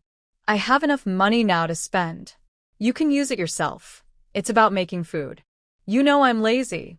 I can just cook for Brother Lin and the others." "Starting a food business is too tiring," Song Ying said. "Why not try it, Mother? You're good with your hands. We can rent a shop at the dock and you and Father can look after each other." "No, that's not possible. If I go to the dock, what will you do? I won't see you and Brother Lin often." "I worry about that." Madame Wan immediately refused. Song Ying felt helpless. "Mother, there's still Grandpa at home. Now, everyone in the village owes me favors. Who dares to bother me? Besides, you don't want to spend the money I give you. If you and Dad don't try to earn some, what will my brother do when he gets married? We should have a decent house, right? Tomorrow I plan to go to Yongqing to see Uncle Fourth. Think about it at home. I'll send you some recipes for snacks, and you can try making them first." Song Ying felt her father worked too hard carrying loads every day. But her parents were too stubborn. They didn't want to spend money, whether it was on making zongzi or the work at Xing Mountain. They didn't earn much either. Grandpa really achieved his goal of education. The eldest son is strong-willed, the second and third are obedient, and the youngest, the fourth, is asked to be smaller. Her father and third uncle look exactly as Grandpa wanted, working silently, with no interest in anything else. Madame Wan hesitated, clearly worried that Song Sun might not find a wife in the future. They only had 2 rooms for the second household. If she married someone, she was afraid they wouldn't even dare to have children. "But I'm really not good at this. I can weave cloth at home," Madame Wan said carefully. Song Ying sighed. "No one is born knowing how to do a certain job. Everyone has to learn. The recipes I prepared for you are simple. You're not running a big restaurant. In the morning, sell buns and porridge. In the afternoon, just cook a few simple dishes. Rice and bread can be sold together. It's not harder than cooking at home. If you still feel you're not capable," Song Ying rubbed her forehead, "then you can ask your eldest aunt or third aunt to help." "Ask them?" Wan Shi shrank back. "Ask them?" Wan Shi shrank back, feeling like an old person hanging by a thread, thinking her life was long enough. But honestly, if not them, who else could she ask? There are good friends in the village, but because of different family names, they are not as close as family. You can speak openly with them. Your eldest aunt. She's proud and difficult to serve. I can't manage her. Your third aunt. She knows how to run a household. Wan Shi thought for a moment. If Jiao Shi were to do business, she is very frugal. She remembers every piece of cloth and every needle in the house clearly. You can ask third aunt to sell things and handle money in front. But there's one thing, if you do it yourself, splitting the earnings is easier. If you work with third aunt, her temper is fierce. She treats money like her life. If she's not helping as a worker but as a partner, she will be like a whip, pushing you to work all day long. Song Ying explained the pros and cons. Jiao Shi is usually easy to talk to, but when money is involved, her mood changes faster than flipping a book. They are all poor. Her mother could also hire someone, but as the shop owner, she would have to handle any conflicts. Her mother, who tends to cry easily, is not suitable for negotiations. Both Dao Shi and Jiao Shi are much better at handling these matters than her mother. As for Xiao Yaoshi, fourth aunt is fond of beauty And fourth uncle is a strong man. He would never let his wife go out to earn money. That would be embarrassing for him. Moreover, fourth uncle's son, Kongur, is only 3 years old and not convenient for her to leave. Then how should I share the money with your third aunt? Wanshur asked again. If you two sell food together, it's unlikely that Aunt San won't know about it, so I need to share the recipe with her. But since we started the shop ourselves, you should explain the pros and cons to Aunt San. Tell her that if she doesn't want to join, we can find someone else. We can either give her a smaller share of the profits or pay her a fixed monthly wage, and she can choose. Of course, we need to sign a contract. Since we are working together, she can't work alone later unless we agree, Song Ing said. The biggest problem with the Jiao family is that she might abandon her mother after finding a way to open the shop for money. Mrs. Wan was stunned when she heard this. She wasn't naive and knew what kind of person Jiao was. With that in mind, your eldest aunt seems more reliable, Mrs. Wan sighed. But are you brave enough to let your eldest aunt work? If you do business with her, you'll end up just being her helper, Song Ing chuckled. That's true. She's too intimidating. She can start yelling at once if she doesn't like something. That wouldn't work. Mrs. Wan shook her head. The eldest sister-in-law is like a mother. Calling her sister-in-law means you should be polite. Unlike the third family, who should at least show her some respect. Your third aunt is quite scheming, but your third uncle is good. Even if she wants to work alone, he definitely wouldn't agree. Plus, she has 3 sons and a daughter at home, one after another, all needing money. How can she afford to work alone? The shop is still just an idea, and business is uncertain. I think it's best to just set a fixed wage for your third aunt. If the business does well later and she works hard, we can consider giving her a profit share. For now, we shouldn't decide everything at once, Mrs. Wan pondered. Song Ing was surprised. Her mother wasn't naive or simple-minded. At first, giving her a wage and later rewarding her with a profit share, like some bosses do with part ownership, was like dangling a carrot in front of a horse. Seeing the benefits would make her work faster. If her mother's tears were more valuable or less likely to fall easily, she thought working herself was the best choice. Song Ing smiled warmly and then started talking about the different kinds of food she had thought of. Since there are many dock workers, the main focus is on filling meals. Early in the morning, they sell buns and pancakes, paired with some refreshing side dishes. The porridge doesn't need to be complicated, mainly sweet or salty flavors. The sweet version is multigrain porridge with little sugar, and the salty one is made with bones or chicken boiled overnight, then added some wheat grains and flour in the morning, just a little, with some seasoning. Meat soup? Wouldn't that cost a lot of money? Mrs. Wan frowned. She had also been to the dock, where there are breakfast stalls. The soup there is just water, with no meat or noodles added. Mother, pork bones are cheaper than pork meat, but they need to be boiled longer. A bit of meat aroma will attract people. Over there, most are strong men working hard, who wouldn't want to smell meat and want to eat. As for wheat grains and flour, not much is needed. You can add some bean skins and wild mushrooms we pick from the village. Even if there's a chicken in it, that would still be profitable, Song Ing added. A chicken costs about 8 to 15 coins, mainly depending on size. Not much wheat grains are needed, about 1 liter, costing around 30 coins. Flour is used even less, mainly for thickening, costing about 10 coins. Then come the bean skins, salt, mushrooms, and seasonings. Bean skins are cheap, costing 5 coins, and mushrooms are just for flavor, so not much is needed. With seasonings, the total is about 30 coins. So, the total cost for 1 pot is roughly 70 coins, and it can't be much more. For business, they would use a large pot that can serve nearly 200 bowls. Since most bowls are shallow, even selling each bowl for 1 coin would still make a profit. Selling at 2 coins per bowl could attract more buyers. Of course, this doesn't include the costs of the shop and labor, but these can be shared across other foods. Song Ing explained her calculations to her mother and said, "Remember this. Tomorrow you go pick those ingredients and buy seasonings.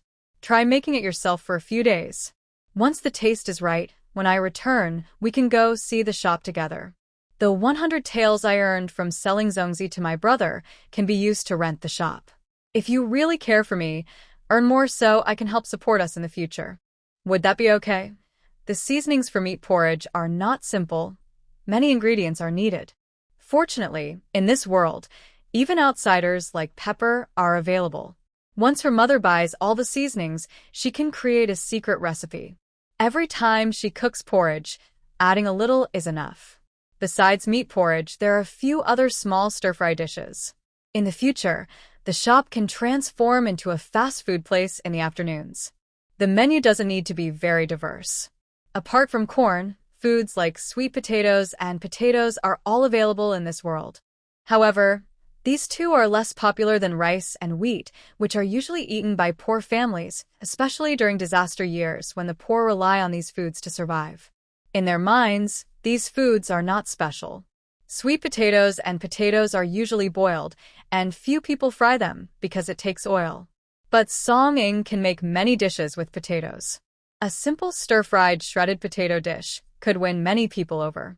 There are also mincemeat with potatoes, pan-fried potatoes, potato stew with chicken, garlic-flavored, spicy, or boiled. She can prepare a full set. Additionally, since it's summer, she should prepare some cold dishes.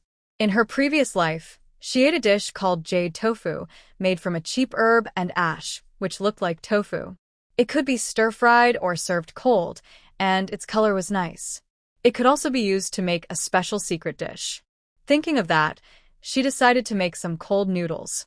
Although they use flour and it's a bit expensive, poor people usually can't afford plain bread, so they could sell it in limited quantities at a high price. Wan was literate but not very much, relying on Song Sun and the original owner for education. So, remembering all these details was a bit difficult for her. Are you going to Yongcheng alone tomorrow? It's so far. Your fourth uncle should come to pick you up. Or maybe your father can take you. Wan was a bit worried. Mother, I'm going with the shopkeeper's family from the county town. It's not dangerous, Song Ing quickly replied. In other words, she was declining the offer. It's a bit far, but she doesn't need her father to accompany her. Wan knew about Song Manshan opening a shop in Yongcheng and was quite suspicious. Is your fourth uncle really reliable? He didn't do honest work at home. If your grandfather hadn't been wealthy, how could he afford to buy a government position? Now, he's only been a government official for a couple of years, and he's stopped. That's a waste of money. Fourth uncle is helping me. He's a man of integrity. He wouldn't cheat his own niece. My fourth uncle cares about his reputation, Song Ing said with a smile. That's true. All the women in the village are not as well-groomed as the fourth family's daughter. She is dressed up beautifully, even more charming than young girls who haven't gone out yet, Mrs. Wan said, feeling a bit jealous. The fourth son knows how to care for his wife. But as women, who doesn't want to be loved and cared for? However, her own husband isn't bad either. He may not be as attentive as the fourth son, but he is honest and never treats her badly. If she ever met a man who is mean to women, she would have no place to cry.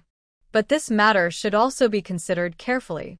The Ghost Festival is coming soon, and it's best not to go out everywhere at this time, Mrs. Wan worried aloud, though she didn't stop her daughter. She could see her daughter had her own ideas. Even if she kept nagging, she wouldn't interfere much.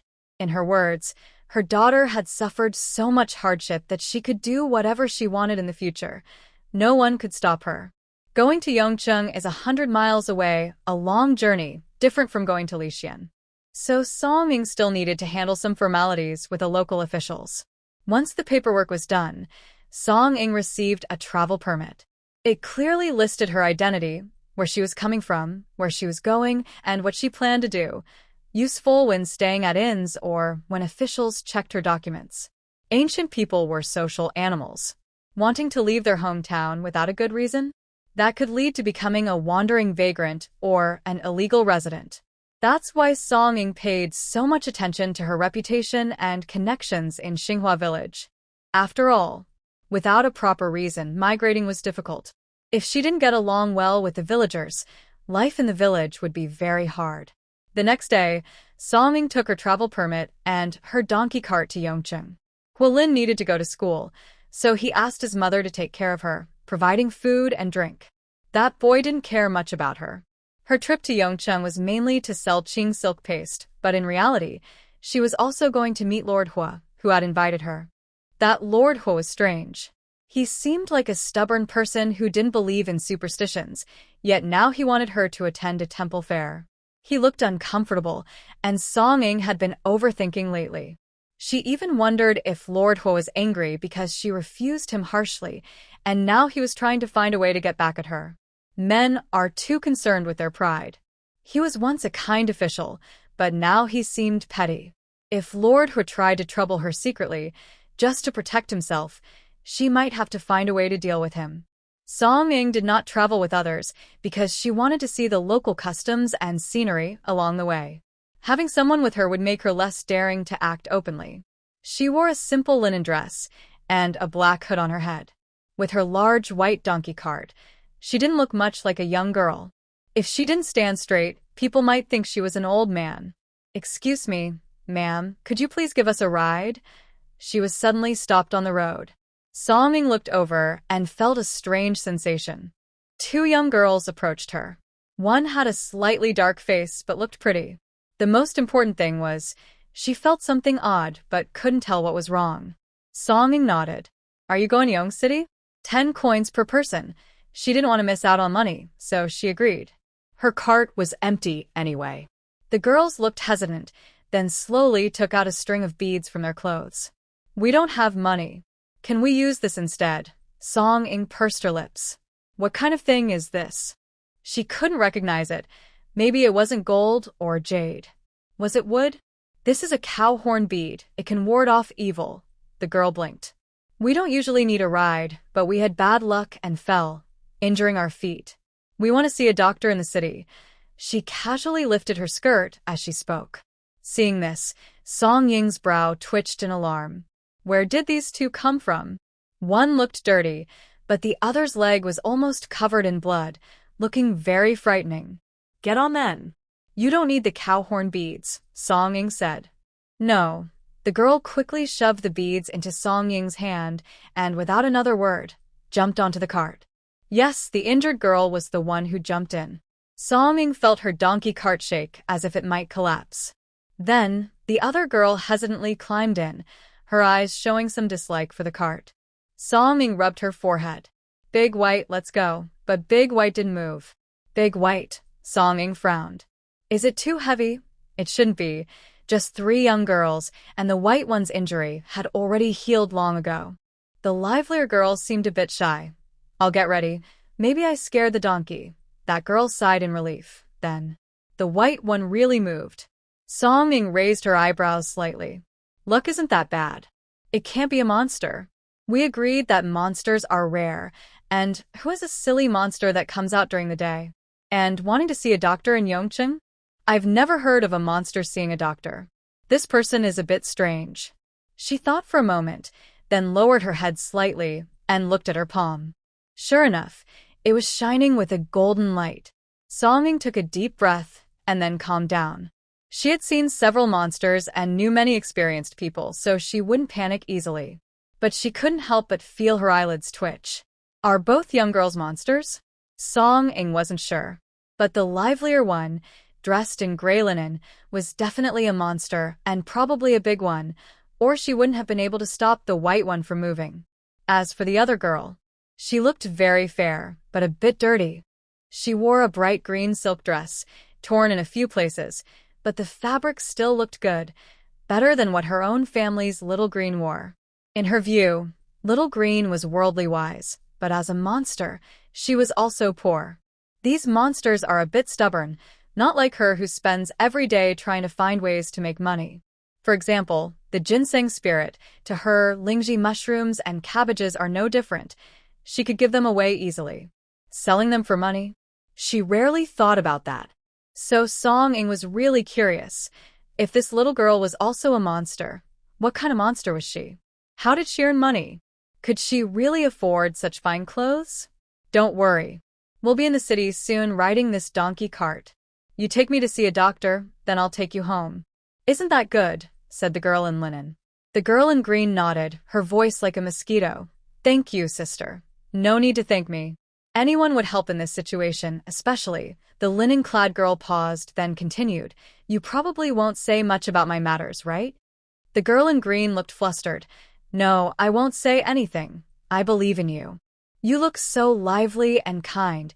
You must be a good person, Miss Mai said again. Song Ying snorted softly in front. Where did this silly monster come from? Doesn't seem very smart. Just because someone looks lively doesn't mean they're kind. But from what they said, Song Ying guessed that the little girl in green probably was a person, and she wasn't familiar with this monster. As for whether she knew the monster's true identity, she wasn't sure, but she thought it was possible she knew. Annie, don't take that cow horn string. It's a good thing, really can ward off evil, the little girl in gray said, leaning her head forward. Song Ying's eyes twitched. Okay, her mind started to wander. In this life, even if she didn't look at her palm, she would have a strange feeling when she saw monsters. What about in her past life? She didn't have this ability then. Did she see many monsters but just didn't recognize them? Thinking this way, Song Ying felt a bit nervous. She remembered meeting very good runners and jumpers at school. Maybe they were related to her family. She also saw someone with a very strong smell, possibly a shape-shifted fox, and a boy with a lot of facial hair, who looked a bit scary, maybe a bear in disguise. Song Ying sighed. If it were her past life, she might have needed to see a psychologist or even stay in a mental hospital for a few years. The city wasn't far from Yong City, less than 2 hours by donkey. When Song Ying first arrived in Yong City, her first impression was that it was grand. The city walls were taller and thicker than those in Lee County. Looking up, she saw the soldiers guarding the city walls, which made her feel even more awe-inspiring and a little frightening. The streets were wider, cleaner, and more crowded. The two girls got off the cart directly. Miss Mai called out, "Goodbye, Annie," while the other girl almost didn't turn her head, worried someone might see her sitting on the donkey cart. Song Ying clicked her tongue, watching the slim figure of Miss Mai, and felt that this girl was a bit silly. Big White, should we follow and see what's going on? Song Ying hesitated. She felt she might be sick. If others saw monsters, they'd jump 3 feet high and run away. But she still wanted to get closer, even felt a bit protective of the monster. Who is she? Just a small person, and she still wants to protect monsters? That's crazy. Song Ying frowned and suddenly thought that all her bad habits might be caused by the space. The water and trees in the space look strange. For example, spiritual water, which can make plants grow more lively and strong, but in the end, the plants are more liked by monsters. As the ginseng spirit said, it can also clear the mind. And the trees are even more unusual. One of them had absorbed a catfish spirit's demon pill before. Song Ying felt a bit confused and decided to give up. It's better to avoid trouble. She should honestly go find her fourth uncle. She just entered the city, and she needs to arrange her stay. She plans to find the best inn and rent a top-floor room. Since Lord Hua invited her, she shouldn't be too polite. Her fourth uncle wrote her a letter a few days ago and gave her the address. After finding out where the street was, Song Ying took to Bai and went there together. Yong City is not like Lee County. On this road, she saw many fancy carriages. Back in Lee County, her donkey was quite rare on the common street and attracted some looks. But in Yong City, Bai looks a bit out of place. Even on normal streets, there are always some carriages passing by. The tall white horse looks truly impressive and grand. Bai, can your head grow a bit more? If you can't compare to others, don't be discouraged. Maybe someday we'll find a white horse prince and have a tall, strong mule. Song Ying patted Bai's fur and comforted him. Agay mi piaga. Bai snorted. Maybe amoyed. After a while, they arrived at the place. Song Ying knew her fourth uncle was quick. It hadn't been long, and the shop looked quite decent. The name was good too, Xiansafong. She couldn't believe her rough uncle would choose such a graceful, pure name. It almost made her goosebumps turn sick. Inside Xiansafong, it was quite simple because they only had one product to sell.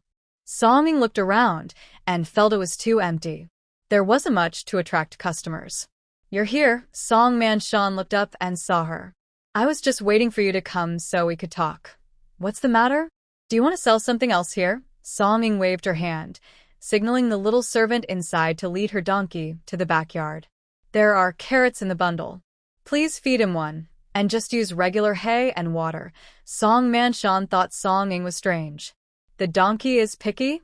Everything can be bought here. Why bring carrots from the village? Fourth uncle, you don't understand. My big white loves these carrots.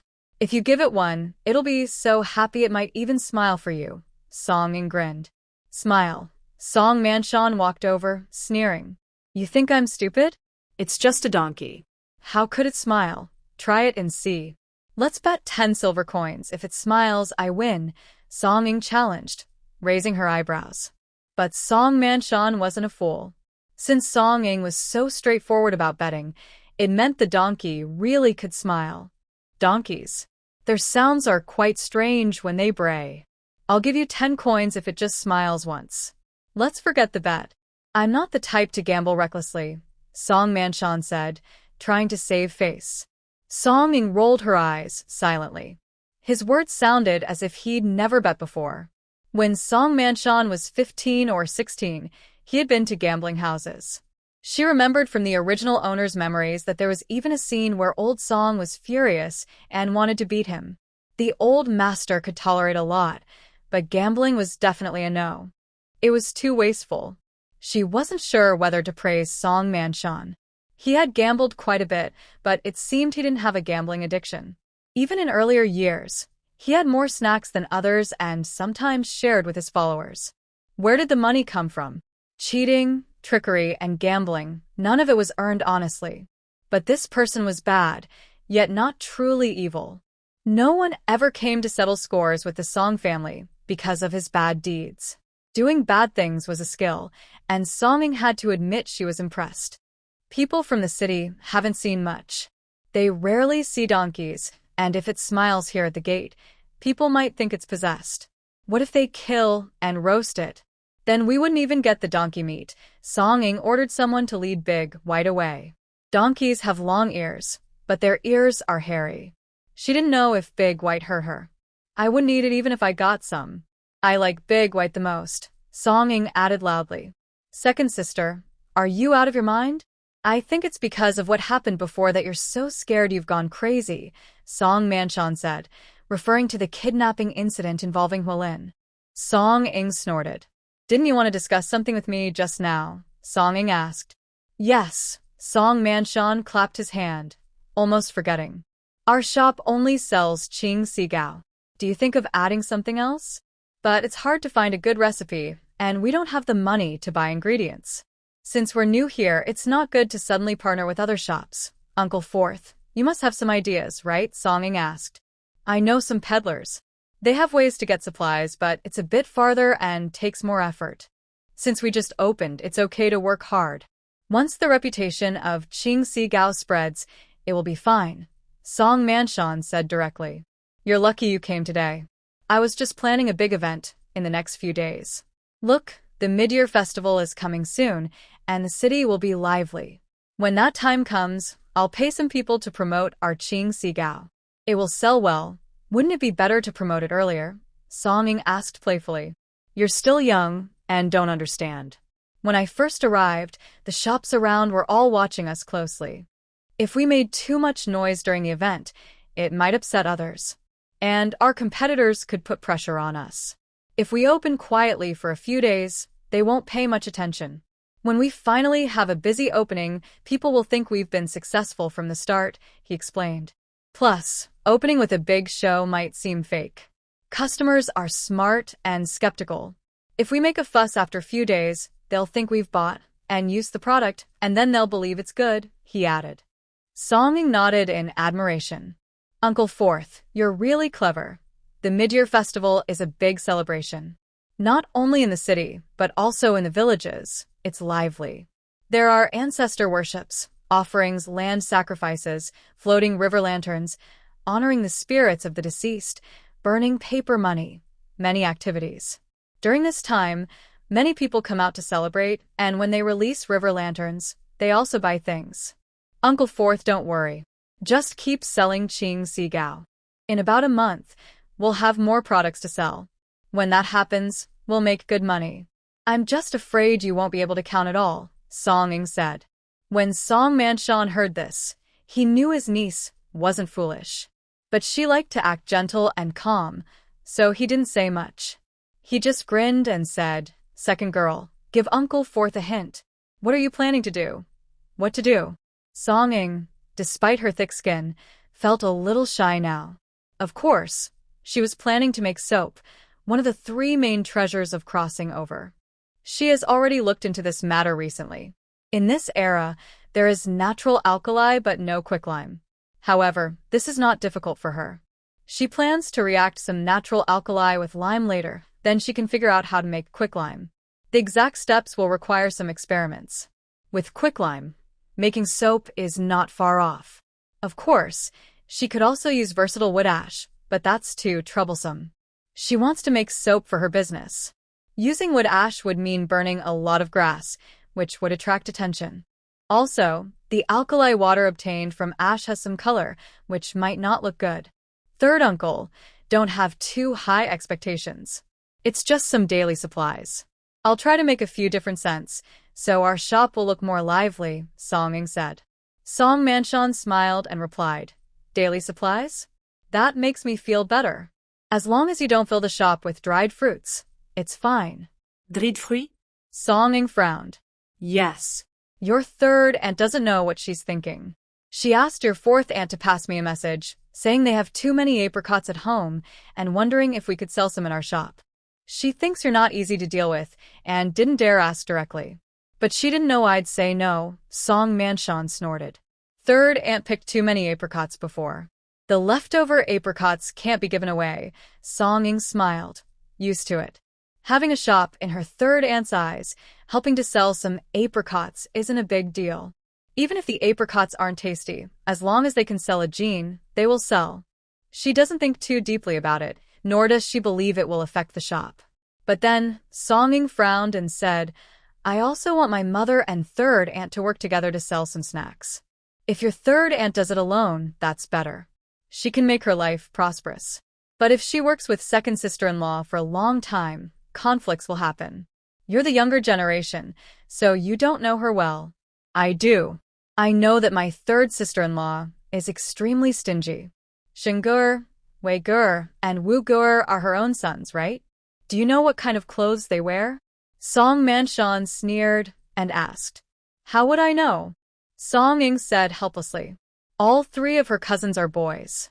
How could she know so much? They want to save money to help them get married. Bah. Narrow-minded woman. 3 strong young men, yet they are so timid and can't even afford new clothes. How can they find good wives? Do those girls think all men are fools?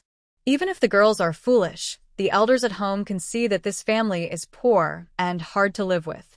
Why would they want to marry into such a family? Song Manshan sneered, clearly disapproving of his third sister-in-law's behavior.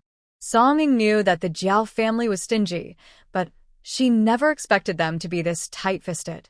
The third aunt's family was quite poor, with 4 children to raise. However, the old master's land given to their family was the most, so they shouldn't even be unable to buy new clothes. Song Ying had to reconsider her thoughts. If saving money was just about making a living, she thought that was a good thing. It meant they wouldn't get cheated or lose money in business. But if they couldn't even spare some for their own children, she would care even more for her mother. And if the things sold to others were missing parts or damaged. Song Ying sighed. Song Wu had been staying at her house for a while. She never washed his clothes. Every time, he would take his clothes back to the Song family for Jiao to wash, or wrap them up for her to carry back. So she hadn't really paid attention to what Song Wu's clothes looked like. As for the clothes outside, they were a bit old, but Jiao had to keep up appearances. If the old master saw his grandson's worn-out clothes, he would get angry. Fourth uncle, if you say that, I'll have to find someone to help my mother again, Song Ying sighed. That's a good thing. It's better than regretting after hiring your third sister-in-law, Song Manshan chuckled. Second sister, since Wu Gur eats and drinks with you, I guess you're worried about him too. That's why you want my third brother's family to have a better life. I've thought about it. If our shop does well, maybe I can have my third brother come work as a buyer. He's honest and trustworthy. But your third sister-in-law, forget about her. She's too stingy. Nobody can stand it. Song Ying didn't feel much dislike toward Jiao. Her third sister-in-law came from a poor background and had been used to poverty since she was young. Being stingy was her way of life, and she wasn't wrong.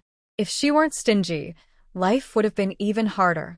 Of course, Song Ying didn't really agree with this attitude. Let's wait and see. If there's a chance, I can find some work to help the third uncle earn money.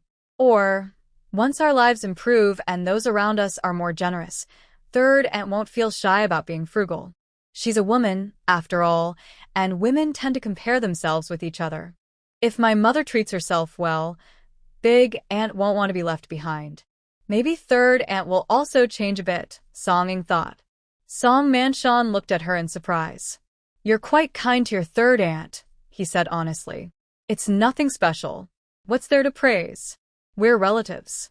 If I can say a few words to make my brothers and sister Xian feel better, that's a good thing. Maybe fourth uncle thinks I have a good heart. But he probably doesn't know about Song Xian, Song Ying chuckled. Third aunt isn't bad. She has 3 brothers and a sister. All good people. Earlier, Niu Shanshan wanted to hit Lin Gur. Song Sheng, Song Wei, and Song Wu all looked protective. Even third sister, who is only 8, looks like a 6 or 7-year-old, pale and thin. It's really sad. Can she really take care of them? She's not their child after all. She can't keep watching over them all the time. So, she just hopes the third household will have a better life. But that depends on their lives not affecting her parents' well-being. So, opening a shop with someone else is necessary. I know a woman who's quite capable and honest. You just want someone to be in charge of your mother and protect her from being bullied, right? I think she's a good choice, Song Manshan said quickly, understanding Song Ying's worries. Who is she? Song Ying looked up at him. She's the mother of one of my brothers. Her husband died when their son was just 2 months old. She raised him among fierce and wild people. She's tough with others and in matters, but not mean. She's fierce, but never scolded anyone. She's poor, but she's never stolen or done anything bad. Once, she almost broke her leg trying to stop my brother from grabbing an egg. Hearing this, Song Ying thought she was a good person. People who know how to raise children are usually reasonable and have good character. I want to meet her first. I can't just rely on what fourth uncle says, Song Ying decided. Fine. I trust you. If I introduce her to you, she won't embarrass me. You can check her out. If there's anything wrong, I'll drown myself in a puddle, Song Manshan said confidently. Song Ying felt sick from Song Manshan's harsh words, but she still listened carefully. Then, tell me when is a good time for her to meet me. If you hire outsiders, I can only pay some wages. Make sure she understands. She must work for my family, protect my mother from being wronged, and keep her mouth shut. No one can share our family recipes. If she talks too much, no matter how capable she is, I won't keep her, Song Ying said. Don't worry about that, Song Manshan replied confidently. His brother is actually kind-hearted, but since he lost his father young, he was often bullied. Over time, he learned how to protect himself. To outsiders, he seems fierce. As for his mother, she is a woman who can't be faulted. Song Manshan led her to the backyard. The rent for this house isn't cheap, 20 taels a month. I argued a lot just to get only 3 months' rent. The backyard isn't big either. We don't have much money now, but we don't need a large space for what we're doing. There are only 2 rooms to live in back there. You can find it in later, he said bluntly. There's no need to tell me that. With the little silver you gave me, I knew I couldn't rent a big house, Song Ying snorted. 200 taels isn't just for rent. It also covers buying materials. Don't forget to show me the bills later. Of course. You're the big boss after all. I understand the rules, Song Manshan said, not feeling uncomfortable. He looked at the donkey with interest and said, You said he can smile, right? Let me see him smile. Song Ying rolled her eyes at him. Confidently, she walked over to her big white donkey, patted its head, and took out a big carrot. Big White, do a trick for your fourth uncle. Fourth uncle? Song Manshon almost jumped up. That girl is such a good talker. She's talking about the donkey. Actually, Song Ing wasn't sure if Big White would cooperate. She thought for a moment and said, Fourth uncle, just laugh a few times to show him. Big White had smiled before, but what if it was just a coincidence? Manshon was so angry, he almost spun around. If you were talking to me, I'd just give you a good whack, he said disdainfully. His older brother is very proud in front of younger family members, and it's all because he was spoiled by their father. If it were the eldest uncle, I wouldn't let Dubai laugh. Even if Dubai laughs, the eldest uncle wouldn't be happy. Maybe he would give me some good rewards. Song Ing snorted softly. She wasn't criticizing behind someone's back. She was just speaking the facts. Song Fushan is a proud man and doesn't like to get close to younger relatives. That's true, Song Manshon chuckled, looking at the donkey and then at Song Ing. You think I only laugh at it? Are you trying to make me laugh? If you act a bit more confident, there's a good chance it will laugh. Dubai isn't the type to give up easily. Song Ing thought for a moment and said. Unfortunately, she didn't bring a camera when she traveled through time. It would have been great to record this moment. At this moment, her fourth uncle was eager to try. He sent the young servant ahead to watch, and seeing no one around, he crossed his arms and burst out laughing. Ha ha, Song Ing kept smiling. Dubai was also munching on the carrot almost finished. She felt like this animal's eyes looked a bit disdainful. She thought for a moment, and then waved another carrot in front of it. Ha ha ha, ha ha ha. Dubai opened its big mouth and shouted. Song Manshon was startled. Honestly, he was just teasing Arya, joking around. He was an elder, yes, but only 23 years old. There was no need to look as serious as the three older brothers at home. But he never expected that this donkey would really laugh. Song Manshon definitely wouldn't admit he was startled. His expression quickly returned to normal. Not bad. A good donkey, he said seriously. Where did you buy this donkey? One day I'll buy one too. I won't teach it anything special, just this trick. It can be led anywhere and others will be amazed. Donkeys sound pretty much the same. With careful training, it should work. But donkeys like Dubai, the white ones like mine, are rare and more expensive. The cheapest is at least 15 taels, Song Ing explained. Dubai was not only white but also well-built and energetic, so it cost 17 taels, making it a noble among donkeys. When the mention of money came up, Song Manshon was stunned. Then he looked at Song Ing with bright eyes. Arya, you should give this donkey to fourth uncle to ride for a few days. Song Ing rolled her eyes. Son and donkey are not for lending. Song Ing knew that her fourth uncle was very shameless and worried he wouldn't let go easily, so she didn't stay long. She let Dubai eat a good meal, finished reading the account book quickly, and then led the donkey to the largest inn in the city. This inn charged 100 coins per night for a normal room and 1 or 2 coins for a better room, which was very expensive. Later, she planned to ask Lord Hor for some silver using her lodging receipt. She wanted a room with a window that overlooked the street. Although it was a bit noisy, she could see the local customs and scenery of the town. As soon as she opened the window, Song Ing saw that about 10 meters across the street, there seemed to be a commotion. Guards from the local office rushed over, and it looked quite lively. She leaned out to look. With sharp eyes, she realized that the trouble was happening at a place called Ningshan Tang, which was a clinic for healing and saving people. I heard Miss Su met a monster? The monster is inside Ningshan Tang. A monster? Miss Su probably read too many stories. Where would a monster come from in broad daylight? That's hard to say. A few days ago, someone said Miss Su went up the mountain to burn incense and disappeared. Today she's back and says she was taken by a female monster. How do you know that? My cousin works at the Su family's place. The Su family is nearby, and the news spread quickly. My cousin asked me to come see what's really going on. Miss Su must be crazy. There are no monsters in the world. That's right. When the topic of monsters came up, Song Ying's ears perked up. Miss Su, the medicine shop? Connecting these clues, Song Ing immediately guessed that it was related to the 2 young girls she sent into the city today. Thinking for a moment, Song Ying also went downstairs to look. The entrance of Ningxuan Tang was surrounded by soldiers, but they didn't dare to act. They held their swords and pointed inside. A young girl, who looked like she was about to explode with anger, was so furious her face was red, and she seemed ready to spit fire at any moment. "Where is the monster?" "Catch it quickly," Song Ying heard a dramatic phrase. She almost couldn't help but laugh.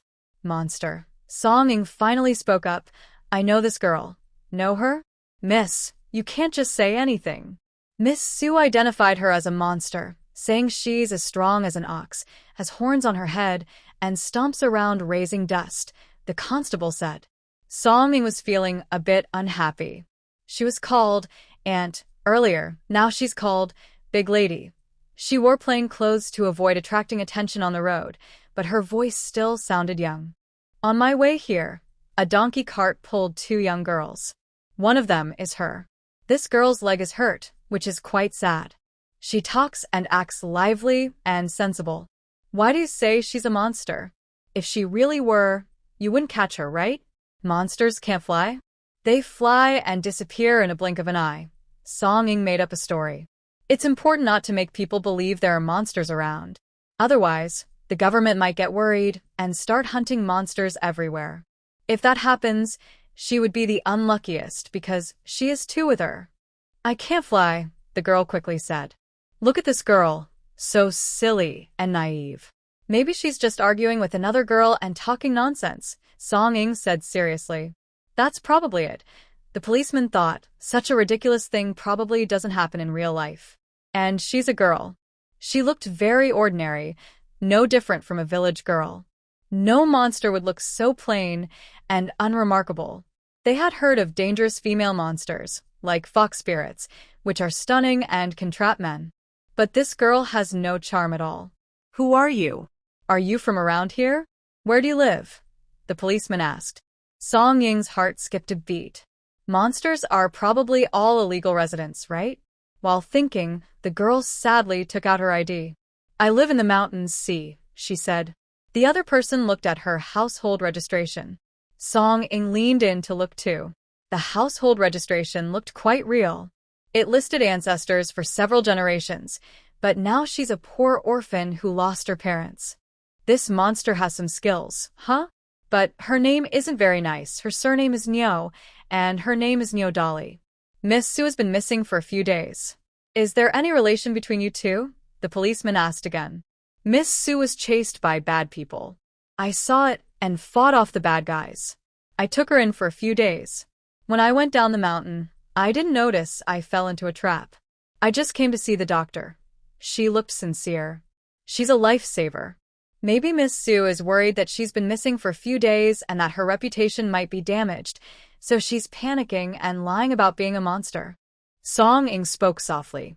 The young girl in green clothes was not very clever. She brought the person here all the way, but the girl didn't say thank you. When she left, she even rolled her eyes at the ox cart. Of course, Neo Dolly gave her a horn-shaped snack, so that was fine. But it's not right to find someone to catch her savior, is it? If a monster is caught, it might also involve her clumsy son. The constable suspiciously looked at Neo Dolly a few times, thinking that what the big lady said might be true. The monster story was probably just nonsense. "Big lady, don't interfere with official matters. If something serious happens, you might be taken back and punished." The constable relaxed a bit, then turned to Song Ying and said, after thinking, "Who are you, madam?" This meant they also wanted to check her. Song Ying was not afraid. She took out her travel token and removed her veil. When the constable saw the scar on her face, he was startled and changed his expression, thinking, "So, she's a young wife.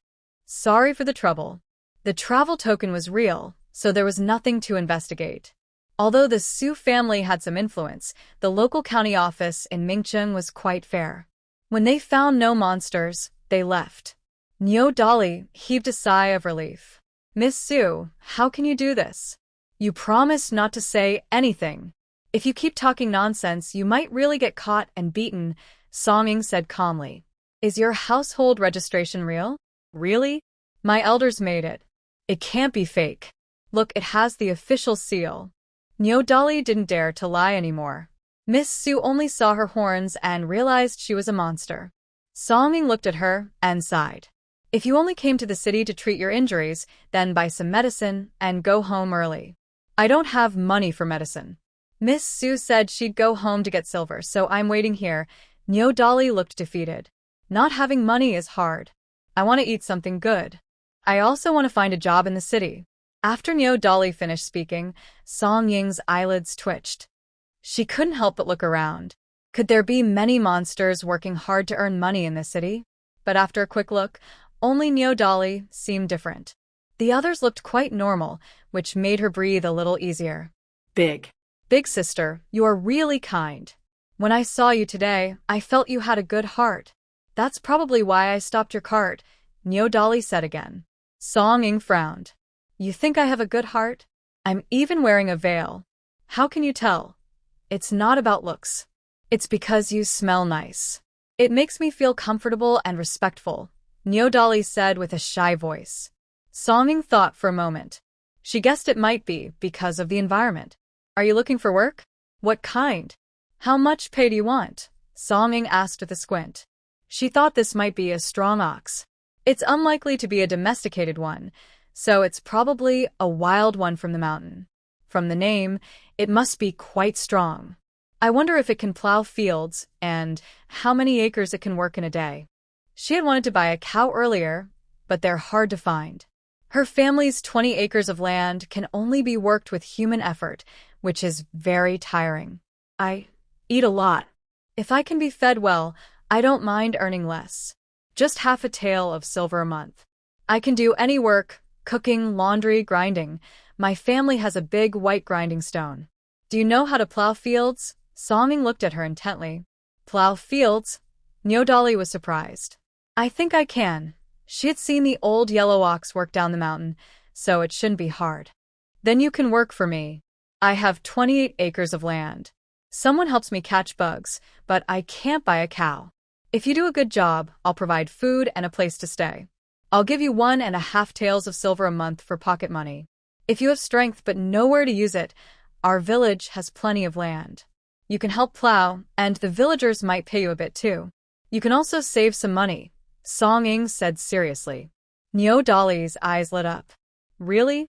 I've done a lot of work before, but people see I'm a girl and pay me very little. The better-paying jobs often require me to sell myself, and then I can't go home. I'll work for you, but I won't have to sell myself, right? No need. Song-ing quickly shook her head. A cow that's offered freely doesn't need a contract. As long as it can work, that's enough. Okay, where's your home? I want to find you, Nyo Dolly asked again. Lixian, Xinghua village, near the mountain. It's easy to go back home, Song-ing replied. Nyo Dolly nodded quickly. She didn't feel anything was wrong. Song-ing frowned slightly, thought for a moment, and took a small bottle out of her pocket. The bottle contained Shaoqing's mucus, which stops bleeding and reduces inflammation, and essential for home and travel. She handed it over and said, "Apply this medicine to your wound. It will heal faster." "Thank you, big sister." Nyo Dolly was very happy and accepted the item without hesitation. Song-ing told her to wait in Xinghua village first. It was okay for Nyo Dolly to follow her now, but since this monster had offended someone, there might be trouble. It was better to leave early. As Song-ing expected, right after Nyo Dolly left, someone from the Su family came looking for her. They heard that the officials had released the person, which made them feel uneasy. "Dad, you have to believe me. She really is a monster. She has horns growing on her head. She kicked the person chasing me unconscious in one kick. And how could a normal person, with such serious injuries, still run and jump around?" Miss Sue was worried no one would believe her and kept explaining. Thinking about what had happened these days made her even more upset. But no one really paid attention to her words. The reason the Sue family told the officials was because they just found their daughter and felt sorry for her. So, no matter what she said, the family would do it for her. But now, after calming down, their feelings changed. The story about monsters is just nonsense. Don't bring it up again. Just stay at home and take care of yourself. Luckily, that girl didn't hold a grudge. She only said she saved you. If she had falsely accused you in front of everyone, our Su family wouldn't be able to explain, even with 100 mouths. We might as well hang you with a white silk cord. Father Su was also feeling tired. This daughter must be very scared. Otherwise, she wouldn't say such foolish things. Now, although outsiders didn't think the daughter was guilty, they believed she had forgotten kindness and that it wouldn't bring good reputation to the family.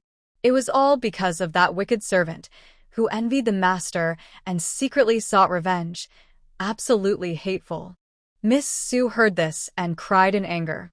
Naturally, the Su family felt relieved, but like Father Su, they refused to mention the monster story again. On the day of the Zhongyuan festival, the city of Yong was bustling with activity. The people hired by Song Manshan put on a performance at the entrance of Xiansifang, praising the blue silk ointment as being unparalleled in heaven and earth. The shop, which had been quiet before, suddenly sold many items. After informing Song Manshan, Song Ying turned around and headed to Puhua Temple. This Puhua Temple is the largest temple near Yongcheng, built halfway up the mountain. There are over 1,000 steps, and most pilgrims climb up to show their sincerity. Song Ying reached the only path at the foot of the mountain. She looked around and saw many carriages lined up across the wide area, quite crowded. The families with carriages also had servants, so they weren't worried about their carriages being stolen. There were also people responsible for watching the animals. For some silver, they could exchange a badge and enjoy a worry-free walk up the mountain and sightseeing. At the bottom of the steps, Song Ying saw Lord Huasi Xiang. "Madam Hua, my master asked me to wait here early. Please," he said directly. By noon, the monks would start chanting, so they couldn't delay. Song Ying still held the receipt from the inn. Lord Hua said he would cover my food and stay. Is that still true? Of course. What the Lord says goes. Huasi Xiang quickly replied. Even if it doesn't count for others for you. Maybe they'll make an exception. That's good. 5 taels. Will the official give it to me or Lord Hua? Song Ying asked again. 2 taels for lodging, the rest for food and drinks. She had been eating well these days. Huasi Xiang followed Hua Zhaoyuan. They were both stingy and never carried much silver when going out. 5 taels would last these 2 men for half a month. Hearing Song Ying's words, Huasi Xiang was a bit surprised. What? 5 taels? For 2 days of eating? Why not just rob someone? That's all I have. Look, I even asked the innkeeper to write a receipt. You can check, Song Ying said seriously, frowning. Your master sent me here. Surely, he wouldn't be so stingy as to not even give 5 taels for food? If that's the case, I should go back. After speaking, she turned to leave. Huasi Xiang didn't know what to do. He hurriedly stopped her. He searched his pocket and took out 5 taels of silver, painfully handing it over. You haven't been here many times. You've already spent 2 rounds of silver. If it were someone else's master, not just 5 taels, even 500, they might not mind. But his master was different. He wasn't short of money, but he never liked to spend silver. Having followed him for a long time, he learned to tighten his belt. Now that he suddenly lost 5 taels, he felt uncomfortable. Song Ying watched the official act so stingy and tight-fisted, and she couldn't help but want to laugh. Thank you, Sir Official. Let's go, Song Ying said firmly. As long as she paid, it was just listening to a monk recite scriptures. Nothing serious.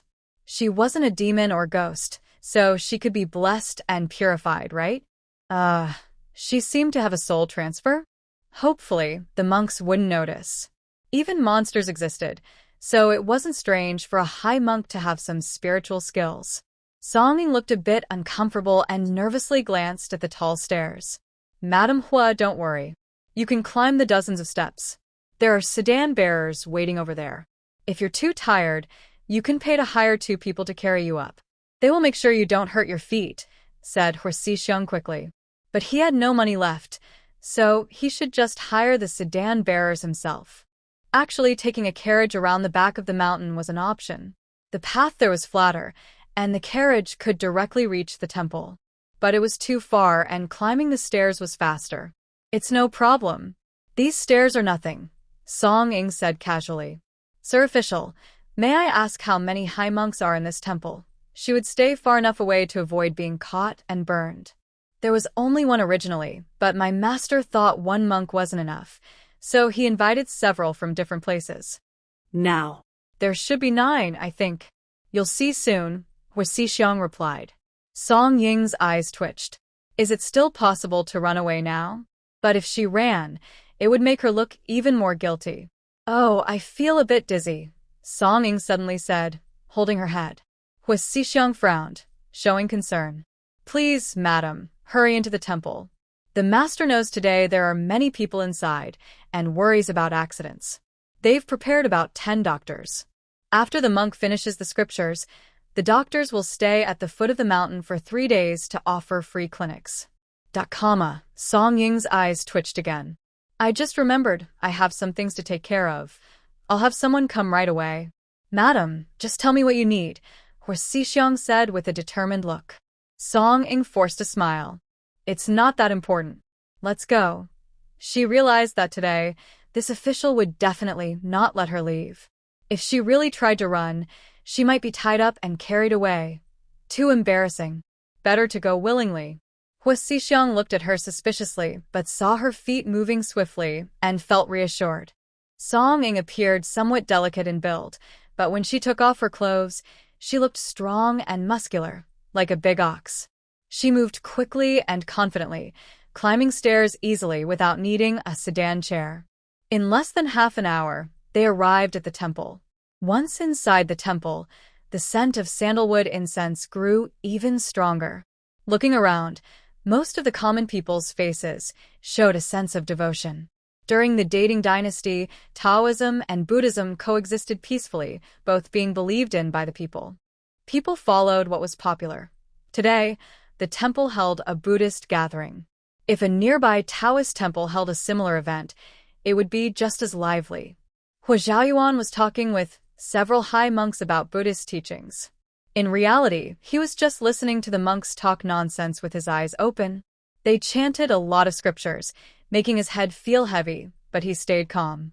Even if he felt sleepy, he could pretend to be enlightened and attentive. Sir, the lady has arrived. Hua Xiang finally came. Hua Xiaoyuan stood politely and quickly went out to greet her.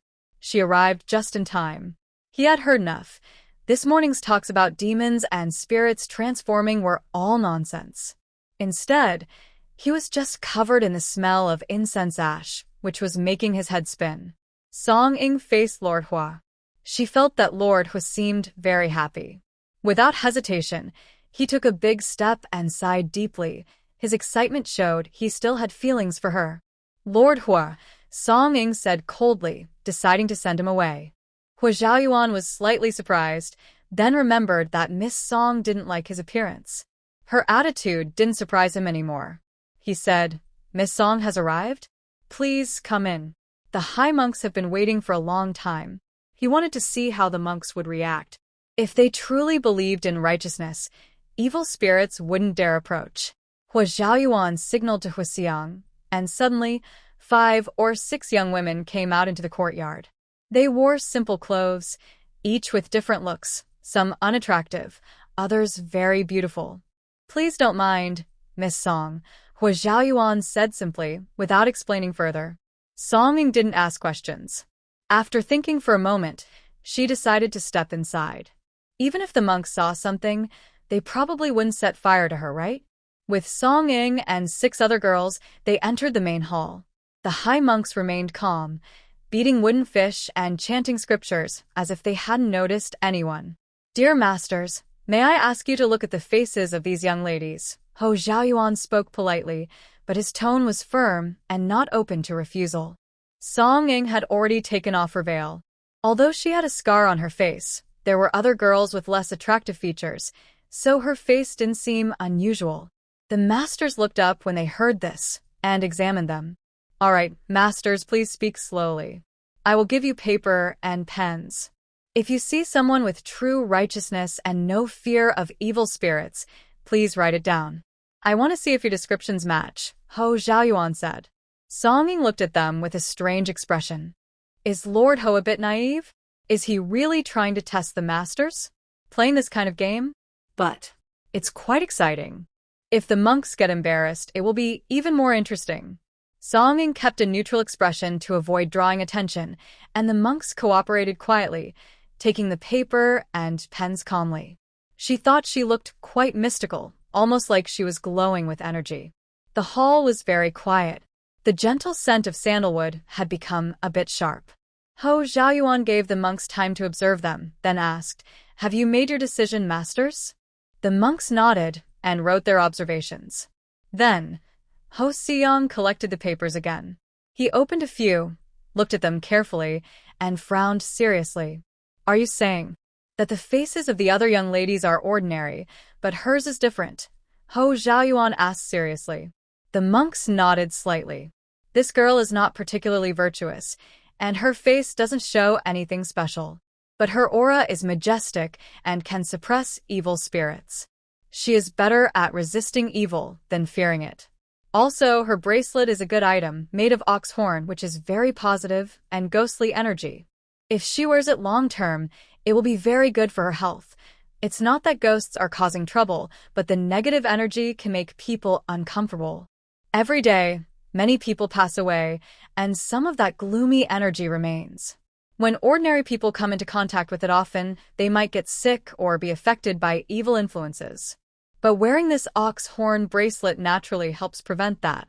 Song-ing was a bit confused, because the monk was staring at her when he spoke. It was clear that the solemn description was about her. But she had never heard herself described that way before. If they said the temple was grand, she could accept it a little more easily. But when those words were used to describe her, she felt as if she suddenly turned into a huge building. Hua Xiaoyuan also felt a bit awkward. so, That day's situation probably was because this young lady was able to suppress evil spirits, so she scared the catfish to death? Hua Xiaoyuan found it hard to believe.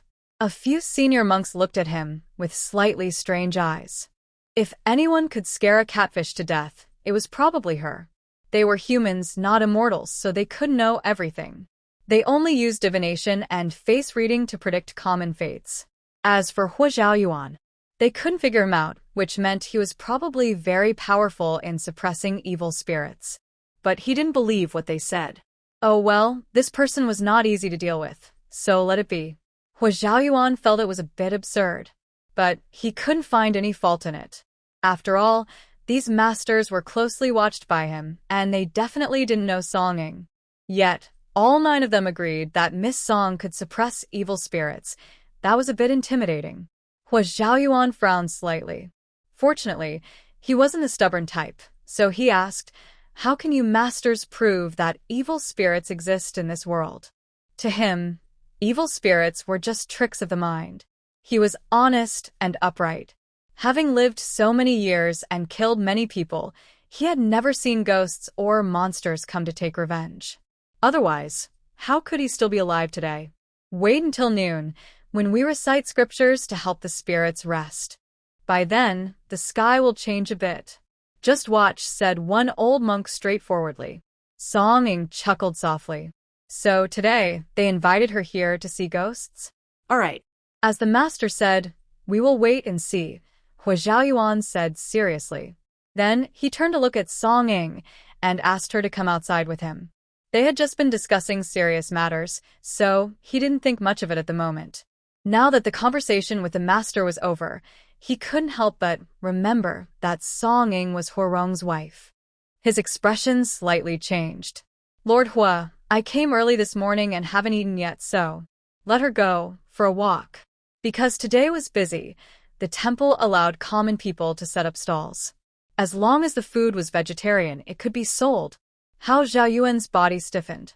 "I'll have someone prepare a simple vegetarian meal. Miss Song can use it first." No need, no need. The official just now gave me 5 taels of silver. I'll buy my own. Goodbye." Song-ing was about to leave. "Wait." After taking a few steps, Hao Xiaoyuan called her back. Song-ing snorted. "There's something I want to talk to Miss Song about. Why don't we walk together?" "I haven't eaten either." Hao Xiaoyuan looked serious, not joking. "I prefer simple snacks. I'm worried you might not be used to them," Song-ing replied. How Seong rolled his eyes when he heard that. Simple snacks? Can they be worth 5 taels of silver? It's fine. I'm not a greedy person. If Miss Song can eat it, I can too. Hao Zhaoyuan seemed quite sincere.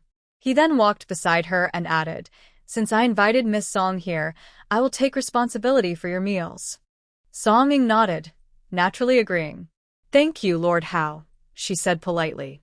I wonder, Miss Song, is your family doing well? Hao Zhaoyuan asked after some thought.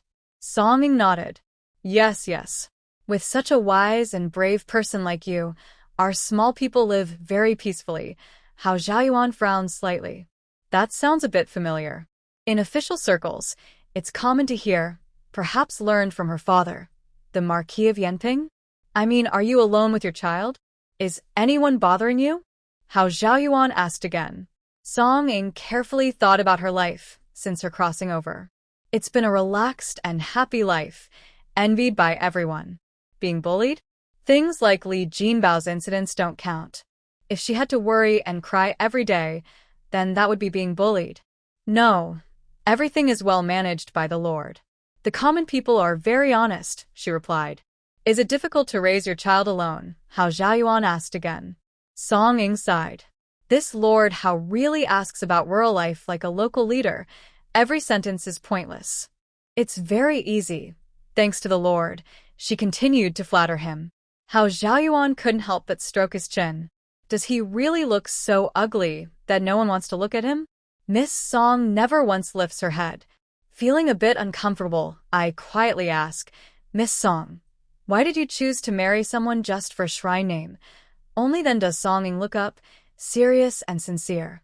Of course, it was because I loved my late husband deeply. Although he has passed away, I want to be buried with him someday. I only loved him more than usual. What's strange about that? Huh. Hao Zhaoyuan sneers coldly. My heart skips a beat. Sir, you may not know, when my late husband was alive, we promised to stay together forever. You also saw my appearance. It's very plain. He never disliked me, even encouraged me to be more confident. To me, he was more than just a husband. He saved my life. Without him, I wouldn't have survived. Now that he's gone, I want to find him, but remembering his last wishes, I can only force myself to live on. Is that so? Hao Zhaoyuan's voice turns a bit darker. What did your husband ask of you when he was alive? Tell me. He feels sorry for her, a noble lady living in the countryside, but didn't expect Miss Song to even tell lies. He understands it's just a helpless way to survive, but hearing her lie to someone who means well makes him feel uneasy. Song Ying feels overwhelmed. Her mind races quickly, and she hurriedly says, Sir, you may not know, my late husband was an only child. When he died, he had no children. He once told me he wanted to have 10 or 8 children in the future. Now, having so many isn't possible, but I can adopt one to continue his family line, so his grave won't be lonely. Hao Zhaoyuan almost laughs in anger. All his, damn it. Miss Song has a sad background and is resilient. I can tolerate that. But seeing her so deeply affectionate, Hao Zhaoyuan feels a bit amused. He stops walking, looks down at her and says, Do you know? Ho Rong was once my subordinate. Yes, yes. Song Ying is stunned. Ho Rong grew up in the countryside until he was about 10, then he came to work for me. We share the same surname. Actually, I am his distant uncle, so I know a lot about him. You say you love him dearly, but before Hao Zhaoyuan can finish, Song Ying suddenly kneels on the ground, grabbing his sleeve. Uncle, Hao Zhaoyuan was suddenly surprised. He had only spoken casually. After all, as an elder, it was easier to ask questions this way. Uncle, please don't be angry. It's just that too many people are asking about it. If I say I don't know the husband, others will gossip. If I say I have a good relationship with him, fewer matchmakers will come.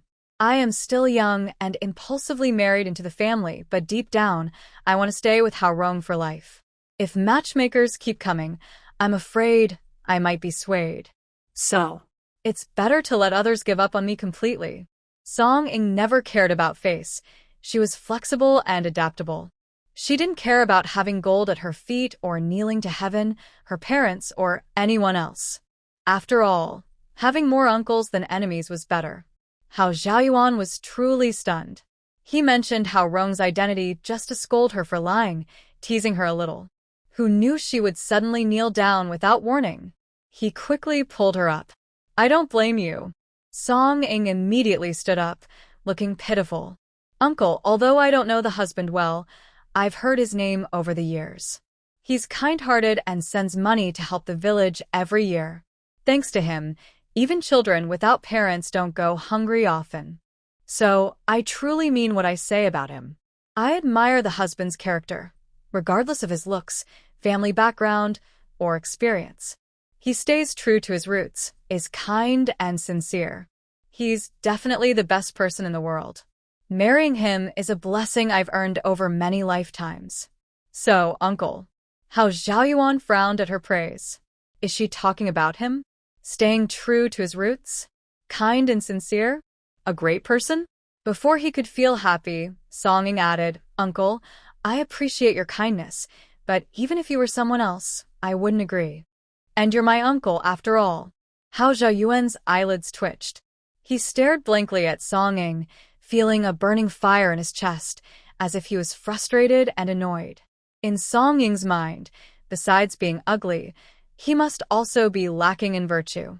Knowing he was her nephew-in-law, yet still showing some affection, made him seem the most absurd person in the world. Hao Xiaoyuan suddenly regretted not explaining his feelings of admiration earlier.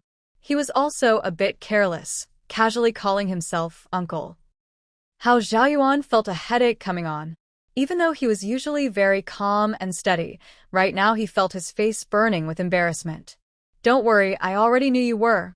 Your nephew's wife, so I treated you kindly because of that, not for any other reason, Hao Xiaoyuan said with some frustration. He couldn't just admit he was talking nonsense and embarrass himself. Song Ing grinned and said, I knew that uncle was a good and upright official. How could he have such terrible thoughts? It must be my youthful foolishness and overconfidence. After saying that, Song Ing laughed happily.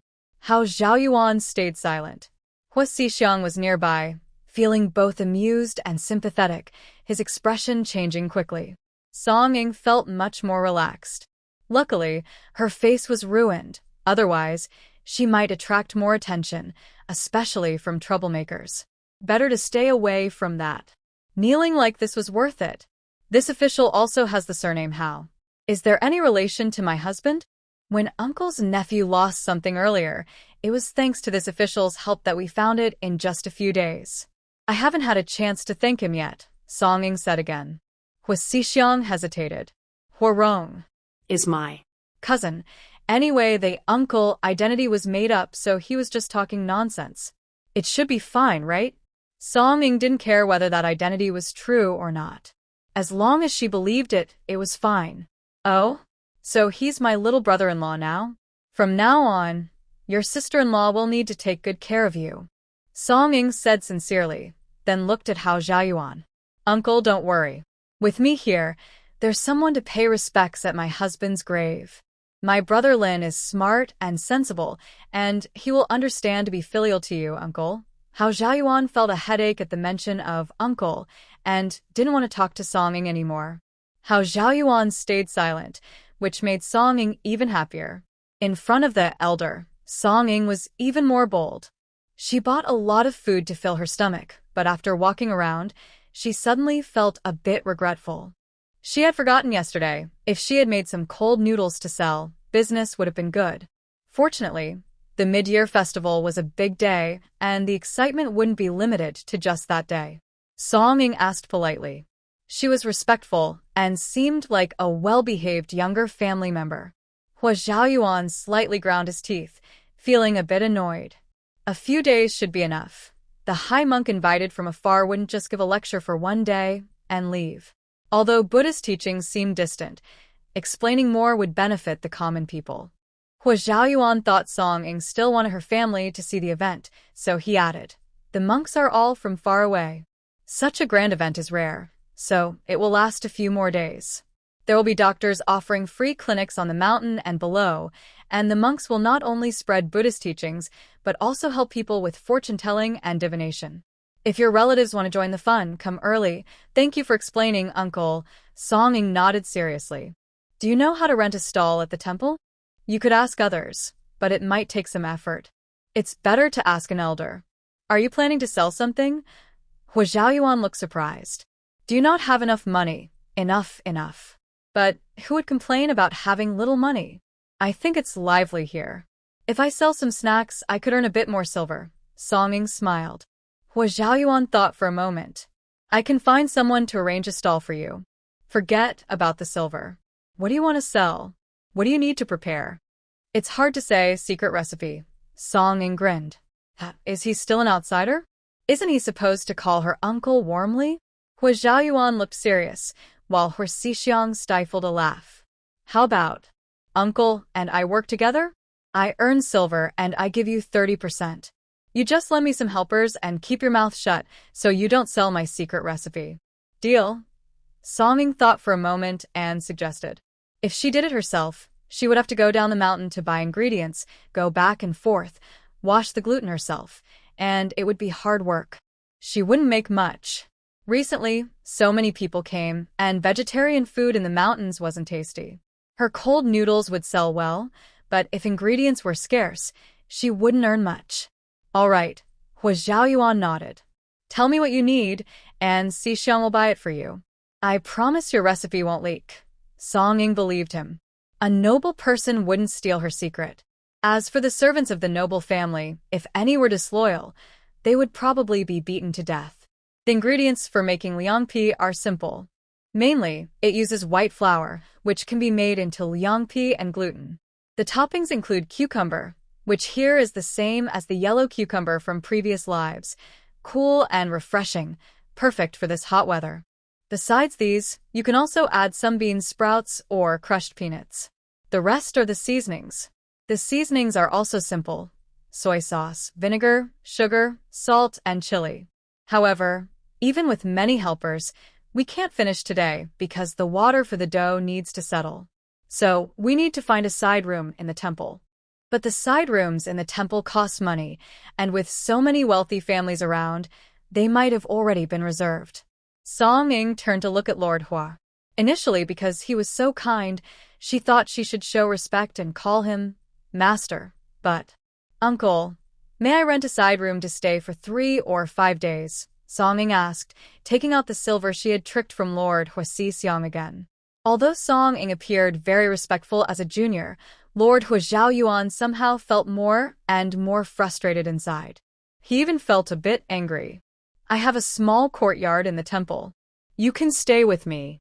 In the same courtyard, Lord Hua Zhaoyuan said stiffly.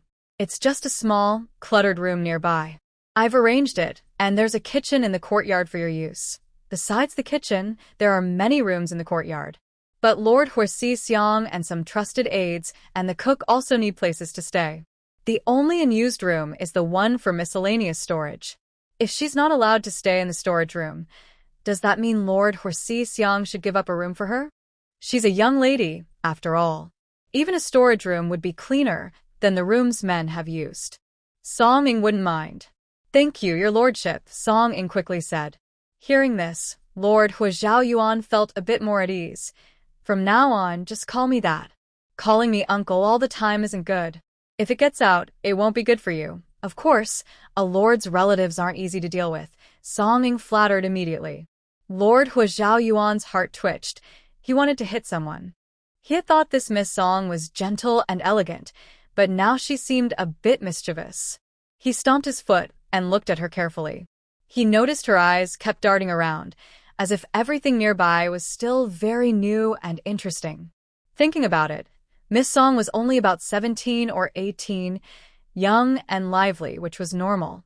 But her overall demeanor had changed a lot from when she was in the capital, completely different. From a distance in the capital, it was clear that Miss Song was a bit shy and humble, but now. Miss Song, have you ever seen evil spirits? Hua Zhaoyuan asked. No. Song-ing's heart skipped a beat, but she answered calmly and confidently. I think so too. If there really were evil spirits in the world, why haven't they caused trouble all these years? When the Buddha ceremony begins later, don't be nervous. If there are any dirty or strange things, I am here and they won't hurt you at all, Ho Xiaoyuan said again. Song Ying pressed her lips together. Thank you, uncle. Ho Xiaoyuan frowned and shot her a sharp look before turning away and walking off.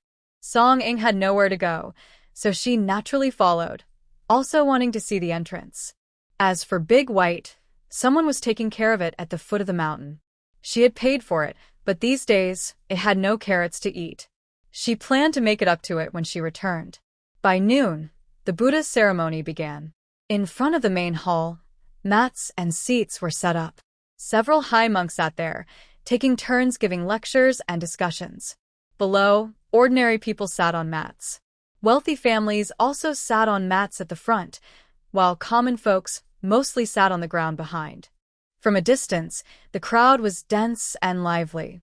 Thanks to Ho Xiaoyuan, Song Ying's seat was at the very front, right next to this nobleman. But she found it strange. What kind of official was he? She looked around and saw the prefect of Yongqing, who was quite respectful to him. Yet even the prefect was seated behind.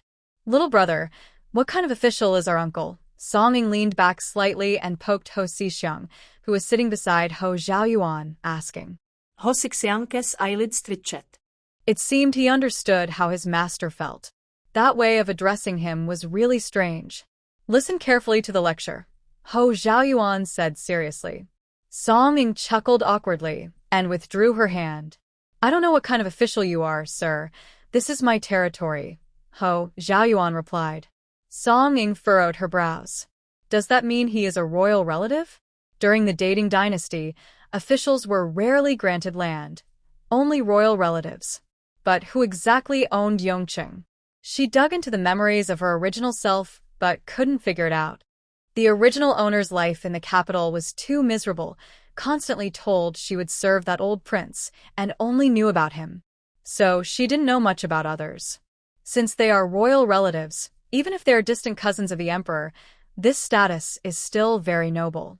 If Huarong truly had such an uncle, he would have had a hard life in Xinghua village as a child. Since she married into Huarong's family, she naturally asked the village chief about Huarong's past. Her family's ghostly ancestor was the son of a hunter.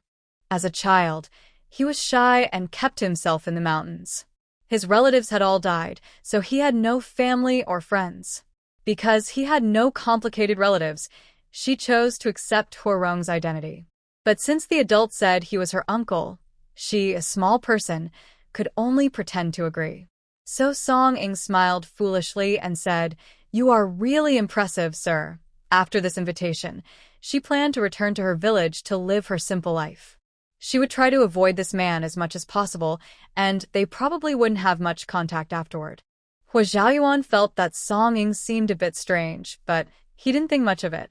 He was serious about his work. Now he was listening to the monks preach. These monks were respected figures, so he gave them some respect. It was strange that although the monks' voices weren't loud, their words could be heard clearly, as if their teachings were boundless. The surroundings were very quiet, and there were some flowers in the temple. At this moment, a gentle breeze caused the lotus flowers in the small pond to sway slightly. Inside the Hua temple, there was a tall white orchid tree, about 10 meters high. White flowers drifted down, faintly fragrant, elegant, and graceful. Song Ying turned her head to look. Every living thing seems to have some spirit. In her past life, didn't someone do an experiment? They spoke different words to two identical plants, praising one and scolding the other. The praised plant grew better than the other. Some even said that when plants are cut or eaten, they might scream, but humans can't hear the sound. Song Ying thought this might be one of those situations now. The monks' voices were calm, and listening to them often made people feel peaceful. Hua Xiaoyuan also glanced at the white orchid tree with a hint of strange thought. The wind wasn't strong now, so it shouldn't blow the flowers away, right? But strangely, the flowers on the white orchid tree were not only blown off but also blown far away. At that moment, the tree seemed to shed flowers all over the temple. Truly strange. How Xiaoyuan felt a sense of seriousness in his heart. After more than an hour, the sermon ended, and the blessing ceremony began. At this Buddhist ceremony, people also brought written eulogies for their deceased loved ones and used the occasion to burn incense and paper offerings. Several masters closed their eyes, and white banners fluttered around them. The masters held wooden fish and murmured some scriptures, while other monks in the temple echoed them. The sound of chanting seemed to fill the entire temple and its surroundings. Soon after the chanting started, a slight cold wind blew from all directions. The flowers disappeared, and the sky looked a little gloomy, as if it might rain. The wind stirred up dust and hurt the nose. At the place where paper money was burned, the ashes floated up with the wind. If you say this scene, it's not really anything extraordinary. In terms of natural phenomena, it was just a strong wind. But the wind came at an odd time, right during the blessing, which made it seem like the ritual was working or effective. Song Ying looked very calm, but Hao Zhaoyuan suddenly narrowed his eyes, as if he had been startled. Hao Zhaoyuan stared at the slightly dim sky, feeling that besides the wind and dust, there seemed to be strange, hazy things, like a cloud of mist, slowly rushing toward the sky and turning into smoke and dust. He closed his eyes briefly, then opened them again, but the situation was about the same. He didn't see any human-shaped figures. He looked serious and silent, giving off a stern vibe, as if not welcoming strangers. "Miss Song, did you see anything?" Hao Zhaoyuan asked. "Dirt. Wind. After it's over, I want to wash my face," Song Ying replied honestly. "Could there be something else? Maybe ghosts?" Hao Zhaoyuan pursed his lips. "May I borrow Miss Song's ox-horn pendant?" "Sure," Song Ying said without hesitation, handing it over. Hao Zhaoyuan held the ox-horn pendant and looked around. He noticed some differences, like the hazy mist that was just drifting around earlier was now closer to Song Ying and him, but still didn't approach. When Song Ying took off the ox-horn pendant, the mist seemed to get closer to her, but still didn't come near him. Was the ox horn truly a protective charm? Hao Zhaoyuan was thinking a lot and handed a string of beads to Hao Xixiang. "You wear this and run around nearby." Hao Xixiang was a bit confused, but he was an obedient subordinate and quickly did as told. Sure enough, wherever Hao Xixiang went with the beads, the faint spirits would quickly hide away. After a while, he returned the item to Song Ying.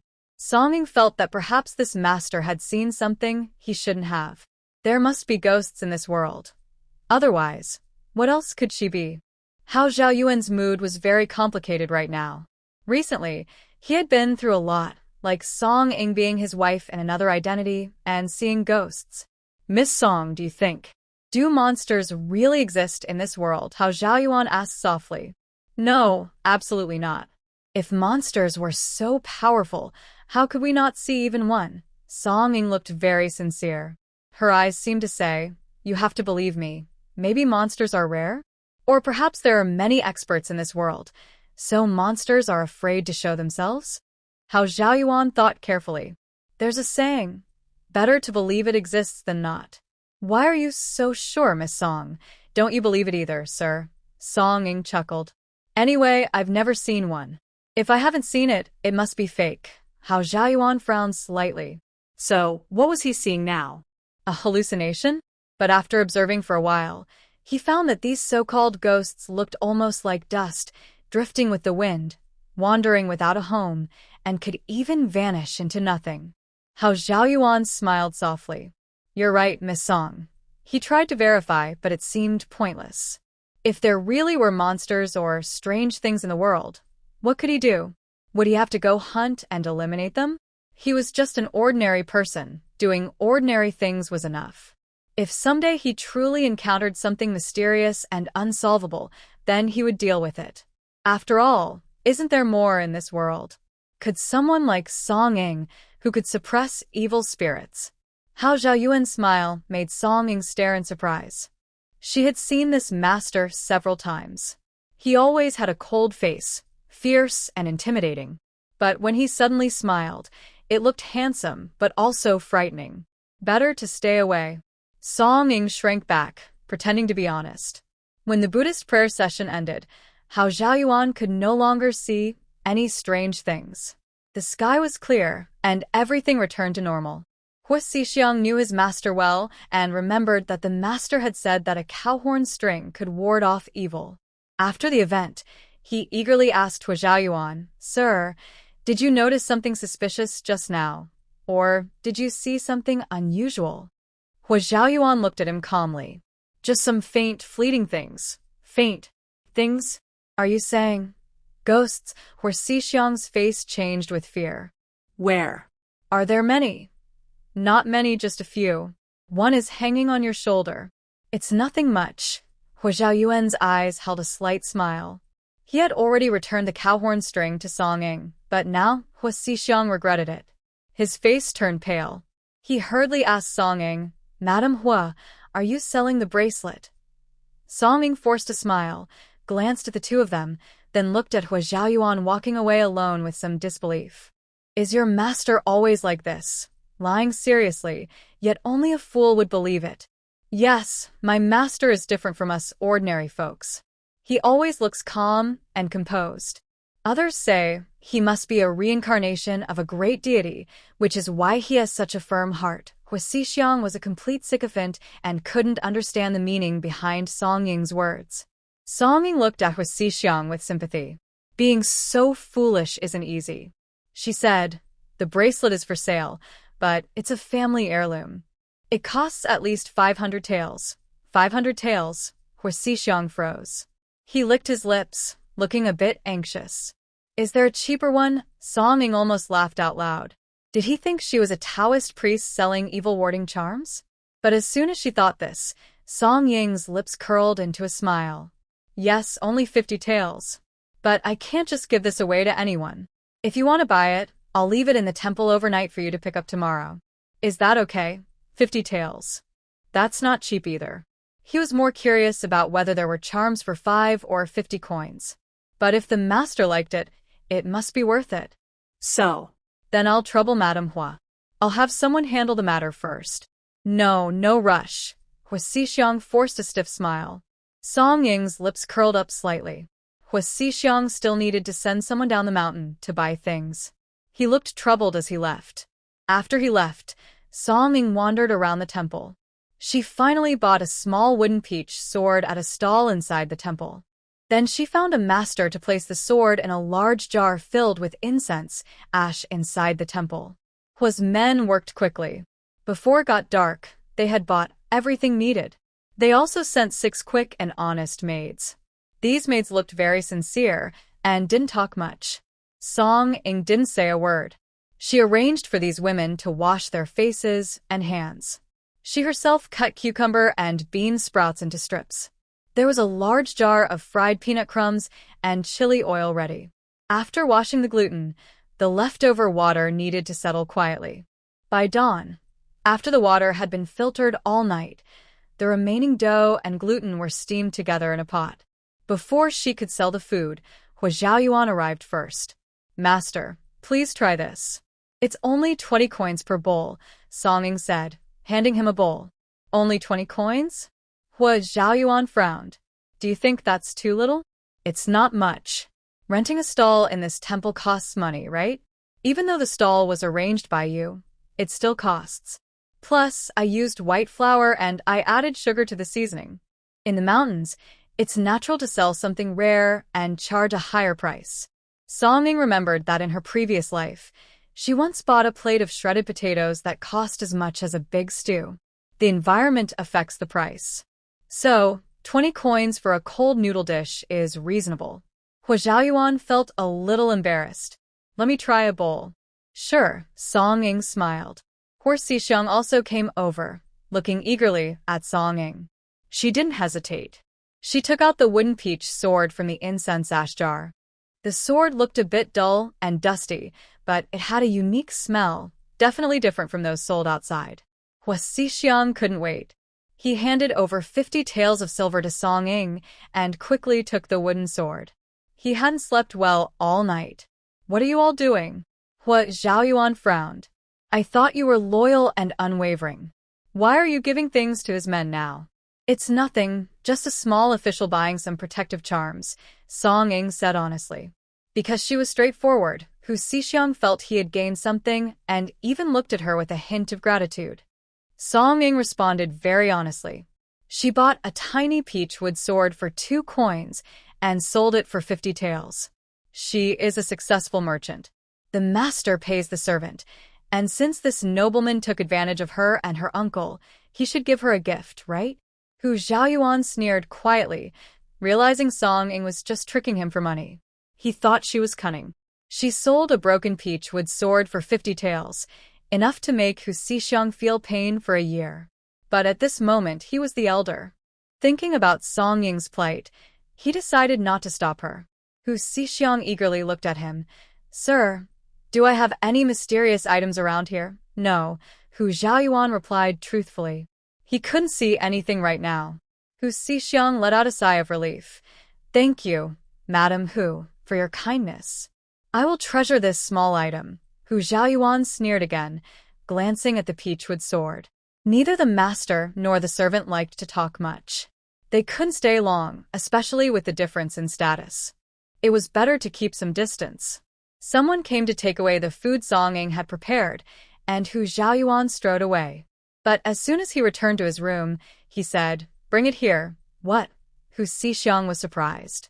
"The peachwood sword," Hu Xiaoyuan said calmly. "Sir," Hu Xixiang quickly covered the item on his chest. "I just bought it. Cowardly as a mouse, how can a real man be afraid of ghosts? Hand it over. After these few days, go practice your courage at the abandoned graveyard," Hu Xiaoyuan said with a steady face. "What's the point of a peachwood sword? It's embarrassing." Hu Xixiang froze. "Sir, are you serious? The abandoned graveyard. A clear conscience keeps ghosts away. Xixiang, you still need to improve. I'm doing this for your own good." Hu Xiaoyuan softened his tone slightly. Hu Xixiang wasn't an ordinary servant. He was the son of an old Hu family member with years of experience and a 5th-rank official position. Hu Xiaoyuan naturally treated him differently. Hu Xixiang looked confused. Is this really for his benefit? Then why didn't he say anything when he took out the money earlier? I feel like something is strange.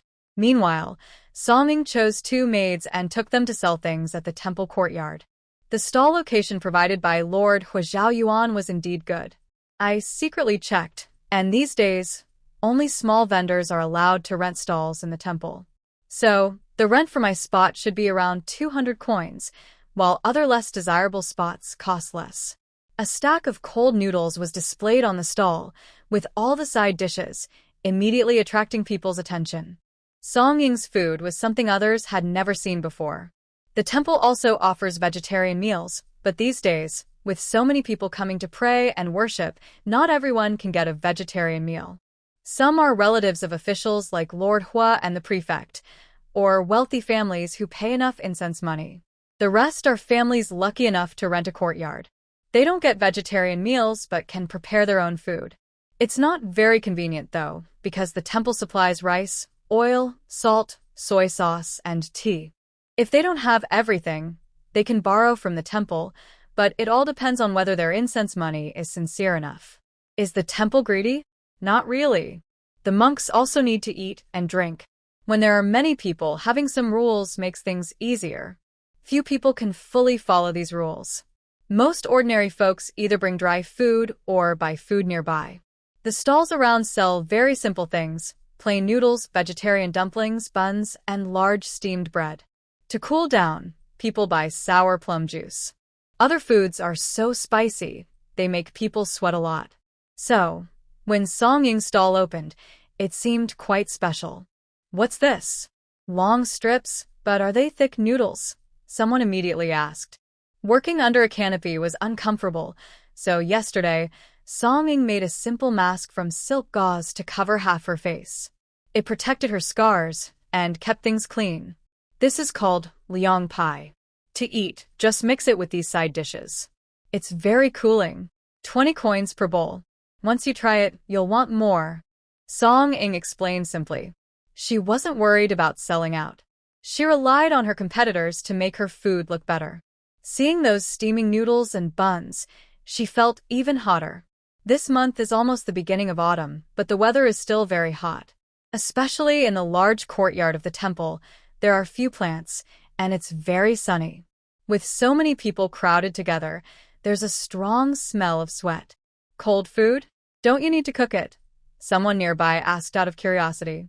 People who have time to visit the temple are usually not very poor. 20 coins are not expensive, so the person replied, "Come try a bowl. Do you want all these ingredients? Can you eat spicy food?" Song Ying asked. "Yes, a little of everything, but not too much spice," the person said. "All right." Song Ying agreed quickly and prepared a bowl right away. There isn't much space nearby, so tables and chairs are hard to find. Instead, they use rolled-up oil paper filled with lotus or banana leaves, which is very convenient. It doesn't spill the soup and can be tied with a grass string for easy carrying. Yesterday afternoon, when the market was closing, there were still many vendors selling lotus leaves at low prices. Song Ying almost bought from several sellers. Today, she came again and saw many fresh leaves being sold. Her dish is easy to prepare. In just a moment, she handed the food to the customer. Many people turned to look. The customer paid, but felt a bit shy to leave. The surrounding people looked eager, so he smiled and ate a big bite confidently. His eyes lit up after tasting it. "How does it taste?" someone asked. "Very good." The customer licked his lips. "It's chewy like noodles but with more bite. The spicy oil is fragrant and numbing. The cucumber makes it fresh and appetizing." "Delicious," Song Ying smiled widely. Of course it's delicious. This dish was also popular in her previous life, ranking high among street foods. Foods that are popular with the public are always welcomed wherever they go. After the first person tried it, Song Ying's business quickly became very busy. The 2 older women she borrowed also helped out. She had already taught them how to prepare the dish. They were experienced and very skillful. After a while, their speed was even faster than hers. Every spoonful of sauce was perfectly measured. They were truly talented. There are still 4 older women in the temple. The 4 women are busy washing and steaming noodles to avoid running out of stock. "I'm not worried about selling everything." Song Ying has thought it through. She still has a long way to go back, so she might as well sell some along the way. Later, she can charge a little less. However, Song Ying clearly underestimated how popular this would be.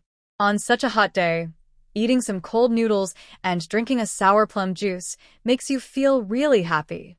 Not just ordinary people. Within 2 hours, many people in the temple's back courtyard had already eaten Song Ying's cold noodles. The crushed peanuts in this are so fragrant, and the chili is just right. The best part is the gluten. It's chewy and bouncy in the mouth. "Look, madam, the gluten even has many small holes. It's quite strange." "Miss, the chili is too spicy. After eating, your mouth will feel hot and might even get blisters." "That would be embarrassing. I won't go out again later. There's nothing good to see outside anyway. If my mother hadn't said it was good to get some blessing, I wouldn't want to come. One shouldn't speak carelessly in front of Buddha." Pft, pft. The young lady eats happily, but she comes from a family that usually eats light food. After eating spicy food, her lips turn red, and her mouth feels hot, with a red tin around her lips, as if blisters might form. At this moment, her mother said she wanted to go for a walk in the neighboring yard. Their families are close friends. The girl from the other family is about her age, which made her a bit embarrassed. But she couldn't think of a good reason to refuse, especially since her parents had arranged her marriage with that family. If she didn't go, her future sister-in-law might think she was being rude. So she had to go bravely. The girl in the neighboring yard was thinking the same. She was afraid her future sister-in-law would think she was showing off, so she covered her mouth with a handkerchief and was careful around people. When they faced each other, they couldn't say anything. They looked at each other for a long time, unable to speak. Finally, both lowered their handkerchiefs, opened their mouths, and froze for a moment. Then they couldn't help but smile. "You also ate that cold noodle." Yes, the little song's cold noodles, spicy and tasty. I used to dislike strong flavors like this, but today is so hot, and there's no ice at home to cool me down. Having a bite makes me feel much better. Over the past few days, I've grown tired of eating snacks, but the other dishes made by the cook are mostly hot and not very exciting to eat. The two young girls shared the same topic and quickly became friendly. Neither of them disliked the other. Following Song Ing, these two older women were not indifferent. They had their own thoughts. They were curious about Miss Song but dared not go against her. They honestly followed her instructions, but secretly thought that her creations were a bit special, though they weren't sure how many would sell. Unexpectedly, once they started selling, they were so busy they couldn't stop. After the market closed, they felt like the day had passed in a daze. Song Ing didn't want to be too harsh on them. The women hadn't slept much last night and had been busy all day today. They couldn't keep going like this. Fortunately, there was plenty of cold noodles, enough to sell again tomorrow. They all took a good rest that night. Of course, before resting, Song Ing counted her earnings. That day, she sold nearly 730 portions, which was incredible. Of course, she couldn't have done it alone. The women behind her kept washing and steaming non-stop, helping her sell continuously. Each portion sold for 20 coins.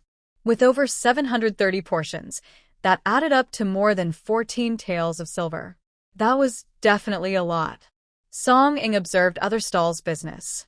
Selling 1 to 2 silver coins a day was considered good. Such a grand event only happens once a year, and at most for 5 days. Usually, earning 100 coins a day would be enough to be satisfied. But on this day, Song Ing earned about 14 taels of silver. Of course, she had to subtract the costs. 1 jean of flour could make about 5 portions of cold noodles. She used 150 jean of flour today. Although the flour was bought by Lord Tua, she paid for it herself. Lord Tua bought the flour at 7 coins per jean, which is a little over 1 tael. Chili peppers cost 5 to 6 coins per jean, but she didn't use much. In the hot weather, many people didn't like strong flavors. Cucumbers are vegetables. These days, cucumbers are misshapen and ugly, costing about 200 coins. Oil and crushed peanuts are more expensive, but used sparingly, totaling nearly 1 tael. The remaining costs were for sauces and spices, totaling around 700 coins. After calculating, she estimated her pure profit to be about 11 taels. Of course, she hadn't yet counted the most important labor costs. The women working so hard were practically working overtime, so Song Ing didn't plan to let her laborers work for free. After selling everything, she would give each woman some money. These women were all provided by Lord Hua, and she thought they might look down on small payments, but she couldn't give more than she could afford. So, she based the wages on the market rate, adding a little extra to show her appreciation for their hard work. Altogether, her profit was about 1.5 taels. She also had to give 30% to Lord Hua. So, her actual income for the day was roughly 6 taels and 6 chien. Song Ing sighed. Earning silver was really hard. Without her backing, she probably wouldn't have earned these 6 taels. After all, she hadn't even counted Lord Hua Si Xiang's expenses, who was running around buying things. If she included the delivery fees for others, her earnings would be even less. She couldn't keep her purse closed. She didn't plan to give Lord Hua Si Xiang any of his silver back, since she had already shared some with Lord Hua. Even the smallest fly is still meat. Although Song Ing made a lot of silver from her hair tonic, she didn't want to miss out on the money from the cold noodles. Hard work is honorable. The master's preaching only lasted 3 days, but the temple's grand scene lasted about 5 days. On the last day, Song Ying's business shrank by half, and she knew it was about time to stop. She was very straightforward and sent 10 taels of silver to Lord Hua Zhaoyuan. He felt very complicated inside. You've only earned a little over 20 taels in these days. He took 10 taels, so Song Ing probably only had around 24 or 5 taels. He knew it was hard for ordinary people to make money, but not to this extent. He felt a bit uncomfortable. In these days, he hadn't seen Song Ing at all. He only heard that besides sleeping at night and selling things, she hadn't come out of the kitchen. If you think I made fake accounts, just ask a maid and you'll find out, Song Ing misunderstood. Was she really the kind of person who cheats and tricks others? I didn't mean that. Lord Hua Zhaoyuan was a bit angry inside. Was he really that suspicious? This money is quite a lot. After all, it's a small business. When I calculate, I've earned almost what an ordinary person makes in a year in just 4 days. How can I not be satisfied? Song-ing also said, "Thank you, uncle, for taking care of me these days. I am very grateful. Now that the Buddhist gathering is over, I should leave. The mountains are high and the waters are long. If I have free time in the future, I will definitely come to visit you." Visiting who? Once she leaves, this petty friendship will disappear. It's not that Lord Hua is bad, but she cares about her dignity. As a young girl who values her freedom, constantly facing a stern, serious official who looks like he might scold or punish her is exhausting. She's afraid to breathe too loudly around him. Hua Xiaoyuan slightly frowned as he looked at her for a moment. Suddenly, she felt that these days seemed to pass very quickly. "Then go back," Hua Xiaoyuan said, not really stopping her. But as he spoke, he turned the conversation. "Mid-Autumn Festival is in a month. It's a time for family reunion. Don't forget to send some festival gifts." Song Ying's eyelids twitched. "Are you serious, sir?" "Of course," he said. "As her uncle, it's only proper to give some festival gifts." Song Ying chuckled bitterly. "Then you haven't given me a greeting gift yet. The 50 taels for the 4 symbols. Uncle, that doesn't count. My elder brother and I made a fair trade. He willingly bought my things. That's not a greeting gift."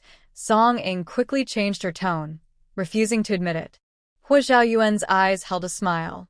He was gentle and honest, no longer pretending, no longer acting obedient and clever.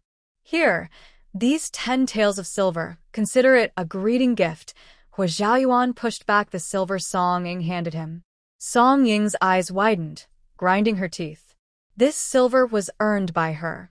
Holding it felt so uncomfortable, but she wouldn't refuse it outright. "All right, uncle. Just wait and see. I will send the festival gift on the 15th of August, she said, then turned and left with the silver. Clearly, he was a wolf in sheep's clothing, pretending to be a proper, serious elder. Uncle Huarong? She's not stupid enough to be fooled. He just liked her looks and was scheming to get her. A beastly pervert, disgusting and improper. Song Ying snorted in self-love, not lingering any longer. She thought of her big white dog. Those who work outside temples to watch over livestock are naturally carefully selected. So, seeing her big white dog these days, it hadn't become thinner. In fact, it looked a bit rounder. She looked at it with disdain. "You're so fat, can you still walk properly?" Hiss. The big white nose poked out, and its 4 hooves stomped on the ground. Song Ying couldn't help but smile. She paid for the care of the big white, and was about to jump onto the donkey cart when someone bumped into her. The bump wasn't very serious, just a slight numbness in her arm. She didn't think much of it as many people were coming and going down the mountain at this time, so it was normal to bump into someone. She brushed her arm and got on the cart. However, the person who bumped into her stopped in front. That person looked somewhat familiar. After thinking for a moment, Song Ying remembered. Previously, when she sold mung bean cakes, a classmate of Song Sun came by. That fool didn't like Song Sun and tried to cheat her out of her silver, but not only did he fail, he also got tricked into giving her 4 taels instead. That 4 taels of silver was her capital. Later, she used that money to buy ingredients for zongzi, rice dumplings, and earned some land from her family. Even with this connection, Song Ying didn't plan to talk much with this person, as her impression of him wasn't very good. She wanted to drive away but was stopped. "You can't leave," Zhang Zitsong quickly shouted, blocking her donkey cart. He also patted his waist with an angry look and said, "My silver is gone." "It must be you who stole it." Song Ying raised an eyebrow and mimicked him, also patting her waist. "Oh no, my silver is gone. The person who bumped into me was only you. It must be you who stole it." Zhang Zitsong's eyelid twitched. His thoughts were a bit different. "You're talking nonsense. It was clearly you who stole my silver just now. You tricked me out of 4 taels months ago, and now you're directly accusing me." "Song Ying, give back the silver, or I'll report you to the authorities," Zhang Zitsong said again. Song Ying slightly pursed her lips. After a moment, she said, "You're right. Before, you falsely accused me of earning money from my business, and now I lost my silver. But you're the thief shouting, thief. I'll report you immediately, no delay. Song Ing sneered coldly, looking extremely calm. Jiang Zitsong was momentarily stunned. He thought that a young girl falsely accused of theft would surely panic. As soon as she explained, he would have the upper hand. Now, with so many people around, if he kept pushing, many would support him. Then, it wouldn't just be about the silver Song Ing cheated him out of last time. He might even get more. He knew that Song Ing had money. Today is the last day of this Buddhist gathering. He also came from Libyamba to take a look. He wandered around for 2 hours and saw many people eating something called cold noodles. He followed the crowd to find the stall, but before he could get close, he saw Song Ing. Song Ing's face was always covered, but he could recognize her by her voice and figure. She looked a bit better than other young girls. He secretly watched for a while and found that Song Ing had made quite a lot of money. People kept buying her things non-stop. Some looked like young maids from big families, each buying about 10 portions. Each portion cost 20 coins. During the time he watched, she had sold over 100 portions. He asked around and learned that Song Ing had been selling at that stall for 4 days. 4 days, how much money was that? He thought that Song Ing was probably earning at least 20 taels of silver, maybe more. She was making so much money, yet she had tricked him out of 4 taels of his hard-earned silver. Jiang Zitsong was getting angrier the more he thought about it. He watched as Song Ing was about to leave and couldn't hold back. He bumped into her, but that didn't satisfy him, so he tried to get some money from her. But who knew, Song Ing was so thick-skinned that she even bit back at him. At this moment, many people looked over and started whispering and pointing. Jiang Zitsong's face turned slightly red with anger. He gritted his teeth and said, Song Ing, I am your brother's classmate. I know you've changed a lot since your face was ruined, but I never expected you to do something so despicable. The silver from last time is one thing, but this time, so many people. How can you be so shameless? If your brother hears about this, how will he face us old friends? Hearing this, everyone suddenly understood. They realized she was a familiar person. That made this young girl seem a bit untrustworthy. Song Ing sneered coldly. If anyone is shameless, it's you. With your pointed mouth, long neck, and ugly beak, everyone can see you're the one at fault. I was walking in front, and you were behind. Do you think I could predict you'd bump into me? It's you. There are many people around, but the road is wide. Coincidentally, you bumped into me. Are you sure it wasn't on purpose? Today, no matter what you say, I lost my money. The only person who bumped into me is you. It must be you who stole it. Let's go to the yamen and settle this. Song Ing insisted. Jiang Zitsong was furious. You, a girl, going to the yamen and showing yourself off. Don't you feel ashamed? I am not a thief, so why should I feel ashamed? The real shame belongs to those who are guilty and nervous about stealing, Song Ing said firmly. Her brave and confident look made it clear she was not afraid of shadows or accusations. If she had truly stolen something, she wouldn't be so eager to report it to the authorities. But honestly, it's hard to tell who is right or wrong between these two. The young man on the other side looks innocent and gentle, not like a bad person. I think it's better to report it. Maybe neither of you stole anything. The money you lost might have been stolen by someone else. Stealing in front of Buddha's eyes will bring bad karma. I wonder which thief is so bold. Suddenly, someone nearby also spoke up angrily. Jiang Zitsong didn't expect Song Ing, who was so shameless, to actually gain someone's trust. He felt unsure about what to do. He had only accused Song Ing out of impulse, without much thought, which made things awkward now. After thinking for a moment, Jiang Zitsong said, How about a search? I lost a small cloth bag used for holding broken silver. It was a gift from my wife, embroidered with a flower and grass. Song Ing, what did you lose? Song Ing sneered. Her small bag was embroidered with her own design. One side showed a ginseng spirit, and the other side had her big yellow dog. She was skilled at embroidery, and she didn't waste her work. Her family had many similar items. Some embroidered a white figure, others a jade bottle, and some even embroidered rice dumplings and big gold ingots. Since they were all handmade, Her embroidery was quite unique and casual. In the past few days, I sold things at the temple. If someone paid with broken silver, I would put it in my bag. So, Many people have seen my bag, Song Ying said calmly. Jiang Zitsong thought she was scared and quickly said, "You're just making excuses. That bag was clearly a gift from my wife. You stole it and took it away. How can a young girl be so greedy? The silver was hard-earned money for me and my wife. Without it, how can I explain to her? You know my mother is sick in bed. Without that silver, I can't buy medicine for her. I don't blame you for stealing, as long as you return what you took, and we can forget about it." Jiang Zitsong finished speaking in one breath, showing a willingness to compromise at the end. Song Ying was about to speak when a few people pushed their way out of the crowd. "Hey, second sister? What's going on here?" the newcomer asked. Song Ying couldn't help but let out a small laugh. Today really isn't a good day for travel. First, Jiang Zitsong arrived, and now I see members of the Pei family. To be precise, it was her sister-in-law, Pei Shi, and Pei Shi's mother, Pei Pai Shi. Pei Shi was pregnant with Song Xian's child. She was about 4 months along now and starting to show. She seemed worried about being pushed and squeezed, so she held her belly tightly and supported her back.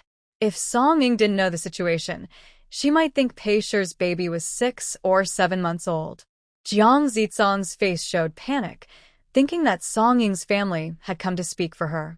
Especially when he saw that the visitors were an older woman, around 40, and a pregnant woman, he felt even more nervous.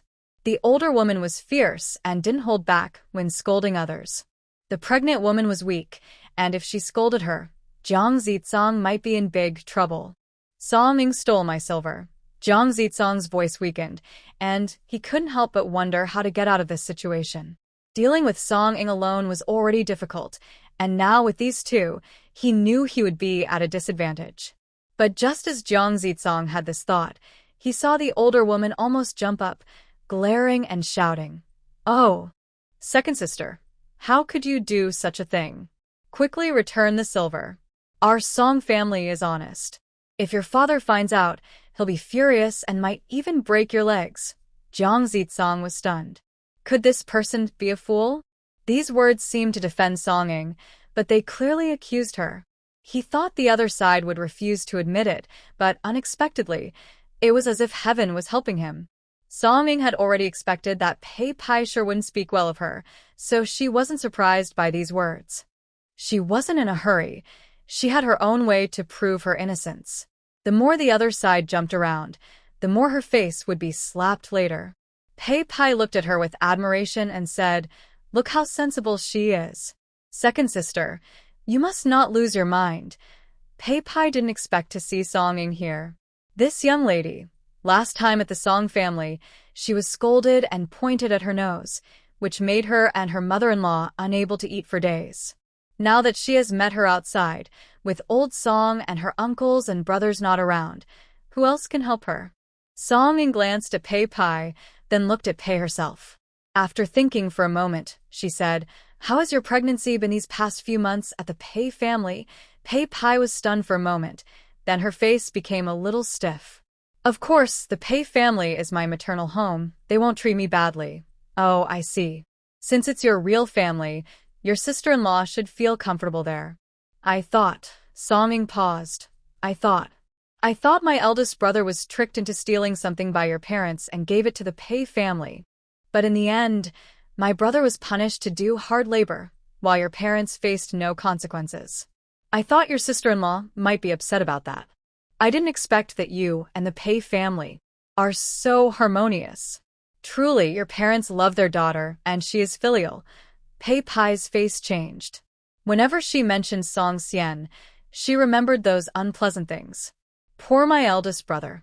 Your parents encouraged him, thinking that taking his own sister's rice dumplings wasn't stealing, and that the Pei family could take responsibility. But in the end, he suffered and even lost contact with his own children. Now, he can't see his grandparents. He's the eldest son and grandson, but his wife doesn't respect her in-laws and stays at her parents' house instead.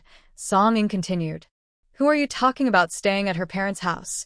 Pei Pai suddenly got angry. "Sister-in-law, Don't be mad. I'm just speaking honestly. Please don't get upset, or it might harm the baby in your belly, Song Ying said gently. I'm only trying to help. You're my sister-in-law, with the surname Song. But after so many years of marriage, I've only seen my eldest aunt-in-law a few times. Less than 10. That's not good. Pei Pai's eyes turned red. She was from the city, and the Song family was just common folk. Did she have to go back and respect such a rough, fierce woman as her mother-in-law? Second sister Song. You stole something and then blame me? Do you have no shame? Eldest sister-in-law is like a mother. You better return the silver now, or I'll tell Dad, and he'll beat you to death. Pei Pai shouted angrily. Song Ying stared coldly at Pei Pai. Once I thought that my sister-in-law was a member of the Song family and wouldn't be foolish enough to betray us. But now I see you believe outsiders' lies and slander me, your sister-in-law. If that's the case, I will honestly explain everything to the eldest aunt later. After saying this, Song Ying took out her purse. Jiang Zitsong, is this the purse you mentioned? Jiang Zitsong looked at it and recognized the pattern from before. Now that he was closer, he could see it more clearly. Yes, that's it, he said firmly. Good. Now tell me, what else is embroidered on my purse? Song Ying asked with a smile. Jiang Zitsong was surprised. I don't remember exactly. You have many embroidered purses. I only recall that today's purse has a flower and grass design. Oh, and your wife's name. It's not the same as mine, is it? Or maybe your family raised a proud rooster, and your wife embroidered it on the purse. Song Ying didn't beat around the bush anymore. She shook her purse to reveal her big yellow dog's proud stance. Jiang Zitsong's eyes widened. Brother Jiang, you're literate. You can tell what's written on my purse, right? Song Ying said with a smile. She read aloud. Chant a Huang. The poem goes, De Huang is virtuous and wise, with a proud crest held high, opening his big mouth all day, calling out Song Ying. Just as I said, I have many purses like this. This one is for Chant a Huang. I also have Chant a Bai. If I report this to the authorities, it could be used as evidence in court. Brother Jiang, you're also my brother's classmate. Today, you saw me come forward to earn money and tried to steal it. If you leave immediately after stealing, I won't recognize you. The money is lost, but you still couldn't be satisfied. You stole some, but that's not enough. You want to take everything from my family. Isn't that going too far? Song Ying said again. Come on. How could she not put her name on such an important item like her purse? Not only that, she made it special so others couldn't imitate it. Jiang Zitsong opened his mouth, then suddenly turned and ran. But the onlookers weren't easy to fool. They quickly stopped him. Trying to run. I believed him just now, thinking this girl was a thief. But I didn't expect the thief to shout, "Catch the thief," so boldly. She's also a fair-skinned girl. How could she do such a crazy thing? If a young lady is accused of being a thief, how can your conscience feel at ease? Quickly take out that young lady's money. That's right. I remember this young lady. She used to stay honestly in the temple doing business. That's hard-earned money. Jiang Zitsong couldn't believe he was being attacked. He broke out in a cold sweat. The Pei family members, Pei Pai, also panicked and prepared to leave. But Song Ying said, Sister-in-law, do you and your mother need to apologize to me? Your family and your mother is also our relative. But as soon as you appeared, you started believing outsiders criticizing me. It seems you were just overly eager, but if others didn't know better, they might think you too are doing this on purpose, trying to make it impossible for me, a young girl, to survive. Deo was also very patient and had tolerated Pei for so long. She hadn't realized that her eldest aunt-in-law was not actually a bad woman. Pei Pai was hesitant. She didn't want to leave, but she also didn't want to stay. She quickly covered her belly. My stomach hurts so much. My baby. Pei Pai understood immediately and helped her daughter. Oh, my child. What's wrong with you? Everyone, please give way. My daughter is pregnant. If anything happens, can you afford to pay for it? Song Ying wasn't surprised at all. She knew Pei Pai would definitely use this trick. She looked serious and said, This is so hateful. Pei Pai, your heart is so cruel. You took 50 taels of bride price from my family, and now you're not even taking good care of my sister-in-law. Today, under this bright sun, you brought my sister-in-law all the way from Lixian to climb a mountain. Are you deliberately trying to make my sister-in-law have a miscarriage so she can divorce my brother and marry someone else? If I hadn't seen it myself, our Song family's descendants would be in danger of being harmed by you. Pei Pai's legs went weak. It was clearly you. If anything happens to my sister-in-law's baby, our Song family will definitely seek justice from you, Song Ying added. Pei Pai almost spat blood. After Song Ying said this, how could her daughter continue to stay in the Pei family to carry the pregnancy? After turning back and explaining the situation to the old man from the Song family immediately had a reason to take her daughter home. If she refused to let her daughter go, then, if anything happened in the future, the Song family could use that as an excuse to demand money from them. Mrs. Pei's scalp was about to explode. She never expected to fall for this little troublemaker today. She had originally planned just to come and give her a hard time, but who knew? It was truly infuriating. Feeling the stares and whispers behind her, Mrs. Pei hurriedly moved, wishing she could hide her daughter underground. Meanwhile, Jiang Zitsong once again felt the fighting spirit of Song Ying. Suddenly, it felt very familiar.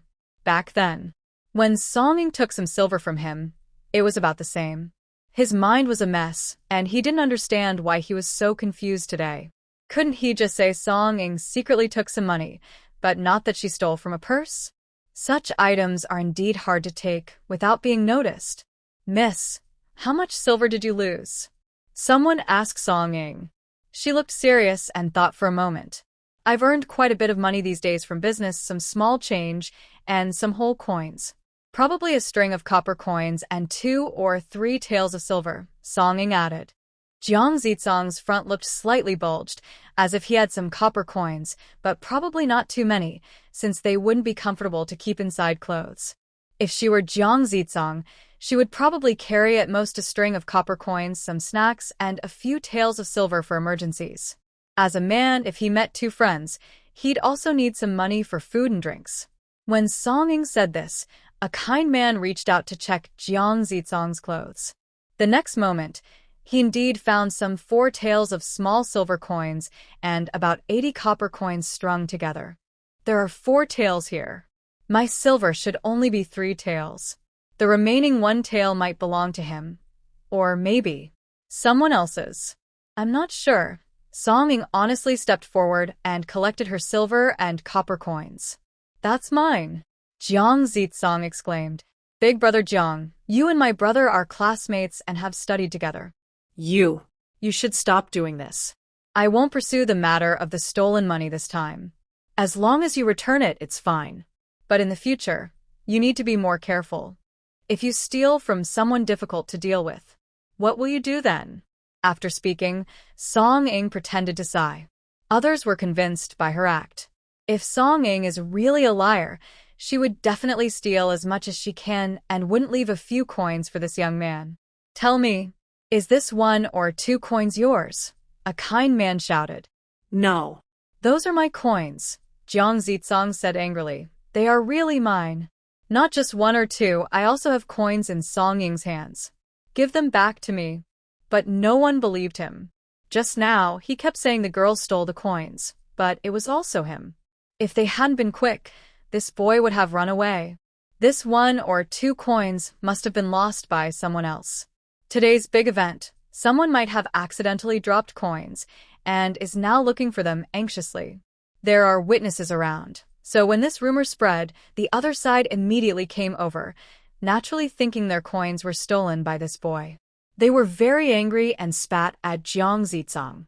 Song Ying smiled softly and gave Jiang Zitsong a teasing look. At this moment, the person who lost the coins was furious, pointing at Jiang Zitsong and shouting. Jiang Zitsong was about to go crazy. He felt wronged, almost overwhelmed, but he couldn't do anything. These people even said he was a thief. The temple fair in Yongcheng was busy, with many people from nearby counties coming to see the event.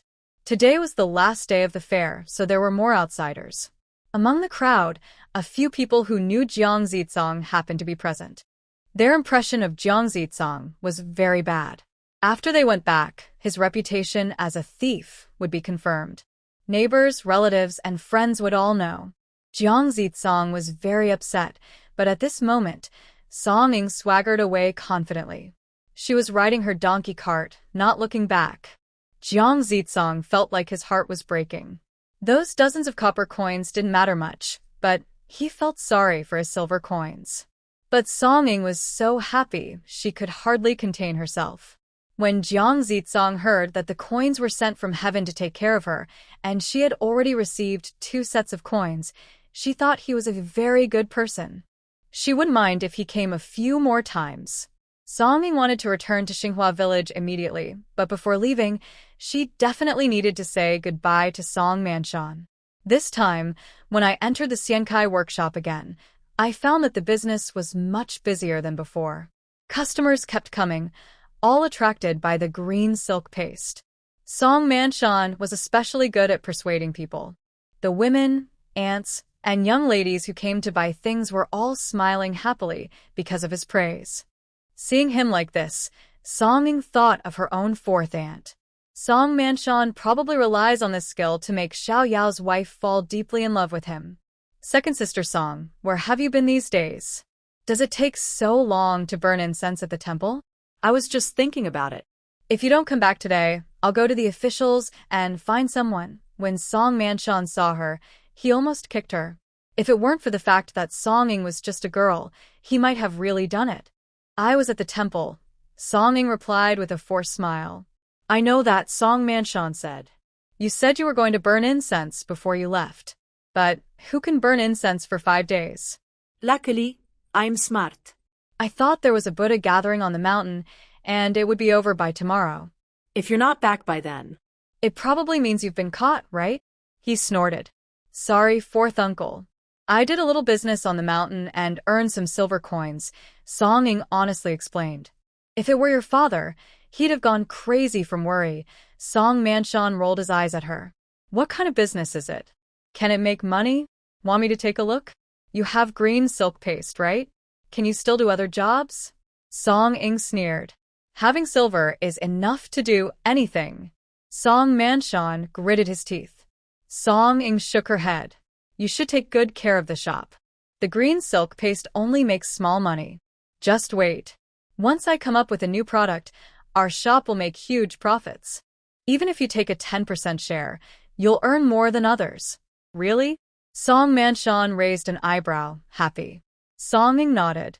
Right now, she felt quite confident in Song Manshan. Although her 4th uncle's words could be a bit annoying, his actions surprised her.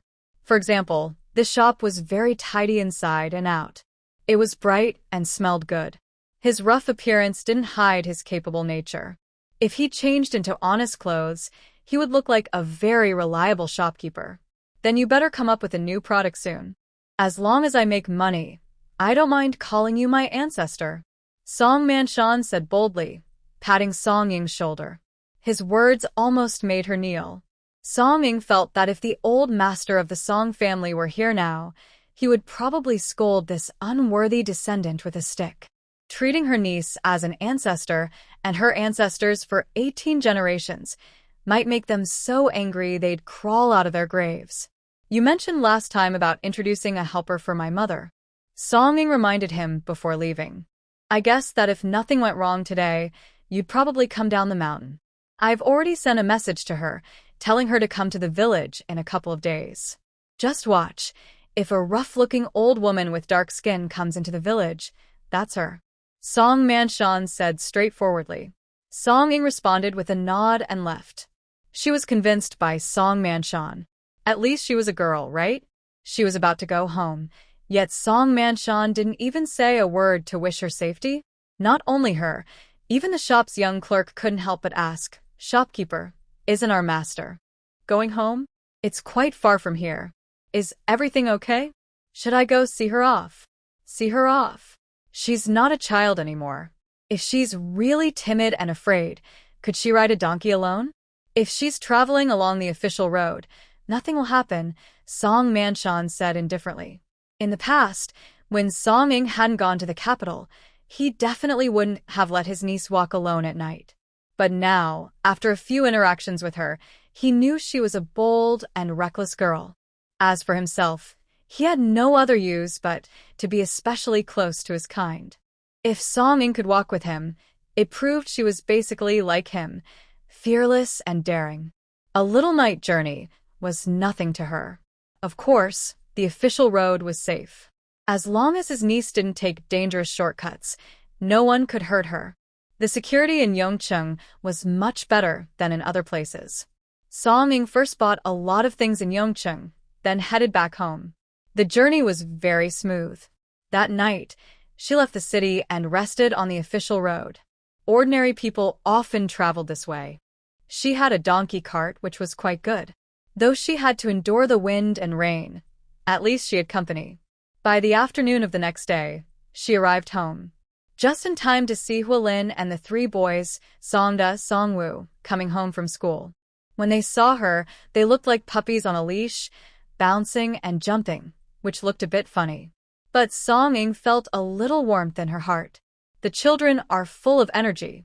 Since the ginseng spirit has been staying with Songda and Songwoo, it has become much wiser and no longer seems like a little monster. Are you all behaving well lately? Song Ing asked with a smile when surrounded. Mother, please let me move back soon. I really can't stand it here anymore, the ginseng spirit said eagerly. Song Ing was surprised and thought he might be upset about something. Her heart sank. What happened? Songda and Songwoo covered their mouths to hide their laughter. The ginseng spirit puffed out his cheeks. Mother, you should control your mother. Since you left, every day has been meat soup and buns. In the morning, buns. At noon, buns. In the evening, buns. Look at me. Am I not getting rounder? I'm almost a bun spirit now. Song Ying's mouth twitched. Then she couldn't help but laugh loudly. Her mother is a straightforward person. Before she left, she asked her mother to get some recipes for food. Knowing her mother's temper, she would definitely follow the instructions carefully, maybe even exaggerate a little. Is the meat soup not tasty? You used to be so excited to eat stir-fried wild vegetables, Song Ing said with a smile. Second sister, Brother Lin hasn't eaten anything other than buns and meat soup recently, Songda added. I'm doing okay because my mother is helping me, but I've also eaten with Brother Lin about 6 or 7 times. It's not just us. Second aunt even sent a lot of buns and meat soup to Grandpa and Grandma. Song Ing opened her mouth, a little surprised. It's been about 10 days since she left, and every meal has been the same? That was a bit too much. But seeing the ginseng spirit look defeated, Song Ing couldn't help but laugh. Your grandmother probably doesn't want to be too harsh on you. When I was with her before, meals were simple too, just rice porridge with some mixed grains, occasionally an egg or some stew, but mostly vegetables. In Madame Ruan's eyes, meat soup and buns are much better than before. Madame Ruan isn't stingy. Most ordinary families eat like this. But the Jiao family is much more excessive. Whether it's Madame Jiao or Madame Ruan, their stinginess is something they need to change. Wu Ger, what has Annie done for you to eat recently? Song Ing asked on the way to the Song family. She felt that Song Wu's hard-earned flesh was being wasted by hunger again. Songda and Songwoo are the same age, but Songda is a bit taller and sturdier, with fleshy arms that suggest he can eat well. Songwoo, on the other hand, is very thin like dry wood. In the past, she didn't think much about it, just assumed that every family was like this and that the third household was even more difficult because they had more people. So it was normal for Songwoo to be thinner. But after hearing what Uncle Four said, she changed her mind. Morning is soup and pancakes with bean paste. In the afternoon, they eat a bit better with an extra dish of stewed beans, Songwoo honestly explained. That's all? Song Ing was surprised. Only 2 meals a day. Yes, since we split the household, we've been eating like this, Songwoo replied again. Before the split, the Song family had many people eating together at one table. The dishes were decided by the eldest house and Aunt Yao. The sisters-in-law worked together, and Aunt Yao was lively and generous with food. Sometimes they even had some meat, and the dishes had a bit of oil and flavor. Wan was also better off than Jiao. After the split, she and Song Sun lived at home. She often fell ill, so she would cook chicken or eggs for her health. Because of this, Song Ing never really felt hungry from plain soup and water. Now, although Won still cooks the same simple dishes, they are made with meat broth, and the buns are made from white flour. The meals are quite decent. However, she had become spoiled by ginseng, so she wanted more. Song Ing looked at Songwoo with sympathy. After the split, did Aunt San cook meat dishes? No, Songwoo said firmly. Recently, life had been tough for him, but he couldn't complain like Lin Gur. After all, his second sister was just his sister, not his mother. It's always been like this. I'm used to it. But before, I stayed at my second sister's house and was spoiled a bit, so these days I feel a little uncomfortable. My stomach growls at night, and I even dared to ask my mother for some food, but I was scolded twice. He didn't say more. Song Ing patted Song Woo's head gently. Your mother is saving money for you and your brother's future. Second sister, I understand, Song Woo said with clear eyes. He was a very good child. Honest, steady, not very clever, but very hardworking. Now, he was also eager to learn. But because he was such an honest child, she felt a little pity for him. This is so small, it's the perfect time to grow taller. Don't be malnourished, okay? Tomorrow, I'll make you all a nice meal. Song Ing comforted them as she stepped into the Song family home. As soon as she entered, she saw there was a guest. The guest was in the main room where the old master was, so Song Ing didn't plan to go over. But when the old master saw her step into the yard, he walked over. Grandpa, I bought some things in Yongcheng. Please share them with the uncles and aunts, Song Ing said right away. Whenever she went out, she always brought back some gifts. The things she bought weren't expensive, mostly snacks. The desserts from Yongcheng were much rarer than those from Lixian, and some looked like jelly, clear and shiny, very pretty. But such sweet treats were too hot to handle, so Song Ing mostly sold harder foods. Why did you spend so much again? The old master scolded her. You're not going to Yongcheng to play. I heard from your fiancé that you sold things at the temple for several days. It's still early autumn, and the weather is hot. Earning money is hard, so save some for when you're older. Song Ing nodded in agreement. She remembered, and was happy to spend money on people who treated her well. The old master was saying this, but he was happy inside. When children leave home and think of their family, it shows they are filial. Let your mother come over to share some too. Your fiancé is here and just mentioned you, the old master added. Song Ing looked inside the house and recognized someone. The old lady from the Pei family was there again. Before leaving Yongcheng, she had gone shopping and spent quite some time, so she returned a bit later than the Pei family. That Pei woman was embarrassed after being teased, so she didn't dare come personally. Instead, she sent an older lady from their family to speak for her. Song Ing sighed, feeling a bit helpless. Your fiancé said he ran into your sister-in-law and claimed you made her stomach ache. I don't believe that. Your sister-in-law. The old master looked at her. He didn't want to speak badly about his daughter-in-law, so he said, just tell me what really happened. If we're in the right, I won't let them get away with it. The old master didn't like the Pei family at all. Song Ing looked straightforward. Even when she went inside and faced the Pei lady, she remained calm and respectful. Even more straightforwardly, he said, Grandpa, even if the Pei family doesn't send anyone, I still need to tell you. Yesterday, I met my sister-in-law and her mother at the temple. Someone falsely accused me of stealing money. When they heard, they didn't listen to my explanation and jumped to conclusions. They almost had me taken to the officials to be punished. Later, I proved I was innocent. They shrank back and tried to leave before I could say anything. Just then, my sister-in-law's stomach started hurting. I am the married granddaughter, so I shouldn't interfere in family matters, but your eldest sister-in-law is carrying a child from the Song family. It's not proper for her to stay at her parents' house all the time. When your eldest brother returns, will he be upset that you didn't take good care of her? Will he think you are unkind? Also, seeing that your sister-in-law isn't feeling well, if something happens to her at her parents' house, no one knows if they should blame them. Song Ing snorted softly. In the old society, where men and women were equal, it was normal for girls to stay at their parents' home. So, at first, She didn't pay much attention to what Pei did, and she didn't think Pei was at fault. But honestly, in today's society, Pei isn't part of the Pei family. She's part of the Song family. She was close to the Pei family, but now it felt like she was pushing herself away. It sounded harsh, but that's how society was. Old Lady Pei glared and said, "Your sister-in-law's stomach ache is because you're angry," Song sneered. "Your Pei family is so proud. Your daughter-in-law falsely accused me of stealing outside, and after her daughter got married, she was unfilial to her in-laws. Now she's the one making accusations. Do you think I'm easy to bully? You're just a younger person shouting at elders. Do you have no manners? Saying you're a wild child with no parents is right. If a girl like you was in our family, she would be drowned in a basin of water." Old Lady Pei was angry.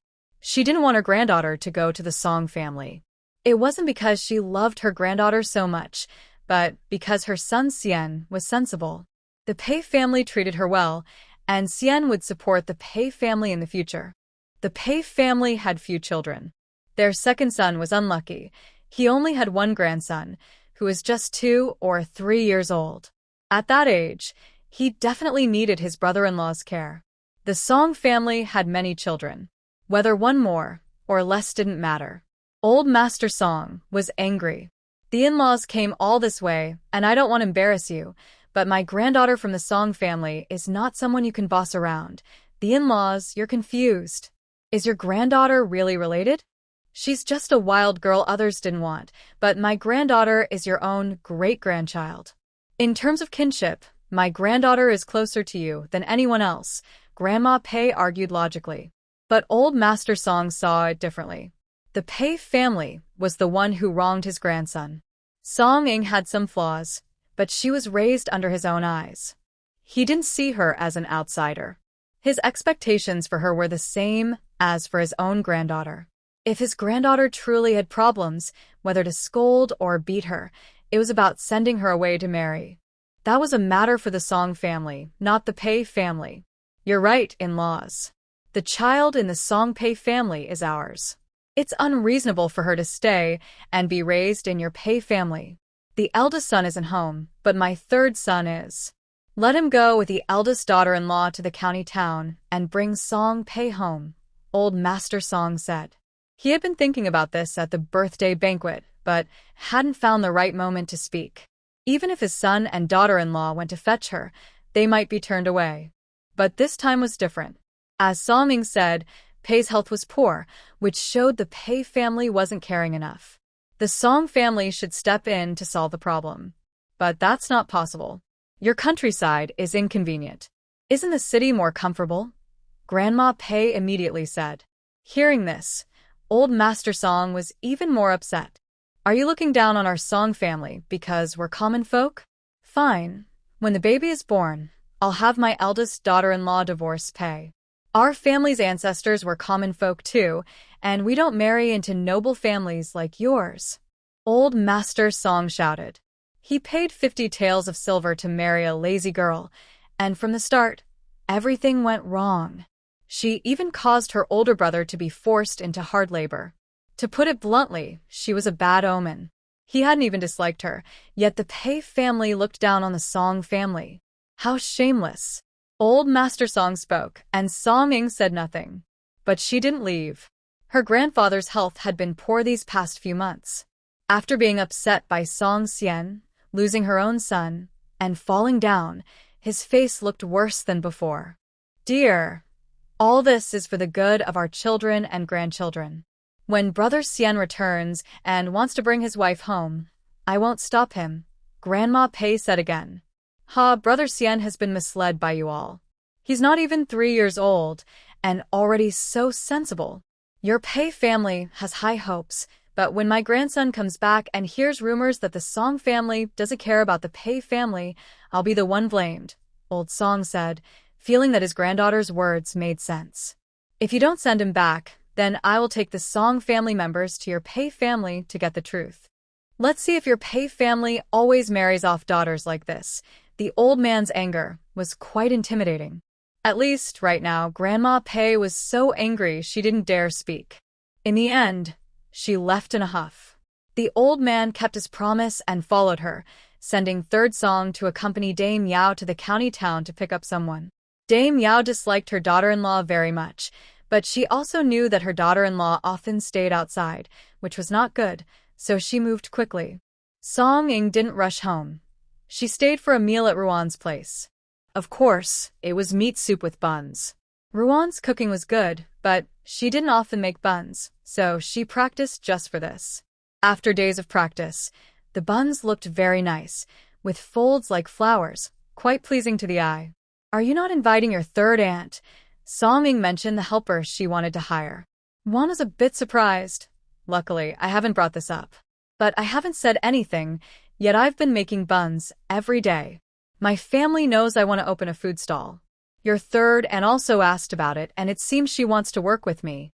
If I don't invite her, she'll probably be upset. She didn't tell Jiao about this earlier because she was worried that if the stall didn't open, it would cause trouble. Fortunately, she had foresight. Juan sighed. Who else should I invite then?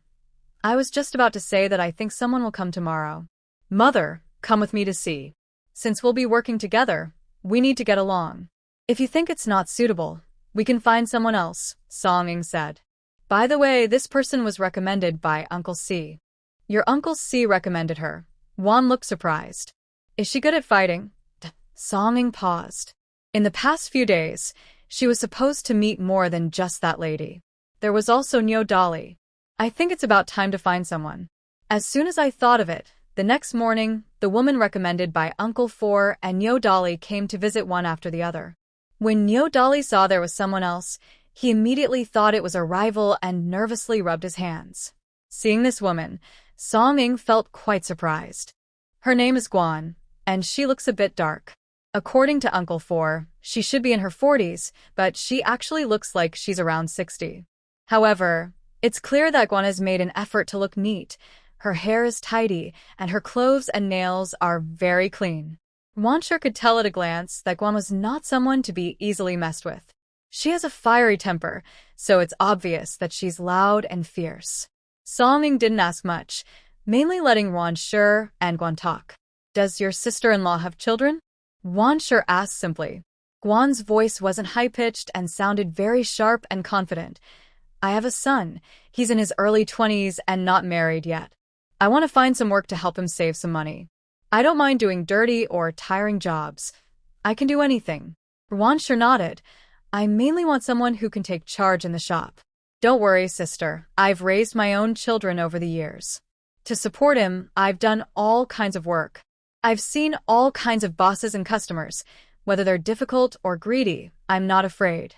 I don't have many skills, but I have one thing. If you hire me, I'll do whatever you ask. I'll handle the coins from outside, and I won't put a single penny in my own pocket. As long as I'm in the shop, no one can bully you, sister, Guan said confidently. After she said that, Juan Sure's eyes lit up.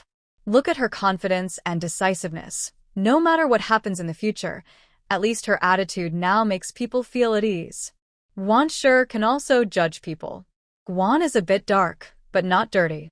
If the other person had dirty nails and yellow teeth, there's no need to say anything, just ask them to leave. Daughter, I think this sister-in-law is pretty good, Juan Sure said, quite liking her. This person speaks strongly, but without wasting words or being aggressive. They are calm and clear, more composed than Mr. Jiao or Mr. Diao, which is very good. She and her husband are both quiet and reserved. Having someone like this in the shop is just right. Even if this person doesn't stay long, she and her husband can learn from her, right? Mother thinks it's good, so it's settled, Song Ying said with a smile. Next to her, Nyo Dolly looked a bit surprised. I work quickly. Carrying stones in big jars, I can handle it, Nyo Dolly quickly said. She has always known that earning money is hard. She once lost a job she liked, so now she feels like all her money is flying away. Mrs. Ruan was surprised. I haven't even asked yet, but she was hired to help at home. You know, my land is hard to farm alone. Dolly is strong and can help me a bit, Song Ying explained with a smile. In about a month, it will be harvest season. After harvesting, she needs to plant cold-resistant crops. She can't do everything alone. During that time, Everyone is busy, and it's not easy to find helpers. Such a young girl. Can she do it? Mrs. Wan was a little worried. She felt like her daughter was planning to use this girl as a beast of burden. Looking at the girl, she seemed only 16 or 17, not much older than her own daughter. Auntie, I can do it. Nyo Dolly's stubborn temper almost flared up. I can plow the land. 10 acres a day is no problem. Mrs. Wan almost choked. 10 acres? This girl is too naive. Even a strong ox can only plow about 1 or 2 acres a day. Doing more would tire it out. This girl really is innocent, probably doesn't even know how big an acre is. Do your parents know you're here? Mrs. Wan asked with concern. Mother, I already told her. Don't worry, I won't let her work too hard. I just do some odd jobs. I have no friends around me, but she is about my age, so we can talk, Song Ying said. Nyo Dolly nodded. She will be very careful and definitely won't lose her temper and scare her benefactor. Mrs. Wan listened to Song Ying's words. Since she had already said so, Mrs. Wan didn't ask further. All right then, Miss Nyo. Be careful not to overwork yourself. Usually help take care of my girl at home. Thank you for your trouble. It's no trouble at all. Paying for service is what I should do. Anyway, I've taken over the land from the benefactor's family. She is not an ordinary girl. Mrs. Wan thinks this girl is a bit bold, a little silly. But she feels at ease having someone like her stay with her daughter. She doesn't worry about her daughter being bullied or tricked. From today, Aunt Guan's salary will be paid. Mother, tomorrow I will go with you to see the shop. If it's suitable, we'll decide then. If the money isn't enough, I still have some saved. I earned dozens of taels over in Yongcheng, Song Ying said. Nyo Dolly's eyes lit up. Dozens of taels is not easy to earn. The benefactor is truly impressive. Before, she earned only copper coins, rarely seeing silver pieces. There's no need for you to give more money. The last time, the 100 taels I gave you haven't been spent yet. That's enough to buy a small shop, Mrs. Wan quickly said. How can a daughter be expected to support the family? Sometimes she feels useless, like she hasn't given her daughter a good life. Song Ying's biological parents had high status, so Mrs. Wan and Song Jinshan always felt guilty toward her. Especially when Song Ying was taken away by the Marquis' estate, Mrs. Ruan's heart nearly broke. Even now, thinking of Song Ying's severed toe and her disfigured face, the couple still harbored some resentment. If they had come from a noble family, how could the Marquis' estate dare to bully someone like that? Of course, Mrs. Wan also knew that if her family background had been higher, she wouldn't have been the one to raise Song Ying in the first place. Both Mrs. Wan and Song Jinshan felt guilty about Song Ying, so they couldn't bring themselves to accept the silver she offered. Now, being able to use that silver to open a shop was purely to make some money, to help support Song Ying and, at the same time, earn some money to help their son find a wife. At this moment, Mrs. Wan had invited Aunt Guan, which meant they needed to sign a contract. Signing the contract was convenient. They could find a reputable witness from the village. After handling this, they would need to explain to Aunt Guan what to pay attention to when working. The ingredients for the meat soup were controlled by Song Ying and Mrs. Wan. They would add some when needed. The other steps were taught step by step, and they also needed to assess Aunt Guan's skill in making buns. I have to say, Song Mansion's introductions are really impressive. Her dumpling folds are even prettier than those made by their Wan family, but she is a bit inexperienced with cooking. In earlier years, when my husband was around, I did cook a few stir-fry dishes. But later, when things got tough at home, I didn't cook much with oil anymore, Granny Guan said shyly. Baozi's cooking skills were developed over the years while she worked, and she had also worked at a breakfast shop before. But stir-frying is different. She is not used to adding much oil or salt, so her skills are still rough. From now on, Baozi will handle the cooking, and I will prepare the meat broth. In the afternoon, you can get the vegetables ready, and I will do the stir-frying, Wan said casually. As long as she can cook, that's enough. Thanks also to Aunt Yao, who was generous when arranging meals for the Song family early on, which helped several sisters-in-law become good cooks, except for Jiao, who is too stingy. Because Jiao is too frugal. Wan and Granny Guan need to get used to each other, so Song Ying didn't interfere much. Instead, she took Nadali to familiarize herself with the surroundings. From now on, you will live in this room on the right. We have some cloth, and when I have free time, I will make you a few outfits. If you need anything else, just tell me. When I go to the county town, I can buy it for you. But the money will be deducted from your wages. Song Ying pointed to the room and said. Nadali looked inside and immediately liked it a lot. There was a small table by the window, and behind the bed, there were 2 large wooden chests, enough space to store many things. Later, you can go and move some stones to put under the bed. That way, the bed will be sturdier and won't collapse, Song Ying suggested. Huh. Nadali was surprised but then quickly agreed. You're right, sister. I'll go move some now. Song Ying's house is not far from the foot of the mountain. There are plenty of broken stones on the mountain, and Nadali looked very excited.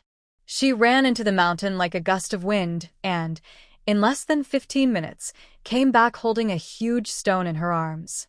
Even though Song Ying was prepared, she was still startled. She is strong, but she had never tried to carry such a big stone. Nadali, let's have a contest to see who's stronger, okay? Song Ying thought for a moment and said. Nadali thought he had heard wrong and scratched his ear. Big sister, are you crazy? My strength is enough to split a big stone. I'm not like ordinary people. In my eyes, you're as fragile as an ant. I might accidentally crush your hand. Nadali thought this benefactor was just dreaming. Her strength was because she was a cow. Not just any cow, but a cow spirit. Just a try. Even if I really crush you, I won't blame you. I promise I won't make you pay money, Song Ying said seriously. She usually dealt with ordinary people, so she had to control her strength. Over the past few months, she had gotten used to it. But when she suddenly met someone as rough and straightforward as Nadali, she really wanted to test her strength. No money. Nadali hesitated. You won't cry from the pain, right? She once accidentally stepped on a girl's foot, and the girl cried for 2 hours. She almost had to kneel and apologize. Of course, the girl's foot was actually swollen from the stomp. She even spent her own money to buy medicine to make up for it. Since then, she's been walking carefully, afraid someone might accidentally step on her foot. No crying, I promise I won't cry, Song Ying said, then looked at the stone table in the front yard. Come on, let's compare here. Song Ying thought her strength might not be as strong as Nadali's, but she wanted to see how much weaker she was. Nadali hesitated and finally saw that Song Ying wasn't backing down. She relaxed a little and sat down, placing her hand on the table. All right, let's do it. Song Ying pursed her lips, rolled up her sleeves, and was not afraid. Nadali was still worried she might break Song Ying's hand, so when their hands touched, she didn't use much force. Holding Nadali's hand, Song Ying noticed she looked quite slim, but her muscles were firm. Even her hand felt strong, very different from most young girls with delicate fingers. Taking a deep breath, Song Ying started to push. Nadali was startled. Wow, her benefactor was pretty strong. Nadali applied a little more force. When Song Ying felt the resistance, she straightened her body and persisted. With her determination, Nadali was stunned. Her strength was almost like that of a small calf. Could it be that the benefactor and she are the same kind? Nadali stared intently at Song Ying, but she couldn't sense any similar aura from her. No matter how she looked, this person seemed so weak. Yet, the strength in her hands told Nadali she had met a worthy opponent. A sense of danger arose in Nadali's heart. If she lost, would her kind-hearted older sister think she was useless?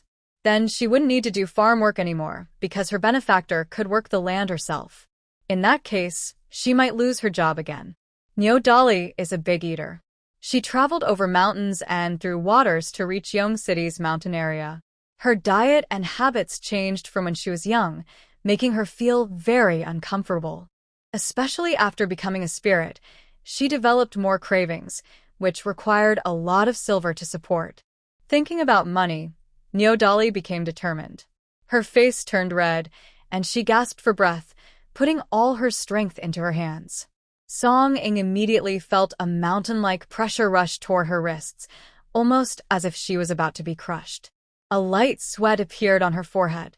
Just as she was about to give up, Song Ying remembered how she used golden light before. She adjusted her breathing and tried to gather all her strength into her hands. She persisted for a while longer. Nyo Dolly was a bit confused, feeling like she was hitting a tall wall. "All right." Finally, Song Ying shouted. Nyo Dolly quickly withdrew her hands. "Big sister, your strength is so great." She had never realized before how powerful a person could be. She felt she had no advantages left. How could she survive in the future? Nyo Dolly looked defeated, hanging her head sadly, looking very pitiful. Looking at Song Ying, she kept rubbing her palms. Her hands already had clear, bluish fingerprints. If it weren't for her decent strength, her hands might have been useless now. This was all thanks to the fruit she ate from the space earlier. When faced with strength, she became stronger. It turned out she had more potential than she thought. She also felt that if she kept practicing this strength, it might even increase. Song Ying thought of the tree in her space. Recently, it had sprouted new, tender leaves, like a dead tree coming back to life. Maybe one day, it would even bear fruit. But Song Ying still couldn't figure out what nutrients that tree needed.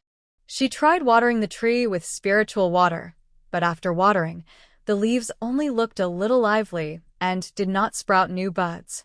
Song Ying faintly felt that this might be related to these little spirits. Song Ying wasn't very obsessed with this golden finger, just curious and worried that she wouldn't figure out the secret in her few decades of life. She feared that by the time she died, she wouldn't be satisfied.